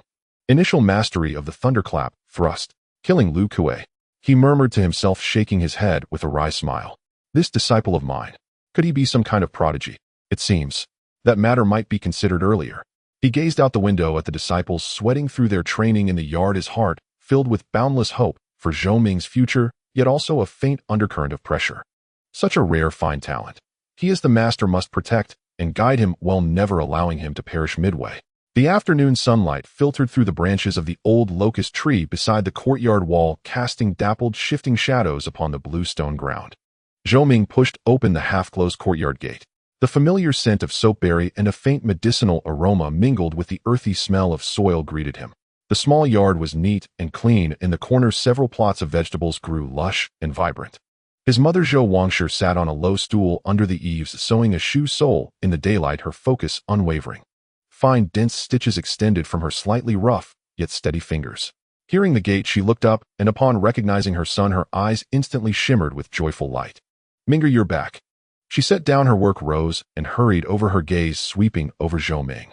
Seeing him travel-worn, his clothes bearing traces of dust that seemed hard to wash away, yet his spirit vigorous, and eyes bright, her heart settled. "Was the journey smooth? Did you encounter any danger? Come inside and rest. They'll boil water and make tea." "Mother, everything is fine. You've been worrying." Zhou Ming felt a warmth in his heart. He gently placed his spear case and travel bag on the stone platform by the wall, supporting his mother's arm. "I can manage myself. Please sit." "How can that be? You've been away for days and must be tired." Zhou Wangshe insisted on going to the kitchen. Unable to dissuade her, Zhou Ming followed to help add firewood. The flames in the stove illuminated a few new strands of white hair at his mother's temples.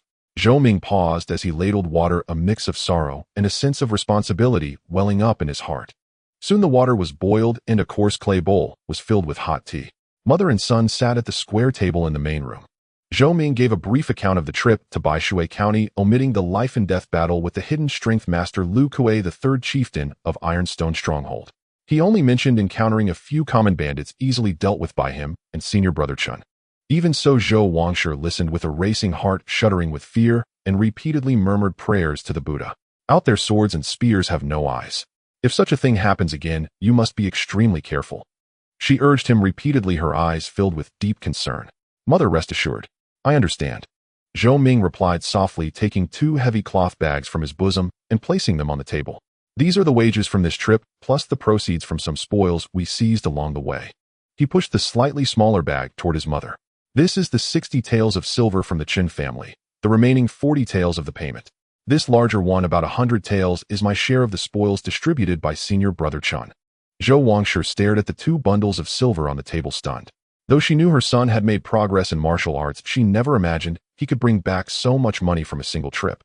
160 taels. This was nearly equivalent to decades of expenses for an ordinary family. How can this be? The spoils. Isn't it too much? Zhou Wangshe felt uneasy. Her nature was simple, and taking so much money made her uncomfortable. "Mother, this is according to the rules. I contributed the most, so I receive a larger share." Zhou Ming explained patiently. "In the future, I'll need to purchase some precious medicinal herbs to nourish my qi and blood for cultivation.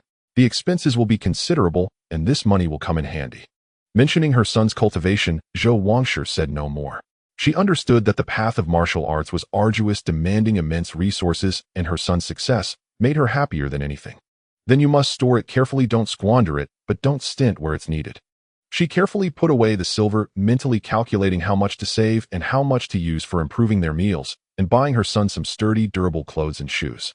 They chatted for a while longer, then Zhou Wangshe urged Zhou Ming to wash up and rest. Zhou Ming did feel a slight fatigue, not physical, but the weariness of a mind unwinding after days of tension. He returned to his simple room, fetched water to wash, and changed into a clean set of blue cotton clothes, instantly feeling much refreshed. He did not lie down to rest immediately, but sat cross-legged on the bed, closed his eyes, and regulated his breathing. The fierce tiger stance skill began to circulate slowly. His blood and energy flowed like a warm current, cycling through his limbs and bones, nourishing the slightly sore muscles from the day's travel and soothing the subtle mental fatigue. The process of killing Lu Kuei replayed quietly in his mind. Every angle and force of the spear thrusts, the chilling energy of the azure poison finger, the control and burst of his own hidden strength when unleashed. Every detail was carefully pondered. The thunderclap thrust's power did not disappoint. When driven by hidden strength, its penetration and explosive force reached an entirely new level. However, Lu Kuei's azure poison finger was insidious and concentrated. If my hidden strength hadn't been more refined and pure, and if my spear technique hadn't focused on a single point, leveraging the weapon's advantage, breaking through his finger force might not have been so easy. Major achievement level of hidden strength. Luo Hong. Zhou Ming's thoughts turned. The battle with Lu Kuei gave him a clearer understanding of his own strength. As a newcomer to hidden strength with the advantage of the thunderclap spear art, he could suppress an ordinary hidden strength martial artist. But if he faced someone at the major achievement level, he would likely be outmatched. The sheer force of the energy, the fine control of hidden strength, and the gap in combat experience could all be decisive factors. I must work harder. I need to deepen my understanding of the thunderclap spear art and continue refining the fierce tiger stance skill to make it more harmonious and condensed. As for resources, With over 100 taels of silver this time, perhaps I can visit the county's medicine hall and acquire some genuine aged herbs. With his plan set, Zhou Ming's mind gradually calmed. His breathing grew long and deep, and he entered a deeper state of meditation. 7 or 8 days passed in a flash time, slipping quietly away amidst focused cultivation. The small courtyard became Zhou Ming's exclusive domain. Before the morning mist had fully dissipated, he stood like a pine in the yard, steady and unmoving. With each breath he drew in and expelled air, driving the blood and qi within his body to surge like a mighty river, the hidden force circulating internally. With every cycle it grew more seamless than the day before. After completing the stance training, he turned to the refinement of his spear technique. The azure scale spear in hand, its shaft cool to the touch, yet where his palm met it a warm sensation spread, as if it resonated faintly with his own blood and qi. Zhou Ming focused his mind and calmed his spirit, recalling every detail of the night he had slain Lu Kuei. The sharp whistle of the spear tip cleaving the wind, the precise moment of unleashing the hidden force, the subtle sensation of the enemy's power striking his body. Thunderclap strike. With a low shout, his breath shot out like an arrow. The spear lunged forth like a dragon, its azure-gray shadow tearing through the air, emitting a muffled sound of thunder. No longer confined to monotonous thrusts, he began to incorporate subtle variations into his rapid strikes. The twist of his wrist, the coordination of his waist, the linking of his footwork, the timing of releasing and retracting the hidden force. The numbers on the panel flickered silently. The progress of the thunderclap spear technique in particular far exceeded its usual pace. Zhou Ming realized with insight that this was the gift of life and death combat, the edge honed through bloodshed. The application of force and grasp of timing gained through actual combat were far superior to closed-door training, making his progress nearly 50% faster than before. That day, Zhou Ming did not practice martial arts. Instead, he prepared to visit several well-known herbal pharmacies in the city. Having reached the hidden force realm, the effects of ordinary herbal decoctions had greatly diminished. He now required older herbs with richer potency, even some rare medicinal ingredients to aid in strengthening his blood and qi and tempering his bones and sinews. Just as he reached the edge of the martial school's training ground, he heard hurried footsteps and a familiar call. "Senior brother Zhou. Senior brother Zhou, please wait." Zhou Ming turned around and saw Chen Qing rushing over, his expression somewhat grave with fine beads of sweat on his forehead. It was clear he had come specifically to find him upon receiving some news. "Senior brother Chen, what is the matter that brings you here in such haste?" Zhou Ming halted. Chen Qing approached and pulled Zhou Ming aside to a secluded spot behind a corridor pillar. After bowing deeply, he said, "Junior brother Zhou, I have failed you in this matter. One of the men on our family's last convoy got drunk and let slip that you had reached the hidden force realm and killed Lu Kuei." Chen Qing's voice was very low, laden with obvious remorse and anxiety. Zhou Ming's brow furrowed almost imperceptibly, then relaxed as he spoke calmly. "What happened? Tell me in detail."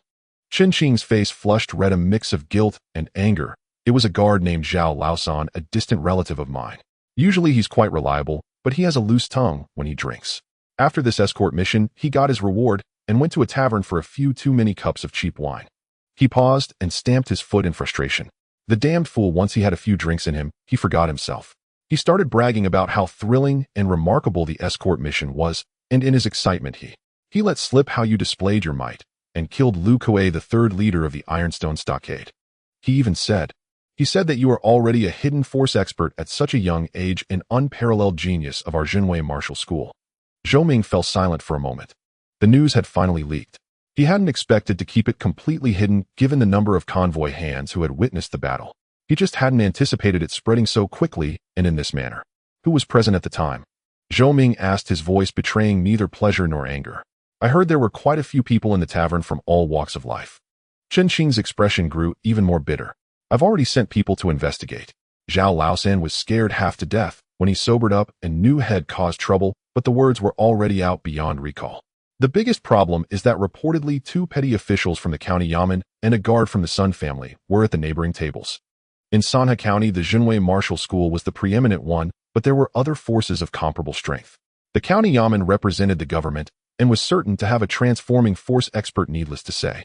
The Sun and Lu families were the 2 major clans remaining in Sanhe County, each possessing a transforming force expert. Their influence was deeply entrenched, controlling much of the county's commerce. The spread of this news would likely first alarm these 3 parties. "Does the schoolmaster know?" Zhou Ming asked. "I reported it to him immediately."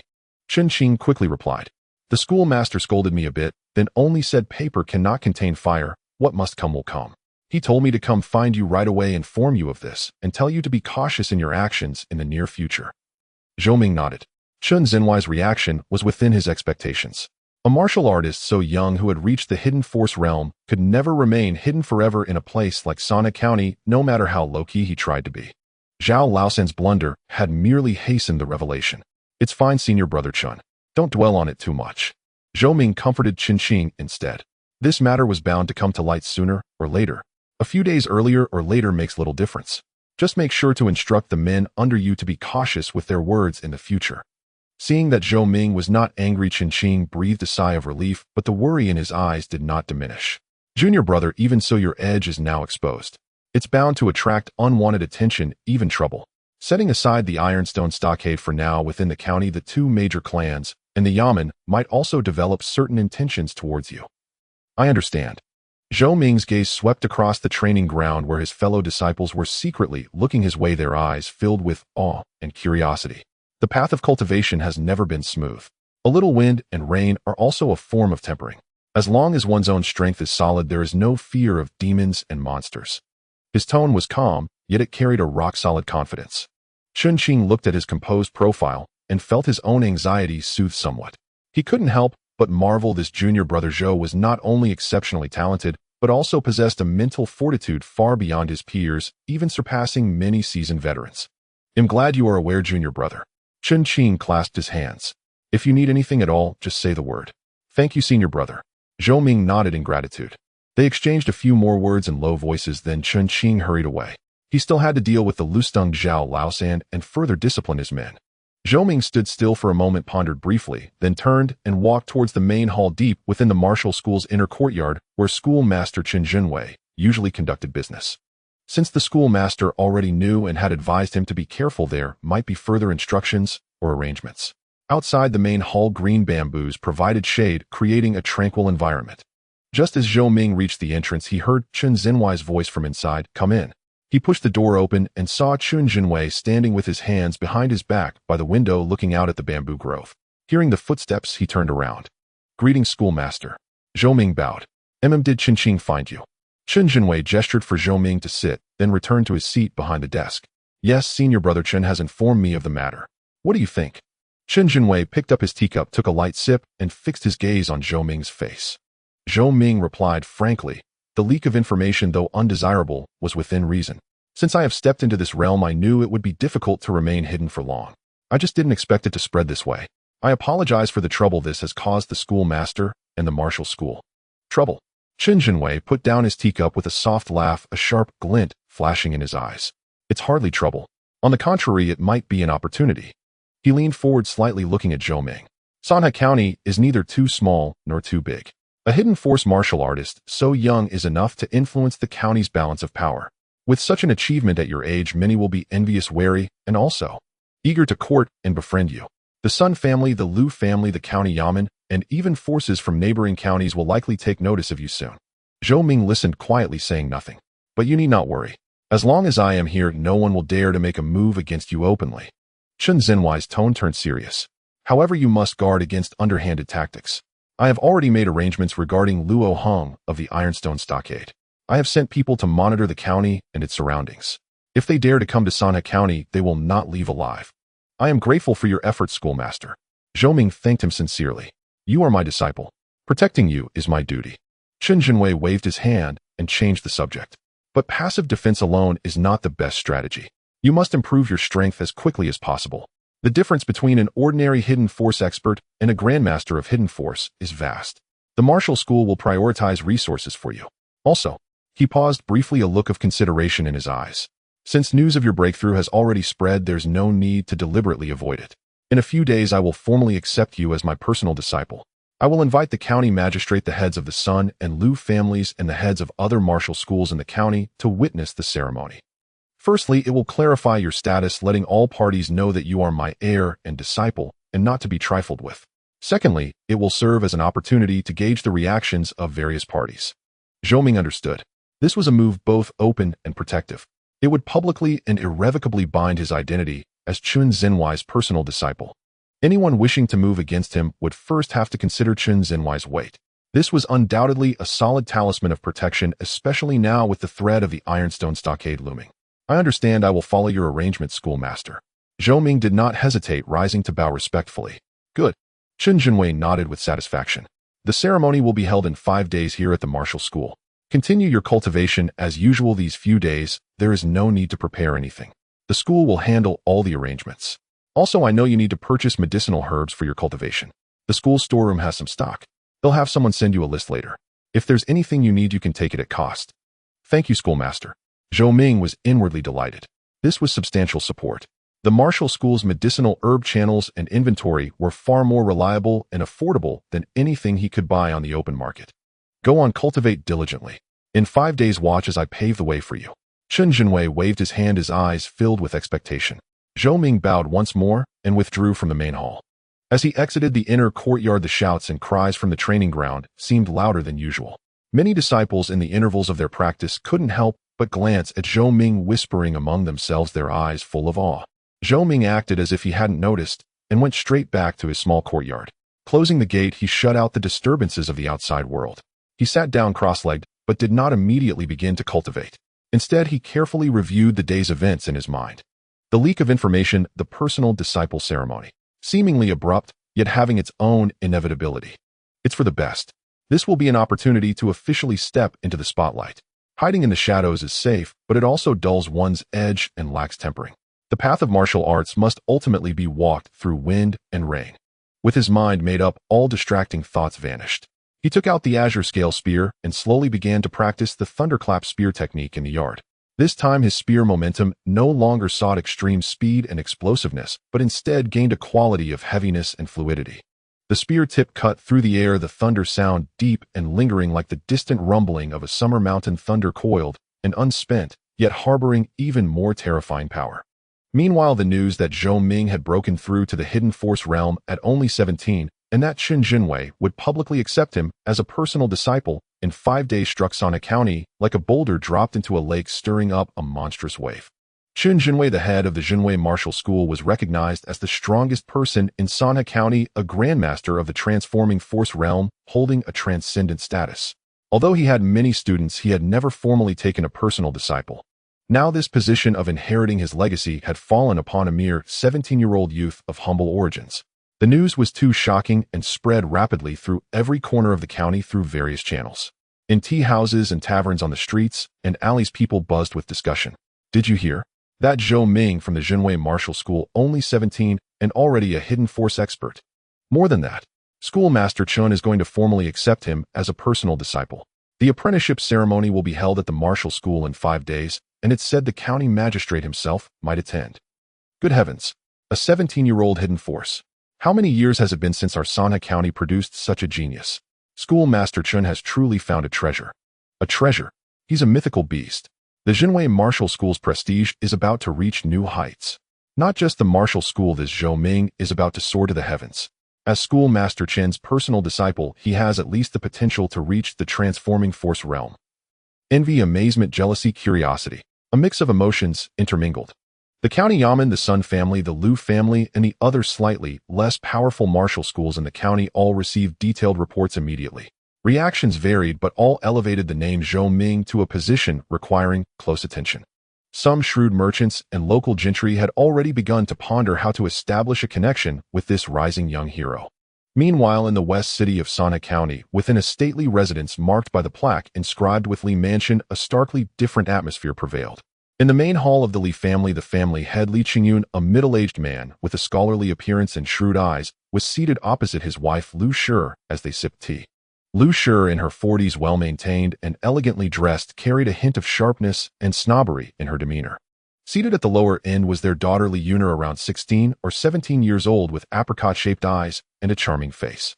However, at this moment, there was a hint of impatience and distraction on her face, as she twisted a silk handkerchief in her hands, her gaze occasionally drifting to the window. The atmosphere in the hall was initially quite harmonious, with Li Changyun discussing some trivial matters regarding the recent silk and satin business. Suddenly, a flurry of hurried, chaotic footsteps approached, accompanied by the panicked voice of a servant trying to block the way. Young master, the master and madam are currently. Get out of the way. With an impatient shout, Li He, the eldest son of the Li family and brother of Li Yuner, burst into the main hall like a gust of wind. His face was flushed, sweat beading on his forehead, and he was breathing heavily, clearly having run back in haste. Father, mother, something big has happened. Li He, disregarding the formalities and his sister's presence, spoke with a voice tinged with excitement. Li Qingyun frowned, setting down his teacup, and said in a deep voice, "What's all this fuss about? What could possibly be so alarming?" Lu Shi also reproached, "Here, speak slowly, the sky isn't falling." Li Yuner was also drawn to her brother's outburst, temporarily pulling her wandering thoughts back, and looked at him curiously. Li He took a deep breath, forcing himself to calm down, but the shock and urgency in his eyes remained undiminished. He lowered his voice but couldn't hide the tremor within. "Father, mother, do you know that Zhou Ming, the one introduced by Chen Qing a few months ago, the one who had an interest in Yuner?" Upon hearing Zhou Ming's name, Li Yuner slightly changed her expression, then pouted, a hint of disdain and even a trace of disgust flickering in her eyes. She remembered that poorly dressed, impoverished boy. How could he possibly be compared to Zhu Tao, the suave and wealthy senior brother from the Rui martial arts school, who was already an accomplished expert? If it weren't for her brother's strong encouragement that day, she wouldn't have wanted to meet him at all. Li Qingyun and Lu Shi were also taken aback, exchanging glances. They naturally had some impression of Zhou Ming, a disciple from a martial arts school reputed to have decent talent, but from a poor family.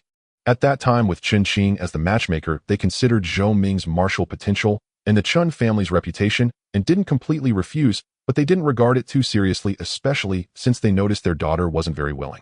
Later, Zhou Ming seemed to have no intention either, and the matter eventually fizzled out. "Zhou Ming, what happened to him?"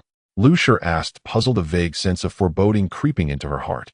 Li He's voice trembled with disbelief as he spoke each word carefully. "He broke through to the dark strength.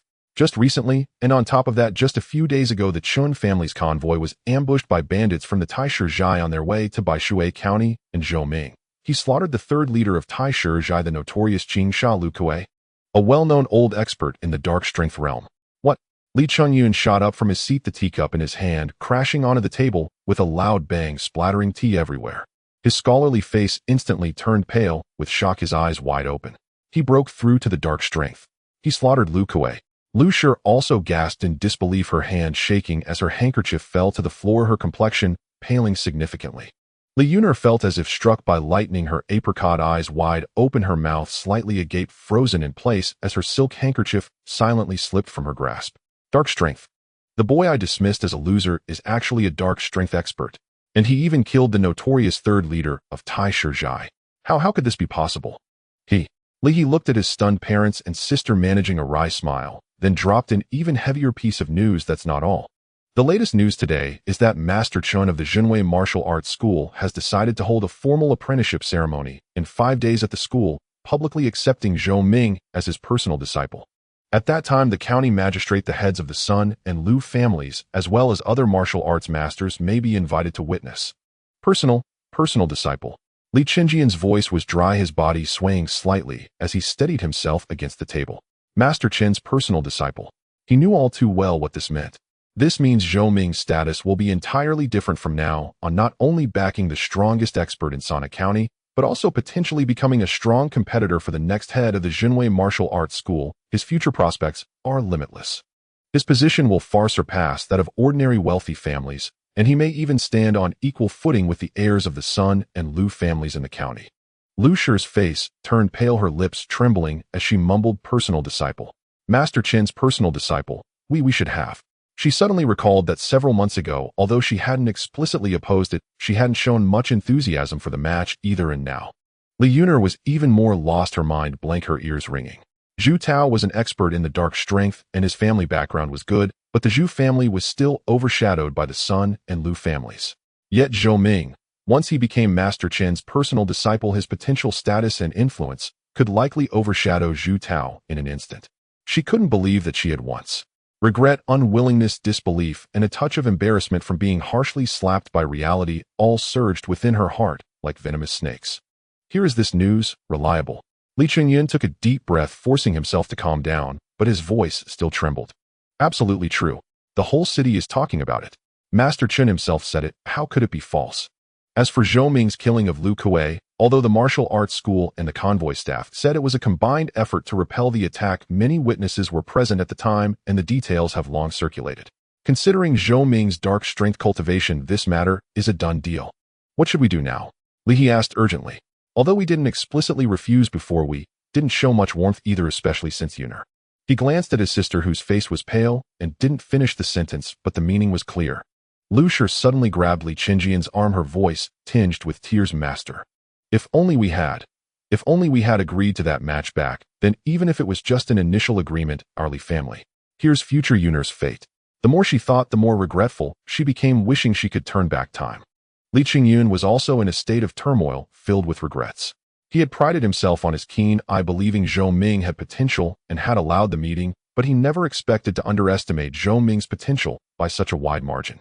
In just a few months, from Ming's strength to dark strength, and then to slaying a fierce bandit of the same level, gaining the favor of the schoolmaster, this was simply skyrocketing. What use is there in saying all this now?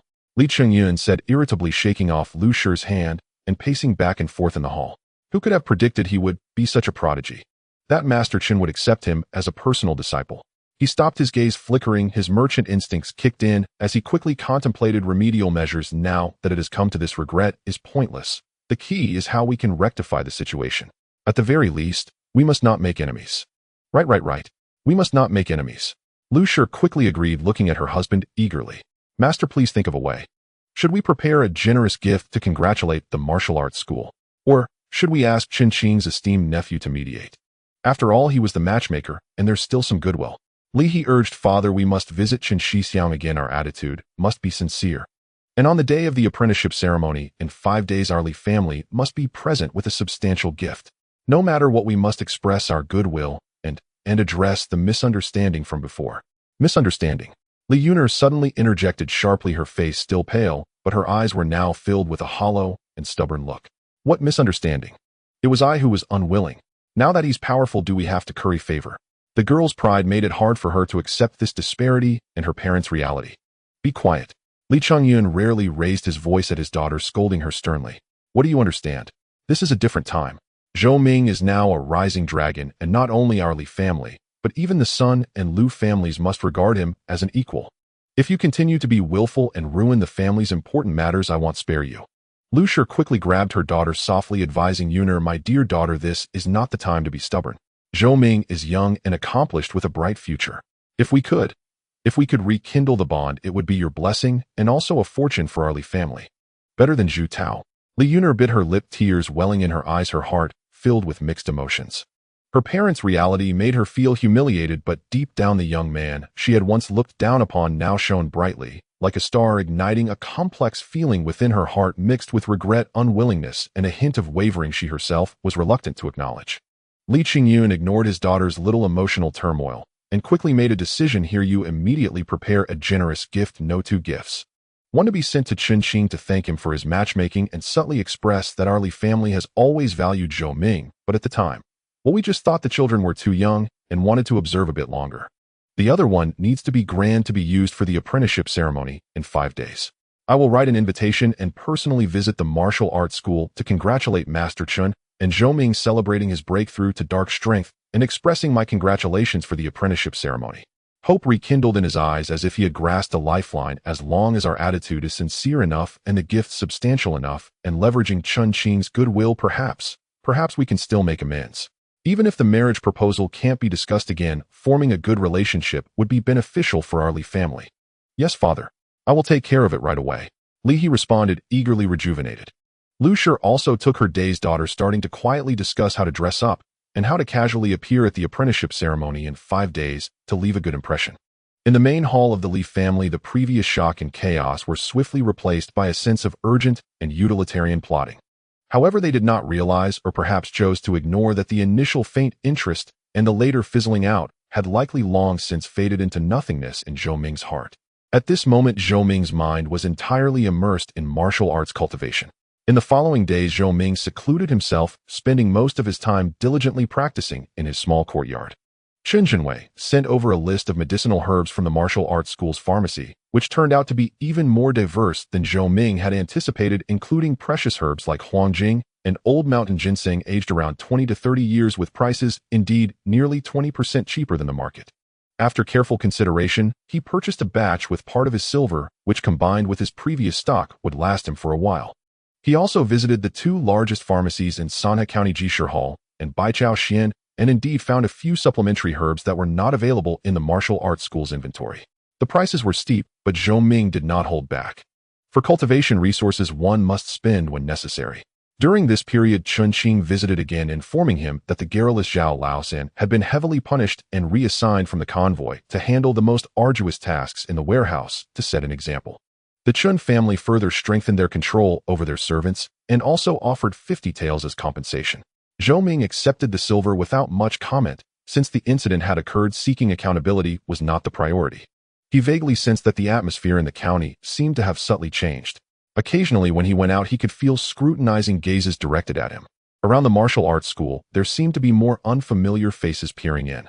Clearly news about Jinwei Martial Arts School having produced a young dark strength genius who killed the third leader of Taishir Zhai, a veteran dark strength expert, was rapidly spreading and fermenting throughout various circles in Sanhe County.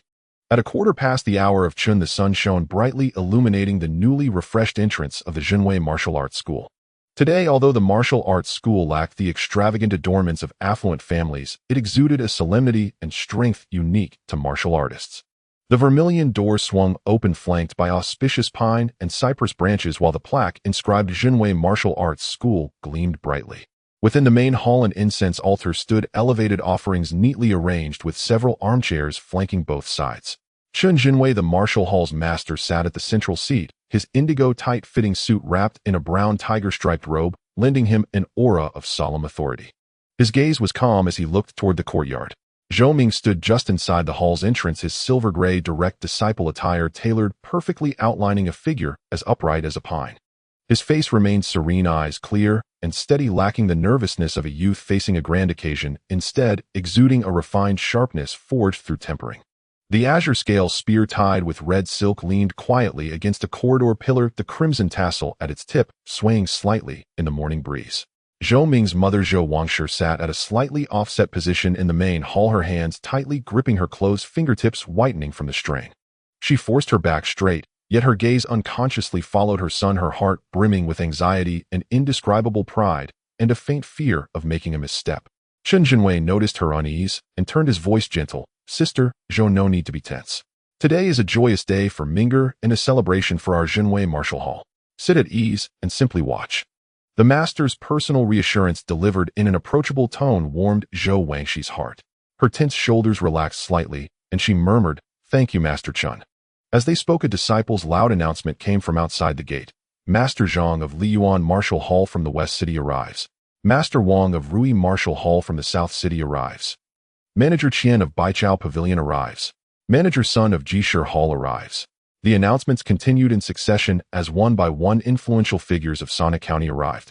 Most were led to seats at the training grounds banquet, exchanging pleasantries, yet their gazes unconsciously drifted toward the silent, upright, silver-clad youth at the main hall's entrance, murmuring among themselves with varied expressions.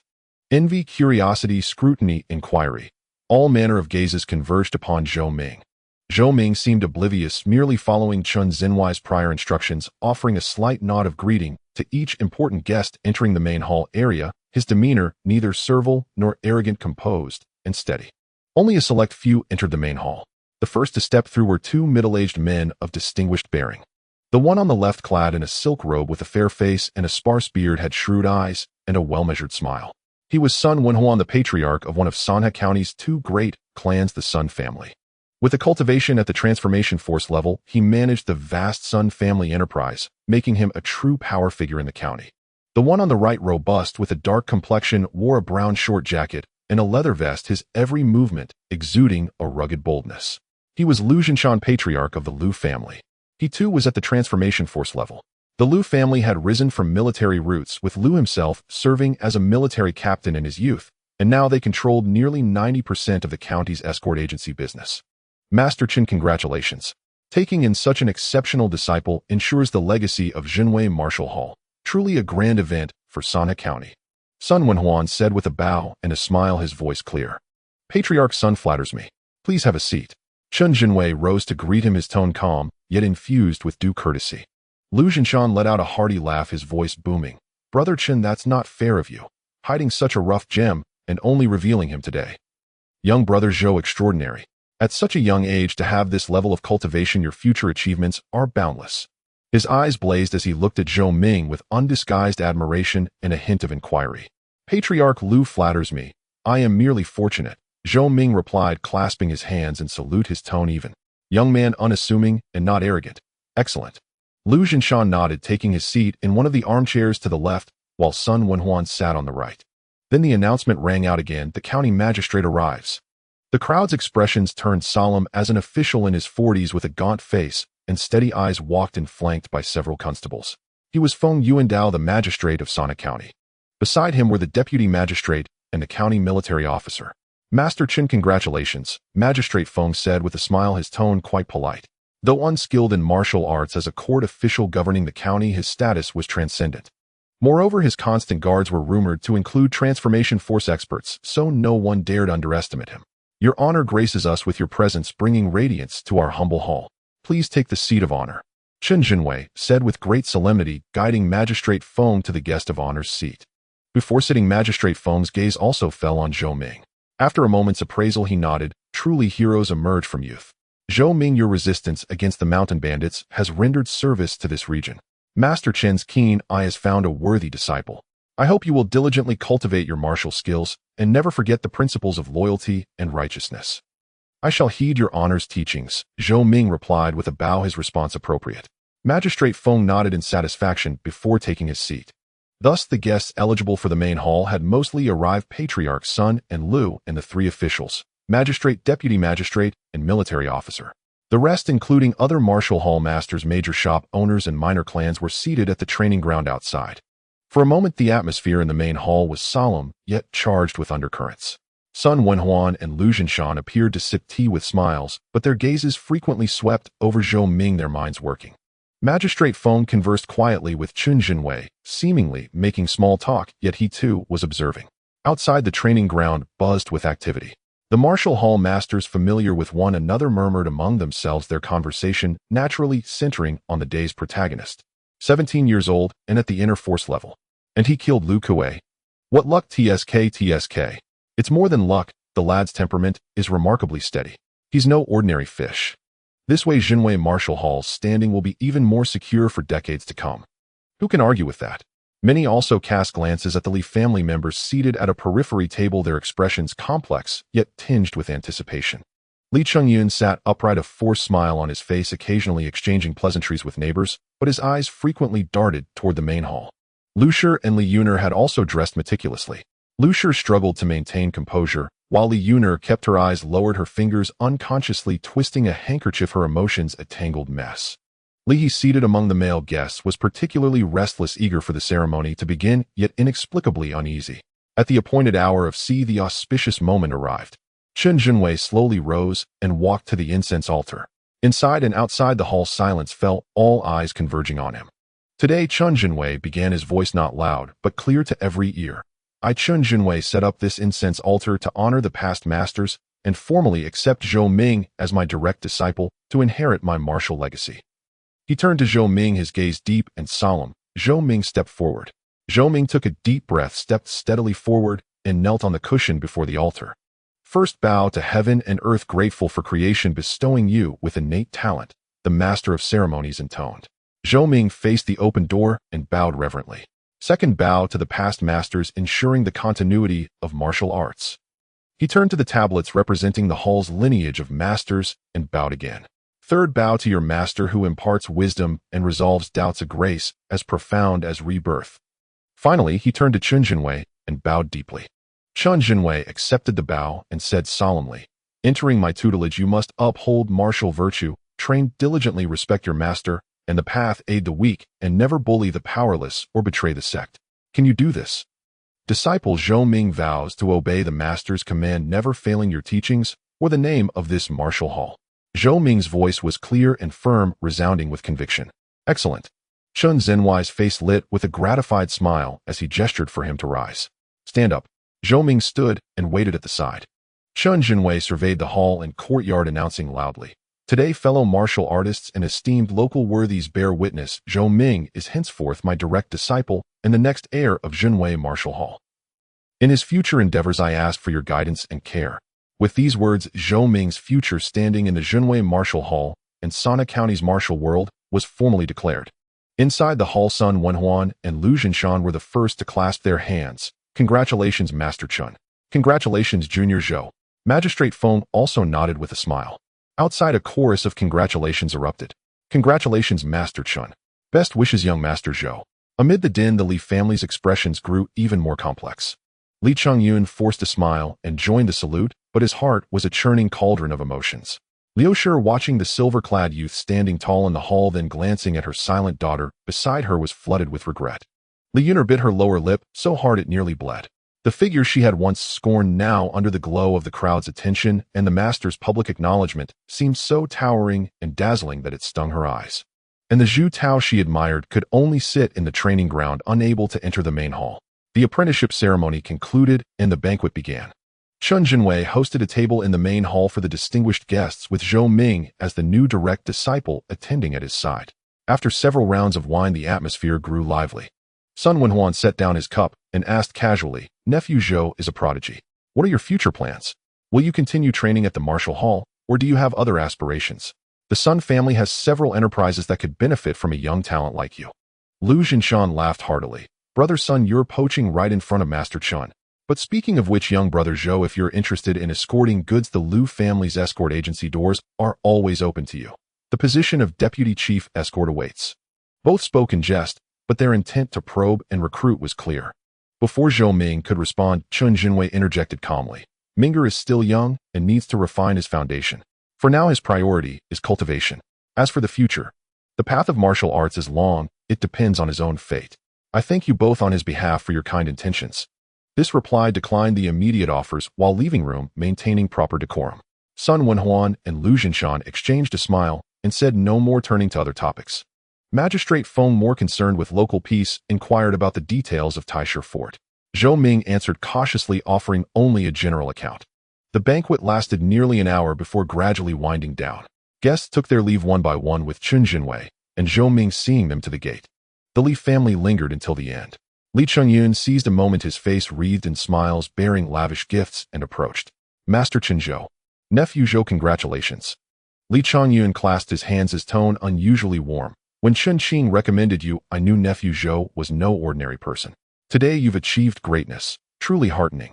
A small gift unworthy of your acceptance, I hope you'll take it." He gestured for a servant to bring forward a heavy gift box. Turning to Zhou Ming, his tone grew more earnest. "Nephew Yuner was young and ignorant back then. If there was any discourtesy, I beg your forgiveness. In the future, if there's anything the Li family can do, just say the word." Lu Shi chimed in from the side, while Li Yuner was gently pushed half a step forward. She looked up at Zhou Ming, meeting his calm, unruffled eyes, and her heart trembled. She hastily lowered her head again, her face burning. Zhou Ming remained composed, merely nodding slightly at Li Qingjian's overture. "Manager Li is too kind. Let the past be." His tone was distant, with no inclination to engage further. Chun Jinwei only said a perfunctory, "Manager Li is thoughtful," then signaled a disciple to accept the gift, fulfilling the formalities without any intent for deeper conversation. The Li family, seeing this, felt a pang of disappointment, but dared not linger, awkwardly taking their leave. Watching the Li family's retreating figures, and then glancing at his unflappable disciple, Chun Jinwei patted Zhou Ming's shoulder. "From today onward, you stand in the spotlight. Praise, recruitment, jealousy, and scheming will all come your way. Remember, only your own strength is the foundation." Disciple understands. Zhou Ming nodded, his gaze fixed on the distant sky, steady and resolute. The clamor and excitement gradually subsided as the guests departed. The martial hall disciples began busily clearing the banquet remnants, moving tables and dishes, sweeping the grounds. The rough laughter and clatter of cups and plates mingled, marking the end of the grand apprenticeship ceremony. Zhou Ming helped with some chores, and once everything was mostly in order, he took his leave from Master Chun Jinwei, preparing to return to his own small courtyard. Chun Jinwei had drunk quite a bit today, his face slightly flushed, but his eyes remained clear. He nodded, offering only one instruction: "Go back and rest well. Starting tomorrow, I will personally guide you on the key points of cultivating the inner force stage of the Fierce Tiger stance and the force application of the Fierce Tiger fist." "Yes, Master," Zhou Ming replied respectfully. Chun Jinwei, after all, was a transformation force grandmaster, and a single pointer from him could save Zhou Ming days of effort. This was exactly what he needed most at present. Zhou Ming returned to the small courtyard, closing the gate to completely shut out the lingering clamor. He did not rest immediately, but first drew a bucket of well water and poured it over himself from head to toe. The icy well water washed away the smell of wine and fatigue, refreshing his spirit. Changing into a clean set of gray cloth clothes, he sat down on a stone stool in the courtyard to review the day's events. The apprenticeship ceremony, the reactions from all parties, the subtle attitudes of the Li family, all passed through his mind like a series of paintings. His heart remained largely unruffled. Praise, attempts at co-optation, or even potential jealousy and scheming, all were within his expectations. The path of martial arts was inherently a struggle against heaven and against others. Stepping onto the stage today was merely the beginning of that struggle. Strength. Only strength is the foundation, Zhou Ming murmured, repeating his master's words. He spread his palm. The skin was fine, the finger bones well proportioned, yet with a subtle shift of his will an invisible force could quietly coalesce, penetrating the skin to reach deep within. This was the dark force, his greatest current asset for survival. But it was not enough. Although Lu Kuei was an experienced dark force practitioner, his martial style leaned toward the sinister and bizarre, not at its strongest in a direct confrontation. Luo Hung, the chief of the Ironstone stronghold who had commanded a band of outlaws for years and instilled fear in the authorities and other factions, must be even stronger, at least a master of the greater dark force, perhaps even touching the threshold of the transformative force. Then there were the Sun and Lu families in the county. Though they appeared polite and welcoming today, they were undoubtedly testing him and harboring their own wariness. Having entrenched themselves in Sanhe County for years with deep roots, the fact that the Hall Master's might alone could dominate the county already made them uneasy. That he, a suddenly emerged prodigy, would only heighten their wariness. As for the Li family, Zhou Ming shook his head. Their petty mercenary thoughts no longer concerned him. The past was like smoke, there was no need to dwell on it or deliberately target them. Keeping his distance sufficed. Having sorted out his thoughts, Zhou Ming ceased his pondering. He rose and walked to the open space in the courtyard, slowly assuming the stance of the fierce tiger post. His mind settled and his qi and blood began to circulate gently. After breaking through to the dark force, the effect of tempering the internal organs during stance practice became more pronounced. A warm yet resilient force flowed and soaked through his viscera, with each breath bringing a subtle but continuous sensation of reinforcement. Heaven rewards diligence. Success comes naturally. Fierce Tiger Stance Minor Success 69300. Fierce Tiger Fist Minor Success 55300. Thunderclap Spear Technique Fragment First Form 175,300. The numbers on the panel flickered, moving slightly faster than a few days ago, perhaps related to some change in his mental state brought about by the ceremony. After finishing the stance practice and a brief breath regulation, Zhou Ming took up the Azure Scale Spear. Instead of practicing the explosive thunderclap thrust, he repeated the most basic movements: thrust, stab, lift, parry, block, catch, at a slow pace. The spear shaft cut through the air, emitting a low moan. He was feeling every inch of the spear's vibration, experiencing the complete process of force rising from the heel, transmitting through the waist and hips, passing over the shoulders and arms, and finally concentrating at the spear tip. The penetration and control of the dark force were finely honed in these most basic movements. The night was deep and quiet, the moonlight flowing like water. Within the small courtyard, only the youth's steady breathing and the faint sound of the spear tip cleaving the air could be heard, as if isolated from the outside world, forming a realm of focused cultivation unto itself. In the days that followed, Zhou Ming's cultivation entered a new rhythm. Every morning, he was still the first to appear on the training ground, practicing stances and fists to hone his foundation. In the forenoon, he would go to a quiet chamber deep within the martial arts hall to receive personal instruction from his master. The way of the dark force lies in penetration and concealment, Chun Jinwei said, standing with his hands behind his back, his voice deep and slow. Penetration means the force can pierce an opponent's skin and defense, directly injuring their internal organs and bones. Concealment means the force is contained without being revealed, moving with the will ready to burst forth between motion and stillness. He signaled for Zhou Ming to attack. Zhou Ming focused his mind and launched a fierce tiger fist straight at the center. The fist wind howled and force erupted. Chun Jinwei neither dodged nor blocked. He simply raised his hand casually, his palm meeting the attack, as if weightlessly. Fist and palm met with a muffled thud. Zhou Ming felt his force vanish like a stone sinking into the sea, dissipating without a trace. At the same time, a subtle, yet extremely resilient force carrying a scorching aura quietly infiltrated along the meridians of his arm, reaching all the way to his shoulder blade. Zhou Ming grunted, retreating 3 steps. His entire right arm was numb and weak, his qi and blood churning. This is the penetration and dissolution of the transformative force, Chun Jinwei said, withdrawing his hand. What you just felt was me dissolving your force, while simultaneously infiltrating your body with a thread of dark force. Of course I controlled the force, otherwise your arm would be temporarily crippled. Zhou Ming was inwardly awed. He took a few deep breaths, circulating his qi and blood, slowly dispelling the discomfort in his arm. The control of a transformative force expert was truly terrifying. Now that you've just entered the dark force realm, your primary task is to strengthen it and achieve control with the mind's command. Chen Jinwei began to explain in detail the techniques of applying force in the Fierce Tiger Fist at the Dark Force stage, how to more effectively integrate the Dark Force into the fist techniques, and how to seamlessly transition force between different moves. The Fierce Tiger Fist is fierce and violent. When combined with the Dark Force, its destructive power is greater, but the consumption is also higher. It requires specific breathing methods and qi and blood circulation routes to be sustainable. Chen Jinwei's guidance was profound, yet simple, often hitting the nail on the head. Zhou Ming absorbed these precious experiences eagerly. Many points in his fist practice that had felt stiff or unclear suddenly became enlightened. In the afternoon, Zhou Ming practiced his spear techniques on his own, attempting to apply the dark force more exquisitely into the thunderclap spear technique based on Chen Jinwei's teachings. The sound of the azure scale spear cleaving the air was sometimes as muffled as thunder, sometimes as sharp as a howl, demonstrating his continuous improvement in force control.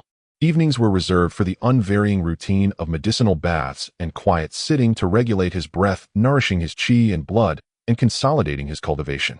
Every few days, Chen Jinwei would spar with him to test his progress and correct his flaws in actual combat.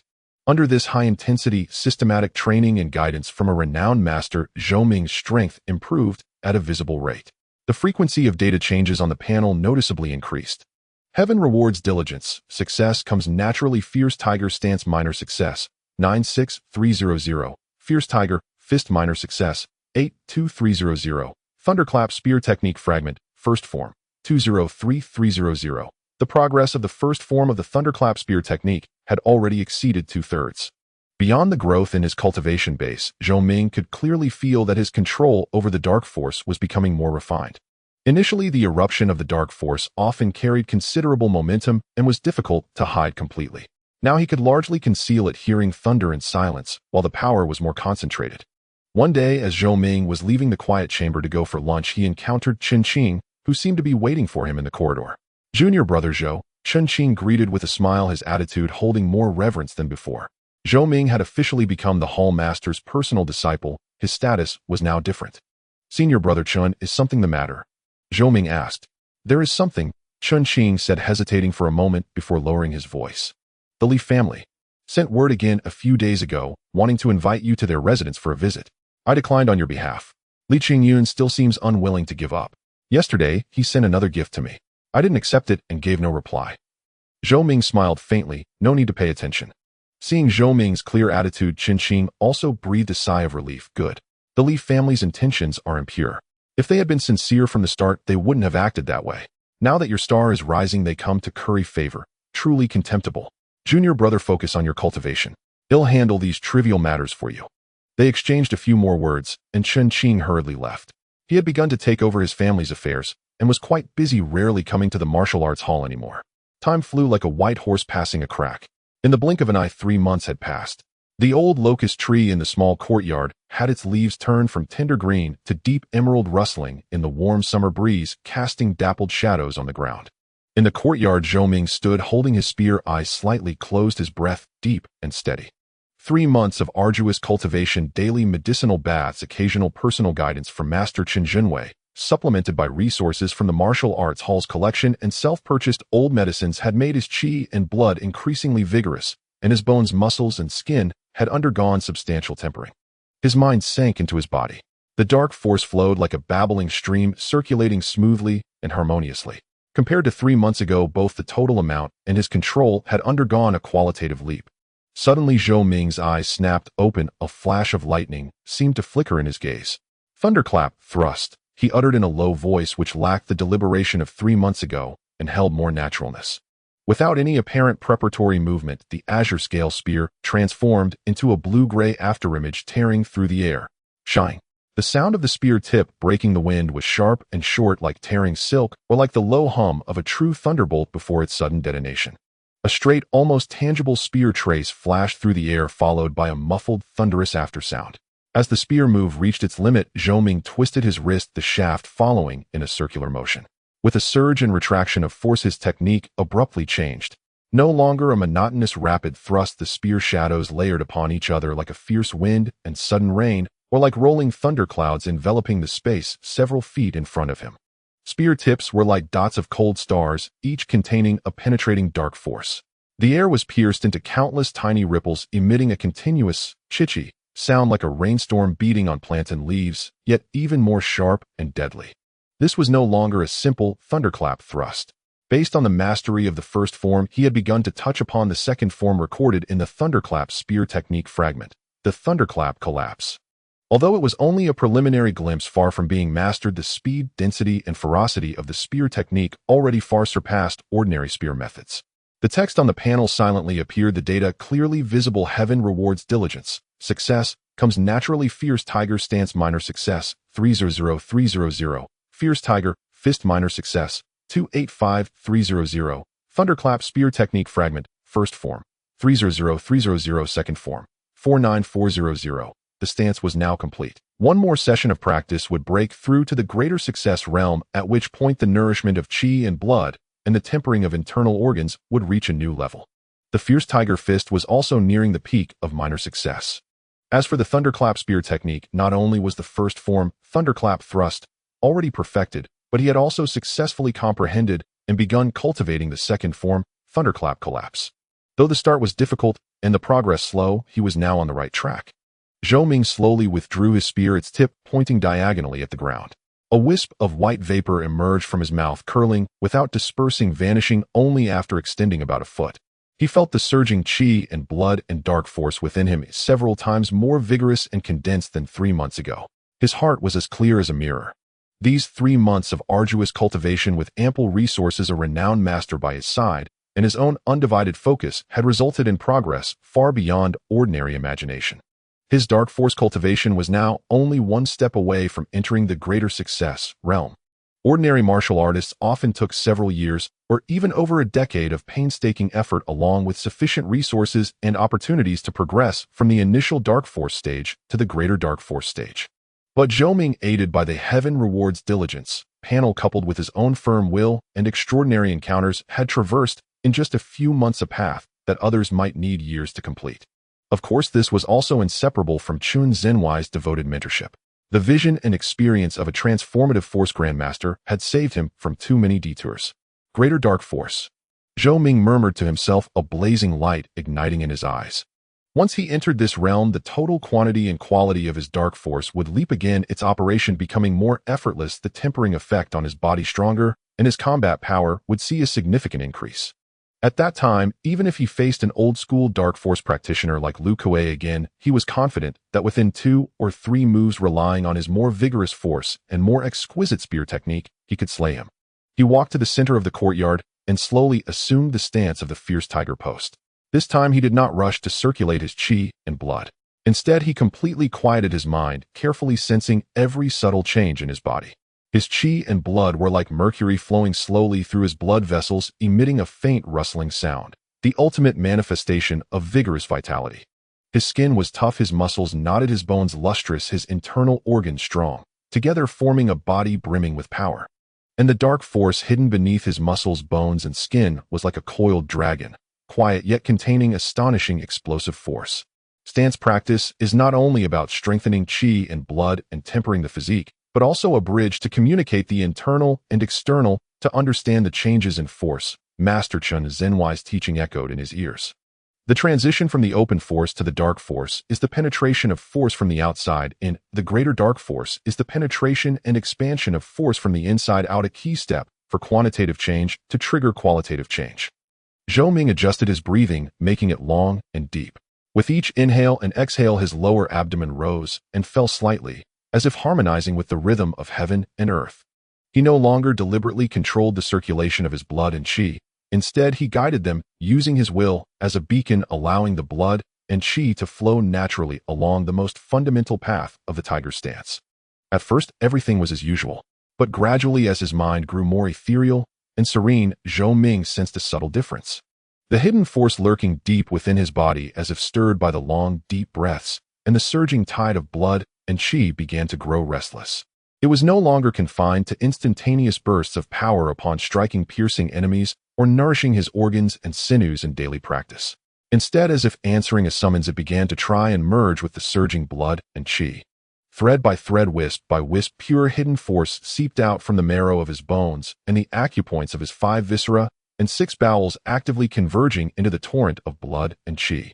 The blood and qi infused with hidden force were like adding fuel to a blazing fire, instantly becoming more condensed and vibrant. And the hidden force, aided by the transport of blood and qi, could travel more quickly and evenly to every limb and bone, penetrating every minute corner for deeper refinement. This was a wondrous cycle and resonance.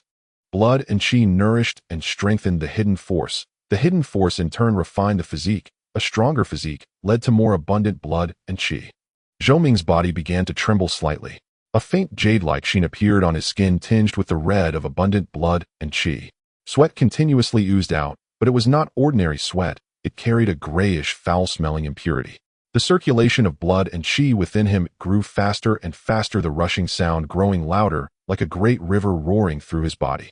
His bones emitted faint crackling sounds like bamboo shoots breaking through the soil in spring, a sign that his sinews and bones were undergoing subtle yet solid reinforcement under the deeper refinement of the hidden force.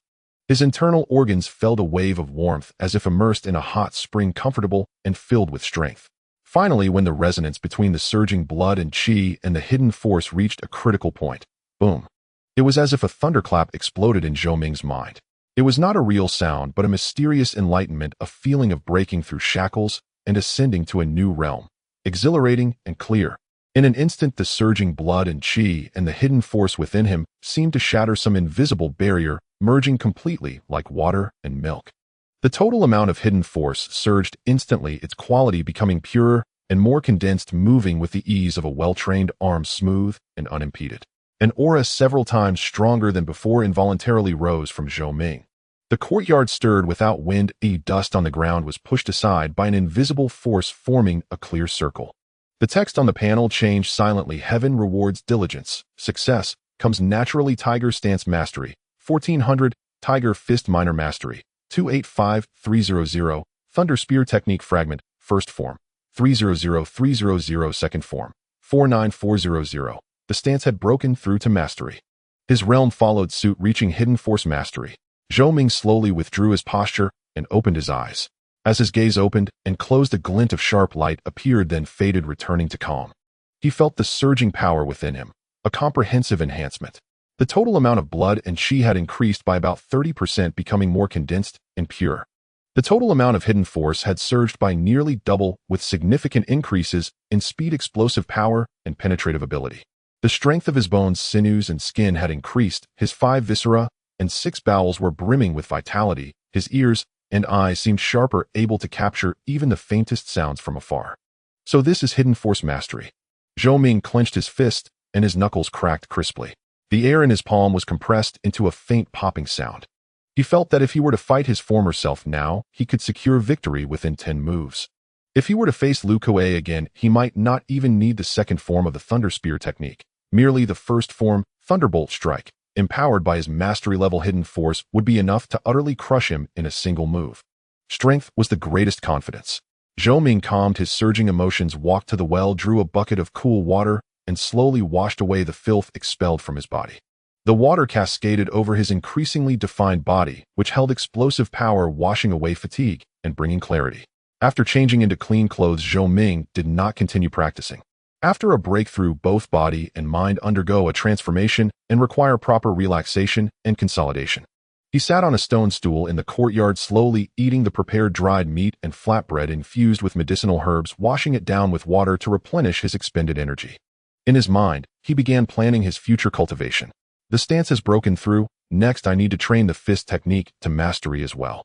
Also, the second form of the Thunder Spear technique has just been initiated and is a key focus for recent training. As for resources, monetary consumption is also a problem. I've already spent 70% of my accumulated silver, so I need to replenish it. And there's the threat of Iron Rock Stronghold. Luo Hong remains a constant danger. I need to eliminate him quickly. Although I am unafraid, if he targets my mother, I would regret it forever. My master can protect her, but there will always be moments of laxity. After a moment of deliberation, Zhou Ming made a decision. Tomorrow he would first report his breakthrough to his master and seek further guidance. Then he needed to go out and resolve this pressing threat. The setting sun painted the small courtyard in layers of gold and red. Zhou Ming rose and grasped the green-scale spear again. The shaft was cool as palm warm. The hidden force pulsed slightly. The spear shaft trembled, emitting a low hum that seemed to echo the surging power within him. The next morning, at the first glimmer of dawn, Zhou Ming changed into a clean disciple uniform of the Martial Arts Academy, slung the green-scale spear on his back, and arrived early at the inner courtyard of the academy. Chen Jinwei had a habit of morning practice. At this time, he was slowly performing a health-preserving fist technique in the courtyard outside the meditation room. Each move was soft and prolonged, yet carried a charm of perfect harmony. Disciple Zhou Ming pays respects to master. Zhou Ming stepped forward and bowed respectfully. Chen Jinwei did not stop immediately. He cast a brief glance, continuing his movements, and said calmly, your aura is condensed, your essence concealed. It seems you have made further progress. What is it? Having long reached the mastery of transforming force, his senses were incredibly acute. Although he did not probe deliberately Zhou Ming's current state, with abundant blood and qi and hidden force brimming before settling into a perfect inner containment, was different from yesterday and naturally could not escape his notice. Zhou Ming stated directly, reporting to master last night during cultivation, I was fortunate enough to break through the tiger stance to mastery, and my hidden force realm correspondingly advanced to mastery. Oh, even with Chen Zhenwei's steady mind, upon hearing this, his fist paused slightly in mid-motion. Then he slowly withdrew his posture and turned around.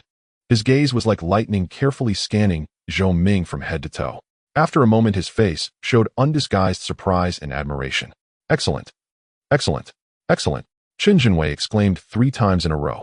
He stepped forward and patted Zhou Ming on the shoulder, feeling the steady mountain-like, yet internally surging power of blood and hidden force, his eyes full of gratification. In just 4 months from the initial stage of hidden force to mastery, Minger, your talent and diligence far exceed my expectations. He sighed, then added seriously, however, you must not become complacent. Hidden force mastery is merely an important milestone on the martial path.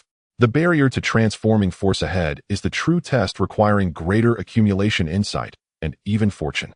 Disciple understands. I will guard against arrogance and impatience, and will cultivate diligently without cease. Zhou Ming replied solemnly. Chen Jinwei nodded, pondered for a moment, and said, since your stance and hidden force have both reached mastery, the tiger fist will soon follow. How is your progress with the thunder spear technique? Reporting to master, the first form thunderbolt strike is perfected. I have just touched the threshold of the second form thunderbolt collapse, and am studying and practicing it. Zhou Ming answered. A glint of sharp light flashed in Chen Zhenwei's eyes. You found the threshold for the second form as well. It seems you indeed have extraordinary comprehension in the way of the spear. Thunderbolt collapse focuses on the instantaneous continuous burst and stacking of force. The cultivation base of hidden force mastery is the perfect time to practice this form. Well, go back and consolidate your realm today. Come back in the afternoon. I will first explain the critical points of tiger fist mastery, then we will dissect a few spear techniques to help you grasp the essence of thunderbolt collapse. Yes, thank you, master. Zhou Ming felt a surge of joy.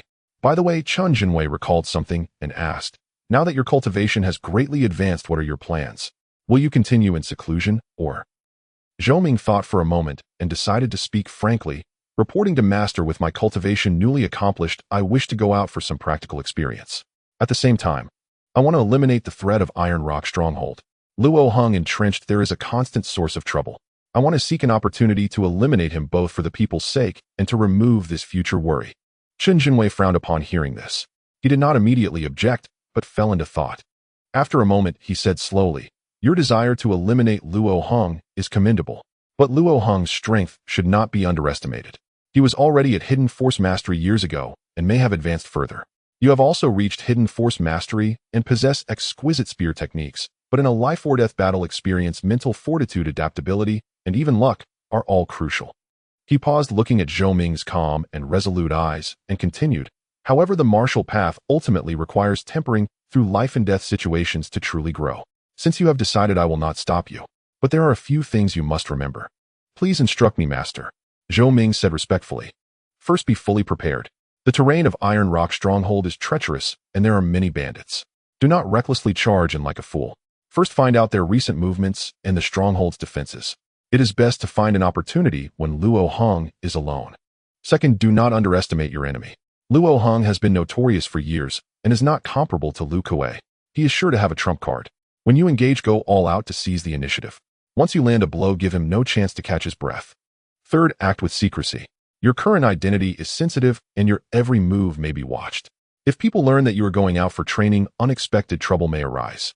The attitudes of the Sun and Lu families are ambiguous, and we must be on guard. Fourth, and most importantly, Chen Jinwei looked at Zhou Ming with blazing eyes. Prioritize your own safety. If the situation is hopeless, or if you encounter a powerful enemy, retreat immediately. Where there is life, there is hope. Your future is far more significant than that of a mere Luo Hong. Zhou Ming committed his master's instructions to heart and said gratefully, "Disciple will remember your instructions and will act cautiously." Chen Jinwei nodded slightly. "Go now? Come back in the afternoon. As for the trip, there is no need to rush. First, thoroughly understand your fist and spear techniques. With every bit of increased strength, your chances increase." "Yes." Zhou Ming bowed and withdrew. After lunch, Zhou Ming immediately went to the meditation room, where Chen Jinwei was already waiting. Chen Jinwei's guidance was as always insightful and direct. When the tiger fist reaches mastery, the fist's intent is no longer confined to the framework of forms. In the courtyard before the meditation room, Chen Jinwei stood with his hands behind his back, watching Zhou Ming practice. What matters is the aura of a tiger leaving its den, terrifying all beasts. The force should erupt like a volcano when fierce and flow like a river when continuous. Release and containment all originate from the heart. He stepped down to demonstrate personally.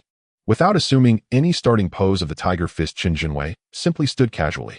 An intangible, fierce, and domineering aura began to spread quietly, as if a dormant primordial beast was slowly opening its eyes. He took a step forward, the ground vibrating slightly. His right hand probed casually, fingers slightly curled.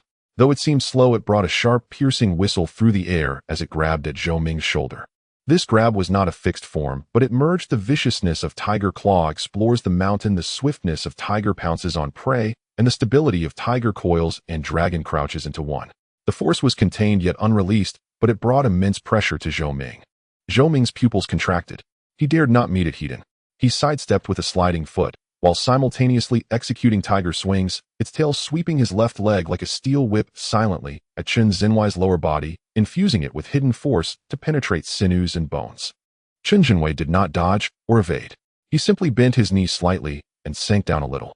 Thump! A dull sound rang out. Zhou Ming felt as if his leg had swept against an iron pillar rooted in the earth. The recoil sent his blood and qi churning, and the bone of his leg ached dully. Yet Chen Jinwei's body remained utterly still. From the sinking knee, a wisp of highly condensed transforming force was released, easily neutralizing Zhou Ming's hidden force. "Do you see, Oi?" Chen Jinwei withdrew his posture, his aura returning to normal as if nothing had happened. In mastery-level fist techniques, forms come at will, and changes in force are all in the heart. The most important thing is the spirit and essence of the fist. You must integrate the ferocity, fierceness, dominance, and might of the tiger into your very marrow, your breath, and every look and movement. Zhou Ming seemed to grasp something. He closed his eyes, savoring the feeling for a moment. When he practiced again, the force of his fists had lost some of its deliberate fierceness, replaced by a more innate, sharp authority. His instruction on spear technique grew more meticulous. Jinglei collapse. Its essence lies in the very notion of collapse. Chen Jinwei held a simple white waxwood spear, the tip barely touching the ground. It is not a mere series of consecutive thrusts. Instead, at the instant of the first Jinglei thrust, there is a burst of penetrating force that must be layered, resonated, and detonated together. He flicked his wrist, and the white wax spear blurred into a residual shadow, piercing forward with 3 strikes in an instant. Shoo, shoo, shoo. The 3 sharp sounds cleaved the air in quick succession, the spear tips aimed coldly at Zhou Ming's throat, heart, and lower abdomen. Zhou Ming concentrated and parried with the Qinglin spear. The clangs came, ding, ding, ding. He barely absorbed them, feeling his arm go numb as a strange tremor ran down the shaft, stalling his vital energy for a moment. "How does it feel?" Chen Jinwei asked as he recovered the spear. "The forces layer each stronger than the last, and there is a penetrating vibratory effect," Zhou Ming replied after careful consideration. "Not bad." Chen Jinwei nodded. "But that is not all. The essence of the Jinglei collapse is that the multiple forces do not simply add together. They pull at one another, resonate. At the final moment, like thunderclouds gathering, they detonatively explode, producing destruction far greater than a single thrust. Come watch closely." This time, Chen Jinwei slowed his movements. He struck again with the spear, deliberately slow, so that Zhou Ming could clearly trace the path of the shaft. The first thrust left the tip quivering, stirring an invisible vortex. The second followed precisely, piercing the core of that leftover vortex. The shaft trembled with increased intensity. A third thrust. A fourth. When the fourth pierced, the residual force vortices from the previous three seemed wholly drawn together, superposed and compressed. Collapse. Chen Jinwei breathed the word. Boom. At the spear tip, the air abruptly contracted inward, then, as if an invisible bubble were punctured, a low, soul-stirring thud resounded. Although there was no real target, Zhou Ming could plainly feel the air a few feet ahead being brutally rent and tossed by a terrifying power, forming a brief vacuum turbulence. The bluestone slabs beneath their feet, centered on the spear tip, silently sprouted hairline cracks like a spiderweb. Zhou Ming inhaled a cold breath. Were such a strike to land upon a body, even with dark force shielding the defense, would likely be shattered in an instant, bones pulverized. This is the true Jinglei collapse. Chen Jinwei recovered his spear, breathing even. You have only glimpsed the method. Do not force a fourfold layering yet. Begin with two-layer stacking until you are proficient, then add more. Remember, the key is precise control of the force in each thrust and the perfect harmony of spear technique, breathing, and intent. Pull one thread, and the whole body follows. Zhou Ming nodded, repeatedly etching every instruction and every demonstration of his master into memory. Over the following days, under his teacher's guidance, Zhou Ming became almost possessed by his cultivation. He stood in the mornings to fix his stance, consolidating the great accomplishment posture. The flow of his vital energy and dark force began to resonate with increasing smoothness. In the forenoon, he practiced fists no longer bound to fixed forms, sometimes like a prowling tiger, steps heavy and commanding, sometimes like a starving beast, a furious sudden lunge, sometimes compact and breathing, storing power for release. His fighting intent slowly coalesced. Every motion carried an austere dignity. In the afternoons, he trained with the spear against a reinforced wooden post in the courtyard, repeatedly attempting the twofold layering of the Jinglei collapse. Shoo thud.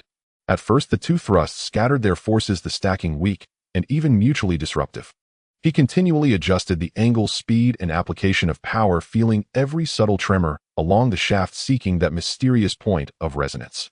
Sweat soaked his garments, his arms ached and swelled, the web of his hand was split and healed by the shocks. Zhou Ming paid it no heed, wholly absorbed in training. On the evening of the 8th day, the sunset burned blood red.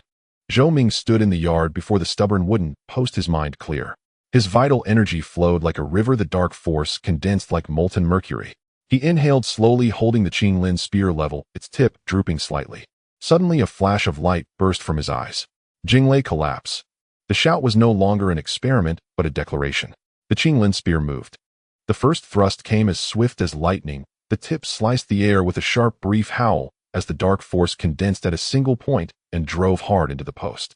The tip sank 3 inches into wood as force erupted and chips flew.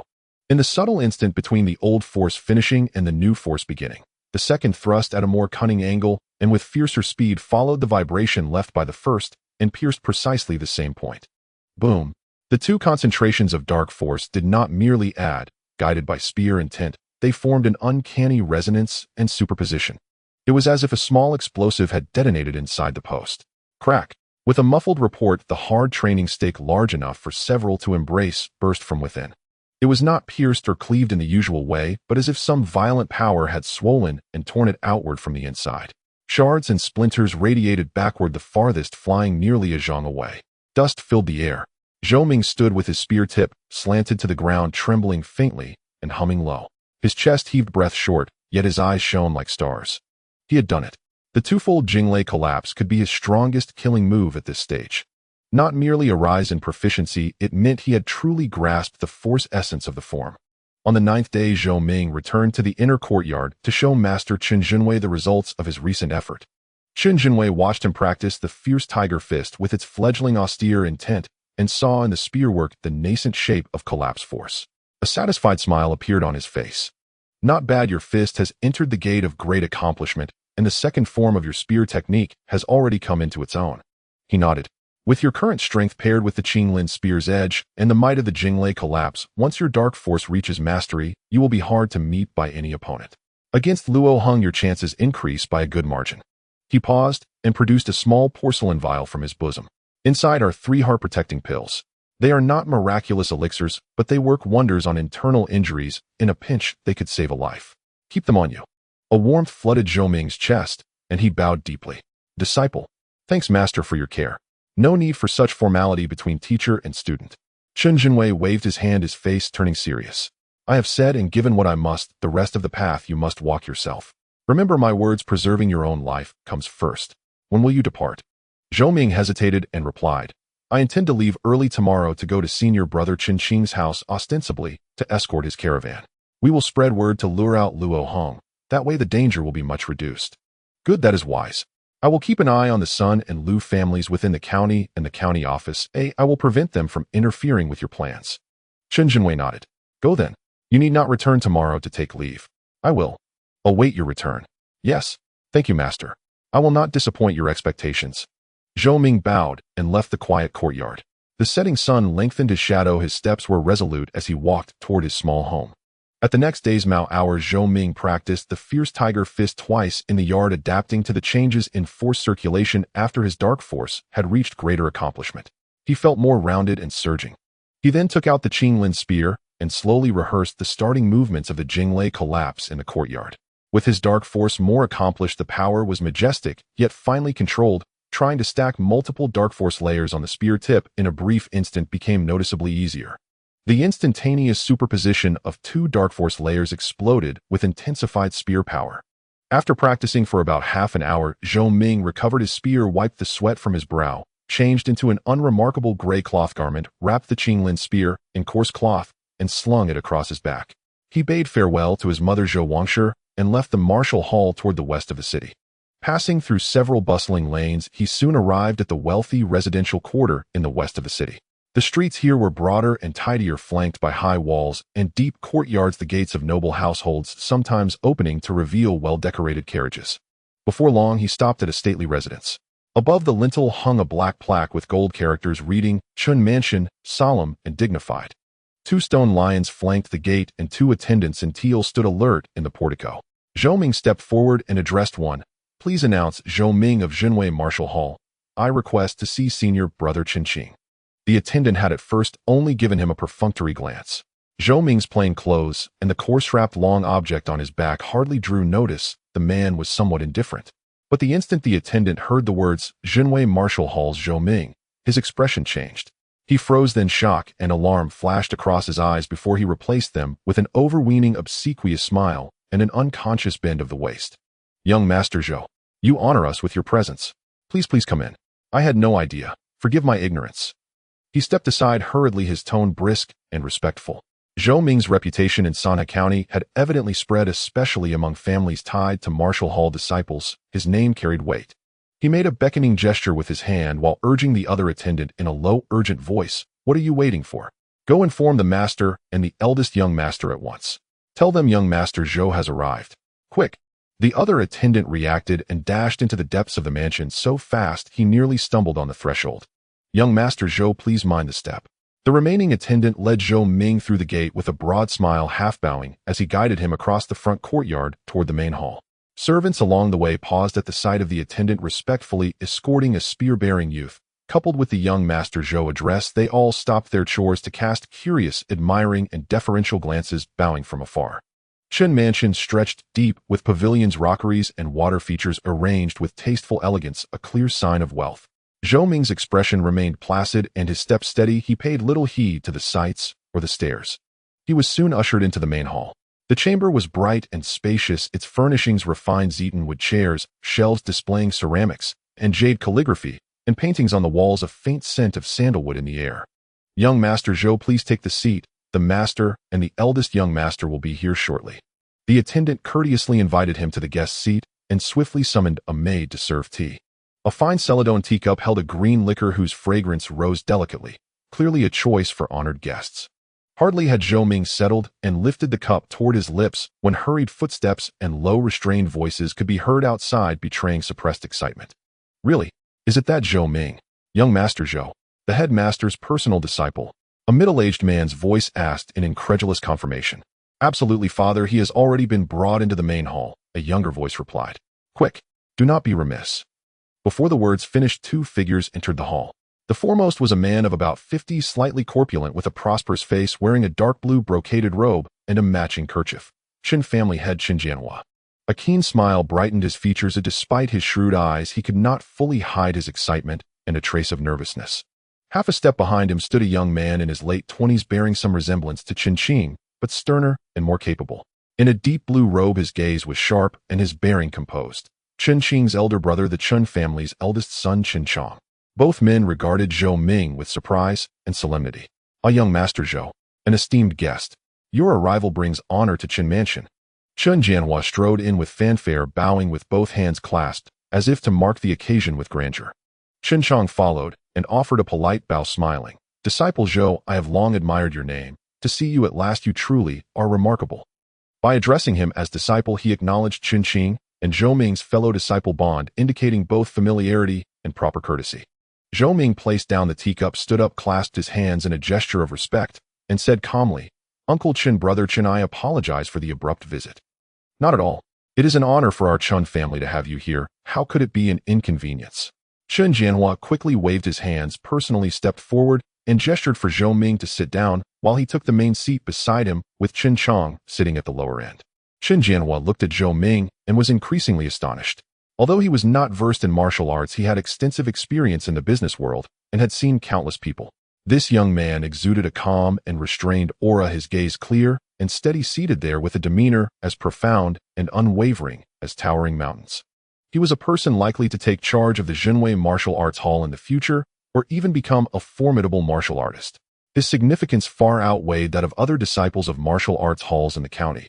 "Uncle, there's no need to be polite. I am also serving as a worshipper in your esteemed household." Zhou Ming smiled and said. The terms worshipper made Qin Jianhua's smile appear even more genuine. "You flatter me, dear nephew. That's just a title. It is a tremendous blessing for the Chun family to have you associated with us," Qin Jianhua said with a broad smile, his tone sincere. "I wonder what brings you here today." "Whatever the Qin family can do, we will not decline." Zhou Ming's sudden arrival, was it merely a visit? Or was there something important? Regardless, it was an excellent opportunity for the Chun family to strengthen their relationship. Zhou Ming stated directly, "I have come to look for senior brother Qin Qing. I have some matters I would like to consult him about." Looking for Qing'e. Qin Jianhua was momentarily taken aback, then immediately instructed the butler who was standing beside him, and equally excited, "Quick! Go fetch the second young master. Tell him to come to the main hall immediately. Just say that Zhou Xianzi has important matters to inquire about."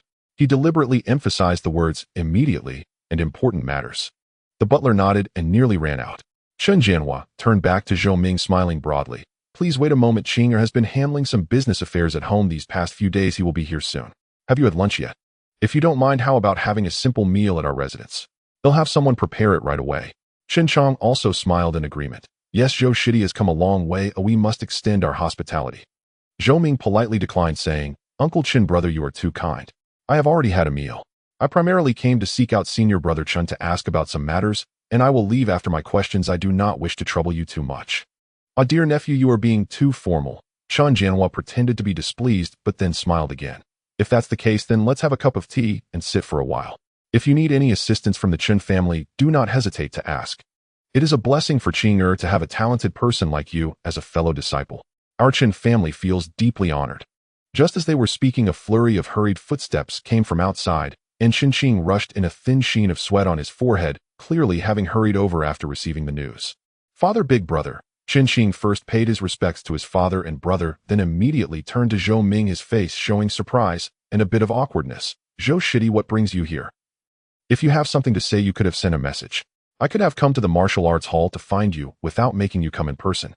Though he shared a close friendship with Zhou Ming, now that Zhou Ming's status had changed, coupled with the seriousness of his father and brother, he couldn't help but feel a bit nervous. Zhou Ming stood up, smiled at Qin Qing, and said, "Senior brother Qin, I do have some matters I wish to consult you about. My visit is indeed sudden." "Not sudden at all," Qin Jianhua quickly said. "You two brothers take your time to chat. There are pressing matters to attend to. Chong, let's step outside so we don't disturb Xianzi and Qing." As he spoke, he gave Qin Chong a knowing look. Qin Chong understood, stood up, and clasped his hands to Zhou Ming, saying, "Zhou Shidi, you two chat. If you need anything, just call for the servants at any time." "Thank you, senior brother," Zhou Ming nodded. Qin Jianhua and his son then exited the main hall thoughtfully, leaving the door slightly ajar, allowing only Zhou Ming and Qin Qing to remain inside, instructing the servants not to approach or disturb them. With only the two of them left in the hall, the atmosphere relaxed a bit. Chen Qing let out a breath and smiled. Zhou Shidi, your sudden visit has startled my family. My father and brother probably wish they could roll out the red carpet to welcome you. Senior brother Chen, you jest. It is I who am intruding. Zhou Ming shook his head, his expression turning serious as he lowered his voice. I have come today primarily to seek your assistance with a matter. Seeing this, Chen Qing also reined in his smile, adopting a serious tone. Between us there is no need for such formalities. What is it? As long as I can do it, I will not refuse.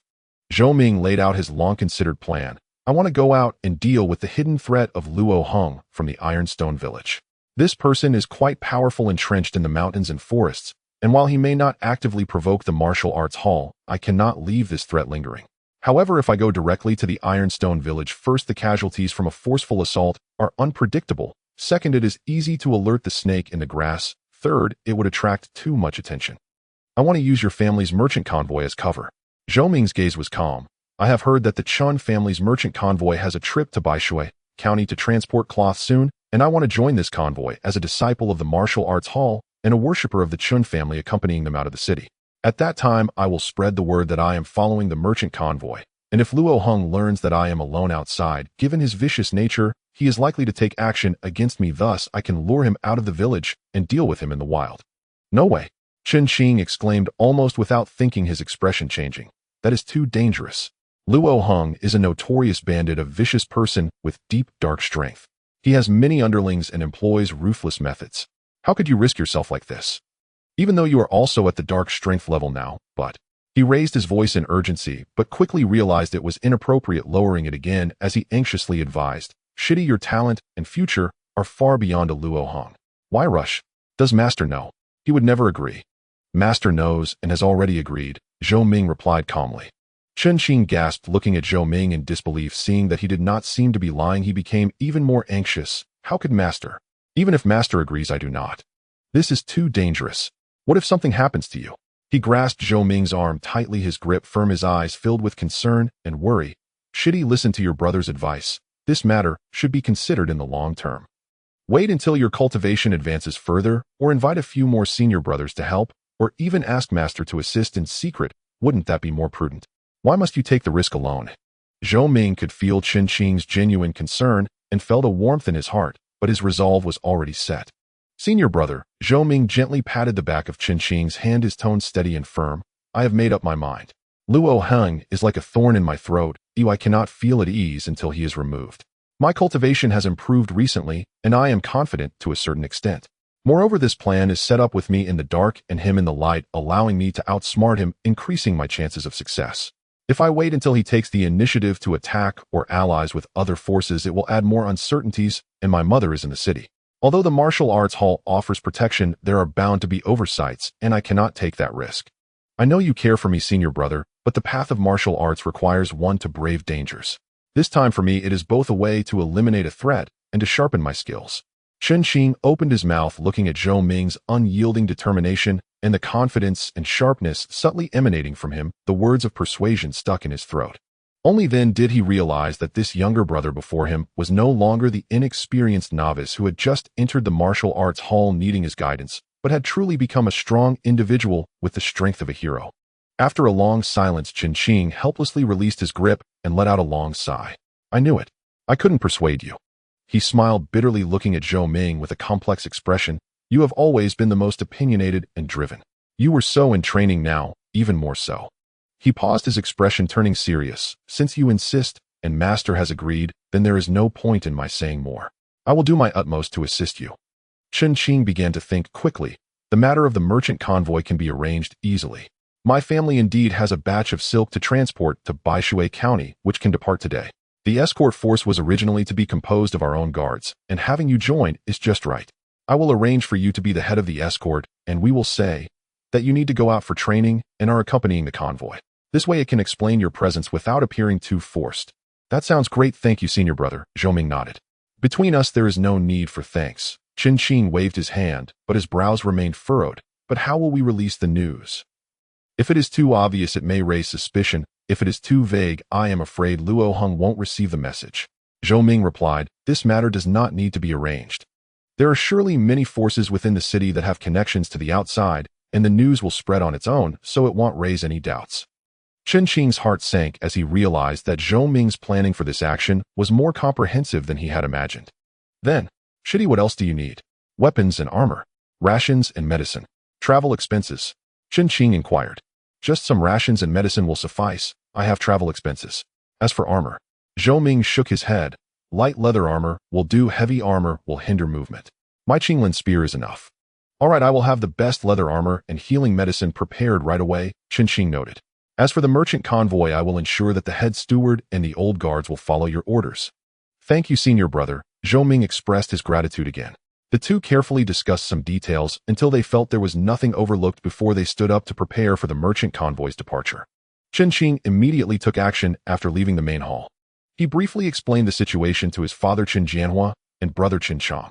Naturally, it was a polished version, simply stating that Zhou Ming needed to borrow the merchant convoy for training and requested the Chun family's cooperation, with discretion advised. Although Chen Jianhua felt some worry, he knew this was an excellent opportunity to strengthen ties with Zhou Ming. Moreover, with Chen Zhenhuai's approval, he immediately supported it wholeheartedly and strictly ordered everyone in the household to keep Zhou Ming's trip confidential. Soon everything was ready. 2 carts filled with silk and cloth along with a mule cart loaded with supplies and the guards' belongings formed this small merchant convoy. In addition to Zhou Ming, there were 4 old guards from the Chen family and an experienced steward. These guards were all skilled individuals hired by the Chen family at great expense. Although they had not yet reached the dark strength level, they were all capable practitioners of the bright strength tier, experienced and fiercely loyal to the Chen family. The steward's surname was Wang, in his 50s, shrewd and capable, responsible for the Chen family's trade and well acquainted with the conditions along the route. Before departure, Chen Qing gathered everyone together and formally introduced Zhou Ming. "Everyone, this is Zhou Ming, young master Zhou, the direct disciple of the Zhenwei Martial Arts Hall's master and also a worshipper of our Chen family. He is accompanying us on this trip for training. All escort matters will be decided by young master Zhou. Everyone must obey his orders without fail." The guards and steward had long known Zhou Ming's identity and immediately responded solemnly, their eyes filled with awe as they looked at him. Especially the 4 guards, all of whom were martial practitioners, fully understood the weight of the term dark strength. Being ordered by someone of such caliber brought both pressure and honor. Zhou Ming nodded to everyone, not engaging in unnecessary chatter, but solemnly stated, "I appreciate your assistance. The primary goal of this trip is to arrive safely in Baishui. If any changes occur along the way, just follow my commands." "Yes, we will strictly follow young Master Zhou's orders," everyone replied in unison. Shortly after noon, the merchant convoy quietly set off from the back gate of the Chen residence. Zhou Ming changed into a gray outfit similar to those of the other guards, wearing a light leather armor over it, the Qinglin spear wrapped in coarse cloth, and strapped to his back, riding a sturdy yellow horse at the front of the convoy. Steward Wang sat on the yoke of the first cart side by side with the driver, responsible for guiding the route and arranging the itinerary. 2 guards were in front, 2 in the back, keeping the 2 cargo carts protected in the middle. The merchant convoy did not attract much attention. Sanhe County had many merchant convoys entering and exiting daily, and the Chun family's convoy, being small in scale, appeared quite ordinary. Having smoothly exited the west gate, they traveled along the official road toward Baishui County in the northwest direction. The official road was wide enough for 2 carts to pass side by side, with the surface compacted from yellow earth, relatively smooth. During early autumn, the sky was high and clouds light. Most of the crops in the fields on both sides had been harvested, leaving an open view while the distant mountains rolled and the forests gradually turned colorful. The merchant convoy moved at a steady pace. The sounds of hooves and cartwheels rolling over the road were rhythmic and monotonous. Zhou Ming rode on horseback, his gaze calmly scanning the road ahead and the terrain on both sides, appearing casual, yet with his spirit highly concentrated. The blood and qi within him flowed slowly, the dark strength lying in wait like a lurking dragon ready to explode at any moment. He was uncertain when or how Luo Hong would receive the news. But he had patience. The practice of martial arts is also a cultivation of the mind. The more critical the moment, the more one must remain calm. In Sanhe County, within the Sun family's grand estate, Sun Wenhuan was playing a game of Go with his eldest son Sun Qingyang in a pavilion with walls open to the wind. Black and white stones were scattered across the board, the match locked in a stalemate. Sun Wenhuan, about 50 years old, had a gaunt face and a short beard on his chin. His eyes occasionally flashed with a merchant's shrewdness and a martial artist's sharpness. Sun Qingyang, nearing 30, bore a striking resemblance to his father, though his temperament was more somber. A young servant in blue robes hurried to the pavilion, standing still with his hands at his sides, not daring to interrupt. Sun Wenhuan picked up a black stone, pondered for a long while, and finally placed it down before glancing at the servant.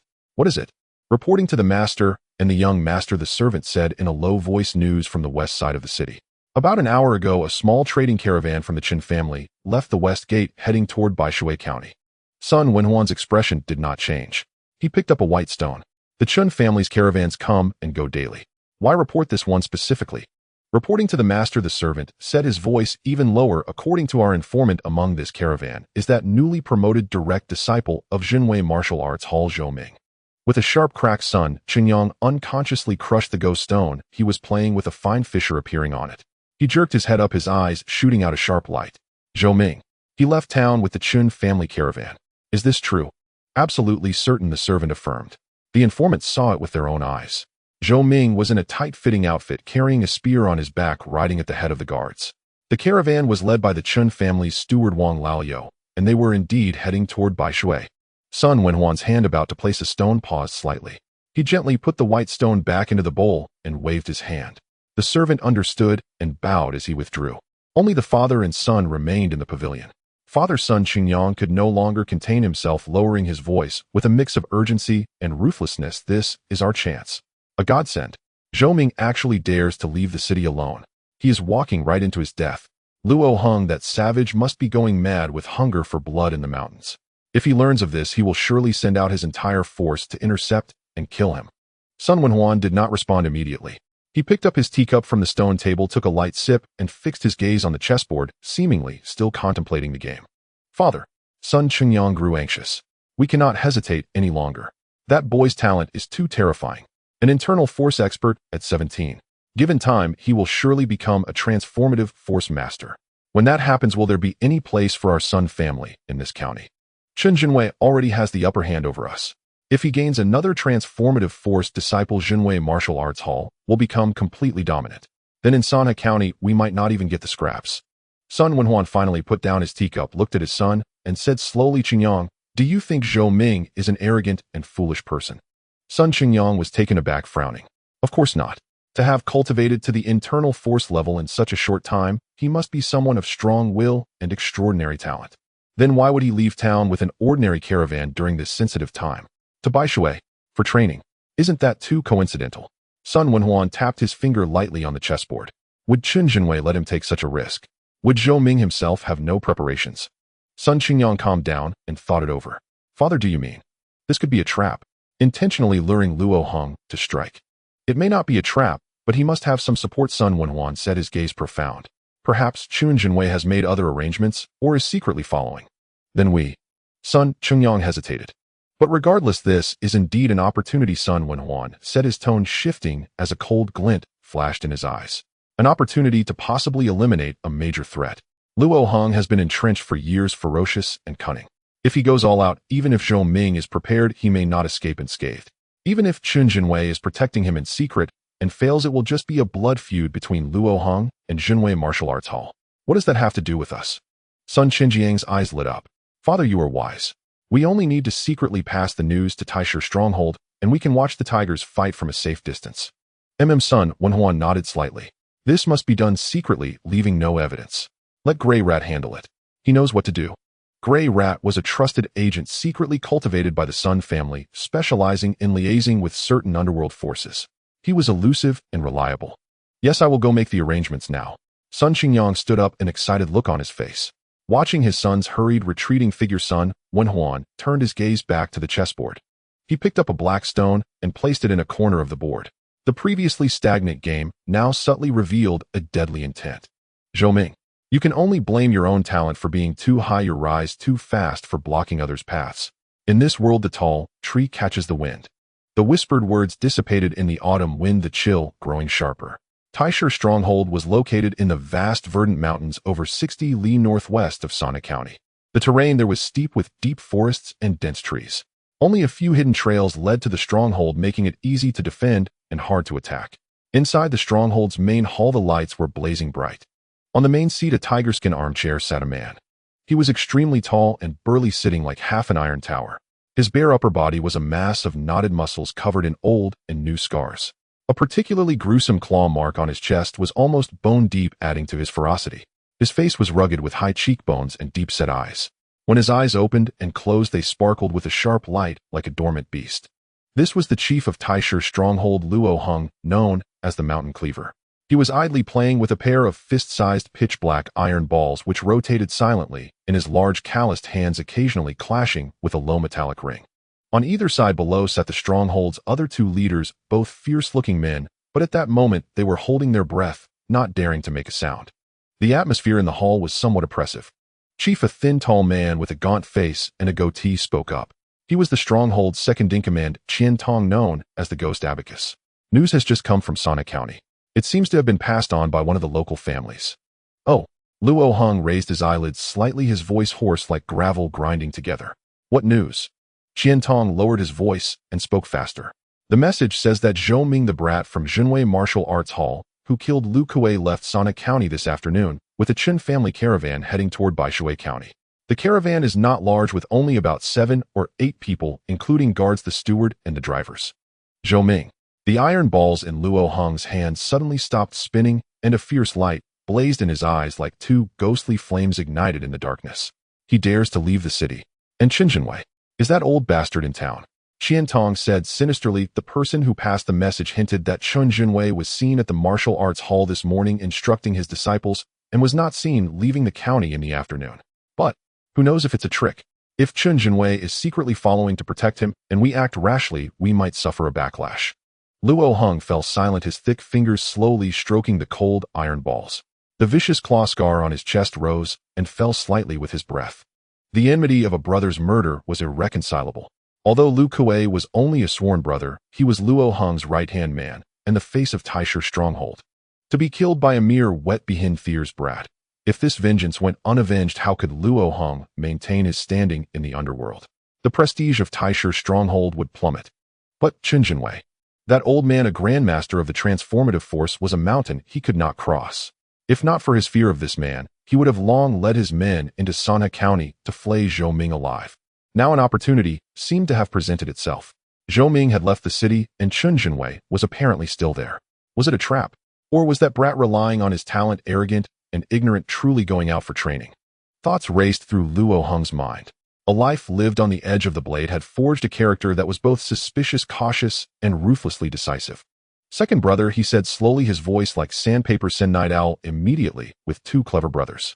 Use the fastest route to infiltrate Sana County and keep a dead watch on Junwei Martial Arts Hall, especially Chen Zhenwei's movements. I need a definite answer. Is Chen Junwei in town or not? At the same time, have the stronghold's outer scouts follow that caravan from a distance along the official road to Baishui without being discovered. Yes, Chief. Qian Tong bowed in acknowledgement and turned to leave quickly to make the arrangements. Night Owl was the stronghold's best tracker and hider with excellent lightness skills and a meticulous mind. Luo Heng then looked at the other leader below.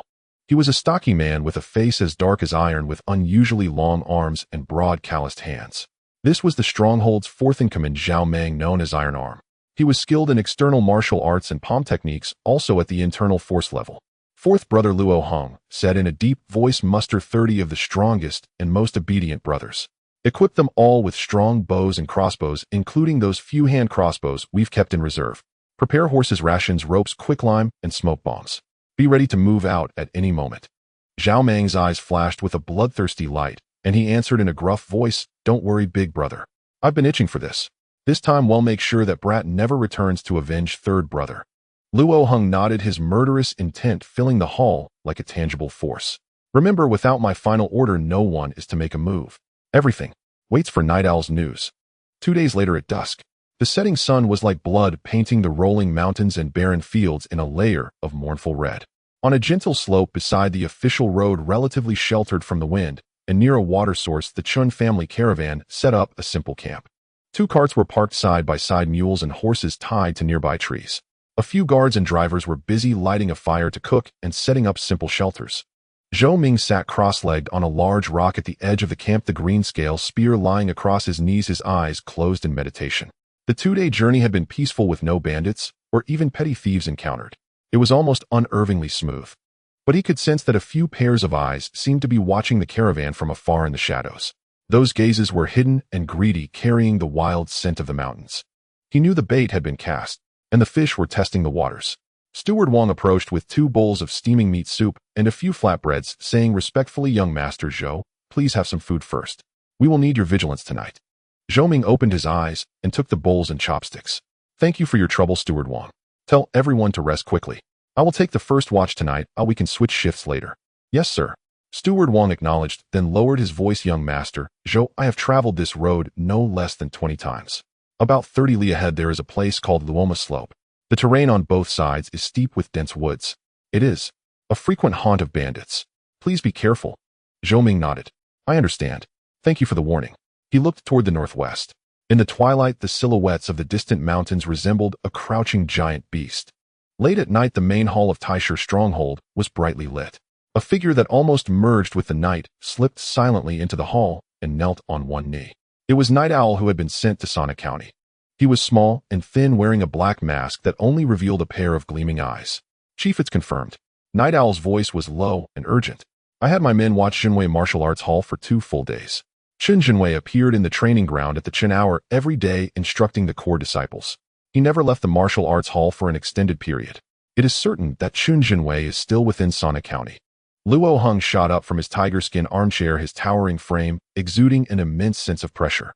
The muscles on his face twitched and a fierce light blazed in his eyes. "Good. Excellent. Heaven helps me. Qin Jinwei, you old bastard, do you really think your precious disciple has grown strong enough to fly on his own? Or do you think I, Luo Hung, have been scared witless and dare not touch him?" He threw his head back and let out a low, terrifying laugh like the cry of a night owl. "Chief," said second in command, Qian Tong, his eyes gleaming with calculation, "Brother Night Owl has confirmed Qin Jinwei hasn't moved. Our outer scouts also report that the Chun family caravan will definitely pass Luoma Slope around noon tomorrow. Big brother, what are we waiting for? Let's go." Fourth in command Zhao Meng could no longer contain himself, cracking his knuckles. Luo Hung took a deep breath, suppressing the boiling murderous intent, and said in a deep voice, "Second brother, fourth brother, muster the men and set out immediately. Travel through the night. We must reach Luoma Slope and set up the ambush before noon tomorrow. Remember," he said, his eyes scanning the gathered ferocious bandits, his voice as cold as iron, "I want that Zhou Ming brat alive. I will personally crush every bone in his body and flay his skin to sacrifice for third brother. As for the rest, leave no one alive. Take all the caravan's goods." "Yes, Chief." The bandits roared in unison, their killing intent palpable. A moment later, the gates of Taishi's stronghold swung open, and over 30 elite bandits, led by Luo Hung, Qian Tong, and Zhao Meng, melted into the darkness of the forest like a pack of wolves moving swiftly toward Luoma Slope. Horses' hooves were muffled with cloth, men held gags in their mouths, and the bells were removed from the horses. Only the wail of the autumn whined through the treetops, and the ever-deepening chill of the mountain remained. The next day, at the end of the sea hour, the Chun family's merchant caravan slowly advanced into a treacherous terrain. The official road narrowed here, barely allowing a single carriage to pass. Flanking them were steep cliffs, dozens of zhang high, jagged with grotesque rocks and draped with hanging vines. Dense woods grew on the cliff faces. Though it was autumn, the foliage remained thick, blocking sunlight and casting the gorge into dim, eerie shadows. This was Luoma Slope, named for its rugged, narrow paths that made galloping impossible. The convoy involuntarily slowed, every heart tightening with tension. The Fortune family guards gripped their blades nervously, their eyes darting warily between the cliffs and the winding road ahead. Steward Wang's face paled as he couldn't help but glance at Zhou Ming at the front. Zhou Ming remained mounted on his yellow steed, his expression calm, as if traversing an ordinary mountain path. Yet his eyes were deeper and sharper than usual, like a cold pool scrutinizing every detail of the gorge. The rustle of wind, birdsong, falling leaves, hoofbeats, creaking wheels. Every sound became exceptionally distinct in his ears. He could sense a faint scent permeating the gorge, a mixture of sweat metal and suppressed killing intent. They were coming. Stay close, keep quiet, and pass quickly. Zhou Ming's voice was low but reached each person's ear with a strange calming force. The caravan began to speed up. Yet just as they reached the middle of the gorge, the narrowest point, a sharp whistle of breaking air suddenly erupted from both cliffs. Dozens of arrows rained down like venomous snakes, targeting Zhou Ming and the carriages. "Ambush! Raise shields! Take cover under the wagons!" Zhou Ming roared, unleashing his pent-up internal energy in an instant. He vanished from his saddle, reappearing beside a carriage, his azure-scaled spear sweeping a dark arc through the air. A clatter of clangs echoed as most arrows aimed at him, and the wagons were knocked down, though a few struck mules and shafts, provoking pained whinnies and chaos. The fortune guards reacted swiftly, raising their small round shields to protect vital points and swatting away stray arrows while pulling Steward Wong and the drivers under the wagons. The first volley subsided. A burst of arrogant laughter rang out from atop the left cliff. On a protruding rock halfway up, 3 figures appeared. The central figure, 9 feet tall with bulging muscles, wore only a leather vest, his chest marked by a glaring claw scar. It was Luo Hong. He held a pair of dark iron balls, looking down like a tiger surveying its prey. To his left stood the thin, sinister second-in-command, Qian Tong, clutching a slender sword. To his right was the stocky, fierce fourth-in-command, Zhou Ming, his arms thick with tension and knuckles large. Then from behind rocks and bushes at both ends of the gorge, over 30 bandits armed with blades, spears, and bows surged forth, sealing off the caravan's escape routes. "Zhou Ming, you little bastard. You killed my brother Lu Kuei. Today is your death day." Luo Hong's voice thundered through the gorge, making ears ring. "Kneel and beg for mercy, and I might grant you a quick end." Zhou Ming stood with his spear, shielding the panicked caravan, looking up at Luo Hong, without fear, instead revealing a bone-chilling smile. "Luo Hong, I've been waiting for you." He slowly raised his azure-scaled spear, its tip pointing at the 3 on the cliff, his voice low, but cutting through the echoes. "The chieftains of Iron Rock Fort, today you'll all stay here to pay for the innocent souls you've claimed." With that, Zhou Ming stomped hard. A boom of dust erupted as he shot forward like an arrow, charging not away but toward the dozen bandits blocking the front. His speed left only a blur in his wake. "Seeking death." The scar-faced bandit leader sneered, swinging a heavy ghost-head blade at Zhou Ming's neck. The blade howled with force, clearly from a martial artist of the Mingjin level, aimed with lethal precision. Zhou Ming's eyes turned icy. With a flick of his wrist, his spear shot out like a venomous dragon, trailing a dark, cold light that arrived before the blade. Thunderclap strike. No probing. He struck with a killing move from the start. The spear tip tore through the air with a sharp shriek, unleashing concentrated internal energy. A sharp clang rang out as the spear tip precisely struck the weakest point on the side of the ghost head blade. The scar-faced man felt a spiral, trembling force travel up the blade, numbing his hand and half his body. The heavy sword flew from his grip. Horror had just dawned in his eyes when a cold star rapidly expanded in his pupils. The azure-scaled spear pierced his hastily raised left arm, then his leather armor, and plunged into his heart. Internal energy erupted. The scar-faced man shuddered, his eyes dimmed, and his massive body was flung backward, crashing into 2 bandits behind him. Zhou Ming pressed on, withdrawing his spear and spinning. The spear followed his turn, carving a crescent of dark light. 2 bandits, thrusting their spears at him, had their throats burst open, falling without a sound. In moments, 3 were dead. This ruthless, precise, and efficient slaughter momentarily checked the bandits' momentum, slowing their charge. "Useless. Spread out. Use crossbows. Wear him down." Luo Hong shouted from the cliff, his eyes twitching. The bandits, well-trained, dispersed and raised hand crossbows. These military-grade crossbows were powerful, capable of piercing leather armor at 20 paces. A volley at close range could overwhelm even an internal energy expert. A dozen more bolts shot from different angles, sealing off Zhou Ming's escape routes. Zhou Ming's eyes sharpened, his blood surged, and internal energy flowed. His footwork turned erratic, ghost-like, weaving the tiger fist steps into his spear combat. His azure-scaled spear spun, creating a dense wall of shadows. A clatter of impacts followed. Most bolts were knocked away, but 2 grazed his arm guards and leg, leaving burning gashes. Zhou Ming grunted, but didn't slow, using the momentum to charge into the bandit crowd. In close combat, the crossbows lost their threat. Die. He was like a tiger among sheep, his spear striking with precision and lethality, throats, hearts, bellies. With his ghostly steps, he wove through the crowd, leaving screams and sprays of blood. In seconds, 5 more bandits fell. But these were hardened outlaws, their savagery fully roused. They didn't break, but swarmed more ferociously, blades and spears raised, fearless of death. They knew that if they could hold Zhou Ming a moment longer, once their chieftains descended, he would die. Protect the young master. Behind him, the fortune guards, seeing Zhou Ming surrounded, were enraged. Grateful to the Chun family, they cast aside their own lives to aid him. "Fight these scum." The lead guard roared, charging with the others from the flank to engage the bandits encircling Zhou Ming. Seeking death. A portion of the bandits turned to meet them, and chaos erupted. Blades clashed, blood splattered. Though brave, the Qin guards were outnumbered and outmatched. Soon they were wounded and in dire straits. Steward Wong and the drivers cowered under the wagons, trembling and pale. On the cliff, "This kid, tougher than rumors say," Qian Tong said coldly. "His footwork, spear skills, and ruthlessness are top-notch. Lu Kuei didn't die unjustly.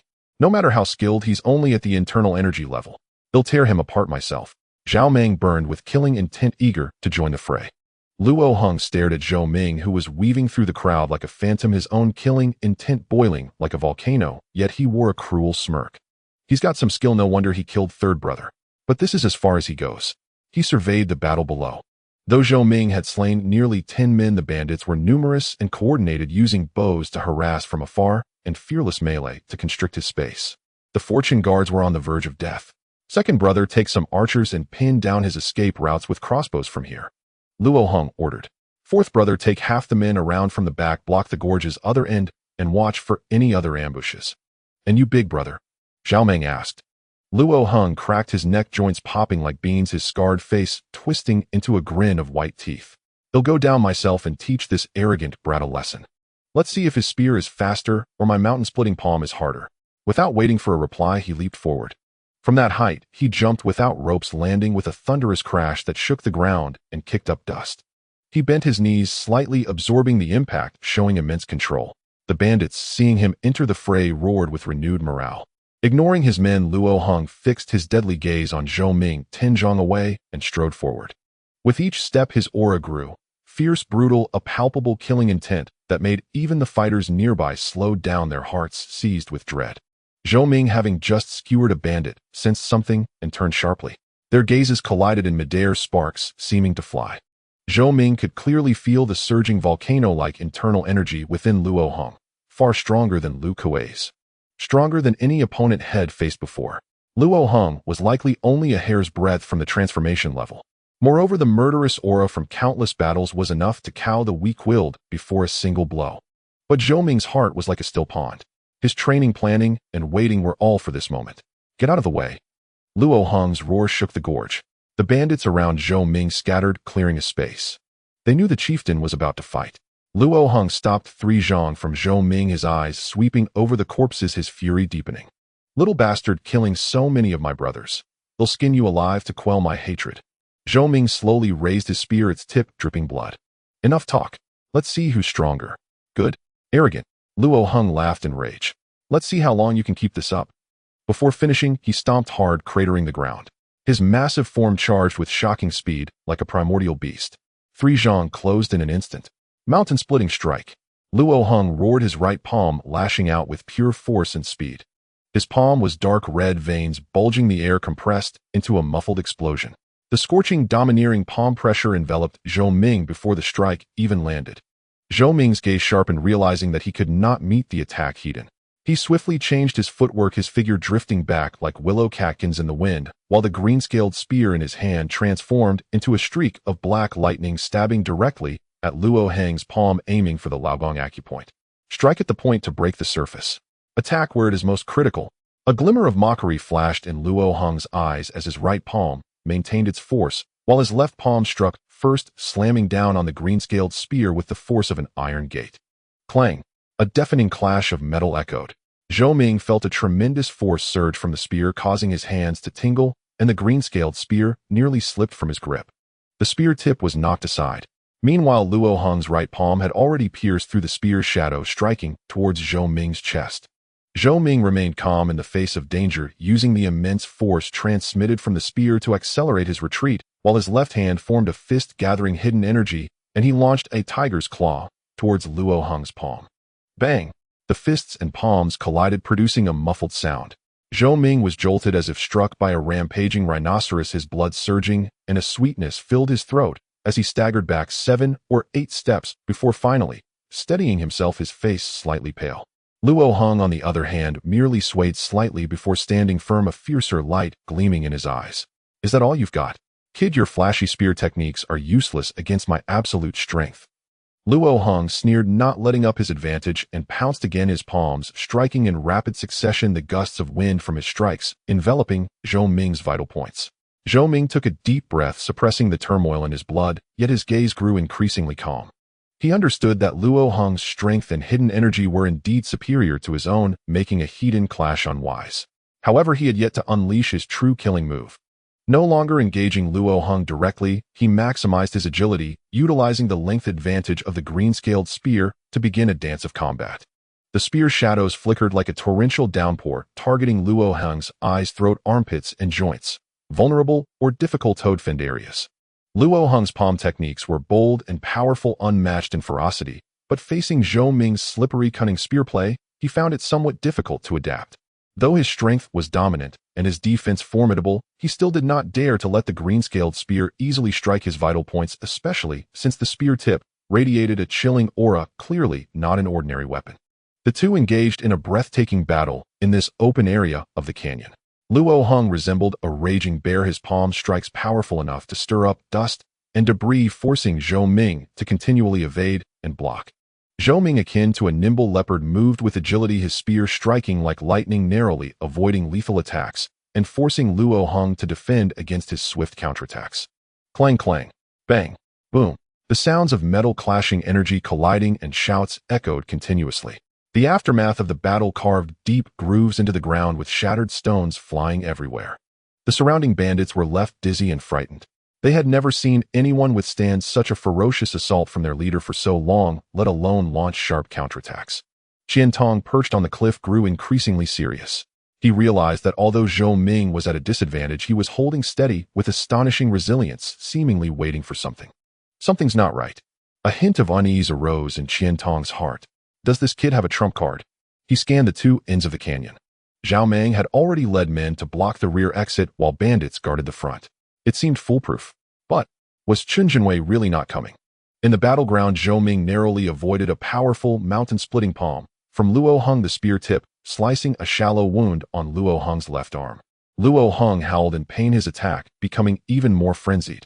Yet Zhou Ming keenly sensed that Luo Hong's breathing was slightly heavier than before. The relentless barrage had taken a toll, and even with perfected hidden energy, it would be hard to sustain. Although he himself had also consumed significant energy, the profound foundation from his rigorous training and his blood's recovery capabilities were gradually revealing their advantages. More importantly, he was becoming increasingly familiar with Luo Hong's rhythm and habits of attack, discreetly adjusting his breathing, footwork, and spear momentum. He was building momentum for the thunder break technique, searching for the optimal moment to strike. The two exchanged dozens of blows. Zhou Ming bore several scratches and bruises, his breath slightly erratic. Luo Hong also had several spear marks on him, though not deep. The sharp pain and frustration from the prolonged battle only fueled his rage. "You little bastard. Is dodging all you can do? Come here and die." Luo Hong erupted again, his palms turning crimson as he maximized his hidden energy. With the double peaks converging on the ears strike, he unleashed a mighty attack aimed at Zhou Ming's left and right temples. This was the killing move within the mountain-splitting palm, immensely powerful, sealing off escape routes. Zhou Ming's eyes gleamed fiercely. It was the moment. He no longer retreated, but instead stepped boldly forward to meet Luo Hong's palms. The qi and blood within him surged like a river breaking through a dam, roaring forth. The condensed, hidden energy instantly coalesced in his arms, flowing into the spear. The green-scaled spear emitted a low, joyful hum. First strike, thunder piercer. Swift, accurate, fierce. The spear tip shot forth like a venomous dragon, emerging from its den, targeting the barely perceptible weakness at the center of Luo Hong's palm strike. Luo Hong's palms converged, ready to smash the spear. But just as the palm power was about to unleash, Zhou Ming's wrist flicked at an unbelievable angle and speed, lightly shaking. Second strike, following the trajectory of the first strike's tremor, thrusting out in a more cunning, more violent, and more concentrated manner. The two layers of hidden energy, guided by the spear's momentum, did not merely stack, but produced a marvelous resonance, attraction, and compression. Thunder. Break. Zhou Ming silently chanted within his heart, letting out a low shout. Boom. At the spear tip, the air suddenly collapsed inward, then exploded as if torn apart by an invisible force. A dull yet sharp sound explosion suddenly erupted. Luo Hong's expression changed dramatically. He felt that the originally aimed spear tip, now bursting forth with a terrifying force of penetration and shock, was far beyond 10 times its previous power. This power was so condensed, so violent, it seemed capable of shattering mountains. Not good. Luo Hong, immensely experienced in battle, immediately sensed the danger and attempted to change tactics to evade, but it was too late. He could only channel all his hidden energy into his palms, his crimson hands darkening even more like red-hot iron, bracing to withstand this strike. Clang, crack. First there was a huge sound of metal clashing, immediately followed by the crisp sound of bones shattering. Luo Hong let out a painful groan, the spear tip's explosive power tearing through his palm, causing blood to splatter. More terrifying was the spiraling shockwave that instantly shattered his hidden energy defense, rampaging up his arm's meridians. The immense force sent him flying backward, and in midair, he spat out a mouthful of blood. His arms hung limply, clearly indicating severe injuries to his bones and tendons. Boss, Big Brother, the surrounding bandits, and Qiantong on the cliff along with Zhou Ming, who had just circled around to the rear, all cried out in shocked anger. No one expected that the originally dominant Luo Hong would be severely injured by Zhou Ming in the blink of an eye. Zhou Ming, seizing the advantage, took a deep breath, suppressing the soreness in his meridians from executing the thunder break and the turmoil in his blood. He shifted his footwork to pursue, determined to finish off Luo Hong. However, at that very moment, whoosh, whoosh, whoosh, 3 crossbow arrows flew in a triangular formation from above the cliff, targeting Zhou Ming from 3 directions. It was none other than the second-in-command, Qiantong, who, seeing Luo Hong in danger, ordered arrows to be fired recklessly. Zhou Ming had no choice but to pause, deflecting the arrows with his spear. In that brief moment of hesitation, furious roars and heavy footsteps surged from behind. "You little beast. He'll kill you." Zhou Ming, the fourth-in-command, charged in like a mad tiger from behind, his muscles bulging like iron as he slammed his powerful hands towards Zhou Ming's back. At the same time, the surrounding fierce bandits snapped out of their shock, and under the shouts of several small leaders, charged again, weapons raised, intent on tearing Zhou Ming apart. Zhou Ming suddenly found himself in a perilous situation, caught between the front and rear attacks. His eyes sharpened. He knew he could not retreat at this moment. If he got entangled once Luo Hong recovered a bit or more arrows came, he would have no chance of survival. "Kill!" Zhou Ming roared like a tiger roaring in the mountains and forests, disregarding Zhou Ming's attack.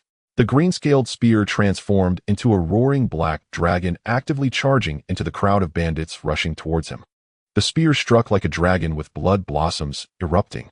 He was fighting with his life on the line, turning his back to Zhou Ming just to cut through the obstruction ahead as swiftly as possible, heading straight for the injured Luo Hong. Puff, puff, puff. The 3 bandits blocking the way were instantly pierced through their throats or hearts. But Zhou Ming's iron palms were already within 3 feet of Zhou Ming. The gust from his strike pressed against Zhou Ming's back, causing his clothes to cling tightly to his skin. At that critical moment, Zhou Ming, as if sensing danger behind him, shifted his footwork in a bizarre manner and slid half a step to the side. Simultaneously, he thrust his spear backward like a scorpion's tail, aiming for Zhou Ming's rib. Zhou Ming did not expect Zhou Ming to execute such an eerie dodge and counterattack while charging forward with all his might. He could only barely turn sideways. Swish! The green-scaled spear carved a deep gash under his rib, blood gushing forth. Zhou Ming howled in pain, his assault thwarted.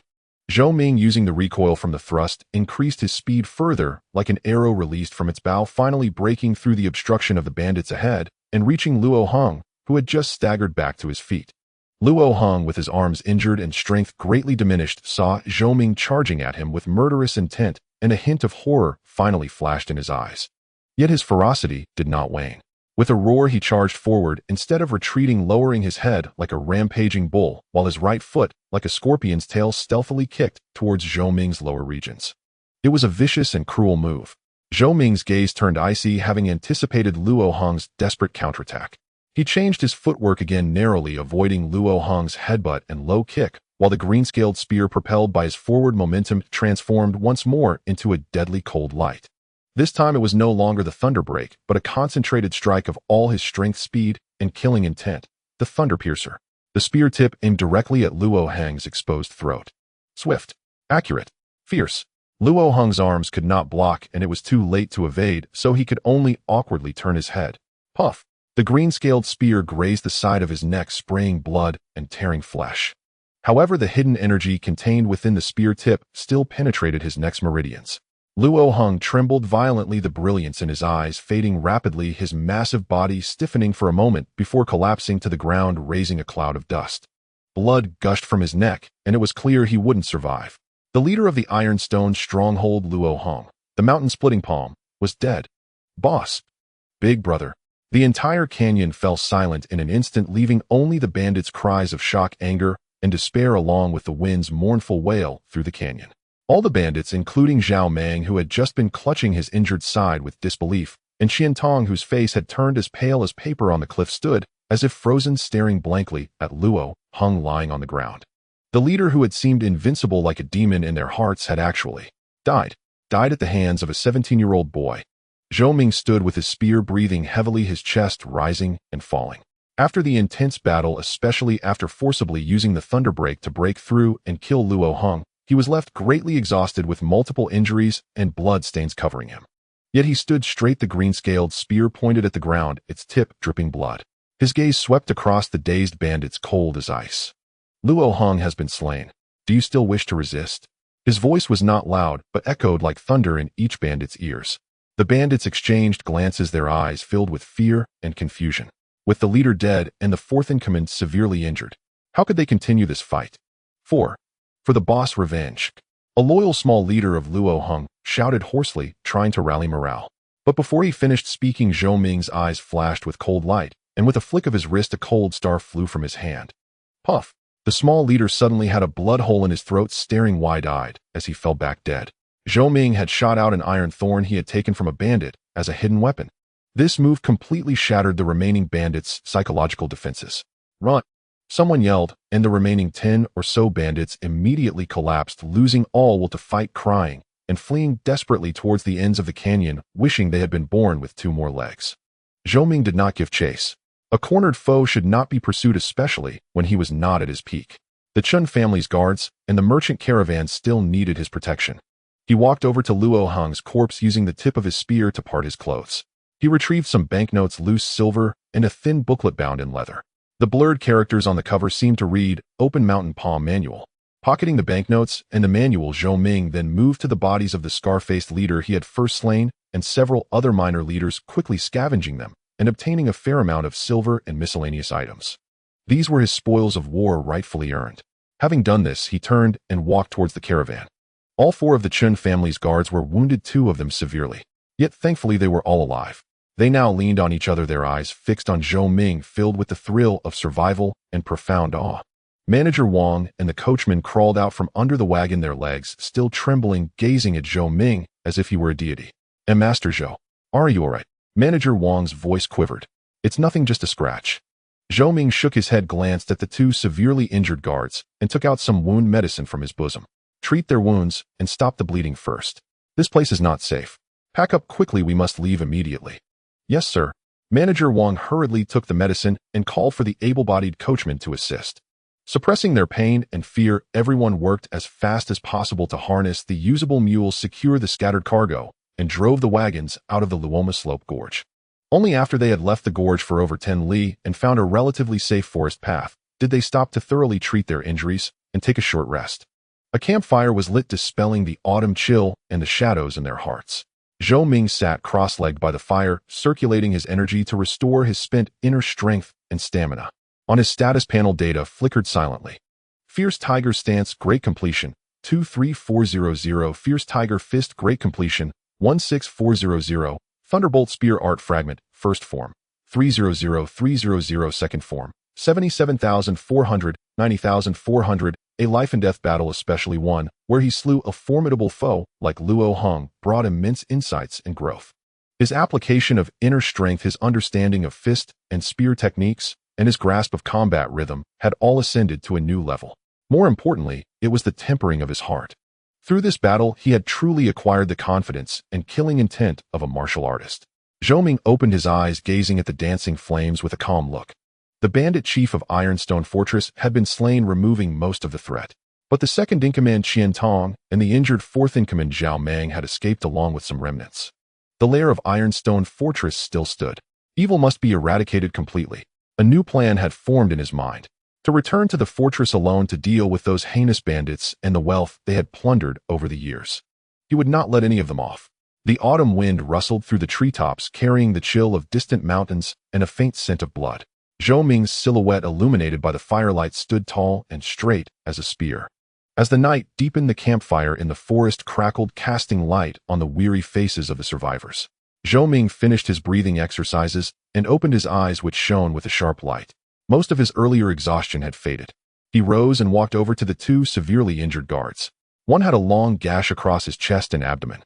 Though tightly bandaged with medicine and cloth, he had lost much blood, his face as pale as paper, his breath weak. The other had his left arm pierced by a crossbow bolt, and the bone seemed injured. He sat leaning against a tree root, cold sweat beading on his forehead, gritting his teeth to endure the pain. Zhou Ming crouched down, extending 2 fingers to feel their pulses. He was not skilled in medicine, but as a martial artist, his understanding of the human body's energy and blood flow far exceeded ordinary people. After a brief examination, he knew the guard with the chest wound was in the most critical condition. Without better treatment, soon his life would be in danger. Manager Wang, Zhou Ming said solemnly, how far is it to Baishui County from here? Manager Wang was washing the wounds of the lightly injured with hot water. Hearing this, he quickly replied, Master Zhou, on a normal journey, it's about 2 days from here to Baishui County. But with a fast horse, we might make it in a day and a night. Zhou Ming nodded, already having a plan. He looked at the 2 severely injured guards, especially the one with the chest wound. Brothers, your injuries are serious. You need to see a doctor as soon as possible. We cannot delay. The less injured guard captain struggled to speak. Master Zhou, we'll be fine, we can hold on. If not for your intervention, we would have perished at the bandits' hands. Zhou Ming raised his hand to stop him. Say no more. Life is paramount. He pondered for a moment, then said, Manager Wang, you the 2 lightly injured brothers, and the coachman will escort the 2 severely injured men. Take 1 wagon with some essential goods and leave immediately. Travel through the night. Get to Baishui County as fast as possible and find a doctor. Manager Wang was startled. But, what about you, Master Zhou? And the other wagon with the remaining goods? I have other important matters. Zhou Ming's gaze turned to the northwest, where the mountains were dark ink in the night. Luo Hong is dead, but the bandit scourge of Ironstone Fortress remains. The second-in-command Qian Tong and fourth-in-command Zhao Meng have escaped. There may be bandits left in the lair and the ill-gotten gains they've hoarded. Since I've acted, I must eradicate the evil completely to prevent them from reviving and causing future harm. Everyone was shocked by his words. Was Master Zhou planning to storm the bandit fortress alone? You absolutely cannot, Master Zhou. Manager Wang urged anxiously. Although Ironstone Fortress has lost its leaders and elites, it's still their long-established lair. There are bound to be remaining guards. The terrain is treacherous and we don't know about traps. Going alone is far too dangerous. Yes, Master Zhou. A wise man doesn't court danger. The bandit chief is dead, which is a great achievement. There's no need to risk further. The guard captain also tried to dissuade him. Zhou Ming shook his head, his tone calm but firm. My mind is made up. We must pluck the weeds and dig up the roots. He paused and continued, I know my limits. I want to act recklessly. Don't worry about me. Your priority is to get the wounded to a doctor. As for the remaining wagon and goods, hide them here for now. They'll deal with them when I return from Ironstone Fortress. If I don't return in 2 days, send word to Sana County from Baishui and report what happened. Seeing Zhou Ming's resolute expression and leaving no room for argument, everyone knew persuasion was useless. They felt both worry and admiration. This Master Zhou, though young, was highly skilled in martial arts, exceptionally courageous, and more importantly possessed a chivalrous heart, determined to eradicate evil. Master Zhou. Manager Wang's eyes reddened as he bowed deeply. Please take care of yourself. We will await your triumphant return in Baishui County. Zhou Ming helped Manager Wang up. He took out some of the silver he had found on Luo Hong and the others and pressed it into Manager Wang's hands. Take this silver for emergencies on the road. When you get to Baishui, be sure to find the best doctor. I can't accept this. Manager Wang protested. Say no more. Saving lives is the priority. Zhou Ming insisted, stuffing the silver into Manager Wang's hand. Then everyone began to move. They carefully lifted the guard with the severe chest and abdominal wound onto the wagon, patting him with soft cushions. The other guard with the arm injury also got onto the wagon to tend to him. Manager Wang, 1 lightly injured guard, and the coachman drove the wagon, taking some valuable goods, and sped off into the night towards Baishui County. The sound of hooves faded quickly into the darkness. In the forest, only Zhou Ming, another lightly injured guard, and a wagon loaded with the remaining goods were left. Master Zhou will stay and watch the goods, the guard volunteered. His injury was on his shoulder and back, not too severe. Zhou Ming looked at him and nodded. All right. Stay hidden here and keep watch. They'll be back soon. Yes, sir. Rest assured, Master Zhou. Zhou Ming wasted no more time. He fetched his yellow steed, mounted it, and took some dry rations, water, and medicine from the wagon. He cast a final glance at the wagon and the remaining guard, then gently squeezed the horse's flanks. Hiya! The yellow steed neighed and galloped off, heading northwest towards the Kangmang Mountains where Ironstone Fortress lay. The autumn wind howled and the forest rushed past. Zhou Ming leaned low on the horse's back, his mind calm, recalling the information he had gleaned from Luo Hong and the intelligence he had secretly gathered about Ironstone Fortress. Although the exact location of Ironstone Fortress was secret, he knew its general direction. Once in the mountains, following the tracks left by Luo Heng's group and using the terrain, finding their lair would not be difficult. As for the bandits who might be left behind, most of the leaders and elites were dead. The rest were nothing to fear. The only things to be wary of were the possible traps in the stronghold, and whether the cunning second-in-command Qian Tong had fled back to the fortress to make a last stand. The night grew deeper with no moon or stars. The mountain path was rugged, the forest dense. Zhou Ming slowed his horse, using his exceptional eyesight and perception to carefully identify the path and tracks. Half an hour later, he dismounted and tied his horse in a concealed hollow.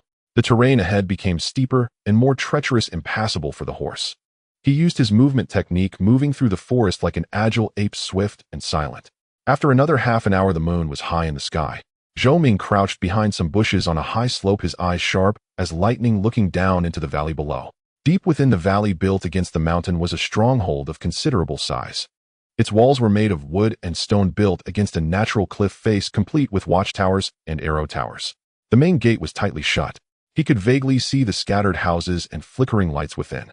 Several hidden paths wound their way towards the stronghold, and there seemed to be hidden sentries at strategic points. This was Ironstone Fortress. Compared to usual, the stronghold now seemed especially silent and oppressive.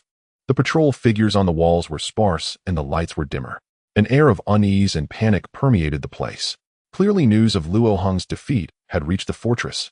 The remaining bandits were probably in a state of constant fear. After observing for a while, Zhou Ming had a plan. He chose not to launch a frontal assault or use the known paths.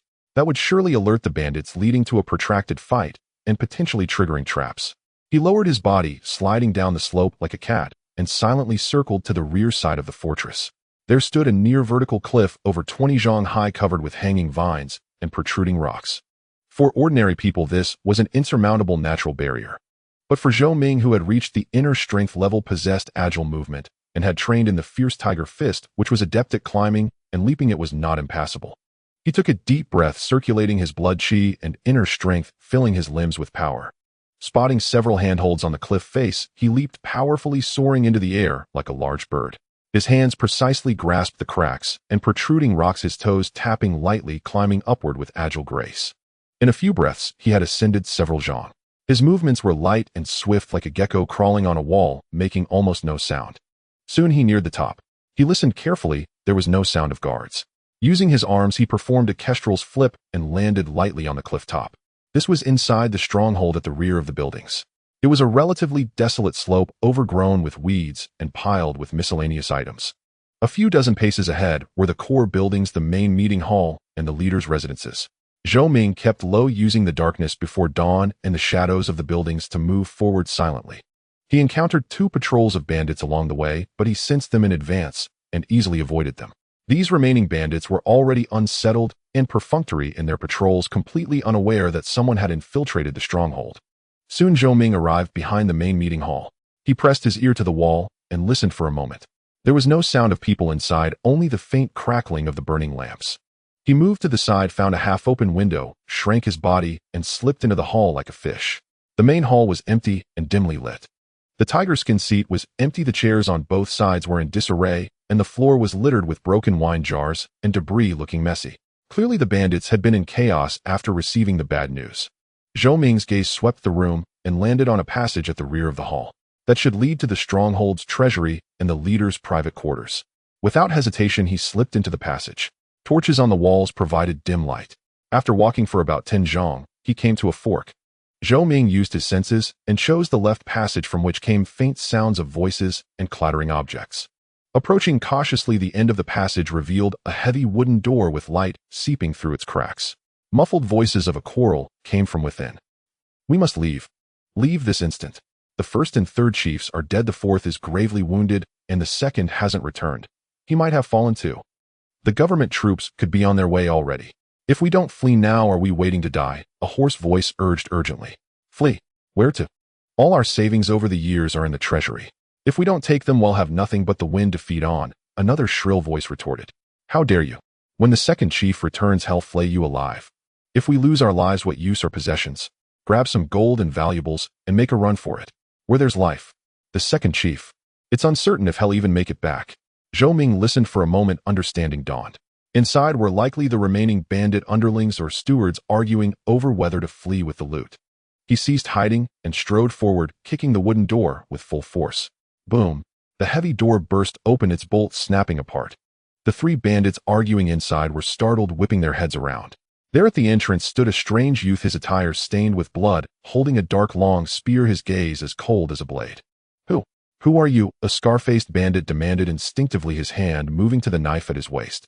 The other two also snapped to attention, grabbing their weapons. Zhou Ming wasted no words. With a flicker of movement, he charged into the room. The spear was like lightning. Thud, thud, thud. 3 soft sounds later, blood blossomed at the throats of the 3 bandits almost simultaneously. Their eyes widened in disbelief as they crumpled to the ground. To their last breath, they hadn't seen how he struck. Zhou Ming scanned the room, which resembled an accountant's office with ledgers and an abacus on the table and several chests stacked in the corner. He didn't bother examining the chests, his gaze falling on one bandit's waist. A set of keys hung there. Taking the keys, Zhou Ming exited the room and continued deeper into the passage. From the conversation, had overheard the treasury should be nearby and required a key to open. After a short walk, he came to a heavy, ironclad wooden door at the passage's end, secured by 3 massive copper locks. This must be the treasury. Zhou Ming tried several keys from the set, quickly finding the right ones. Click, click, click. The 3 soft sounds of locks springing open echoed clearly in the silent passage. Zhou Ming pushed open the heavy treasury door, and a wave of air mixed with the scent of metal mildew and dust rushed out. The treasury was quite spacious. Illuminated by the torchlight from the passage, he could see numerous small chests and sacks piled within. Several chests near the entrance lay open, revealing scattered copper coins and crushed silver. Deeper inside were more chests, along with stacked bolts of cloth, medicinal herbs, furs, and other goods, clearly the spoils of years of plunder. Zhou Ming didn't enter immediately, but listened carefully to ensure no ambush lay within. He slipped inside and pulled the door shut behind him. First, he inspected the open chests, which mostly held copper coins and silver fragments of varying quality, a considerable amount, but not extraordinary. He moved to the back of the treasury. There sat a chest covered in dust, seemingly seldom opened. Zhou Ming pried open its lid with the tip of his spear. Inside were gold ingots, jewels, and jade artifacts. Their value far surpassed the scattered silver at the entrance. As expected, the real treasure is here, Zhou Ming thought with certainty. The Taisher stronghold had entrenched itself for years, plundering endlessly, and had amassed no small fortune. These gold and silver treasures would be enough to support his cultivation for a long time, even allowing him to purchase better herbs, weapons, or exchange for other cultivation resources. He didn't stand on ceremony. He began quickly sorting and packing. He separated the high-value compact items like gold ingots, banknotes, and jewels into sturdy cloth bags and chests found in the treasury. The bulky copper coins and ordinary goods were left untouched for now. Just as he was moving the loot, a sudden commotion of hurried footsteps and shouts erupted outside the treasury. An enemy has infiltrated. There's noise from the treasury. Quick, grab your weapons. Zhou Ming paused, a cold glint flashing in his eyes. It seemed the sound of unlocking or kicking the door had alarmed other bandits.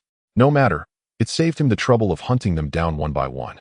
He shoved the last few gold bars into a cloth bag, tied it tightly, and moved the bags and chests of valuables to a relatively hidden corner of the treasury. Then, picking up the Qinglin spear, he turned to face the treasury door. Boom, boom, boom. Heavy thuds echoed as the bandits outside tried to ram the door open. "You inside. Come out and face your death," someone outside shouted arrogantly. Zhou Ming sneered, stepped forward, and pulled the treasury door open. Outside, over 20 bandits had gathered, armed with blades, spears, and torches, blocking the entrance completely. Leading them was a burly man wielding a 9-ring broadsword, his aura fierce, likely the strongest among the remaining bandits. When he saw Zhou Ming, a flicker of surprise crossed his eyes, clearly not expecting the infiltrator to be so young. But as his gaze passed Zhou Ming to the open chests and scattered valuables inside the treasury, his eyes blazed with greed and fury. "You little brat! How dare you steal from Taisher stronghold? You're asking for death," the burly man roared. "Brothers, chop him up. The treasure in the treasury is for everyone. Kill." Driven by the lure of treasure, the bandits charged forward with bloodshot eyes. Zhou Ming's gaze was icy. Instead of retreating, he stepped out of the treasury threshold, his Qinglin spear striking like a venomous dragon, aimed first at the 2 bandits in the lead. Thud, thud. The spear tip precisely pierced their throats, sending up 2 sprays of blood. The slaughter began anew, but this time within the lair of Taisher's stronghold itself. Using the treasury door as a shield to avoid being surrounded, Zhou Ming unleashed his spear technique, each thrust claiming a life like the king of hell summons. These remaining bandits were far weaker than the elites Luo Hong had let out, and they lacked the threat of strong bows and crossbows. Before Zhou Ming, they were like chickens and dogs. Screams, curses, the clash of metal, and the sound of blades piercing flesh wove a bloody symphony in the clearing before the treasury. Seeing his men nearly halved in an instant, the burly man was both shocked and enraged. He bellowed and swung his 9-ring broadsword in a fierce chop at Zhou Ming. The blade whistled through the air with immense force, showing some skill. Zhou Ming snorted coldly. Without dodging, he flicked the Qinglin spear using the collapsing force technique from the thunderclap spear art. The spear shaft coiled around the broadsword like a serpent, then twisted and burst. Clang! The burly man felt a strange, spiraling force, nearly losing his grip on the broadsword as his tiger's mouth split. Panic surged in his heart, and he tried to retreat, but it was too late. A cold spark rapidly enlarged in his single eye. Thud! The spear tip pierced his throat and emerged from the back of his neck. The light in the burly man's eyes dimmed swiftly, and his massive body crashed to the ground. With their leader dead, the remaining bandits completely broke, fleeing in all directions with cries of terror. Zhou Ming didn't bother chasing these stragglers. He quickly returned to the treasury and retrieved the bags and chests of valuables he had hidden. He also grabbed a small wooden box from the corner of the treasury, which seemed to contain some books and papers, taking it along as well. Then, carrying the loot, he moved like lightning toward the cliffside at the back of the stronghold where he had infiltrated. Occasional bandits who tried to block his path were swiftly killed with a single spear thrust. Soon he reached the cliff. He tied the loot securely with ropes and lowered it down the precipice. Then, using the Gecko climbing technique, he quickly slid down. Once at the bottom, he untied the ropes, shouldered the loot, oriented himself, and hurried toward the hollow where he had tied his horse. By the time he found his dun horse, secured the loot, and mounted, the sky was fully bright. The morning sun leaped over the ridge, casting golden rays across the vast verdant forest. It also illuminated the bandit stronghold behind him, now shrouded in faint cooking smoke and panicked chaos. Zhou Ming cast one last glance back at Taishi's stronghold, his expression indifferent. After this night, even if remnants of the bandits remained, the stronghold was severely crippled and no longer a threat. Qiantong and Zhao Meng hadn't returned by now. They were likely terrified and had fled far away. That was their good fortune. He gently shook the reins. Giddy up. The dun horse neighed loudly, broke into a gallop, and sped back along the path toward Baishui County. The autumn breeze brushed his face, carrying the fresh scent of the forest, dispelling the faint smell of blood on him. Zhou Ming rode through the woods as the sky shifted from deep indigo to a pale fishbelly white. Morning mist drifted among the trees, and birds chirped crisply. The night's killing seemed washed away by the fresh dawn light. He calculated the time, aiming to return to the woodland where he had parted with the guards before the sun fully rose. The Taishi's stronghold was broken, the loot in hand. Though he hadn't slept all night and had fought fierce battles, his vitality was strong, his inner energy flowed unceasingly, and his spirit remained sharp. The dun horse was swift, carrying Zhou Ming and the large bundle of loot as it flew along the mountain path. After about half an hour, the familiar woodland came into view. The guard left behind was named Chunshan, a family retainer of the Chun household, steady and loyal. He had barely slept all night, ever watchful of his surroundings. Now he sat leaning against a large tree, his shoulder wound, freshly bandaged, gripping his steel blade tightly, ears straining. Hearing hoofbeats approaching, Chunshan tensed immediately and cautiously peered out. When he recognized the rider as Zhou Ming with a bulging bundle behind him, his taut nerves finally relaxed. Joy spread across his face as he quickly rose to greet him. "Young Master Zhou, you've returned." Chunshan's voice was filled with excitement and relief. Zhou Ming reined in his horse and dismounted with agile movements, showing no signs of fatigue. He handed the reins to Chunshan and nodded. "Mission accomplished. Taishi's stronghold is broken. The bandit leaders are dead or fled, and the stronghold is no longer a threat." Chunshan was so moved, he could barely speak. He bowed deeply. "Young Master Zhou is incredibly brave. You have rid the people of Sanhe County of this scourge. Your merit is boundless." He paused, his eyes falling on the heavy bundle on the horse's back. "This is some ill-gotten gains retrieved from the stronghold's treasury," Zhou Ming said succinctly. "This place isn't safe. Pack up and leave immediately for Baishui County to meet up with Steward Wang and the others." Chunshan quickly agreed. "Yes, sir. Wait a moment, I'll harness the cart." The previous night, they had reorganized the remaining cart's cargo and camouflaged it with branches. Chunshan worked swiftly, soon getting the cart ready. Zhou Ming carefully placed the bundle of loot into the cart's bottom, covering it with other goods. "Young Master, you've been traveling all night. Why not rest in the cart? He'll drive," Chunshan offered, seeing Zhou Ming's torn, bloodstained clothes. Though he knew of Zhou Ming's martial prowess, he must have endured a fierce battle. Zhou Ming waved his hand. "No need. He'll ride the horse. You're wounded, so be careful driving. With that he mounted again. Qinshan felt grateful and didn't insist. He took his seat on the cart's front, cracked the whip, and the cart began to move. The dun horse trotted alongside as the two of them left the woodland that had witnessed a night of peril and slaughter, heading toward Baishu, the county, along the official road. A day later the morning sun grew brighter. They were not far from Baishui County now, and the official road had become increasingly busy with pedestrians and vehicles. There were farmers heading to market with shoulder poles, peddlers pushing wheelbarrows, and a few small merchant caravans.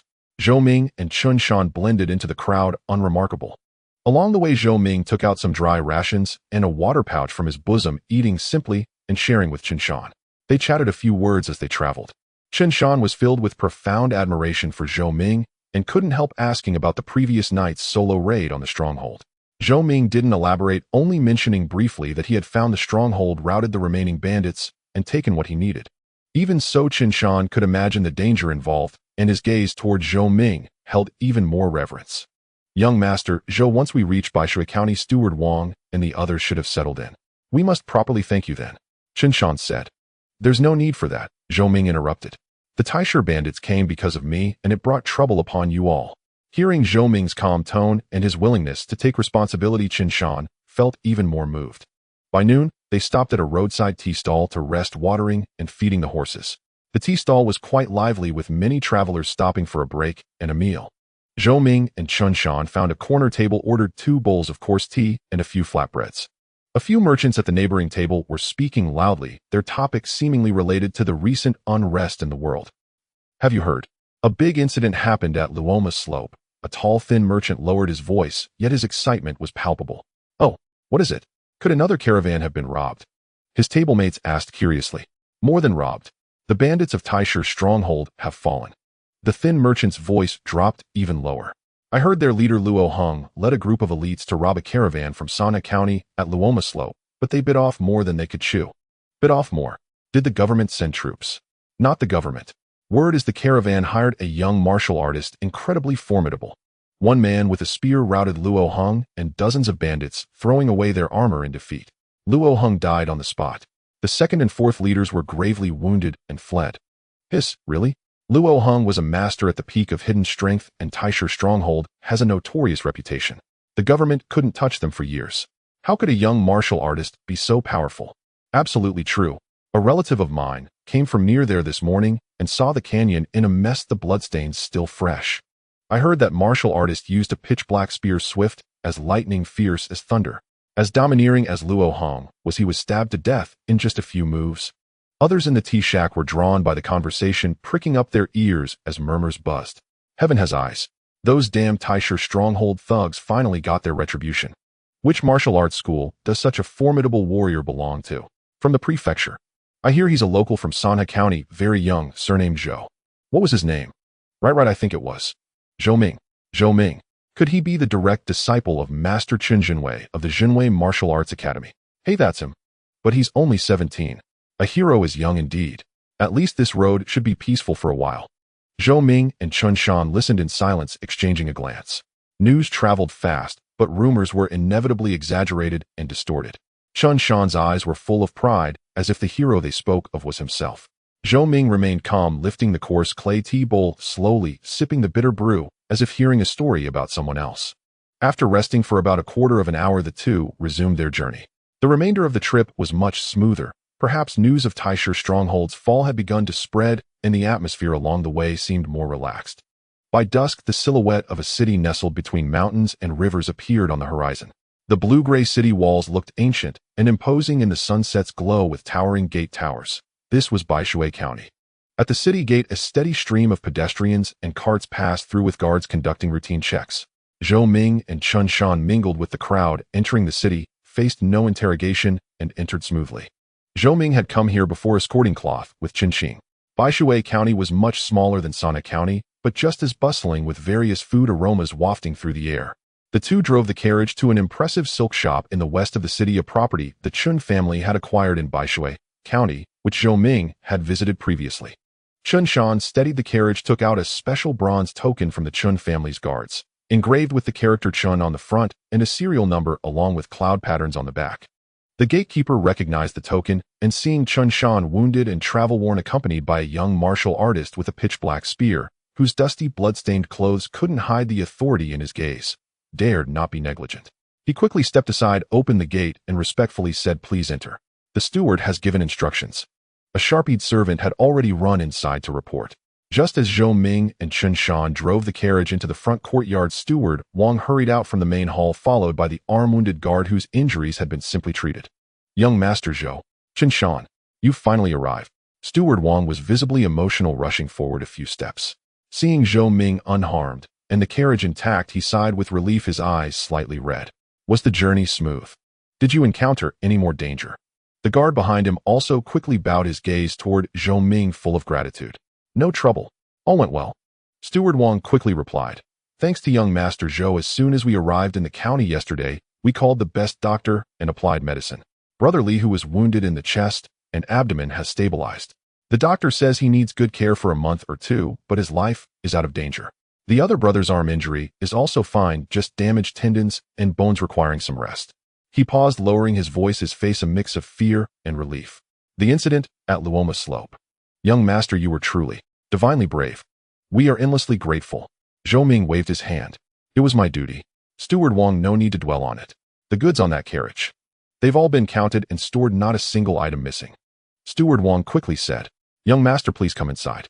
I've ordered hot water, a meal, and clean clothes prepared. Please wash and rest first. Brother Chun Shan, you've worked hard too. Go tend to your wounds." Chun Shan grinned simply. "Thank you, Steward. My injuries are nothing." Zhou Ming nodded without further ado. After a night of travel and battle, he indeed needed to clean up. A nimble servant promptly came forward, leading Zhou Ming to a quiet side room in the rear courtyard. Inside, hot water, clean cloths, and a new set of dark blue fitted clothes were laid out, the size surprisingly fitting. Clearly Steward Wang's thoughtful arrangement. Zhou Ming washed up, refreshingly changed into the new clothes, and handed his blood-stained old ones to the servant. He felt invigorated, and the lingering fatigue from the fierce battles was swept away. He didn't go to the front hall immediately. Instead, he stood quietly in the room for a moment, regulating his breath and circulating his chi, feeling the surging blood and more refined hidden strength within. A panel quietly appeared. "Heaven rewards diligence. Water finds its course. Fierce Tiger Stance Mastery. 25400. Fierce Tiger Fist Mastery. 18400. Thunderclap Spear Art Fragment. First move 300300. Second move 93,400. Although he had been traveling these 2 days, Zhou Ming hadn't wasted time, and his overall strength had slightly improved. Zhou Ming dismissed the panel after a moment's thought. Just then a soft knock came at the door. "Young Master Zhou, the meal is ready. Steward Wang invites you to the front hall for dinner."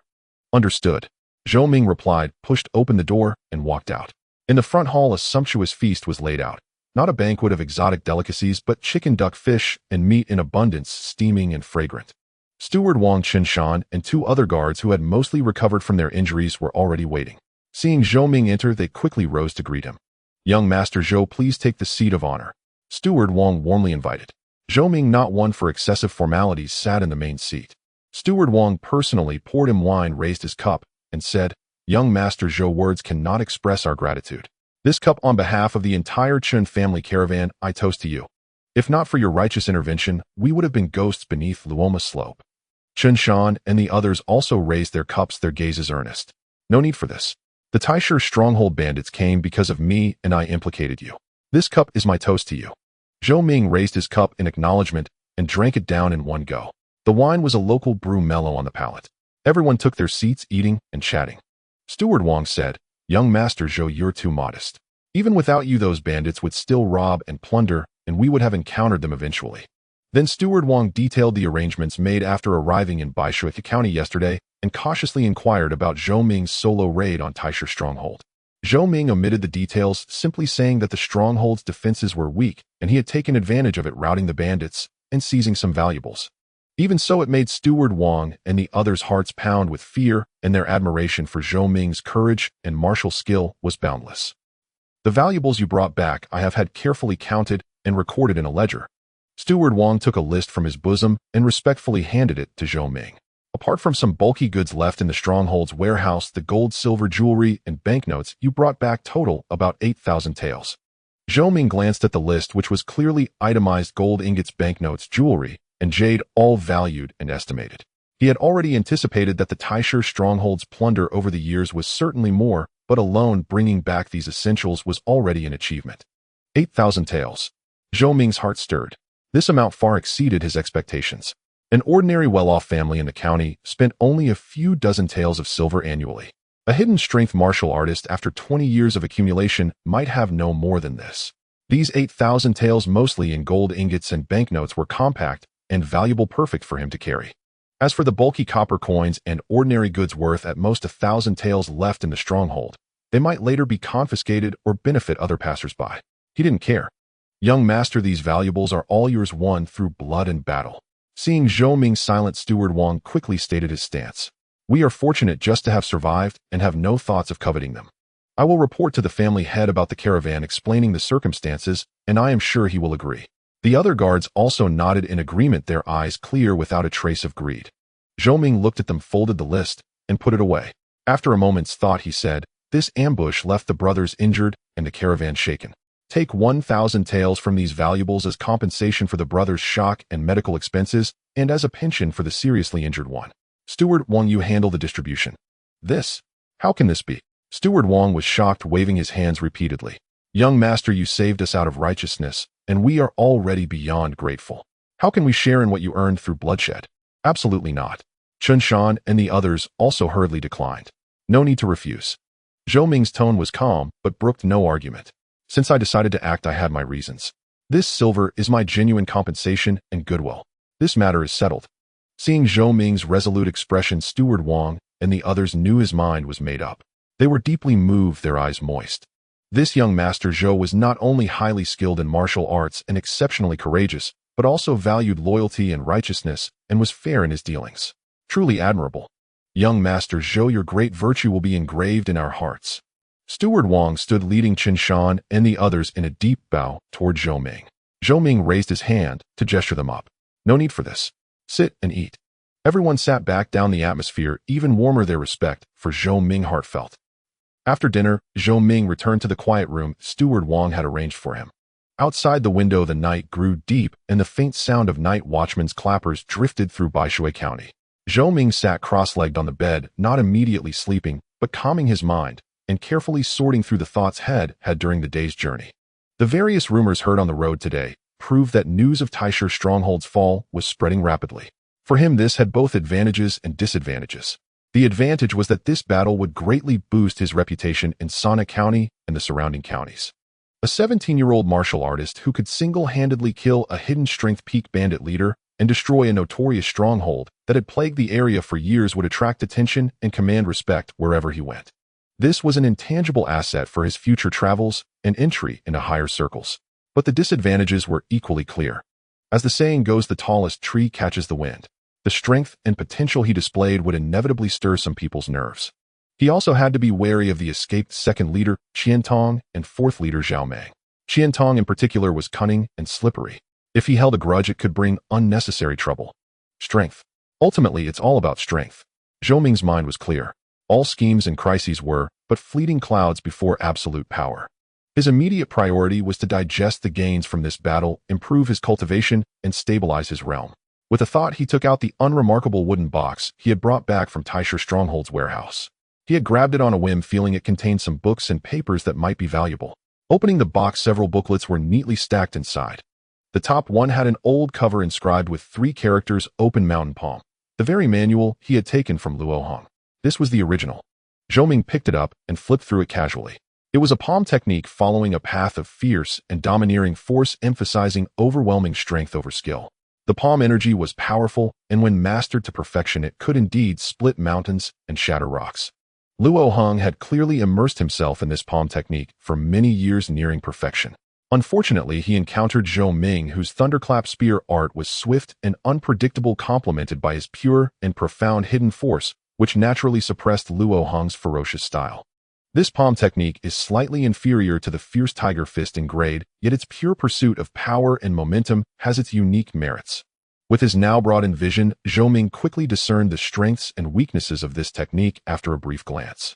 It can serve as a reference for inspiration, but it is not suitable as a primary practice. He set it aside and turned his attention to the other manuals in the wooden box. The next manual had a blank cover, its paper rough and coarse. Upon opening it, he found not martial arts secrets, but hasty sketches of terrain maps, markings, names, dates, and numbers. Apparently records of Ironstone strongholds, past raid targets, routes, loot distribution, and even clues hinting at covert dealings with certain figures beyond. Is this an account book or a journal? Zhou Ming flipped through a few pages, his gaze sharpening. Some entries vaguely pointed to wealthy households, merchant houses in neighboring towns, and even figures in officialdom. For Ironstone stronghold to have entrenched itself for years while official forces repeatedly failed to eradicate it, it would be difficult to achieve without an inside informant or some hidden understanding. This item, if it fell into the hands of someone with ambition, could stir up considerable turmoil. However, Zhou Ming had no intention of delving deeper for now. With his foundation still shallow, rashly involving himself in such troubles would bring more harm than good. He set this manual aside, planning to seal it away temporarily. Beneath it were several thinner manuals, some recording crude fist techniques and blade arts, others miscellaneous notes of little value. Zhou Ming skimmed through them quickly when his attention was suddenly caught by a small yellowed booklet of just a few pages. It had no cover, opening with an obscure incantation accompanied by several crude diagrams of human figures channeling energy. Concentrate the spirit and focus the mind, guide the chi through the mysterious gate, penetrate the subtle and minute, transform force and release. Zhou Ming murmured the opening lines, raising an eyebrow. This seemed to be a secret manual of insights on how to condense and utilize hidden force. He continued reading. Though the booklet was brief, the insights revealed between the lines were quite profound and refined. It elaborated in detail on techniques for more efficiently stimulating one's blood and energy, transforming force and releasing it. While some parts were ambiguous, perhaps due to the recorder's own limitations in cultivation, the ideas and methods contained within were a godsend for Zhou Ming, a martial artist who had just stepped into the realm of greater completion in hidden force. Excellent. Joy lit up Zhou Ming's eyes as he carefully tucked away the nameless manual, planning to study it thoroughly in the days to come. Apart from the mountain-splitting palm manual, which could serve as a reference to aid his cultivation of the fierce tiger fist, the rest were of little immediate use. He closed the wooden box and set it aside. The spear art still needs practical combat to hone it to advance more swiftly, Zhou Ming mused. Now within the hidden force realm, it was hard to find anyone who could threaten him. Perhaps it was time to consider leaving Sanhe County and venturing into a broader world. The prefectural city, there were more and stronger martial artists, richer resources, and fiercer competition. But before that, he needed to inform his master and digest the gains from this journey. The fortune of 8,000 taels of silver was enough to sustain his cultivation for a long time, and even allowed him to purchase precious elixirs to aid his training. He'll return to Sanhe County first and discuss it with master, Zhou Ming resolved. With his mind made up, he relaxed and began his daily evening practice. First, he stood in a stance for half an hour, his blood and chi as heavy as mercury circulating through his body to nourish his organs, bones, and muscles. Then he slowly performed a set of the fierce tiger fist, the wind howling with each punch, hidden force surging with the movements, making his blood and chi even more vibrant. Finally, he took up the azure scale spear and in the confined space of the room, slowly practiced the forms of the thunderclap spear art.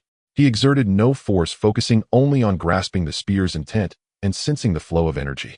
Half an hour later, Zhou Ming ceased his practice and stood upright, a faint sheen of sweat on his brow, his breath deep and steady. He washed up, extinguished the lamp, and went to bed. The night passed uneventfully. The next morning, Zhou Ming woke early. Pushing open the window, the dawn light was faint, and the air carried the crisp chill of autumn. Servants were already sweeping the courtyard. Zhou Ming washed and dressed, donning a clean blue outfit. He carefully wrapped the azure scale spear in a cloth case and slung it over his back. He had already reorganized the bundle of wealth. Gold ingots and silver notes were stored close to his body, while the bulkier but valuable jewelry and jade were packed separately. Just as he finished preparing, Steward Wang came personally to invite him to breakfast. At the table, Steward Wang informed him that the severely injured guard was in stable condition, able to take some liquid food, and the doctor said rest would bring recovery. The other guard with an arm injury was also recovering well. Young Master Zhou, what are your plans next? If you're returning to Sanhe County, we can travel together for mutual protection on the road. Steward Wang asked. Zhou Ming nodded slightly. All right, we'll return to Sanhe County today. Seeing Zhou Ming's agreement, after breakfast, Steward Wang went to arrange the horses and carriage. Chun Shan and the other guards, though their wounds were not fully healed, were no longer in serious condition and could manage riding. The severely injured guard, surnamed Li, had to stay in Baishui County to continue recuperating. Steward Wang had arranged for a reliable clerk from the silk shop to care for him and left sufficient silver. By the end of the Qin hour, everything was ready. Zhou Ming, steward Wang Qinshan, and 2 other guards, 5 riders in a carriage loaded with Zhou Ming's belongings, departed from the main gate of the silk shop, merging into the morning flow of people and vehicles in Baishui County, heading toward the city gate. Traveling light, they made much better speed than on the way here. Zhou Ming rode a bay horse, the azure scale spear laid horizontally across his saddle, his gaze calm as it swept over the shops and pedestrians lining the streets. After the battle at Luoma Slope, his mentality had quietly shifted. His eyes now held more insight and composure. At the city gate, the guards inspected the travel permits and merchant credentials. Steward Wang presented briefly, checked the carriage, and waved them through. The 4 rode out of the city, galloping along the official road toward Sana County. The autumn sky was clear and crisp. The fields on either side had been harvested, revealing brown earth, while the distant mountains were ablaze with layers of colorful foliage. The atmosphere on the return journey was much more relaxed. Though Steward Wang and the others bore injuries, their lives were not in danger, and with the mission accomplished, their spirits were high. Young Master Zhou Qinshan rode up alongside Zhou Ming, unable to resist asking, "What are your plans after returning to Sana County? Will you continue training at the martial arts school?" Zhou Ming looked ahead. "First, he'll report back to Master at the school. Then perhaps he'll go to the prefectural city." "The prefectural city?" Qinshan's eyes lit up. "That's a big place. I've heard there are countless masters. Their martial arts are extremely flourishing, and there are even legendary experts above the transforming force realm." Steward Wang also urged his horse closer and interjected, "With young Master Zhou's talent and strength, you're sure to shine brilliantly in the prefectural city. But the forces there are complex, with dragons and snakes mingling. You must be extra cautious." Zhou Ming nodded. "Thank you for the advice, Steward Wang. I know my limits." Now a greater completion expert in hidden force with lethal techniques like the thunderclap spear art, his strength was already top tier within the hidden force realm. But in the prefectural city, hidden force martial artists were numerous, with no shortage of transforming force experts, and even those beyond that realm, the true peaks to aspire to. He needed a broader world, greater pressure to hone himself and seek breakthroughs. As for Sana County, it was ultimately too small. As they talked, the horses' hooves kicked up clouds of dust. Occasionally, they encountered other travelers and merchant caravans. Some recognized Steward Wang and the Chen family carriage, and seeing Zhou Ming's youthful, extraordinary bearing with a spear on his back, they couldn't help but glance more and whisper among themselves. Zhou Ming remained impassive, as if he hadn't heard. At noon, they stopped at a roadside market town to rest and water the horses. Just as they sat down in a tavern, they heard several traveling merchants at the next table loudly discussing. The topic was once again the Luoma Slope incident. "Absolutely true. My cousin was in the caravan behind and saw it with his own eyes. That Zhou Ming with his black spear routed dozens of bandits, and Luo Hong is fierce as he was couldn't last 3 moves. I heard he's only 17. My heavens, what will he become in the future? Martial instructor Chen Jinwei has truly taken a fine disciple. Not just the school. Our whole Sana County shines with pride for producing such a figure. From now on, traveling this trade route, we can hold our heads higher. Indeed, the master is already formidable, but the disciple might even surpass him. This young Master Zhou, when he grows, will at least become a greater completion expert in transforming force."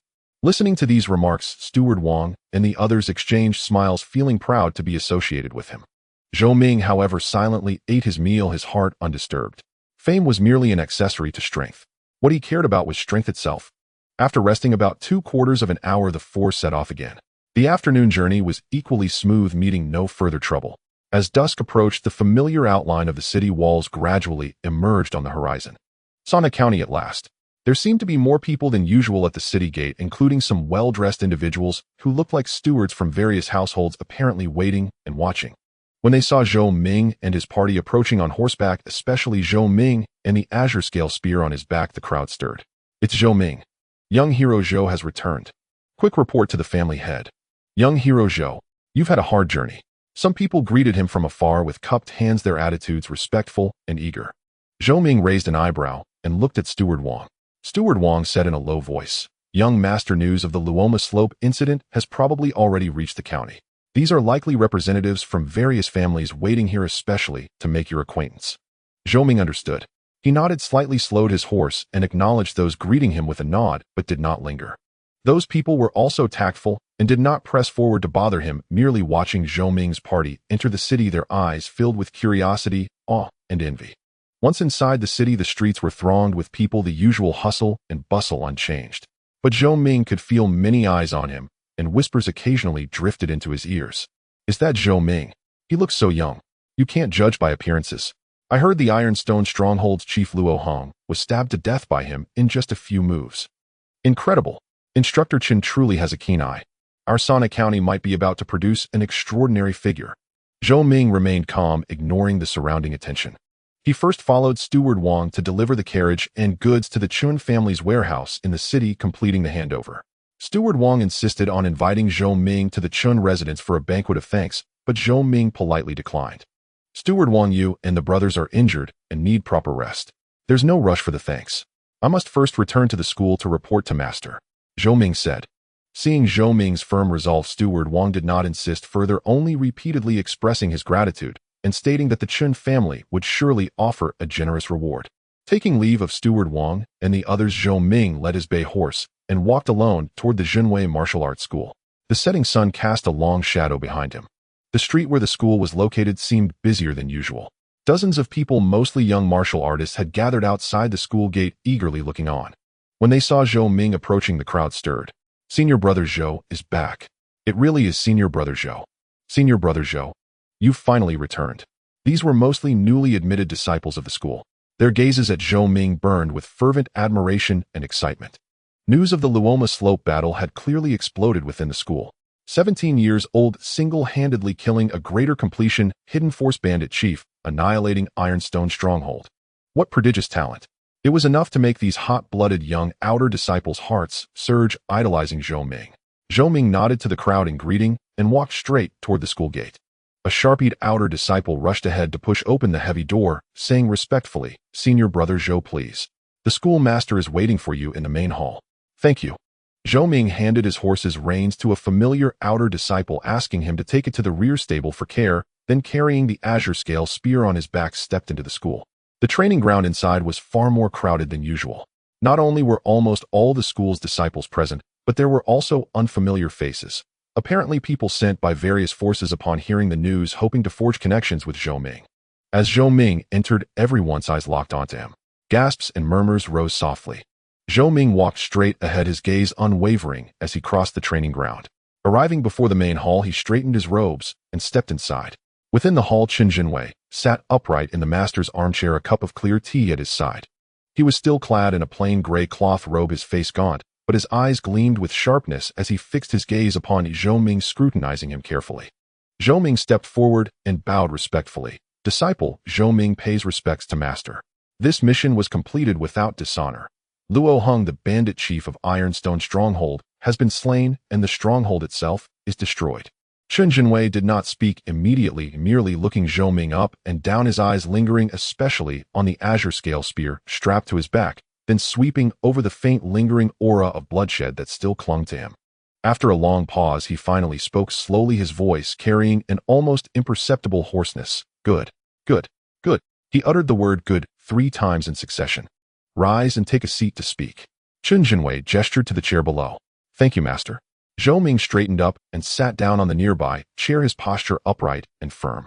Qin Jinwei picked up his teacup, took a gentle sip to calm his thoughts, and then said, I have already received the detailed account of the events at Luoma Slope from Qin Qing. You did exceptionally well, not only slaying Luo Hong, but also completely eradicating the scourge of Ironstone Stronghold.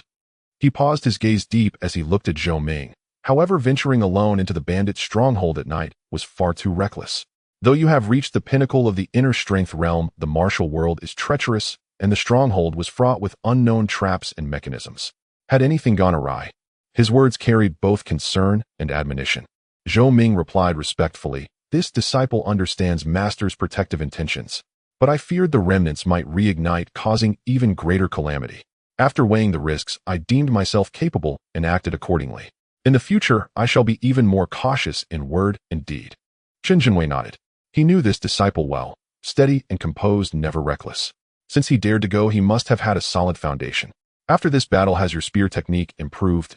Qin Jinwei changed the subject, a glint of interest in his eyes. Zhou Ming replied, In the life and death struggle with Luo Hong, I gained some new insights into the second form of the thunderclap spear art, achieving a slight advancement. Oh, let me see you demonstrate it, Qin Jinwei said. Zhou Ming rose, walked to the open space in the hall, unstrapped the azure scale spear, and removed its cloth cover. The jet black spear shaft gleamed with a cold luster under the hall's light. He stood holding the spear, his aura condensed and heavy. The next moment the spear moved. He did not employ inner strength, only practicing the pure forms. But the spear's shadows unfurled like a dragon, at times swift as lightning, piercing the air with a soft hissing sound, at others elusive and unpredictable, with trajectories hard to trace. The thrust and snap forms flowed effortlessly from his hands, yet merged into a seamless whole, faintly carrying the momentum of wind and thunder. This was precisely the integrated application of the first form thunderclap thrust and the second form thunderclap snap of the thunderclap spear art. Though no force was exerted, the fierce and domineering spear intent had already made the air in the hall feel stifled. Chen Jinwei watched without blinking, the sharpness in his eyes growing increasingly bright. With his discerning eye, he could naturally see that Zhou Ming's mastery of the spear art had reached a profound level. What was even more commendable was the blood-forged killing intent and decisiveness embedded in the spear forms, qualities hard to cultivate through solitary practice alone. After completing the set, Zhou Ming reined in the spear and stood still, his breath steady. Excellent. Chen Jinwei clapped in admiration. Your spear art has grasped the essence, and your killing intent is contained within. You have mastered the true spirit of the first two forms of the thunderclap spear art, making you unmatched among inner strength practitioners. He paused, then continued. Now that you have just reached the pinnacle of inner strength, you must refine it to permeate your entire body without leakage, so that power bursts forth at a single thought. This requires painstaking effort and, more importantly, an opportune moment. You are still young. Achieving this much is already rare. Do not rush for quick results. Steady progress and a solid foundation are the true path. This disciple will remember master's teachings. Zhou Ming responded. Chen Jinwei pondered for a moment, then asked, now that you have revealed your strength and made a name for yourself, what plans do you have next? Zhou Ming said, I was just about to inform master. I intend to travel to the prefectural city in the near future to broaden my horizons. Chen Jinwei was not surprised by this. A fledgling eagle must eventually take to the skies. The pond of Sanhe County could no longer contain Zhou Ming, this gradually growing flood dragon. The prefectural city. Chen Zhenwei's gaze grew distant, as if recalling something. Very well. The prefectural city boasts a thriving martial atmosphere with countless experts and frequent appearances of golden core masters. It will be a better stage for you. However, his expression turned serious. The prefectural city is not like the county. Its forces are deeply intertwined and conflicts are fiercer and more perilous. Though your strength is considerable, always remember there are heavens beyond heavens and people beyond people. Act only after careful deliberation, be prudent and low-key, and prioritize self-preservation. Yes, this disciple understands. Zhou Ming replied solemnly. Chen Jinwei took out an iron token about half the size of a palm and handed it to Zhou Ming. The token was a dark red engraved with the character Xian on the front, while the back bore a pattern of swirling clouds. This is the identity token from my younger days when I joined the Seven Mysteries sect. If you can break through to the transformation realm before the age of 20, you can present this token and likely gain entry into the sect. Zhou Ming accepted the token with both hands. It felt cool to the touch and had a substantial weight. Master, what exactly is the Seven Mysteries sect? And is the Golden Core realm the stage beyond transformation? I knew you would ask. Rest assured I will explain everything to you. Chen Jinwei looked at Zhou Ming's curious and focused eyes, stroked his beard, and a trace of reminiscence flickered in his gaze. The Seven Mysteries sect. He began slowly, his voice carrying a distant tone, is one of the foremost great sects within Yuntai Prefecture. Its power and depth far surpass any county-level martial arts school. Zhou Ming sat quietly listening. The dark red token in his hand seemed to grow heavier. First, let me explain where we are, Chen Jinwei said, taking a sip of tea as he began his exposition.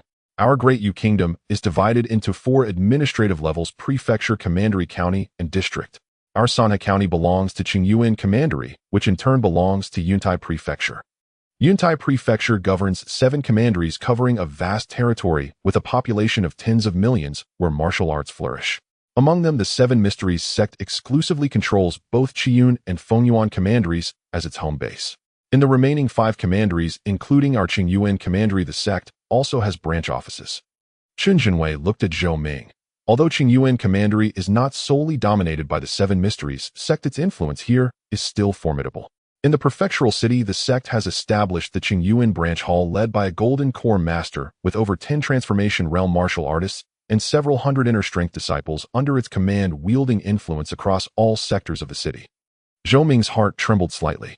With a population of millions in a single commandery and the Seven Mysteries sect having such strength in just one branch hall, the power of its main sect was unimaginable. As for the Golden Core realm, Chen Jinwei put down his teacup, his expression turning serious. This is indeed a realm you should understand now. He paused to organize his thoughts before continuing. Martial arts cultivation progresses from the external to the internal layer by layer. The inner strength realm you currently occupy involves opening the meridians within the body, generating internal energy, circulating blood and qi, and tempering the bones and muscles. Above inner strength lies the transformation realm. Chun Jinwei said, those in the transformation realm have internal energy that transforms and circulates throughout the entire body. Not even a feather can be added, nor a fly alight. Their control over their own strength reaches a microscopic level. With every gesture, power bursts forth, capable of being both rigid and soft, changing at will. At this stage, if one has no internal injuries, living to 80 or 90 is no problem. They are already considered masters in the eyes of ordinary people.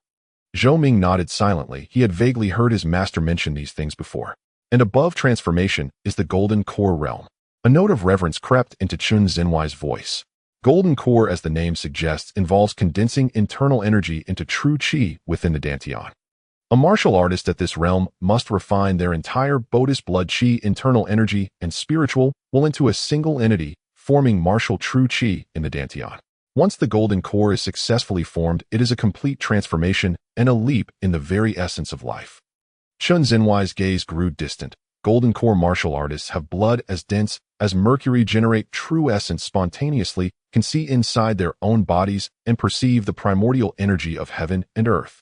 Their strength, speed, reflexes, and lifespan all far exceed those in the transformation realm.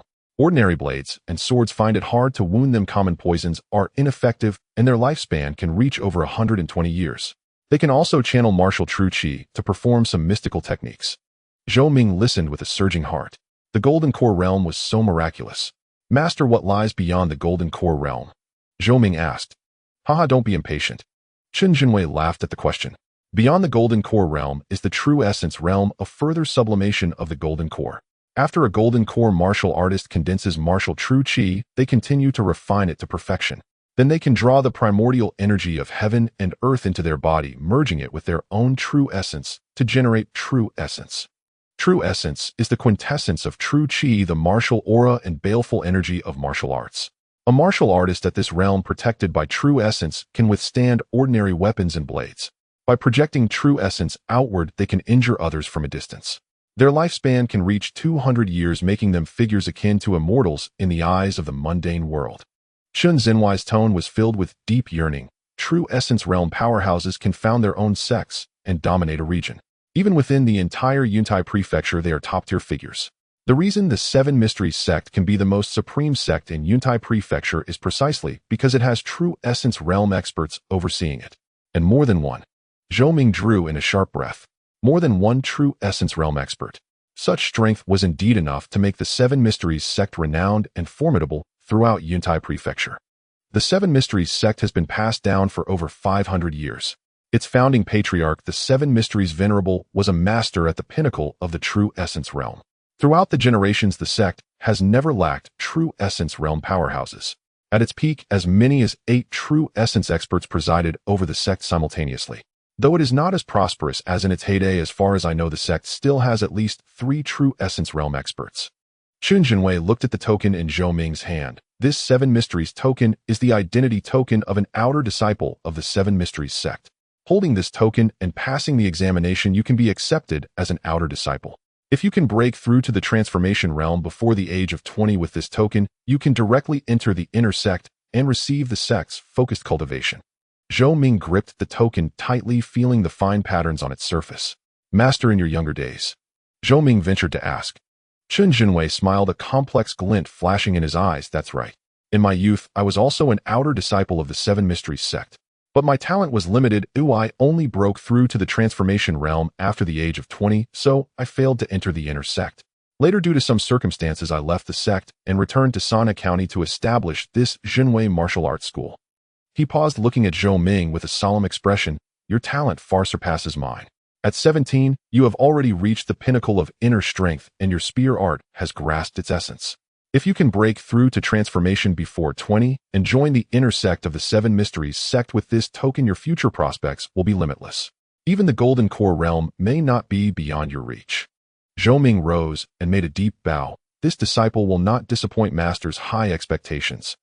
Chen Jinwei nodded with gratification. It is good that you have such ambition. However, one must eat bite by bite and walk step by step. Your foremost task now is to solidify your pinnacle inner strength realm, refine your foundation, and prepare for the impact of the transformation realm. This disciple understands. Zhou Ming replied. Chen Jinwei thought for a moment, then said, before you go to the prefectural city, there are several matters you must attend to. Please enlighten me, master. First, once you arrive in the prefectural city, be sure to act with utmost discretion and avoid forming grudges lightly. The prefectural city is teeming with inner strength martial artists, and transformation realm experts are not rare. Furthermore, various major forces are deeply intertwined, and one misstep can easily entangle you in conflict. Second, regarding money. The wealth you obtain from Ironstone Stronghold is a huge sum. You must handle it properly. In the prefectural city, always remember not to flaunt your wealth. Third, the martial arts circles in the prefectural city have their own rules. Make more friends with like-minded people and avoid getting involved in power struggles. If an opportunity arises, you can join some loose organizations of martial artists. This way you can both gather information and look out for one another. Chen Jinwei elaborated on each point, all drawn from his years of experience. Zhou Ming committed them all to memory. This disciple will remember master's teachings. Zhou Ming said respectfully. Chen Jinwei waved his hand. All right, that's all that needs to be said. Go back and get some good rest. Spend the next few days properly settling your personal affairs, and there is no rush to depart until you are fully prepared. Yes, master. Zhou Ming bowed once more, carefully stowed the 7 mysteries token, shouldered the azure scale spear, and withdrew from the main hall. Outside the hall, the sky had completely darkened. Lanterns had already been lit within the martial arts school. Many apprentices were still diligently practicing on the training ground. When they saw Zhou Ming emerge, they cast looks of reverence in his direction. Zhou Ming nodded slightly in acknowledgement and walked straight toward his small courtyard. After a few steps, he saw a familiar figure waiting there. It was Qin Qing. Junior brother Zhou. Qin Qing approached with a smile on his face. Congratulations on your safe return and for making a name for yourself throughout Sanha. Zhou Ming laughed and replied, Senior brother Chen is too kind. It was merely a stroke of luck. Qin Qing shook his head. Don't be so modest, junior brother. The battle at Luoma Slope is now the talk of the entire county. He paused, lowering his voice. My father asked me to tell you that if there is anything the Chun family can do for you, just say the word. Thank you for Patriarch Chen's kindness. If I have any need, I will certainly not hesitate to ask. Zhou Ming clasped his hands in thanks. After exchanging a few more pleasantries, Zhou Ming took his leave. Walking on the path back to the small courtyard, Zhou Ming's thoughts were in turmoil. His master's words today unveiled a broader world of martial arts. The 7 profound sect, the Baodan realm, the true Qi realm. These concepts that once felt distant have now become his goals for the future. I must break through to the transformation stage before 20. Zhou Ming clenched his fist. He was now 17 years old with 3 years left. Given his current progress, along with the assistance of the Heavenly Daos, reward for hard work, breaking through to the transformation stage within 3 years should be assured. However, breaking through to the transformation stage was no easy feat. Transitioning from the hidden strength to the transformation stage was a qualitative leap. It required practicing hidden strength to perfection, permeating every inch of skin and every acupoint, harmonizing the power and letting it flow from the heart. Moreover, it required precious cultivation resources. First, I should go to the county town, see the world, and purchase some valuable cultivation resources, Zhou Ming resolved in his heart. Arriving at the entrance of the small courtyard, the moonlight was hazy and Zhou Ming's small courtyard was quiet. Pushing open the courtyard door, he saw a familiar figure sitting at the table, engaged in needlework under the dim glow of an oil lamp. It was his mother, Madame Zhou Wang. Hearing the footsteps, she raised her head, and upon seeing Zhou Ming return, she quickly set down her work and came over to greet him. Minger is back. Madame Zhou Wang's face wore a smile, though her eyes betrayed her lingering worry. Mother. Zhou Ming set down his gun pouch and the money bag, stepped forward and gently took his mother's arm. It's so late, why haven't you rested yet? Mother couldn't sleep thinking you should be back these past 2 days, so I waited here for you. Madame Zhou Wang urged Zhou Ming to sit, examining him closely in the light. Let me see. Are you hurt? No, I'm fine. Zhou Ming smiled slightly. You're saying you're fine. But Madame Zhou Wang's eyes reddened, her voice choking. Today, news in the martial arts school spread everywhere, saying you single-handedly killed so many vicious bandits. My heart almost jumped out when I heard this. Those were ruthless killers. How could you? How could you take such risks? Zhou Ming grasped his mother's somewhat rough hand, speaking softly. Mother, I am fine. Look, I have returned unscathed. Although those bandits were fierce, I have achieved some martial skills and can handle it. Moreover, the bandit leader Luo Hong came after me. If I hadn't acted, it would have endangered the lives of several members of the Chun family's caravan. Mother knows you are a good child, responsible. Madame Zhou Wang wiped her eyes. But you are my only flesh and blood. What if something goes wrong? How would I live? Mother, please don't worry. Zhou Ming's voice was steady and firm. I know how to act wisely. I would never joke with my life. See, I have returned without a scratch. Madame Zhou Wang looked Zhou Ming up and down again, noticing that he indeed looked rosy and clear-eyed, and his clothes were clean, which made her feel a bit relieved. You have always been sensible and determined since you were young. I cannot control you now. Madame Zhou Wang sighed, and then asked, you haven't eaten yet, right? I will go heat some food for you. Mother, Zhou Ming pressed his mother's hand. Don't worry about it. Sit down and talk with me. Madame Zhou Wang then sat back down, watching her son, who had grown taller and more composed, feeling both gratified and complicated. Her son had grown up and made something of himself. Yet the path of martial arts was fraught with danger. How could a mother not worry day and night? Minger, if your father were still alive, seeing you achieve so much now, he would be so happy. Madame Zhou Wang said softly. Zhou Ming remained silent. If it weren't for his father Zhou Dashan taking his place in military service for the village chief's son, he probably would still be farming in the village. Mother, please rest assured I will definitely bring father back, Zhou Ming said softly. Madame Zhou Wang patted his hand. I believe in you. The mother and son chatted about the family matters. Madame Zhou Wang talked about the happenings in the martial arts school these past few days. Zhou Ming listened patiently, occasionally responding. This ordinary yet warm chatter gradually relaxed him from the tension of the intense battles. As night deepened, the moonlight poured through the window, casting a gentle glow on the ground. By the way, Mother, Zhou Ming took out a few silver notes from his pocket and placed them on the table. Please take this money. Madame Zhou Wang was startled when she saw the silver notes. The smallest denomination was 100 taels, and altogether it was probably over 1,000 taels. So much money. Madame Zhou Wang looked at Zhou Ming in shock. Minger, where did you get so much silver? From the extermination of the bandit stronghold, I obtained some spoils, Zhou Ming said casually. Mother, keep it. You should buy some new clothes and buy whatever you want. Don't be frugal. Madame Zhou Wang repeatedly shook her head. No. This money is too much. I can't take it.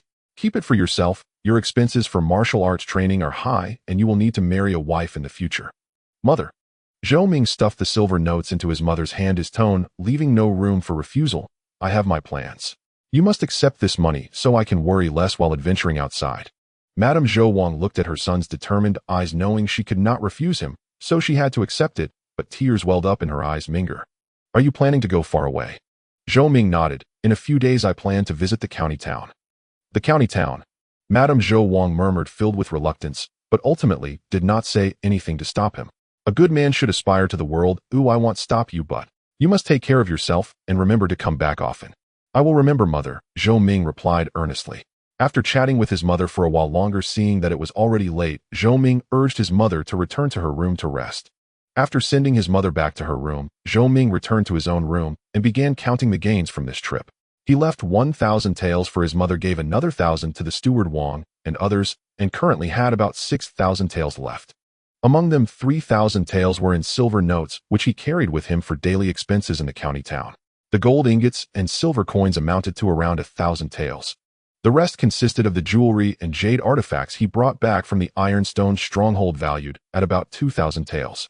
Tomorrow he planned to find an opportunity to liquidate them for silver notes, which would be more convenient to carry. As for the booklet containing the secrets of the ironstone stronghold, after much consideration, Zhou Ming decided to seal it away for now. This matter was too wide-ranging, and he was not yet capable of controlling it. However, there may be opportunities to profit from it in the future. Everything was tidied up, and it was already deep into the night. He did not immediately go to sleep, but sat down at the desk using the oil lamp to take out the nameless booklet he brought back from the ironstone stronghold and began to read it carefully. The booklet was only a few pages long, but the insights on the application of hidden strength within it were precious. The hidden strength is the essence of qi and blood connected to the mind, circulating through the body and reaching every bone.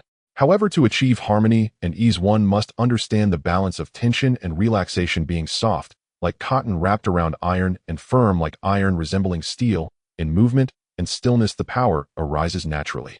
Zhou Ming pondered word by word, gradually gaining insights by combining it with his own cultivation experiences. Gradually, he felt that his control over the hidden strength within his body seemed to be more adept. The heavenly Tao rewards diligent effort. Everything comes naturally. Tiger stance, great achievement. 28,400. Tiger Fist Great Achievement, 19,400. Fragment of the Thunderstrike Spear Technique, first move 300300, second move 95,400. Indeed, it is useful. Zhou Ming opened his eyes, a hint of joy flashing in them. This nameless booklet, although not a complete technique, provided remarkable insights into the application of hidden strength. With this, his confidence in breaking through to the transformation stage increased by a few more points. Carefully storing the booklet, Zhou Ming blew out the oil lamp and went to bed. A night passed without incident. The morning sun filtered through the window, and Zhou Ming rose early. After his morning exercises, he carefully packed the jewelry and jade artifacts he brought back from the Ironstone stronghold into an inconspicuous cloth pouch, took his gun pouch, bid his mother farewell, and left the martial arts school. Walking on the streets of Sana County in the morning, Zhou Ming could clearly feel many gazes falling upon him as he passed by. The news of his return to the city had evidently spread, and he was now considered a celebrity in the county town. Look, that's Zhou Ming. He looks so young. I heard he is the one who killed the leader of the Ironstone stronghold, Luo Hong. Shall lower your voice. Low whispers occasionally drifted into his ears, but Zhou Ming maintained a calm expression and walked at a leisurely pace. He headed straight towards the east street of the county town, where the most prosperous commercial area was located, filled with gold and silver shops, jewelry stores, and silk shops. After turning a few streets, a grand two-story building appeared before him. The sign with golden letters on a black background read Jubiozai, and the entrance was spacious, adorned with intricate carvings, making it the largest jewelry store in Sana County. Zhou Ming stepped inside the store. The interior was elegantly arranged with various jewelry and jade artifacts displayed on the rosewood shelves against the wall, sparkling in the morning light that streamed in through the windows. A few attendants were polishing the counters, and upon seeing a customer enter, an older attendant came forward to greet him. "Good morning, esteemed guest." The attendant was speaking when his gaze landed on Zhou Ming's face, suddenly pausing, a hint of surprise flashing in his eyes. His attitude immediately became more respectful. "Are you young Master Zhou Ming?" Zhou Ming nodded slightly. "It's me." The attendant's face immediately beamed with a smile. "Oh, it's an honor to have young Master Zhou here. Please come inside and take a seat. Manager young Master Zhou has arrived." Before the words could finish, a curtain in the back room was lifted, and a slightly plump old man dressed in a dark blue silk robe, around 50 years old, hurriedly walked out. The old man quickly scanned Zhou Ming with his gaze, then broke into a warm smile and clasped his hands, saying, "A distinguished guest has arrived. How splendid. I am Lin, the manager of Jubiozai. Young Master Zhou, please follow me to the inner chamber and take a seat." Manager Lin clearly knew of Zhou Ming's reputation, and his attitude was extremely courteous. Zhou Ming returned the greeting. "Manager Lin is too kind. I have come today to ask your esteemed shop for assistance with some items." Of course. Manager Lin led Zhou Ming to the inner chamber, where they took their seats and personally served tea, saying, "Young Master Zhou, please sit. What items do you need assistance with?" Zhou Ming placed the cloth pouch he brought on the table and untied the strings. Instantly, a dazzling array of jewels and treasures filled his vision. Golden-laid jade bracelets, high-quality emerald pendants, gold hairpins embedded with red and blue gemstones, intricately carved sheep, fat jade ornaments. Over a dozen pieces of jewelry and jade artifacts, each a masterpiece clearly accumulated from years of plundering by the Ironstone stronghold. Manager Lin's eyes lit up, but he did not immediately touch them. Instead, he took out a pair of white gloves and put them on before cautiously picking up each item to examine them closely. He first picked up the gold hairpin inlaid with pigeon blood rubies and examined it against the light for a while. Then, using a small magnifying glass, he scrutinized the cut of the gemstone and its internal patterns, exclaiming, "Good quality." This ruby had a pure hue and excellent fire, weighing at least 3 fun. The gold craftsmanship was also top-notch, clearly the work of a famous master in the county. Putting down the hairpin, he picked up a block of emerald pendant, checking the clarity, color, and carving against the light. He mused, "Ice-type yang green, carved with the auspicious symbols of longevity and blessings, exquisite craftsmanship, and remarkably the material is intact without flaws." As he examined each piece, Manager Lin occasionally praised and sometimes pondered, his expression focused, clearly an expert in the field. Zhou Ming quietly sipped his tea without urging him. After about a cup of tea, Manager Lin put down the last jade artifact, removed his white gloves, and his smile became even warmer. "Young Master Zhou, each of these items is a gem. I have estimated their prices. Please let me know if they are suitable." Manager Lin took out a list from his sleeve on which each item's estimated price was already written. Zhou Ming took the list and glanced at it. The items listed clearly: golden-laid ruby hairpin estimated at 80 taels of silver. Ice-type Yang green emerald pendant estimated at 120 taels of silver. Zhou Ming set down the list and looked at shopkeeper Lin. The price you offer shopkeeper Lin is quite fair. Young master Zhou, your satisfaction brings me joy. Shopkeeper Lin beamed with delight. These items, if sold in the grand stores of the prefectural city, might fetch a few dozen taels more, but here in Sana County this price is already the pinnacle. I would never dare deceive you, young master. Zhou Ming naturally understood the reasoning. Sana County was after all a small place with limited purchasing power. The price offered was indeed generous, likely based on market rates for recovery. It seemed shopkeeper Lin intended to forge a favorable connection. Let it be as you say, shopkeeper Lin, Zhou Ming nodded. However, I would prefer to exchange it for banknotes for easier carriage. Naturally, shopkeeper Lin promptly replied. Excellent, said Zhou Ming. Shopkeeper Lin immediately summoned an apprentice to carefully collect the jewelry and jade from the table, sending them to the rear storeroom for registration. He himself fetched a banknote from Tongbao Bank worth 2,200 taels. Young master Zhou, please take it. Shopkeeper Lin presented the note with both hands. Zhou Ming took it, examined it meticulously, and upon confirming its authenticity, tucked it safely into his inner pocket. Thank you, shopkeeper Lin, Zhou Ming said with a cupped fist salute. You are too kind, young master. Shopkeeper Lin waved his hands repeatedly, then ventured cautiously. Your recent eradication of the Iron Rock stronghold and deliverance of the people is truly a cause for great rejoicing. May I ask what your plans are next? If you intend to stay in the county for a while, I would like to host a banquet in your honor. I appreciate your kindness, shopkeeper Lin. Zhou Ming declined politely. I have some private matters to attend to. Perhaps in a few days I might journey to the prefectural city. The prefectural city. Shopkeeper Lin's eyes lit up. That's a splendid place. Full of opportunities and broader horizons. With your abilities, young master, you are bound to make a name for yourself. He paused, then retrieved a name card from his bosom and handed it to Zhou Ming. I have some business acquaintances in the prefectural city. This is the card of shopkeeper Li from Rongchang Jewelry. He runs a shop in the Eastern Market and is an upright man. If you have any use for assistance there, present this and mention my name. It may be of some help. Zhou Ming took the card, reading the words, Rongchang Jewelry, Li Rongchang, followed by an address. Thank you, shopkeeper Lin. Zhou Ming expressed his gratitude sincerely. This shopkeeper Lin was indeed thorough and a worthy acquaintance. A mere trifle not worth mentioning. Shopkeeper Lin smiled. If you ever have similar items to sell or wish to acquire any curiosities, feel free to seek me out. I will always offer you the fairest price. After a few more pleasantries, Zhou Ming rose to take his leave. Shopkeeper Lin personally escorted Zhou Ming to the shop entrance, watching until he had disappeared into the distance before turning back. He instructed the apprentice, from now on, when young master Zhou visits, treat him with the utmost respect and never neglect him. Yes, shopkeeper, the apprentice quickly replied. Leaving the treasure-gathering pavilion, Zhou Ming felt a sense of relief with the 2,200 tael banknote securely in his pocket. Combined with the previous 3,000 tael note and 1,000 taels in gold and silver, he now carried about 6,200 taels in liquid assets, not counting the 1,000 taels left for his mother. This wealth was sufficient to purchase many precious cultivation resources in the prefectural city. Next, I must prepare for the journey to the prefectural city. Zhou Ming pondered. 5 days later at dawn, in the small courtyard of the Zhenwei Martial Arts School, Zhou Ming had finished packing his belongings.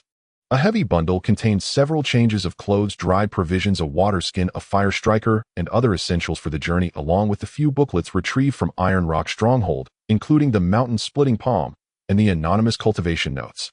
The banknotes and some gold ingots were kept close to his person, while the remaining gold, silver, and the secret booklet were safely hidden in a concealed compartment in his room, which he had disclosed to his mother. The azure scale spear was carefully wrapped in a specially made gray thick cloth sheath slung across his back.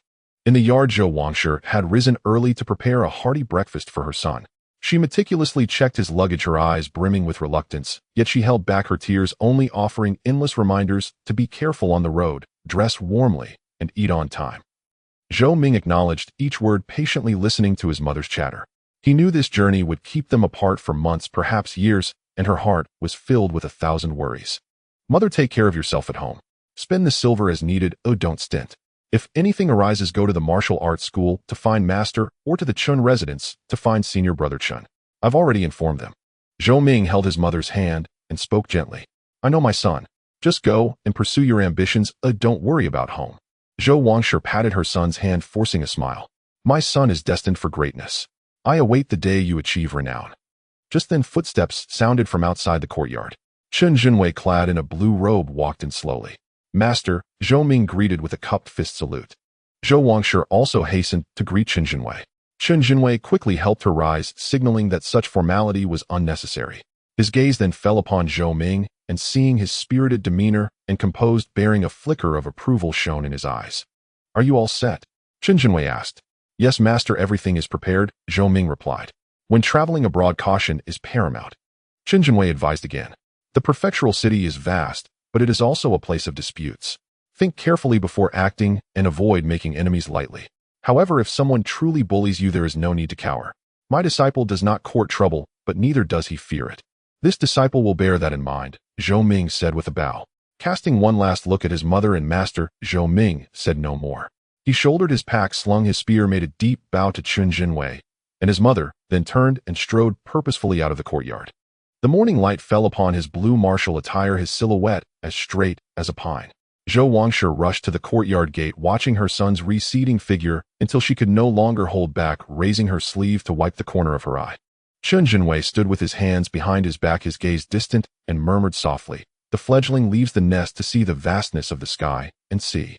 Let us see how high he can soar." Leaving the martial arts school, Zhou Ming led out the yellow man horse he had prepared earlier. He had purchased this horse with part of the spoils from the bandit suppression, spending 100 taels. Its stamina and speed were excellent, and it was gentle and obedient, a fine mount for a long journey. Mounting the horse, Zhou Ming took one last look back at Sana County. The ancient city walls, the curling wisps of cooking smoke, the familiar streetscapes, all lay tranquil and serene in the morning light. This was where his martial arts journey had begun, with his family, his master, and his fellow disciples. But the road ahead was his alone to tread. "Hiya!" With a soft command, Zhou Ming shook the reins. The yellow man horse broke into a trot, heading toward the city gate. Its hooves clattered crisply against the blue stone pavement. On both sides of the street, early rising vendors were already busy with pedestrians coming and going. Many recognized Zhou Ming and cast glances of respect, whispering among themselves. Zhou Ming looked straight ahead, urging his horse forward at a leisurely pace. Beyond the city gate lay the broad official road. Glancing back at the words Sana County on the gate, a surge of ambition swelled within him. Without lingering, he turned his horse's head and lightly squeezed its flanks. "Go!" The yellow man horse let out a long whinny, stretched its legs, and galloped northward along the official road toward Qingyuan Prefectural City. On either side of the road, autumn had deepened. The grass and trees were tinged with yellow, and the distant mountains were a dark, misty blue. One man and one horse, growing ever smaller, soon vanished at the road's end. The journey to the prefectural city was over 400 li. With a fast horse, it could be reached in a day. But for Zhou Ming, this was not merely a geographical distance, it was a new beginning for his martial arts career. Zhou Ming's gaze was resolute as he faced the autumn wind, riding at full gallop. His heart was filled only with a yearning for higher martial arts and boundless anticipation for the future. "Qingyuan Prefectural City, here I come." Zhou Ming had been riding along the official road for about 2 hours. It was just past noon when a crude roadside tea house appeared ahead. A few thatched sheds with a tattered tea banner fluttering in the autumn breeze. Several horses and a donkey laden with goods were tied at the entrance, indicating travelers resting there. Tired from the half-day's ride, Zhou Ming reined in his horse and dismounted. He tied the yellow man horse to a wooden post outside, unhooked his water skin from the saddle, and entered the tea house. Inside, a few scattered tables were occupied by travelers, mostly merchants and porters, dusty and weary, nibbling on their own dry rations while sipping coarse tea. Zhou Ming found an empty table near the back, leaned his azure scale spear against the wall, and took off his bamboo hat. "What can I get you, sir?" An old man with graying hair approached, carrying a teapot. "A bowl of hot tea and some food, and please water and feed my horse," Zhou Ming said, placing a small piece of silver on the table. "Right away." The old man took the money and soon returned with a steaming bowl of coarse tea and 3 plates of snacks. He also fetched a bucket of water and a handful of beans to tend to the horse outside. Zhou Ming lifted the tea bowl, blew away the steam, and took a slow sip. The tea was bitter, but its heat dispelled much of the chill from the windy ride. The snacks were also flavorful. As he drank, his gaze wandered and fell upon a man and a woman sitting in the opposite corner. They appeared to be in their early 30s, dressed in modest, slightly worn cotton clothes, like a couple from a humble household. The man had a simple, honest face, but now his brow was deeply furrowed, and he nervously rubbed his tea bowl. The woman was delicately featured, but her face was pale and her eyes were red and slightly swollen. She kept glancing toward the official road outside, her expression full of anxiety and unease. Their tea bowls had long been empty, yet they made no move to leave, as if hiding from something, afraid to step out the door. Zhou Ming's heart stirred slightly, but he paid it no further mind. On the road, everyone had their own troubles, and he was not one to meddle. Just as he finished his tea and was about to call for a refill, a commotion erupted outside the tea house. Where are they? Where did they go?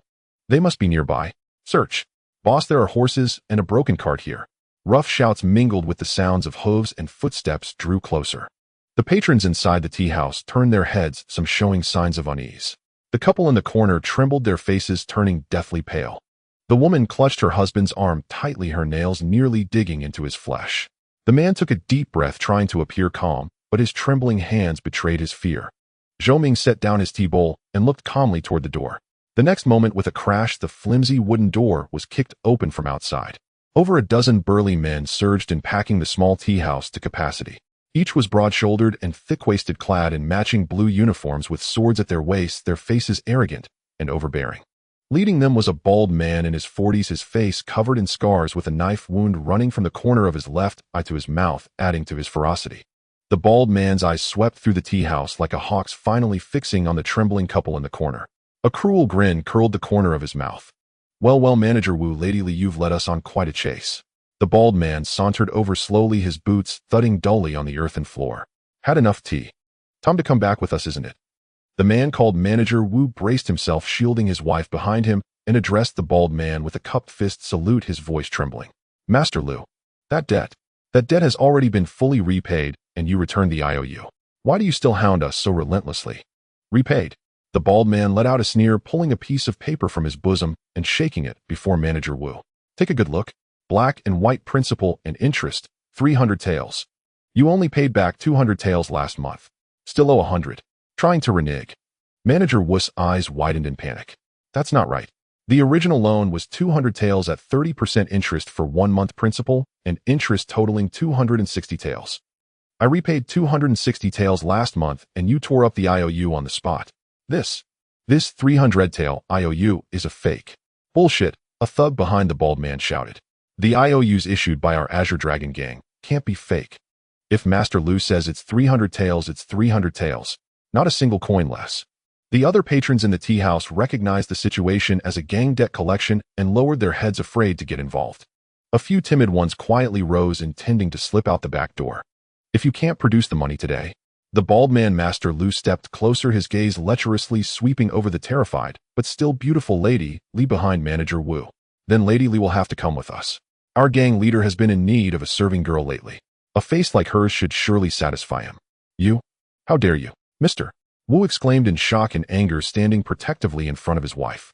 In broad daylight, is there no law left? Law? Liu Yi laughed heartily as if he had heard a great joke. In this territory, the Qinglong gang is the law. Brothers, take this woman away. 2 burly men stepped forward at the command, intending to bypass Mr. Wu and seize Lin Yangzi. In desperation, Mr. Wu reached out to push them away, but one of them slapped him across the face with a backhand, producing a sharp crack. He stumbled backward, crashing into the table, shattering teacups all over the floor. Master! Lin Yangzi cried out in alarm, rushing forward to support her husband. Hee, little lady, come with us. Another burly man seized Lin Yangzi's wrist, attempting to drag her outside. Lin Yangzi struggled and cried out desperately, but it was futile. The tea house fell silent save for her sobs and Mr. Wu's pain groans. The old shopkeeper cowered behind the stove, trembling, not daring to make a sound. Just as it seemed Lin Yangzi would be dragged out the door. Wait! A calm voice rang out, not loud, but clear enough to reach everyone's ears. All actions paused, and everyone's gaze turned towards the source of the voice. They saw a young man in a blue outfit with a long cloth bag slung across his back, slowly rising from a table in the corner. He wore a bamboo hat that obscured his face, but his posture was tall and upright. Just standing there, he exuded a calm demeanor like a mountain. Liu Yi squinted his eyes, sizing Zhou Ming up. Noticing his youth and plain attire aside from the strangely shaped bag behind him, he regarded him with slight disdain. Kid, which gang are you from? How dare you meddle in our Qinglong gang's affairs? Liu Yi asked with a sneer. Zhou Ming did not answer. He simply took off his bamboo hat, revealing a young face with sharp features.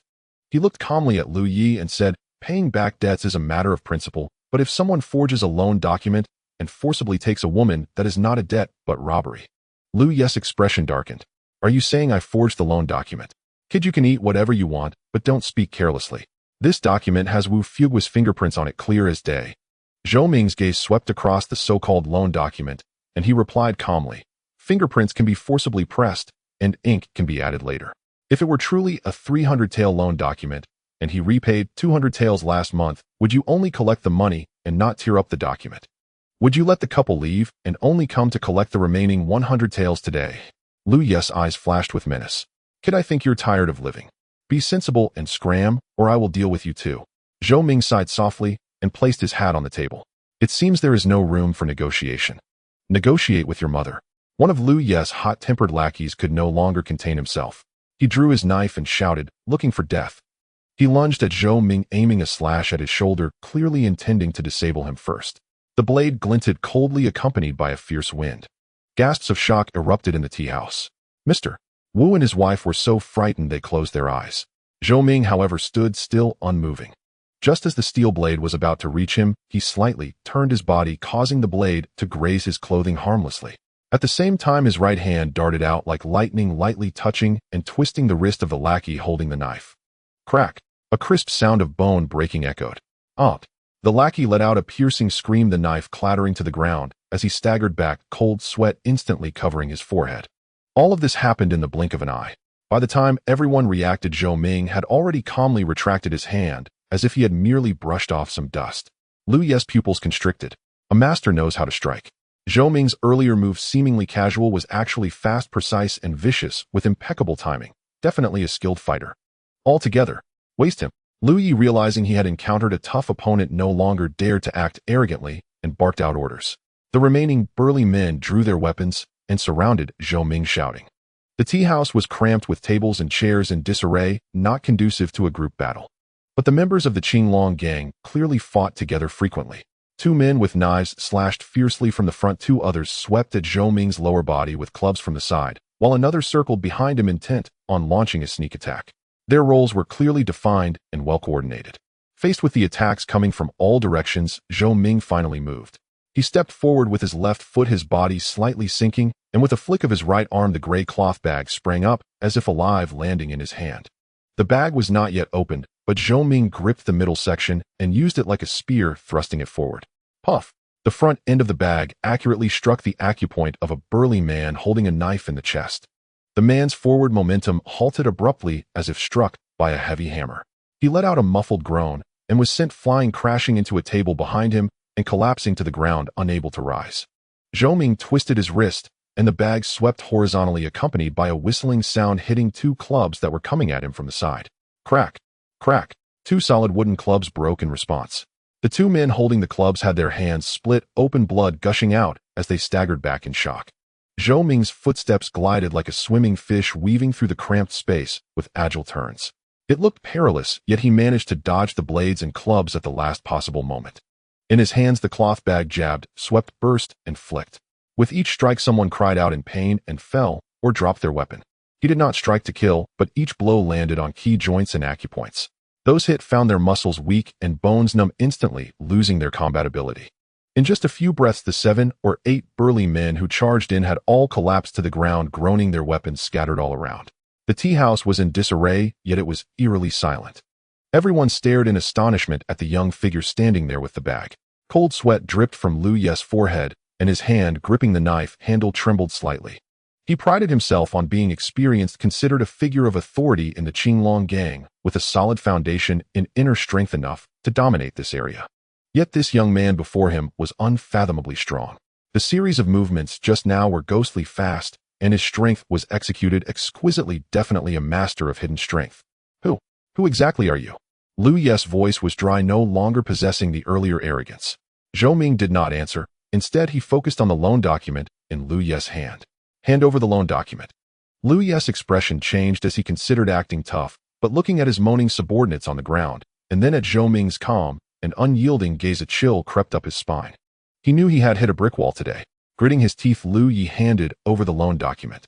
Zhou Ming took it, unfolded it, and indeed, as he expected, the ink was fresh and the position of the fingerprints was somewhat off. He casually handed the document to Mr. Wu, who was struggling to get up. Take a look, is this it? Mr.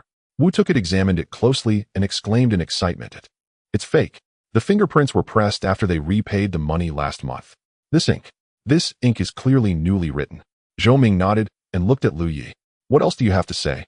Lu Ye's face turned pale, knowing he couldn't deny it. He had no choice but to lower his head. It is our fault, please. Please spare my life, hero. Extorting money and forcibly taking a woman, what should be done according to the law? Zhou Ming asked. Lu Yi trembled. Hero, we were just following orders. It was our gang leader. If your gang leader has grievances, let him come find me. For now, return the 260 taels of silver extorted from Mr. Wu and compensate for the losses of the tea house, then leave. Lu Yi showed a difficult expression. The money has already been handed over to the gang. I don't have that much on me. Zhou Ming's gaze turned cold. Lu Yi shivered in fear and hurriedly said, I have 50 taels on me. I will return it to Mr. Wu first. The rest I will go back to the gang to get, and I will definitely deliver it to Mr. Wu. Write an IOU. Zhou Ming said blandly. Lu Yi did not dare to defy him, and obediently wrote down 2 IOUs stating that he would return the remaining 210 taels to Mr. Wu within 3 days and pressed his fingerprint. Zhou Ming handed the IOU to Mr. Wu and made Lu Yi pay the old shopkeeper 2 taels of silver as compensation for the damaged tables and dishes. Take your men and scram. Zhou Ming waved his hand.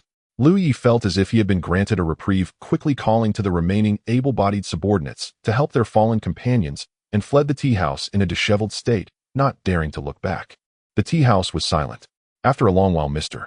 Wu finally helped his wife over to Zhou Ming, kneeling down with a thud. Thank you, hero, for saving our lives. If it weren't for your righteous intervention today, my wife and I would surely have. Zhou Ming reached out to support him. No need for formalities, let's speak. Mr. Wu and his wife insisted on bowing once more before standing up. Mr. Wu tore the fake loan document to shreds and then handed the 50 taels left by Lu Yi to Zhou Ming. Hero, this silver. This is your money, keep it yourself. Zhou Ming shook his head. Keep the IOU safe. If they dare not return it within 3 days, you can report my name at the Zhenwei Martial Arts Hall in Sonic County. Zhenwei Martial Arts Hall. Mr. Wu's eyes lit up. Are you? Zhou Ming, hero Zhou. Zhou Ming nodded slightly. Mr. Wu and his wife were even more excited. The incident at Luoma Slope had already spread around the area, and they had naturally heard of Zhou Ming's name. They just never expected to meet the real person and be saved by him. So it's hero Zhou. My apologies. Mr. Wu was about to bow again. Zhou Ming waved his hand. This is not the place to linger. Those people are from the Qinglong gang and will not let it rest. Where are you from? I will accompany you for a while. Mr. Wu was filled with gratitude. We are from Wu Family Village, 30 miles ahead, engaged in small business. We just got into trouble with the Qinglong gang. If we could have the hero escort us, we would be immensely grateful. Zhou Ming nodded, settled the tea bill, and even gave the old shopkeeper a piece of broken silver as compensation before leaving the tea house with Mr. Wu and his wife. Mr. Wu and his wife had an old donkey cart parked behind the tea house. Zhou Ming let them ride in the cart while he rode his horse ahead as a guide. Indeed, less than 10 miles from the tea house, dust rose on the official road behind them, and about 20 riders came galloping, led by none other than the bald Lu Yi, accompanied by a grim-looking middle-aged man in a brocade robe. Gang leader. That's the kid. Lu Yi pointed at Zhou Ming, gritting his teeth. The middle-aged man in the brocade robe had sharp eyes like knives, and from dozens of yards away he shouted, Kid up ahead, stop, right there. You harmed members of the Qinglong gang and disrupted our business. If you don't give us an explanation today, you can forget about leaving. Zhou Ming reined in his horse, turned to face the pursuers, his expression calm. Mr. Wu and his wife turned pale with fear. Hero Zhou, there are too many of them. You. Mr. Wu stammered. No worries. Zhou Ming replied coolly, his gaze fixed on the middle-aged man in the brocade robe. Are you the leader of the Qinglong gang? Indeed, I am the gang leader. The middle-aged man replied arrogantly. Kid, state your name. Sanhe County, Zhou Ming. Zhou Ming. The gang leader Zhao Tianxiong frowned, finding the name somewhat familiar. Suddenly a realization struck him, and his expression changed. Luoma Slope. Luo Hung from Tai Shizhai. You killed him. It was me, Zhou Ming admitted calmly. Zhao Tianxiong gasped, a glint of wariness flashing in his eyes. He was fully aware of Luo Hung's strength, having mastered dark strength and possessing unmatched destructive power. He was one of the most formidable figures in the green forest around Sonic County. Though he too had achieved dark strength, he doubted he could defeat Luo Hung, let alone Zhou Ming, who had killed Luo Hung. However, with his subordinates watching if he retreated now, how would the Qinglong gang maintain its reputation? How could they continue to stand firm in this area? Zhao Tianxiong's thoughts raced. Although the opponent was formidable, perhaps he had merely relied on his spear skills to kill Luo Hung by chance. With more than 20 men on his side, they could certainly overpower him. Greed and pride overpowered caution in the end. Zhao Tianxiong's gaze sharpened. Zhou Ming, you killed Luo Hong. That is your skill. Our Qinglong gang and Tai Shizhai have no quarrel, but you harmed my brothers today and disrupted my income. If I let you go just like this, how can the Qinglong gang maintain its face? Therefore, leave your valuables and apologize to Lu San. If you do so, I, the gang leader, will spare your life. How about it? Zhou Ming smiled, yet his smile held no warmth. And if I refuse, then don't blame me for being impolite. Zhao Tianxiong roared. Brothers, let's take him down together. Seize this brat, and you'll be richly rewarded. With the promise of heavy rewards and their leader's personal command, over 20 members of the Azure Dragon gang shouted in unison, spurring their horses and brandishing their blades as they charged at Zhou Ming. Hooves thundered, blades glinted, and the momentum was terrifying. Manager Wu and his wife shut their eyes in terror, daring not to look. Yet Zhou Ming sat steadfast on his horse, unmoving as a mountain. Only when the three leading riders were less than 10 yards away did he abruptly dig in his heels. The sorrel horse let out a long neigh and charged straight toward them. Simultaneously, Zhou Ming reached back and tore off the gray cloth gun cover.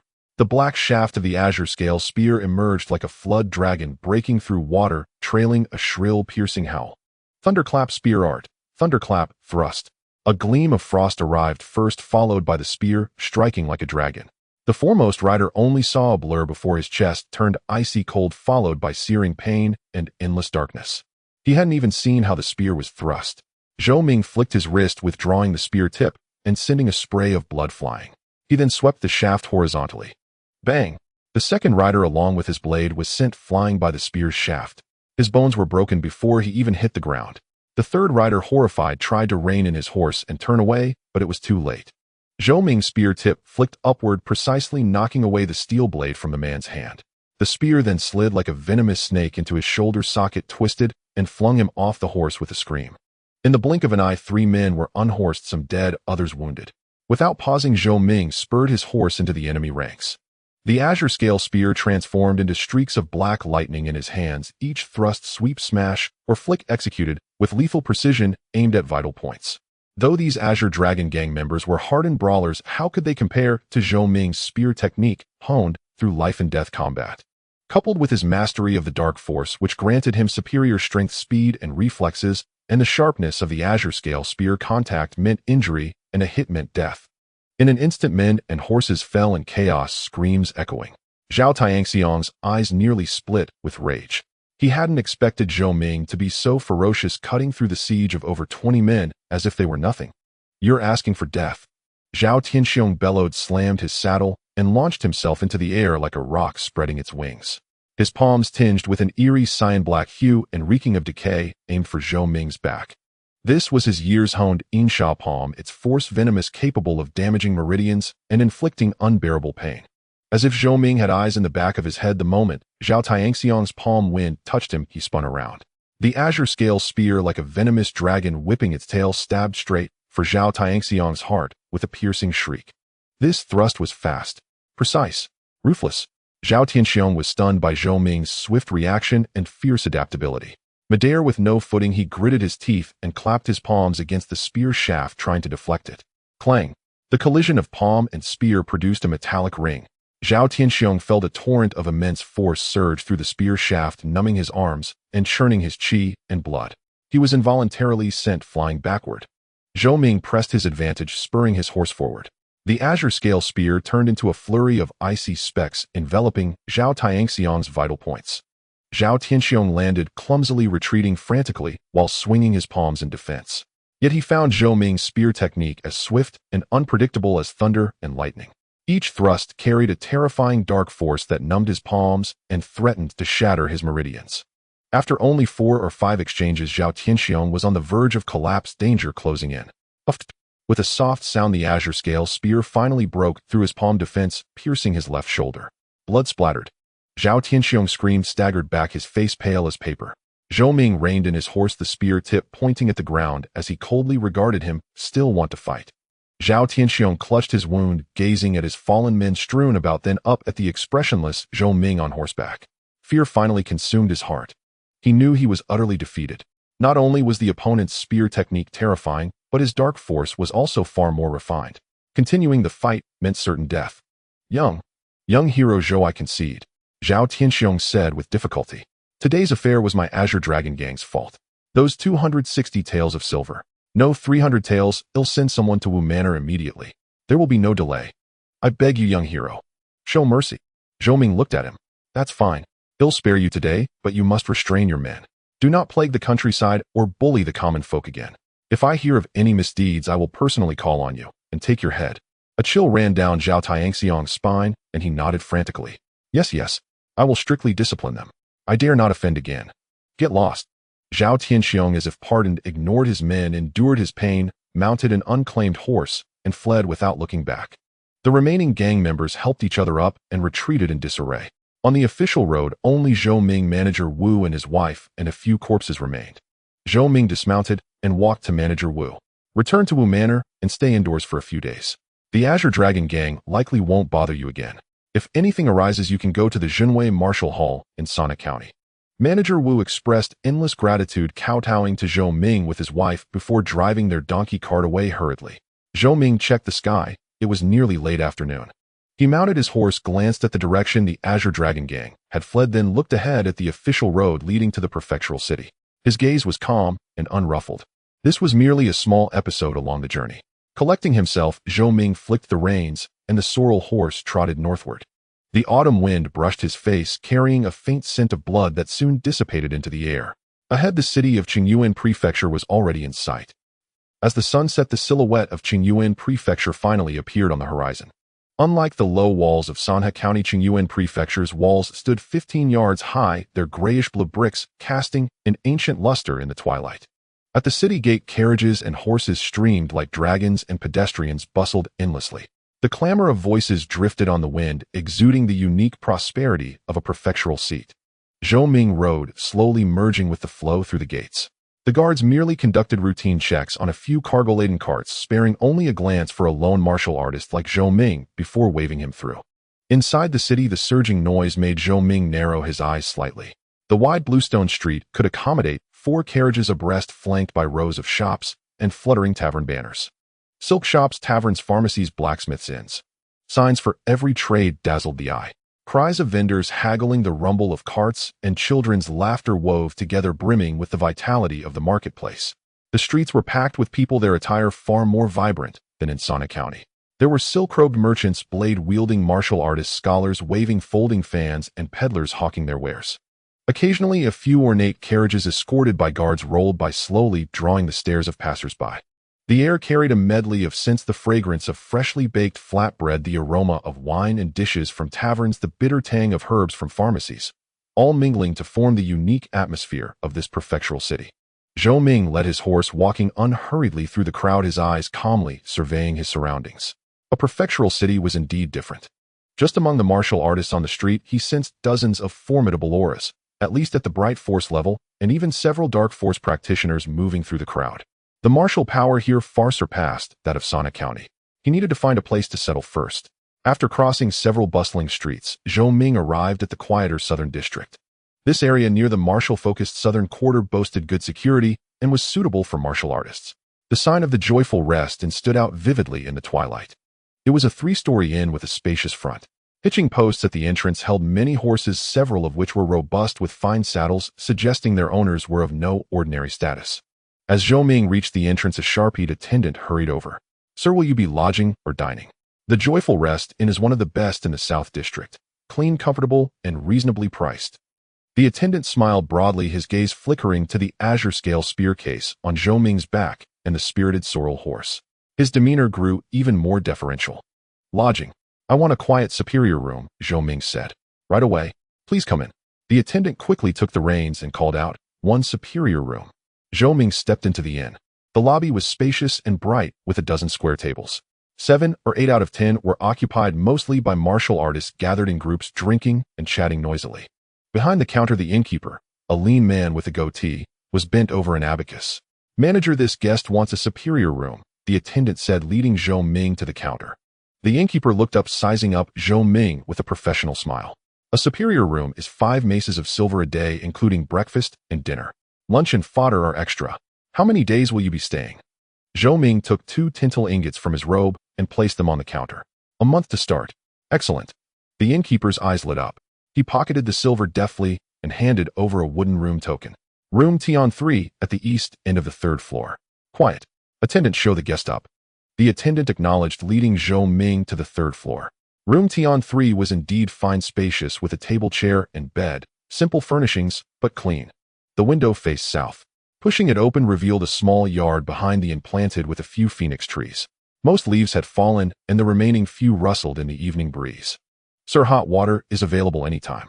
Dinner is served at the evening hour, either in the lobby or delivered to your room, the attendant said attentively. Deliver it to the room, Zhou Ming said, setting down his spear case and luggage. Very well. Rest for now. The attendant withdrew, gently closing the door. Zhou Ming walked to the window, gazing at the darkening sky and the scattered lights flickering in the distance. He took a deep breath. He had entered Qingyuan Prefecture. In the days ahead, he needed to quickly familiarize himself with the area, gather information, and acquire cultivation resources to prepare for breaking through to the transformative force stage. After dinner, Zhou Ming did not rest immediately, but went downstairs to the lobby. It was the dinner hour, and the lobby was packed with people, the noise immense. Zhou Ming found an empty table in a corner and ordered a pot of clear tea. He sipped slowly, his ears tuned to the conversations around him. At a corner table, a few men in gray robes were the loudest, spittle flying as they spoke. Did you hear? A few days ago, another of the Azure Cloud sect's 7 youths broke through.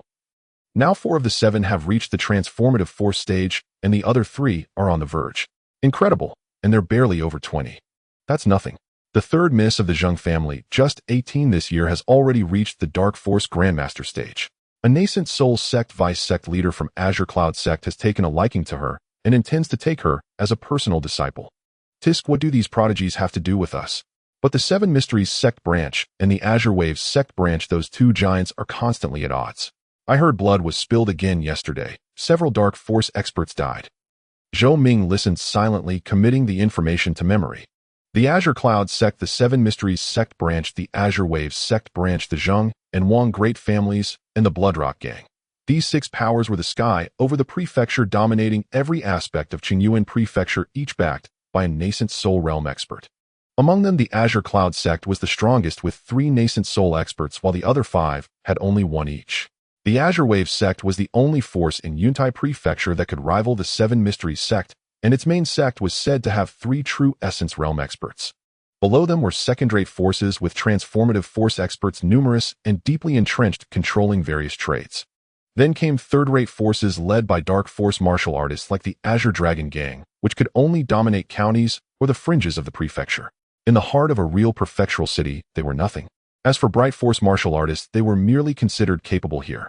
Additionally, there were the government offices, merchant guilds, and other intricate networks. The waters in this prefectural city were indeed deep. As he listened to conversation at a neighboring table between 2 middle-aged martial artists, caught Zhou Ming's attention. Brother Qin, has the date been set for the auction at the Curio Pavilion you mentioned last time? It's set. 10 days from now, on the 28th of October.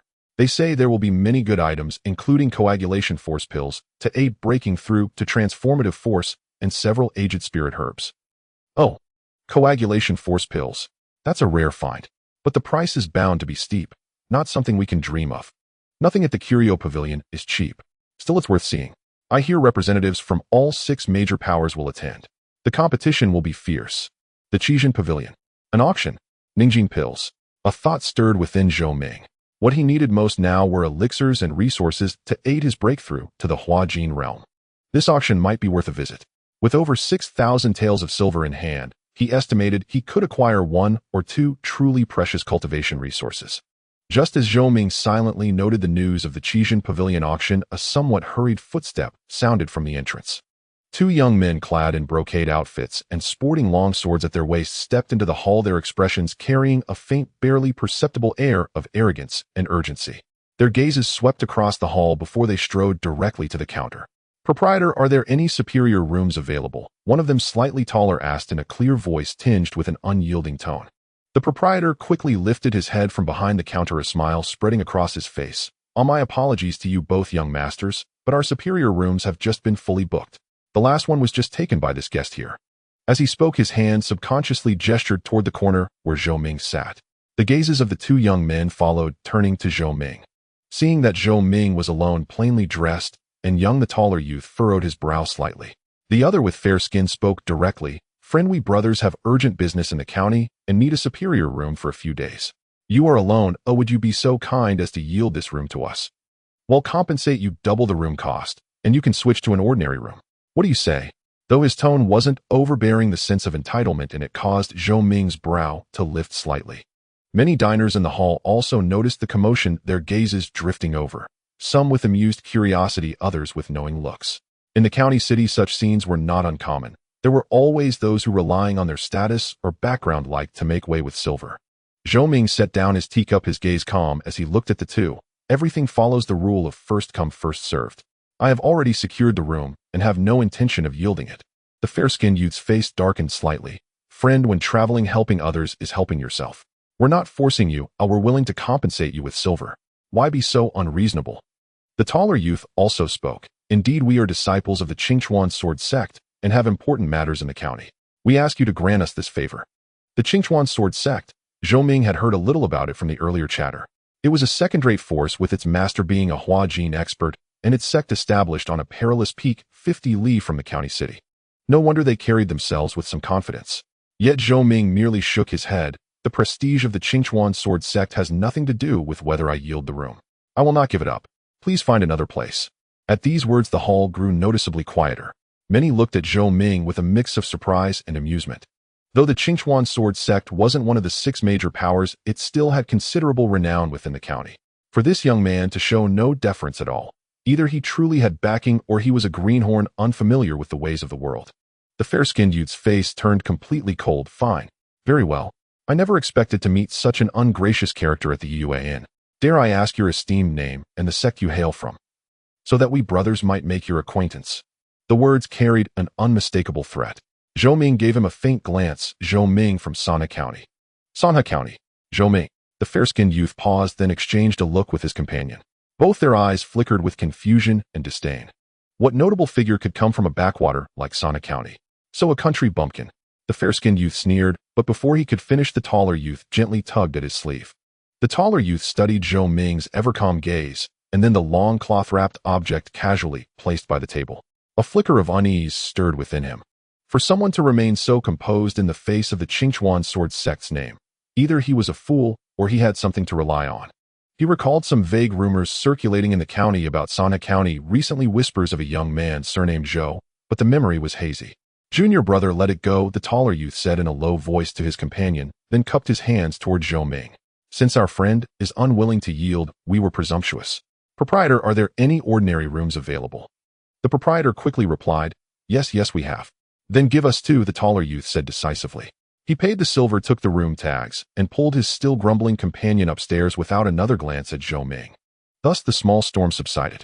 With no more drama to watch, the hall returned to its usual clamor, though occasional curious glances still darted toward Zhou Ming. Zhou Ming paid them no mind.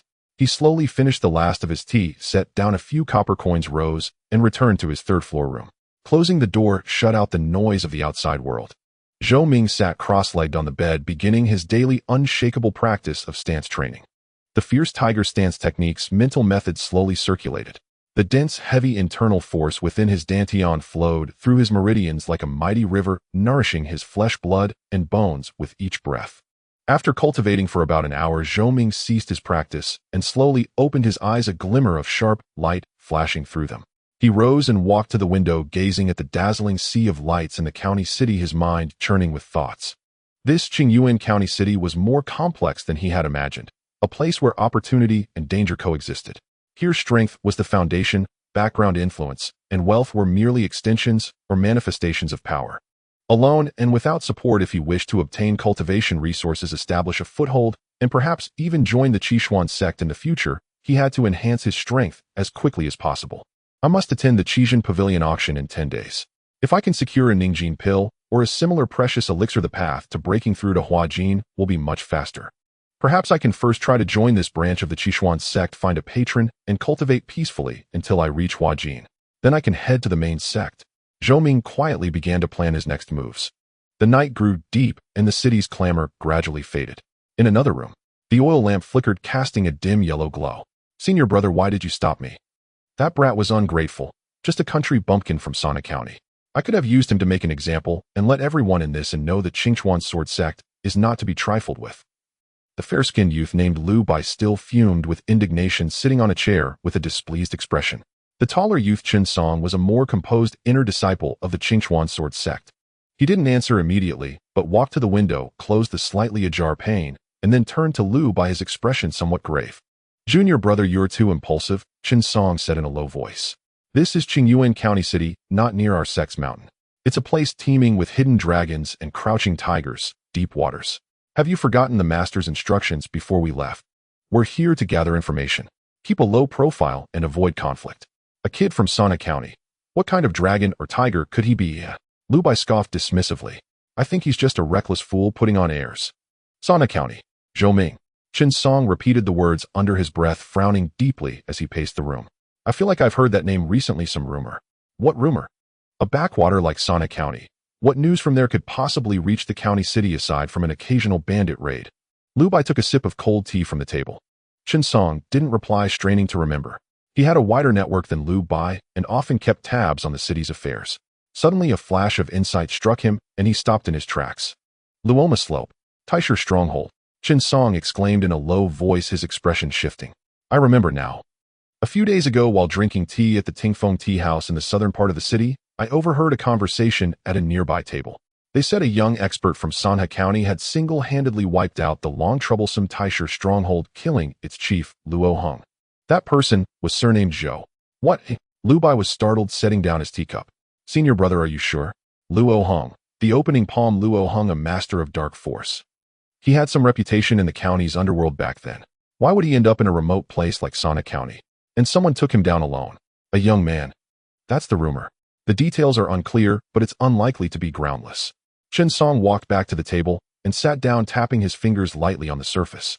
If the rumor is true, then Zhou Ming's strength is at least at the dark force mastery level, or even higher. We've only just entered the dark force realm. If we were to face him, what do you think our chances would be? Lu Bai's expression shifted, his arrogance largely deflated, though he still tried to put up a front. That's just a rumor. It might not even be him. And even if it is, the Qingchuan sword sect isn't to be messed with. Would he dare lay a hand on us? How do you know he wouldn't dare? His master Qin Jinwei is a Huajin grandmaster. He has no fear of our Qingchuan sword sect. Chen Song shook his head. Besides, the master sent us to attend the auction, not to stir up trouble. It's better to avoid unnecessary conflict. A single room, yielding it is no great loss. Why invite more trouble? Qin Jinwei. Lu Bai was rendered speechless by his senior brother's analysis, and a chill of fear ran down his spine. What if they had actually come to blows? Senior brother is right. I was reckless. Lu Bai said sheepishly, his tone softening. What should we do now? Staying at this inn doesn't feel quite safe. No need to be overly tense. Chen Song waved his hand, his expression returning to calm. Since he didn't make a scene on the spot, it means he doesn't want to escalate things either. We have no mortal enmity with him, just a few harsh words. Tomorrow we'll go about our business and keep our distance. Stay low for the next few days and avoid any more trouble. Lu Bai nodded repeatedly, his earlier bravado gone. The two whispered a bit more about their plans for the next day before retiring for the night, though both now carried a measure of caution in their hearts. The night passed without incident. Over the following days, Zhou Ming kept a low profile, spending most of his time in his room, practicing stance, training, refining his internal force, and pondering the essence of the thunderclap spear technique. He only went downstairs for lunch each day, eating in the hall while gathering information. As the date of the Qijin Pavilion auction drew nearer, discussions about it grew more frequent in the inn and throughout the southern district of the county. All kinds of rumors and tidbits flooded in. Some said the Qijin Pavilion would auction rare old herbs gathered from deep in the mountains. Others claimed a retired Huajin expert would put his martial arts up for sale. Of course, the most anticipated item was still the Ningjin pill, which aided in breaking through the Huajin bottleneck. This pill was difficult to refine with rare main ingredients, and was typically only produced occasionally by major powers or high-level alchemists. Every appearance at an auction sparked fierce competition. Zhou Ming silently stored this information, gaining a clearer picture of the power dynamics in Qingyuan County City.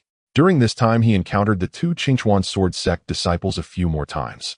When they crossed paths, the other party merely nodded slightly before hurrying past, their earlier confrontational attitude gone. Zhou Ming was content with the peace. One day, after finishing his cultivation, Zhou Ming decided to go out and familiarize himself with the city's layout, and perhaps buy some medicinal herbs to aid his training, as the ones he had brought with him were depleted. He changed into a clean dark blue outfit, carefully wrapped the azure scale spear in gray cloth, strapped it to his back, and left the Yue Inn. Qingyuan County City was larger than he had imagined. The southern district, being close to several martial arts schools, had a particularly dense concentration of martial artists. Along the streets, besides the usual taverns, inns, and shops, there were several stores specializing in weapons, armor, and medicinal herbs, mostly frequented by martial artists.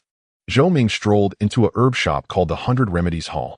The shop was spacious with various herbs displayed on the counters, and the air was thick with the aroma of medicine. The proprietor, an old man with a goatee and shrewd eyes, was using a small scale to weigh herbs for a customer. Seeing Zhou Ming enter, he quickly finished his task and approached. "Esteemed guest, what herbs do you require? Our shop has a full selection of herbs, top quality, fair prices."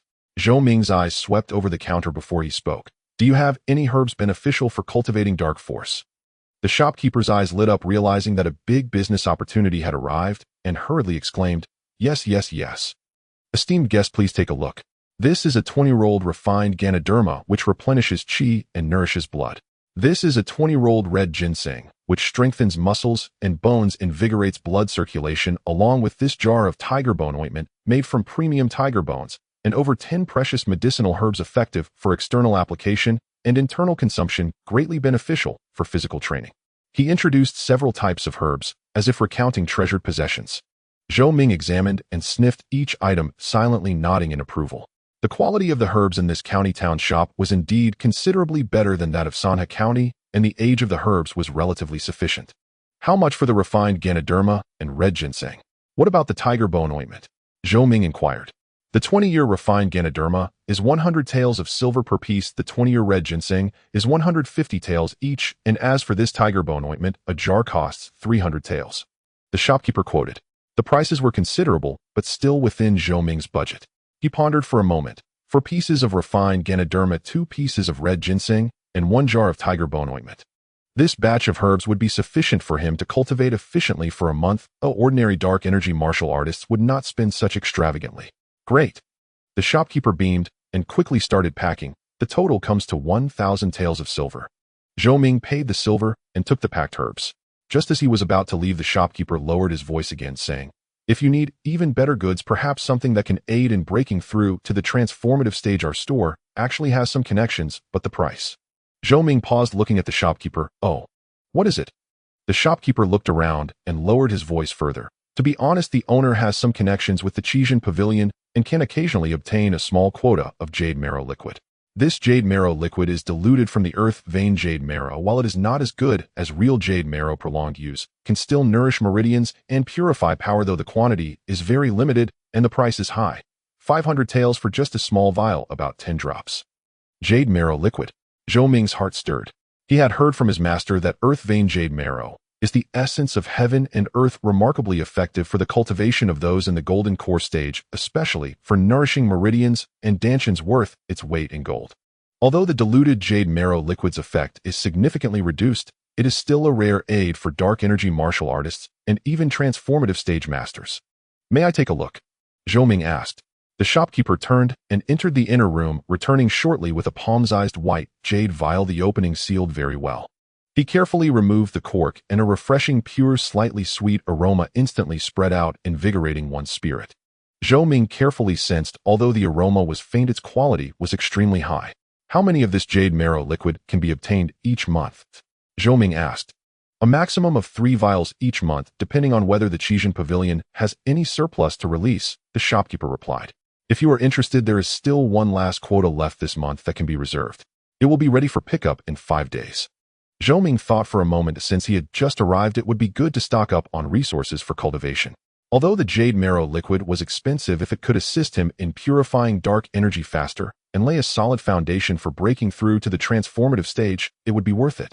Moreover, looking at the shopkeeper's demeanor, this channel did not seem accessible to just anyone. "All right, I'll take the last vial." He raised the deposit. Zhou Ming took out 100 taels of silver and placed it on the counter. The shopkeeper smiled and accepted it, writing a receipt for Zhou Ming. "Rest assured, esteemed guest, you can pick up the goods with this receipt in 5 days. May I ask your surname? In the future, if there are good items, it would be good to notify you." Zhou Ming replied, putting away the receipt without saying more, and left the apothecary shop with his herbs. Afterward, he visited a few weapon shops and general stores to understand the market situation. The prices in the county town were generally 2 to 3 times higher than in Sanha County, but the quality and variety of goods were indeed much richer. As he walked, Zhou Ming arrived at a relatively wide and secluded street where a grand building appeared before him. High walls and red gates with two stone lions squatting in front and a plaque with golden characters on a black background hanging above. Qishuan Sect Qingyuan Branch. This was the branch location of the Qishuan Sect in Qingyuan County. The main gate was wide open, but two disciples in standard blue-black uniforms of the Qishuan Sect stood, holding knives on either side, their expressions solemn, their sharp gazes scanning the passers-by. Occasionally martial artists entered and exited, each walking steadily, their aura not weak. Zhou Ming stood at a distance and observed for a moment. The grandeur of the Qishuan Sect branch was far beyond that of the martial arts hall in Sana County. If I want to cultivate steadily to the transformative stage, joining this branch might be a good choice. Zhou Ming pondered. I just don't know what the entry requirements are, whether there are assessments or if they will investigate backgrounds. He was not worried about his background. Zhou Ming from Sana County had been taught by Chunjinwei and had a clean history. However, he was accustomed to being cautious, always plotting before acting. After observing for a while, Zhou Ming did not approach to inquire, but turned to leave. He planned to gather more information, especially regarding the Qijin Pavilion's auction, before making a decision. Returning to the Yuyue Inn, it was already afternoon. As soon as he entered the lobby, he felt that the atmosphere was somewhat different from usual. There were several unfamiliar faces in the lobby, dressed elegantly, their aura heavy, clearly martial artists with some background. They were whispering in groups with conversations primarily revolving around the upcoming auction. Zhou Ming did not linger and went straight up to the third floor. Just as he was about to reach his room, the door of the adjacent room, two, suddenly opened, and a figure hurriedly rushed out, almost colliding with Zhou Ming. Sorry, the other party quickly stopped and said as she looked up.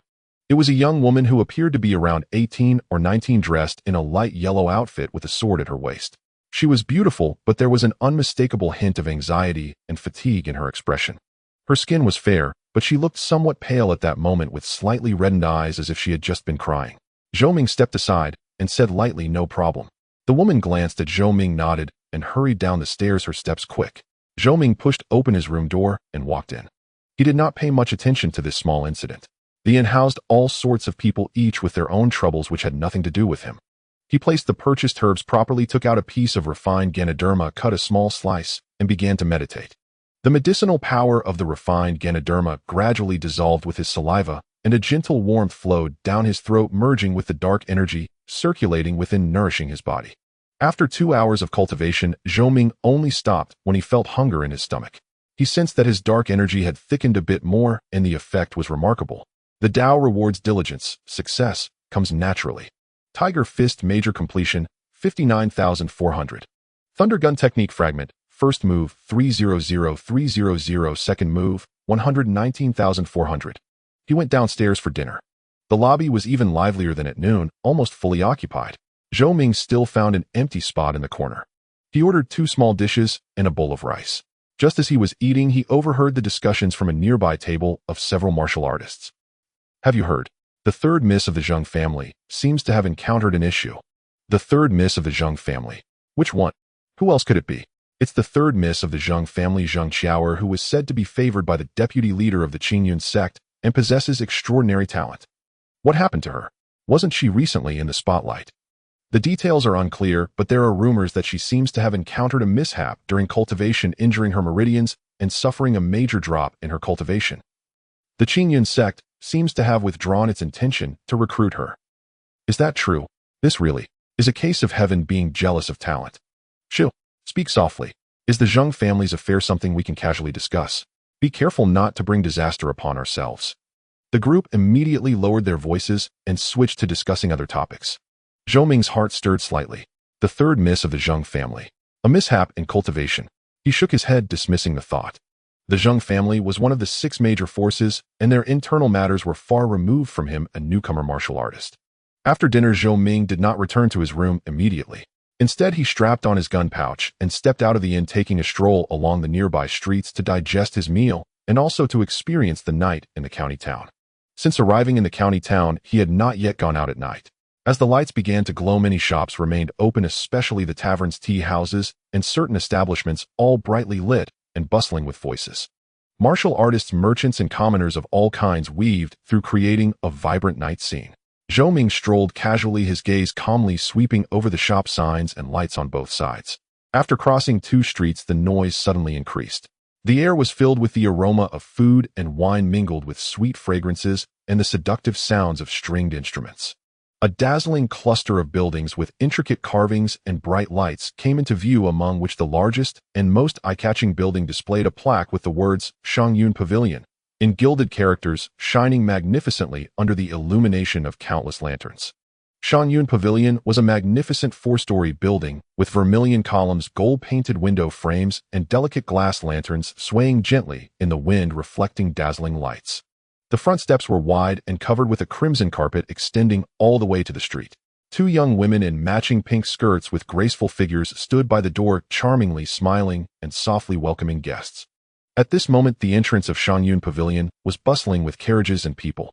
Well-dressed wealthy merchants, extraordinary martial artists, and scholarly men holding folding fans all streamed in, each with expressions of anticipation or restraint. Inside, sounds of stringed instruments, the laughter of women, and the chatter of men blended together, forming an alluring wave of sound that hit one like a gust. Most of the windows on the various floors were wide open, faintly revealing images of people clinking cups, and the enchanting figures of women in light clothing playfully smiling beside guests. Waves of the aroma of wine dishes and strong perfumes wafted out from within, filling the air above the street. Zhou Ming stood quietly across the street, observing this well-known place of leisure and indulgence in the county town. With his keen hearing, he could even vaguely hear sounds of games and drinking commands from a certain room upstairs, alongside the soft coaxing of women. "This young master looks unfamiliar. It must be your first visit to our Shangyun Pavilion." A somewhat slick voice rang out beside him.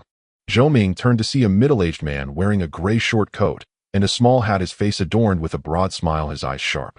It appeared he was a guide or helper trying to attract business for Shangyun Pavilion. "I'm just passing by, taking a look," Zhou Ming replied nonchalantly.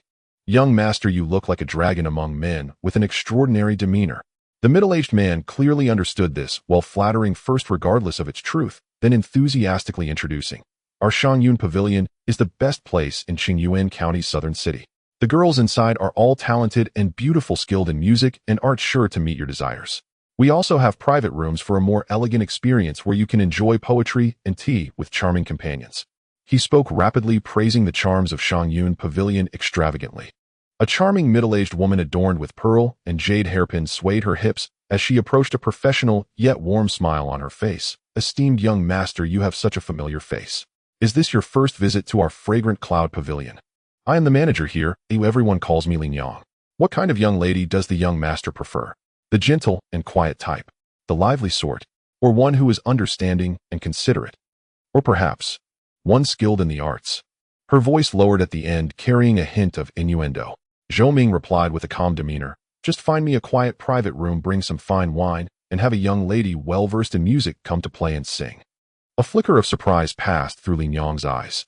Most guests who came to Fragrant Cloud Pavilion were direct in their intentions, those who requested music first were rare. Yet seasoned as she was, she immediately smiled and said, "How refined of the young master.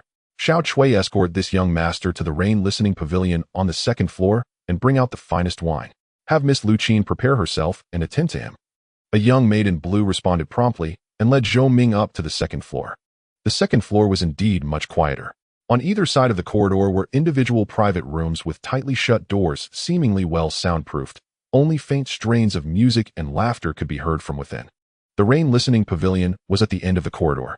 Pushing open the carved wooden door revealed an elegantly appointed interior, a square table, several chairs, a soft couch, by the window landscape, paintings adorning the walls, and a zither stand in the corner. The window was half open, letting in a cool night breeze that offered a view of one corner of the main hall below, without being too noisy. "Please have a seat, young master.